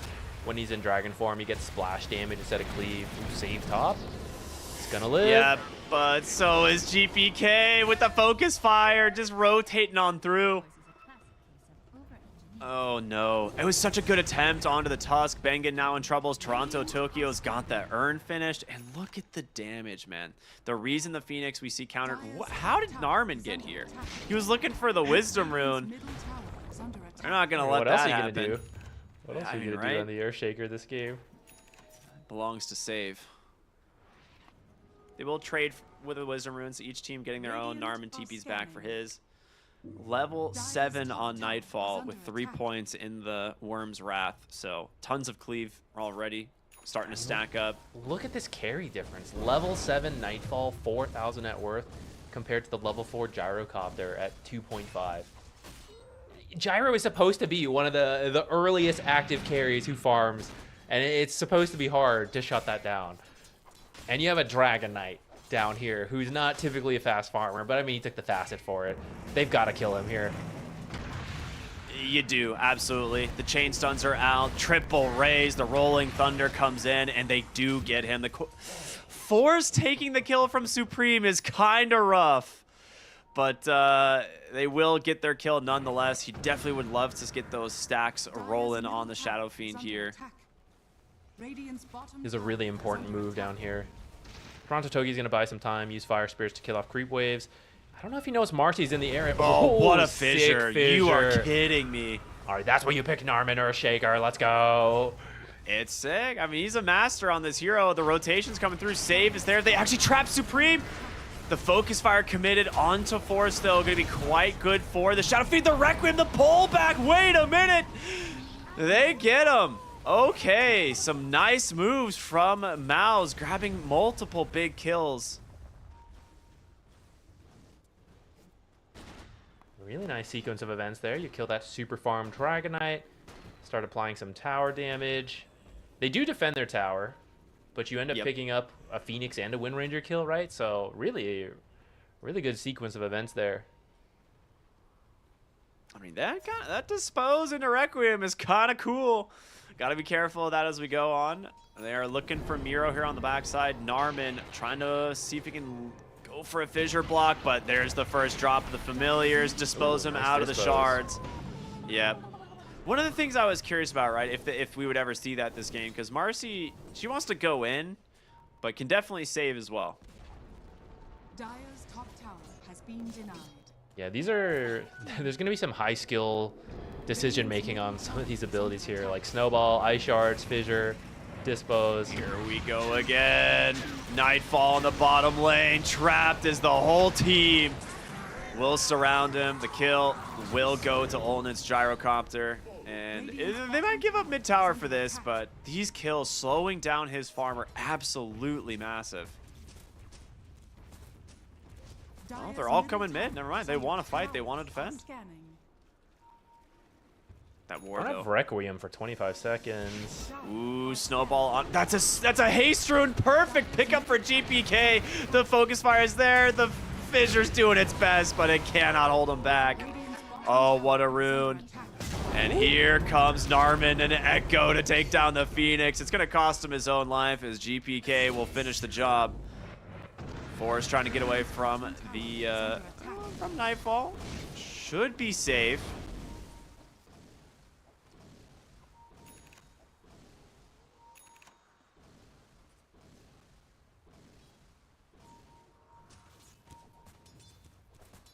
Yeah, lost the tower anyway. Yeah, this is really back and forth. Wind Ranger is opting for an Atos first. Not something you usually see from the mid Wind Rangers, but I guess looking to get a little bit of more setup, especially because she has a Visage off lane. Right, Visage Yeah, brings true. a lot of early damage between Soul Assumption, Grave Chill, the Familiars, so just being able to set up for that. And then you'll go back for your damage now. Radiant Plus, as a speaking of universal setup- hero, Rod of Atos is still like a little bit of damage. Yeah.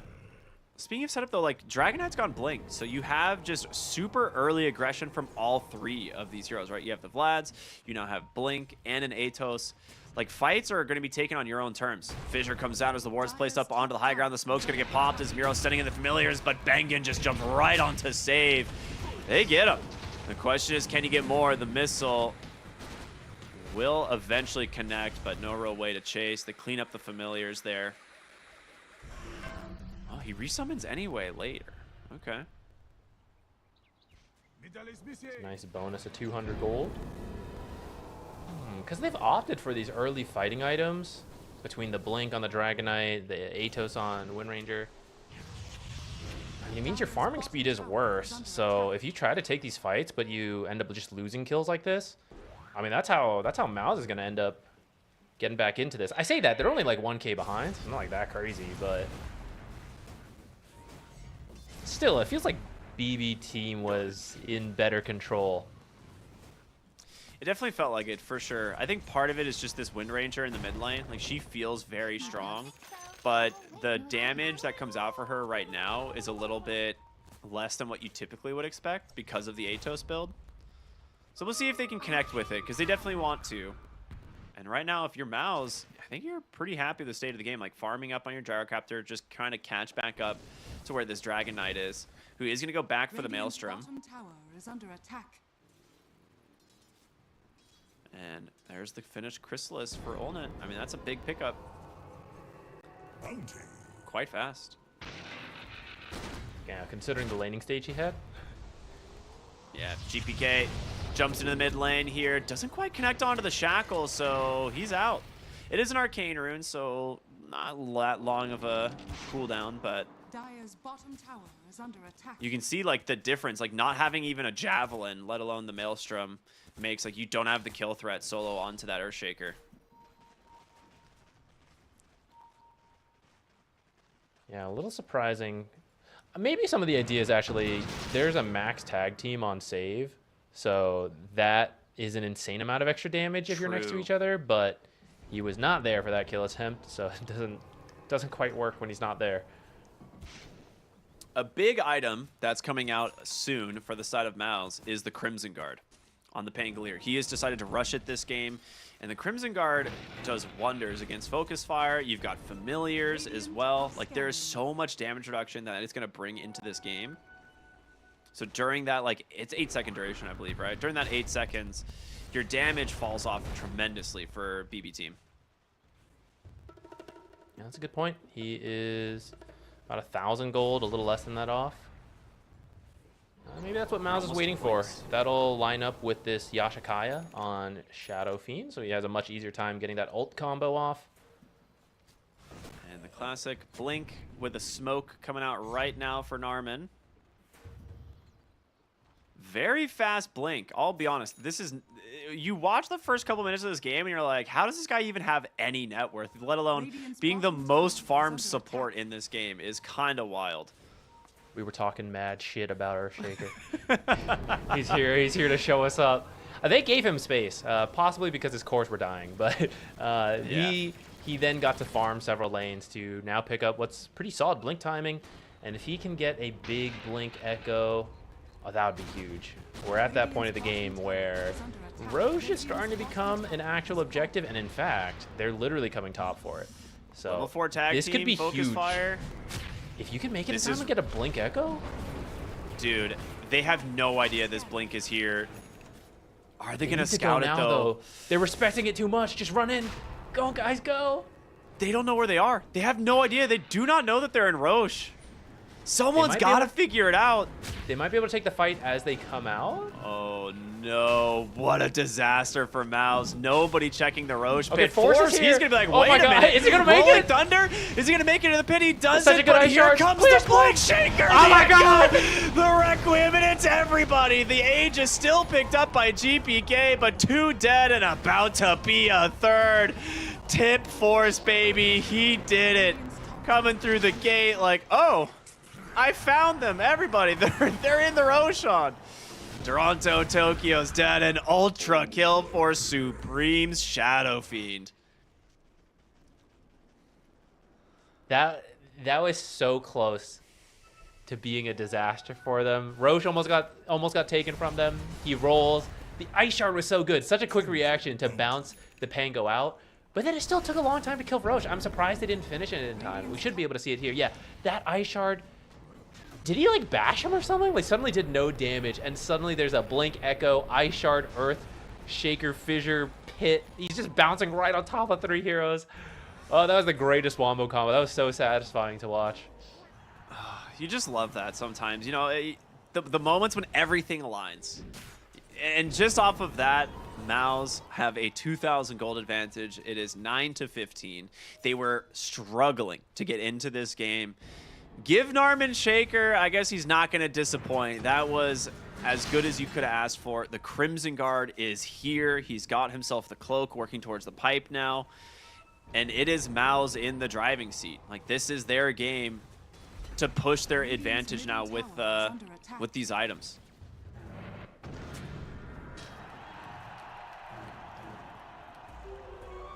Let's see what the next plan is. They're currently looking for the Wind Ranger.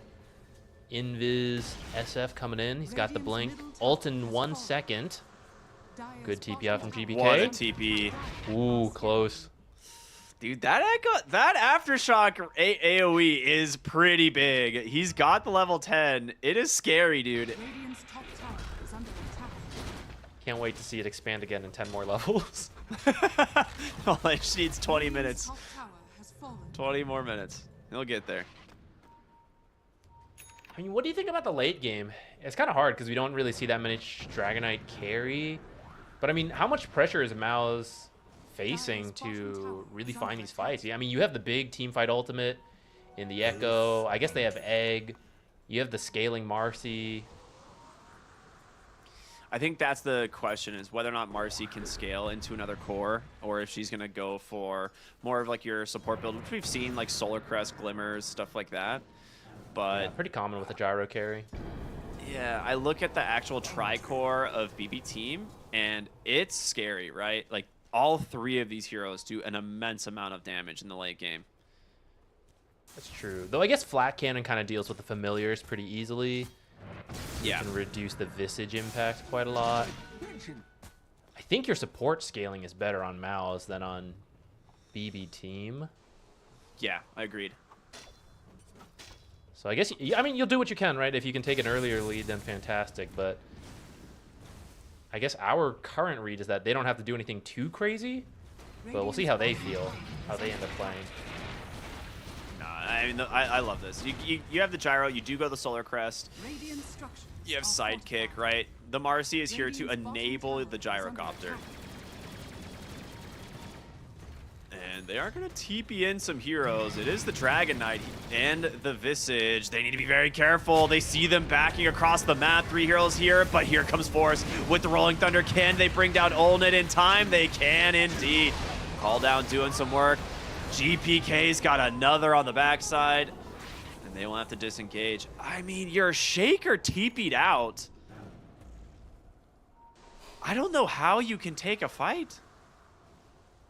Yeah, I think that's what BB team saw, and they reacted to instantly. Really fast movements by them. I guess after taking half that tier 2, maybe they thought, oh, they're not contesting us, so we can start dealing with that the lanes, but... oh, well, wrong. they came to fight, and you're missing one of your big team fight abilities in the Blink Echo. Where are we at on the Shadow Fiend items? Because you went the Kaya Yasha. Typically after that, it's like Aghanim Scepter and BKB. He's got Blink, almost a BKB. So he's about 1,600 gold away. I'm going to go for their Tormentor really quick. He does have a lot of bonus souls. That Ultra Kill giving him 4 souls is pretty big. If he doesn't die anytime soon and gets that like BKB Aghanim Scepter and that 20 talent, How does this always happen to BB team? I was gonna say it's always BB team, dude. This is the one team that the only thing that ever defeats them is Falcons and Tormentors. It's Falcons and Tormentors. That's it. If they can beat these 2 things, they will be unstoppable. Oh my god. Who got that? Was it worth it? Save got the shard. Hey, shard's pretty good this game, but I can't believe it, dude. You've got to be kidding me. Well, that one's going to be in the highlight reel, I'm sure. I hope so.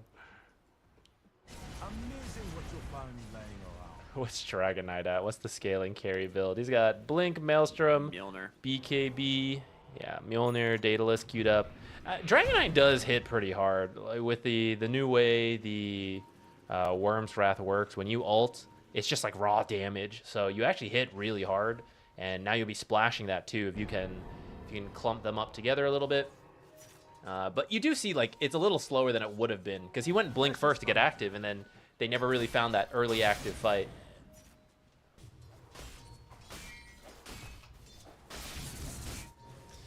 Okay. Ooh, good Blink dodge out there from Save. The Fissure likely would have sealed his fate. So they do manage to... This time they don't leave right in the bottom side. They keep everybody here. They get the tier 2 tower. BB team are smoking up though, because they want to try and find an opening. There's a good ward here from MOUZ, ready to potentially pop a smoke. They did see Force for the moment, but that's not who they want to start the fight on. Who are they going to see? Onto the low ground, it's going to be Miro at the moment. Narman with a great Fissure save. Can't really get in. A chain stun as well from the Aftershock. That might stop BB team's aggression.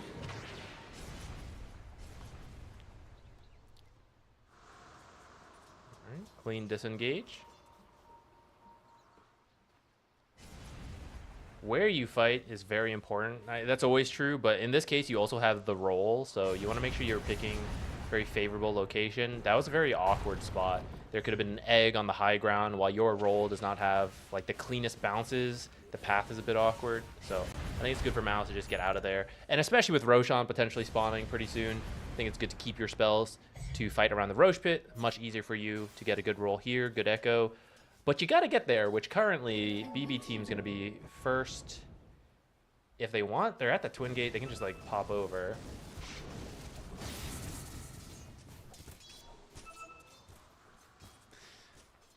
I'm trying to figure out what side of the map MOUZ really want to play on right now. I mean, for them, the biggest thing is getting these BKBs. Olnit has his now. Going to be coming out on the Courier.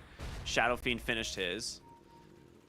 I mean, this is like the best timing that you could ask for. You need to take a fight on your own terms before like all the BKBs come out for BB team.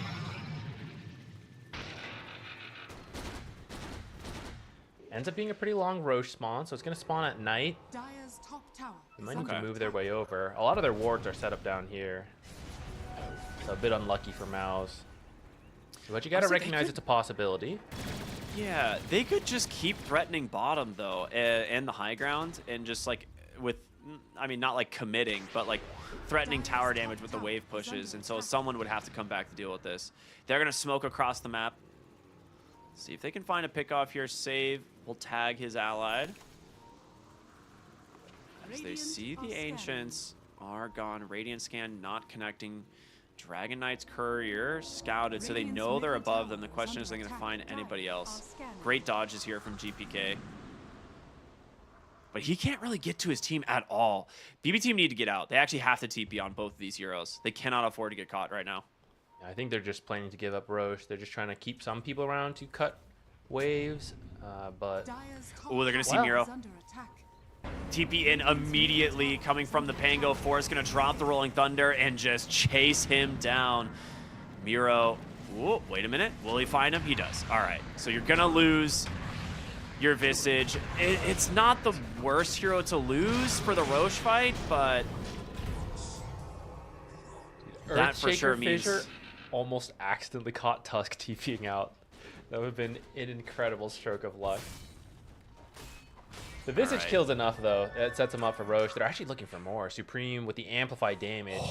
They were hoping for Nightfall, but Nightfall actually cut back, and Earthshaker was not here yet. That would have been a fantastic kill. Yeah. All right. And Roshan respawning in 10 seconds. They've already just been sitting in here on the Marcy. Let's see if she has the patience. Oh, no! Yikes. Sometimes you get unlucky. This is a little bit... Well, actually, I guess it makes sense, because Gyro showing in the mid-wave. They showed SF bottom. I think Earthshaker might have shown too. So if BB team was going to make a move for the Roche positioning, that would have been it. So they didn't feel comfortable sticking around. And they make their way back right away. So yeah, they still recognize it's important. Marcy's helping, right? Just surging this gyrocopter basically thanks to the rebound. They're going to get one more wave, and then he's going to come back for the Roshan. So it's going to be a while before this wave pushes up and meets to where MOUZ currently are inside this Roche pit. But they smoke. They say, all right, we are not going to make this mistake again. We've got the BKB on GPK's Wind Ranger. And maybe it's BB team's time to take the Roshan. Who's going to get it? It's way too fast. Way too slow. Wow. I mean, even surprised by the damage that MOUZ have. But just like that, well, Ward Sentries come out. Olnit's just going to zoom in here and say, nope, no chance. Lucky. An 8,000 gold advantage with an Aegis on your Gyro. Daedalus is done as well. This guy is scary. He has finally passed this Dragon Knight who has been sitting at the top this whole game. Oh boy. Radiant's top tower. Force gets caught out. That's a big portion of their team fight, and they take him out immediately. Really nice grab. Did you BKB on Dragon Knight for that? I think he did. Yeah, so that's Dragon Knight form and BKB. MOUZ maybe thinking about fighting off of that, but yeah, I think it's much safer to play it safe and leave. A little bit, they got a little split up there. I think feeling too good off that Roche. I think that's something that BB has been a lot better about in this series. The very disciplined movements as a team, giving only a few openings up, and especially that Roche play, right? That one really got them. But otherwise, in general, they have been a lot cleaner on these movements. And kind of we see what happens there on MOUZ. They're in that same area, but just a little scattered, and it leads to the Pango being picked off, and it just kills that push. Right? That could have been a tier 2 tower falling, maybe both of them as they move up together, but now they got to fall back, wait, and now they'll try again. It does mean they just lost about a minute on the Aegis. They still got 3, though.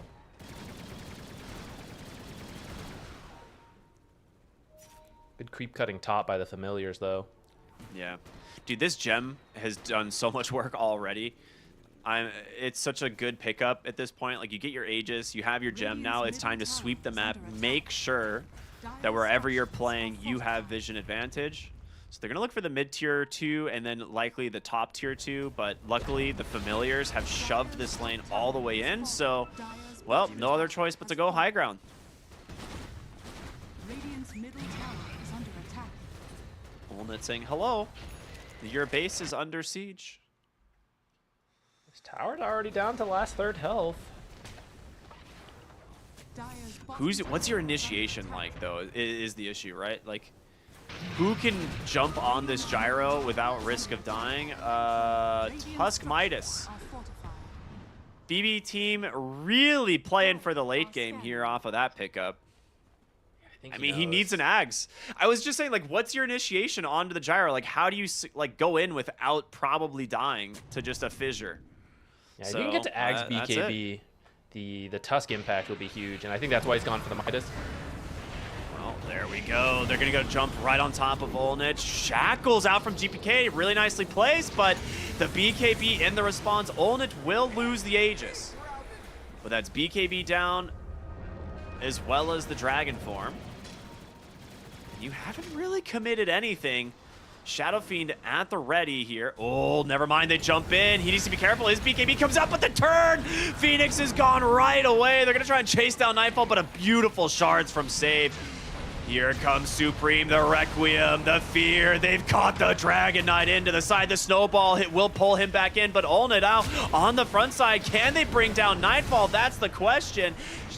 Beautiful Gleipnir, the Echo from Narman. It's enough, but you've caught the gyro. GPK and Miro have done it. Bengen will pull Force to the other side of the barrier. Oh, the catch, the fissure, the finish. They take down GPK, and he's got no buyback. Neither of these cores do. I think you just go for it. I mean, you know they might have it, but at the same time, you kind of know they're probably buying out a lot of their items, especially when you see that recipe in the Dragon Knight's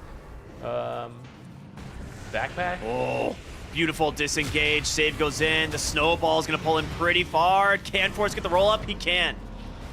In comes Shadow Fiend. A little bit off the mark there with a raise, and now he's in a little bit too deep. Miro's going to be able to chase with these familiars. He needs help. Supreme's got to go. The dispose, the rebound, movement speed, it's enough. And now Pango out of mana. It's all this Visage, man. They've got him. Force Staff once again, another rebound, whips his boy, trying to get him safety. The Rolling Thunder, does he? You need to use it. He might. Bengen just pops the ult. The tag team, the damage, it's there. Miro, can he finish the job? He can't. They're all just barely surviving. Every one of these other heroes are back in the game. They defend. Under attack. So many barriers coming into play, and the mobility spells. I can't believe they held 3v4, actually. I thought for sure they would lose Rax. Dude, I can't either. All right. Shadow Fiend check. Where are we at on the Necromastery Souls? Because he still has not died, if I'm not mistaken. No, it's still at, still at only 24. No, but the Axe is coming now, so 20. So, be 29, right? Once he farms it? Yeah. So he just gets 5 more souls there. Didn't get any of the kills in that fight, so a blessing for BB team. Dire are scanning. 29 is more than enough, though, once he picks them up to have a really good ultimate, though. And the big timing is the 20 talent with the Ags, right? And he is so close to that. So this fight might be perfect for BB, though. It'll come right before that. Let's see how much time. Force. Ooh, ward sentry placed. He had a gem, so he sees it, immediately blinks out. Level 20 now finished on the Shadow Fiend, so he's got the talent. The smoke continuing, though. They're going to chase. They go right on in. Force able to get the Rolling Thunder off. Try to disrupt this whole fight. If you can force the BKB out of GPK, it'd be great, but a great shards, and they will back away instead. Really good save from Narman. Again, the fissure there to stop the chain disables. Didn't commit too much to that. Maybe Dragon Form being the longest cooldown. And Roll is a relatively short cooldown. They're going to smoke and go. I don't know. Roll's actually a big part of their fight. I guess it depends who they find on this. I mean, if Narman gets a Blink Echo, it's into a Requiem and it's over.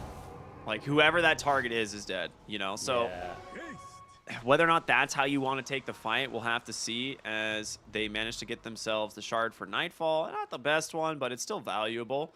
Gyrocopter has gone for an MKB against the Wind Ranger. Makes perfect sense.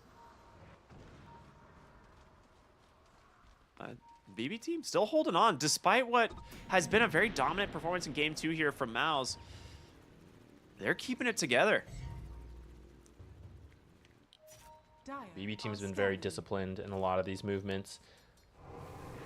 In fact, really, the biggest mistake they made was that Roche play, right? They've just been trying to get back since then. They know about the ward sentry in that jungle entrance, and they're still afraid to approach there without having like a smoke, I think. So just head back to top. Roshan could be spawning any moment. We'll see the timer. It is literally 0 second spawn. Oh my goodness. If MOUZ scout this, it could, well, I mean, we may just see the smoke engagement anyway. So Supreme good. hiding in the trees. They get on top. He gets the blink out. Rolling Thunder comes out from Forest. It gets the chain disables, but it actually stops him. What a grab on the backside. The Dragon Tails only gets the cheese off. He's able to full heal, but they buy back on both of the supports. Gems down, recovered by Wind Ranger. That's big. Dude, the chain disable on the backside of that fight, forcing the cheese out from Gyro as well. No BKB spent on Shadow Fiend, but you did pull it off of Olnit. Force goes in, gets caught from the shackle. Needs to be careful. Focus fire is out. There's the Blink Echo. The Requiem's there. It catches two. Amazing engagement. That's what they're looking for. And with those two deaths, they're looking to maybe force buybacks, or they could back for Roshan. Roche is the safe play with the abilities and BKBs on cooldown, but they might be tempted to bait the buyback. Okay, no, they're fixing back lanes first. Yep. Fix lanes into Roche is what they're doing.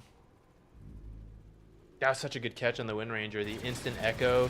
And then this is why this build is so popular. Yashikaya increasing the cast speed of your ultimate. Usually it would take so long to get that ult off, and she may be BKBs after being echoed, but in this case the chain combo is so much, along with the damage, right? We didn't even get into that. The insane damage from Requiem and the raises. He's now up to 32 souls. This is a really powerful ultimate. My goodness. I did not realize he's up to 32. Yeah, that is terrifying. So take a look at the replay. Instant Blink Requiem, the chain disables, even catching the Phoenix. Like, Narman not only was just so good, Ags for the Pangolier, such a good pickup. You are really starting to pull away in this game, a 19,000 gold advantage. I'm a little bit surprised no cheese into Supreme here, but you know, it's like he's got a Windlace. Maybe give him the cheese, but instead he's got a Refresher queued up, and he can buy it out if he wants. Also finds a Ninja Gear, which is even better for this guy to sit back, save, goes in, gets the dragon, the stun right onto Olnit, but forced to have to get him out. The barriers are doing some heavy lifting in this game. How close are we to the Tusk Ags? Does he have it? Still a long way away. I was about to get into that. You kind of need to bust open this high ground with this Aegis, because if you keep delaying it, Tusk will get closer and closer to his Ags, because he has that Midas. And fortunately for MOUZ, he's been dying at the start of the fight, so he's not really picking up any gold. But if you throw one fight and Tusk is there for a couple kills, suddenly he gets Ags, and then it is so hard to push up into that. So it's actually pretty important that this Aegis push goes well. They don't need to win, but probably need like 2 barracks at least before the game gets really hard. Yeah. I mean, Refresher, Shadow Fiend, this is it, right? You can even use your first Requiem from the low ground, blink in for the fear, and then recast if you really want. Like, you don't have to hit 2 melee ranged Requiems. The first one can just be zone control, but Olnit, with his amplified damage rune, gonna start just ripping through these buildings. It's up to BB team. How do you engage? Can you even bring down the gyro once, let alone twice? As the rebound is there. A little bit of extra movement speed to just zoom towards the top side of the map. One lane of barracks down. The second now under siege. And like you said, this is it. This is a must-win scenario. They jump into the backside. They get stun onto Narman. Huge grab here from Nightfall, but he gets the cheese. And now the egg is out. Can you reset or not? Olnit with a BKB, trying to just disengage, gets away from the egg, and Supreme has everything at the ready. The Shadow Fiend looking for an opening. You still have the Blink, you have the Shakers, Echo. Will they catch the... I mean, you have to get a big hero. Narman goes in, he's found one! The Requiem's out, baby! The Refresher, the save though! But the second fear is too much!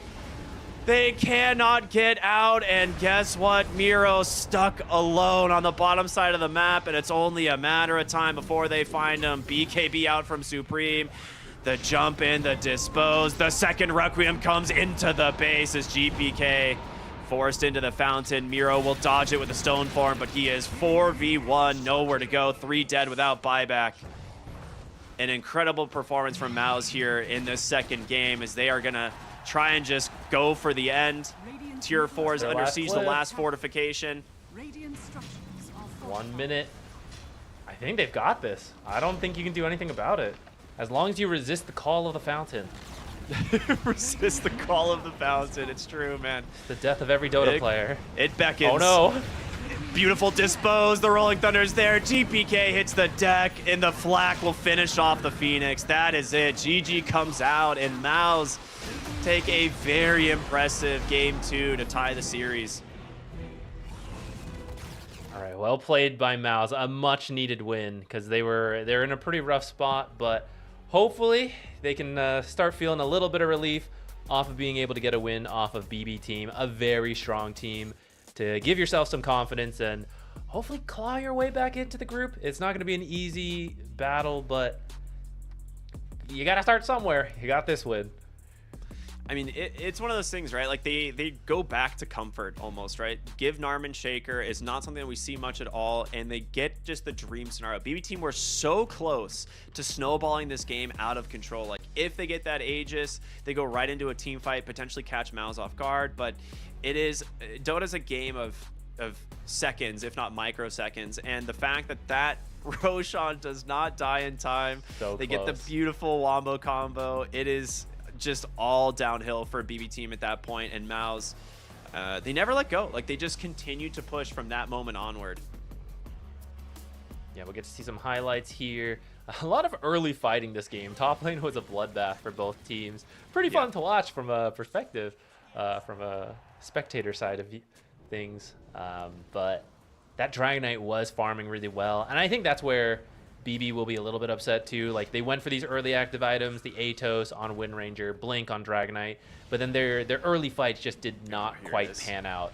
And that means compared to the people who are building like farming items, then you just don't accelerate as quickly, especially when you get absolutely bopped like this.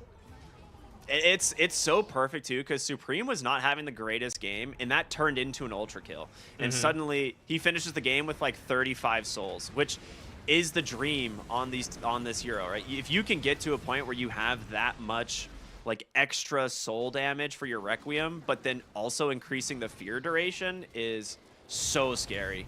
And this just becomes the rest of the game. Blink Shaker into the Requiem follow-up. And we get to see, we were very unsure of the Earthshaker, right? Like, its place and the start of the game seemed weird, but we see why they valued it. He saw his opportunities and he just went. No hesitations, a lot of great Blink Echoes. To end the game, really cool. They like sneak their way into mid, right? Insta-kill, great combo with the Shadow Fiend ult, which I hadn't really thought about, but man, that's a disgusting combo. The Echo into Shadow Fiend ult, especially once he's got some extra souls. So they really show why, you know, sometimes it's fine to prioritize your comfort heroes. You don't hesitate. You know, maybe he's playing someone that's meta, but he's not as familiar with. He's like, ooh, should I go in on this? And like you said, it's a game of seconds, microseconds. And if you hesitate like that, sometimes you just lose. But clearly showing very comfortable with the Earthshaker, understood what he could do here with that hero.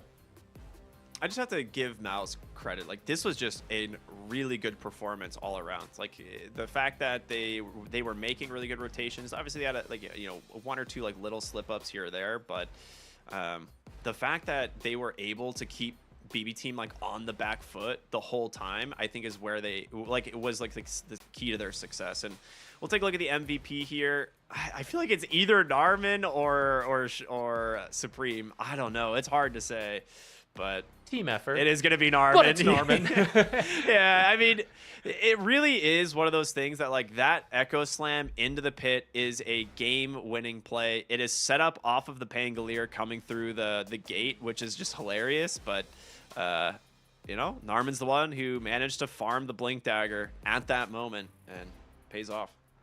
Yeah, and honestly, really cool. It looks kind of funny from an outside perspective, but kind of cool to see him judge how early he left the lane to say, I'm really not going to get much done down here, so why wait?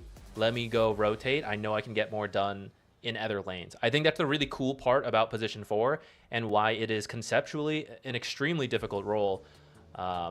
You need to see the draft, you need to envision the game, and you need to decide, like, where can I go? Yeah, we saw his Bounty Hunter, which did not quite work out, but you did see the early movements, right? Narman... Yeah, the early moves were good. Yeah, Narman showed in this series, like, he understands how he can help his team in the early game with his hero. I mean, it's really cool to see someone feel this confident in like kind of off metaphors and have the impact that he did in these games. This was like one of my favorite moments, is like seeing that early dispose into the Requiem there for Supreme. It just sets up a kill onto GPK, who was having just a flawless game up until that point. So yeah, they made it work. MOUZ, the draft was sick. The Marcy Shadow Fiend, we thought initially might be their safe lane combo. The adaptation to go for the Gyrocopter was such a good pick as well. This was all around a great draft, great performance from them.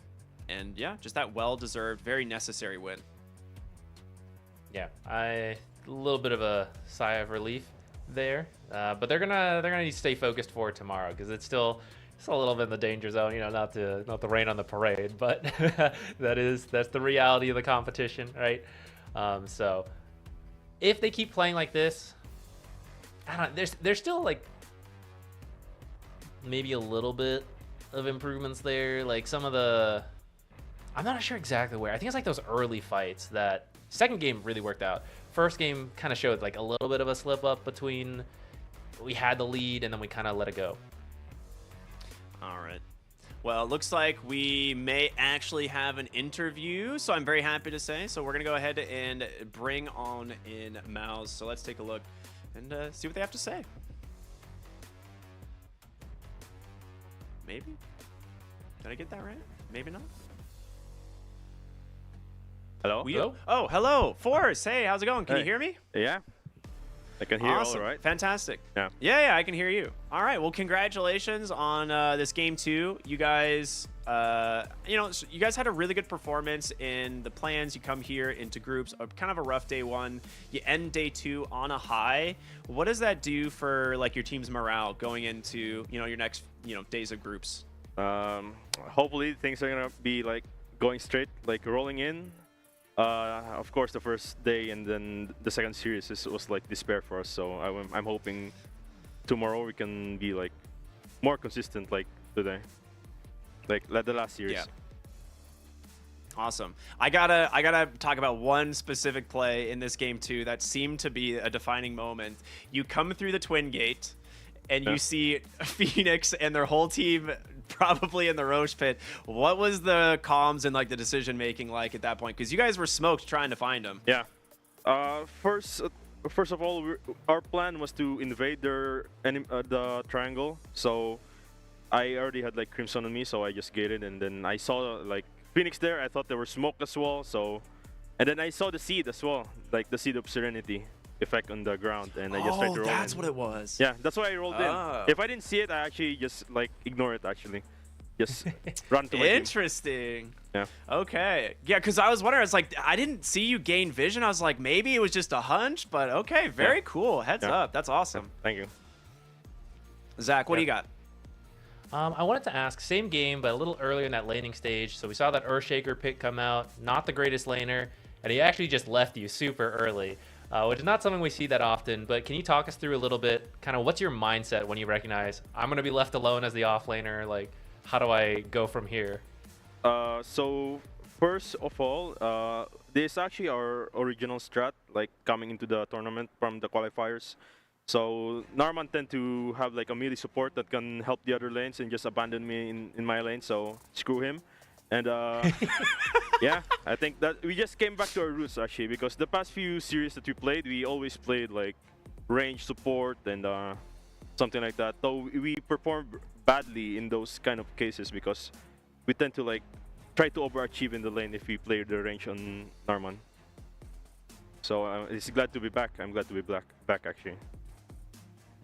Got it. Okay, so actually then that leads into another question. You guys have some heroes that you guys like that other teams don't really pick. So then you guys do value a lot these comfort heroes that you understand really well, even if they aren't, you know, the most meta heroes in the game.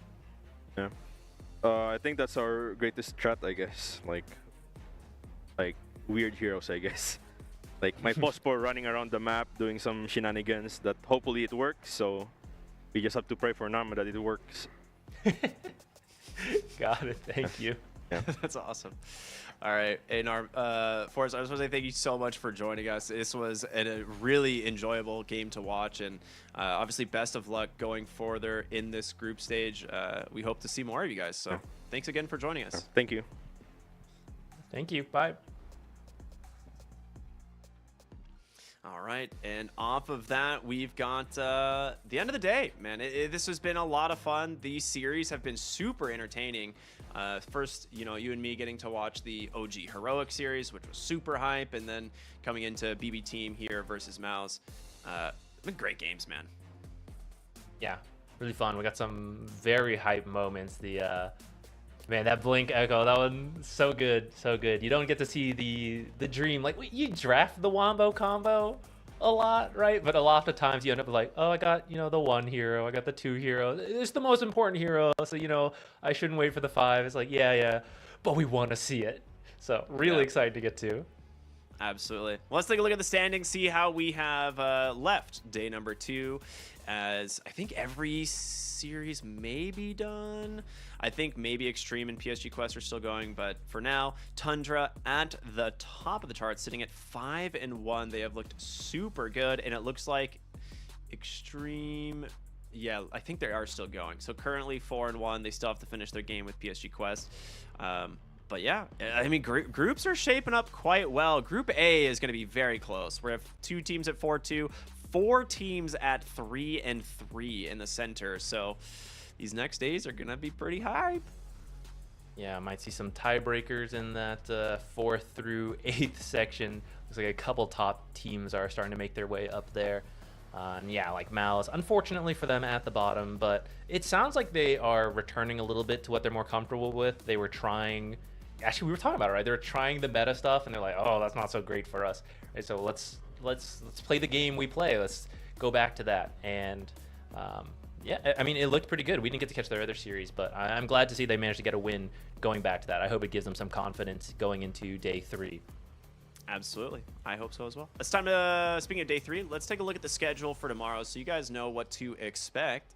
You know, Zach and I will be back, but we won't be here all day. With what game? Yeah, but with what games? Exactly. We're going to kick things off in the morning with Team Falcons versus LGD. We'll then move to PSG Quest versus Beast Coast. And then, of course, Aurora versus Heroic to round out the evening. And I think you and me, we might just be on the Aurora Heroic games. I'm not 100% sure, but that's future me's problem. I'll figure it out.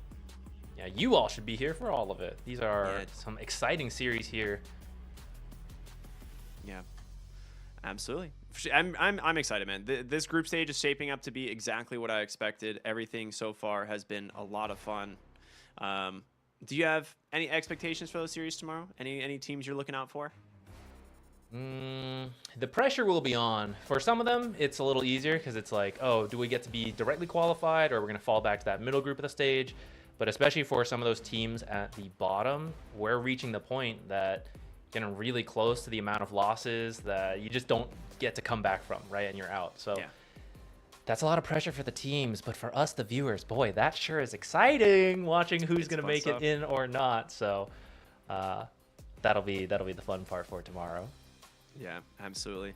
I think we might be ready to round out the day. I don't think we got anything else on the list. So I just want to say once again, everybody, thank you so much for tuning in here to the Riyadh Masters of the Esports World Cup. My name's Cryptic. I've been here with Z Quixotics, and we'll be back here tomorrow. Same place, same time. As always, have a wonderful evening.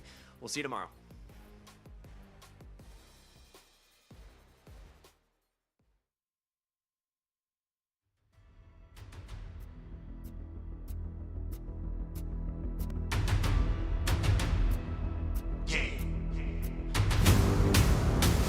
Whatever I want, I can have it. I'm exceptional, way above average.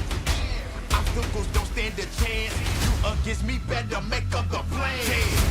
It doesn't matter what nobody tells you. Believe in yourself, power comes from within. I know they counted you out and they left you for dead. It don't matter, you still gonna win. It doesn't matter when nobody tells you. Believe in yourself, power comes from within. If they counted you out, it doesn't matter, you're still gonna win. Playtime is over, now finish them. 100%, that's the minimum. I don't listen to them, they some liars. Before you beat the odds, you gotta be put through the fire. Yeah, so I take on every challenge. Life is full of ups and downs, you gotta find a balance. When you're down and out, you find out who really got your back. Listen to me closer, cause you know I'm spitting facts. Yeah, we are not the same, I'm a Wolverine. Thought I was dead, just recovering. I was just a bad hand, I just play my cards. But all I need is one shot, like a shooting star. Running out of time, gotta take a stand. I listened to you long enough, I hear I'm my demand. Failure's not an option. Throw away your red lights, cause I'm not stopping. Yeah, it doesn't matter what nobody tells you. Believe in yourself, power comes from within. I know they counted you out and they left you for dead. It don't matter, you still gonna win. It doesn't matter when nobody tells you. Believe in yourself, power comes from within. If they counted you out, it doesn't matter, you're still gonna win. Yeah, it's checkmate if we playing chess. If you got a problem, better say it with your chest. I'm the #1 contender, ain't no #2. Cause even if I fall back, I'm still ahead of you. Yeah, cause we the winners, now we can't lose. Ain't no mission impossible, now we can't lose. Even though we outside, still get it in. You want the crown, get in line, there's been many men. Stop me, can't nobody stop me. Lately I've been on my own, can't nobody stop me. All they tough talking for the birds, now I'm furious. This will never end, so I'll never need a period. Yeah, so we gotta fly high. If you ever had a dream, put your hands in the sky. Yeah, cause we never going down. When it's all said and done, we gon' still be around.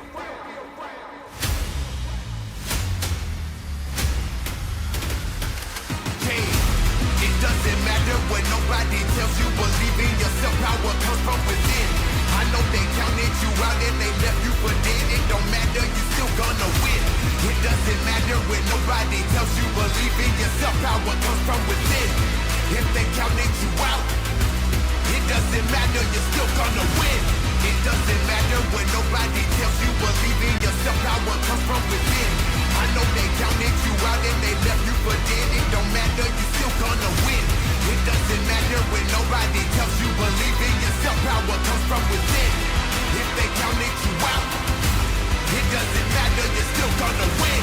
It doesn't matter when nobody tells you. Believe in yourself, power comes from within. Win, win, win.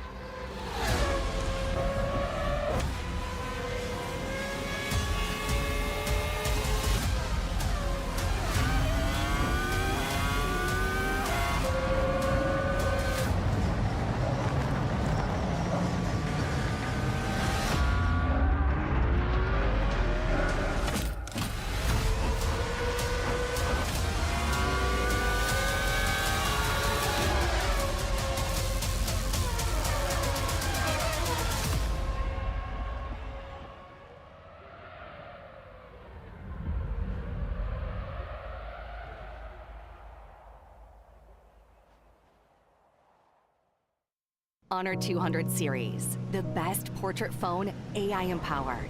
Studio level, AI portrait camera, 3 hardcore portrait modes. Color, vibrant and classic to capture portraits that truly stand out. AI empowered magic portal. Snapdragon 8S Gen 3 AI chipset. 5,200 milliampere per hours silicon carbon battery, 100 watt, Honor Supercharge. This is Honor 200 series.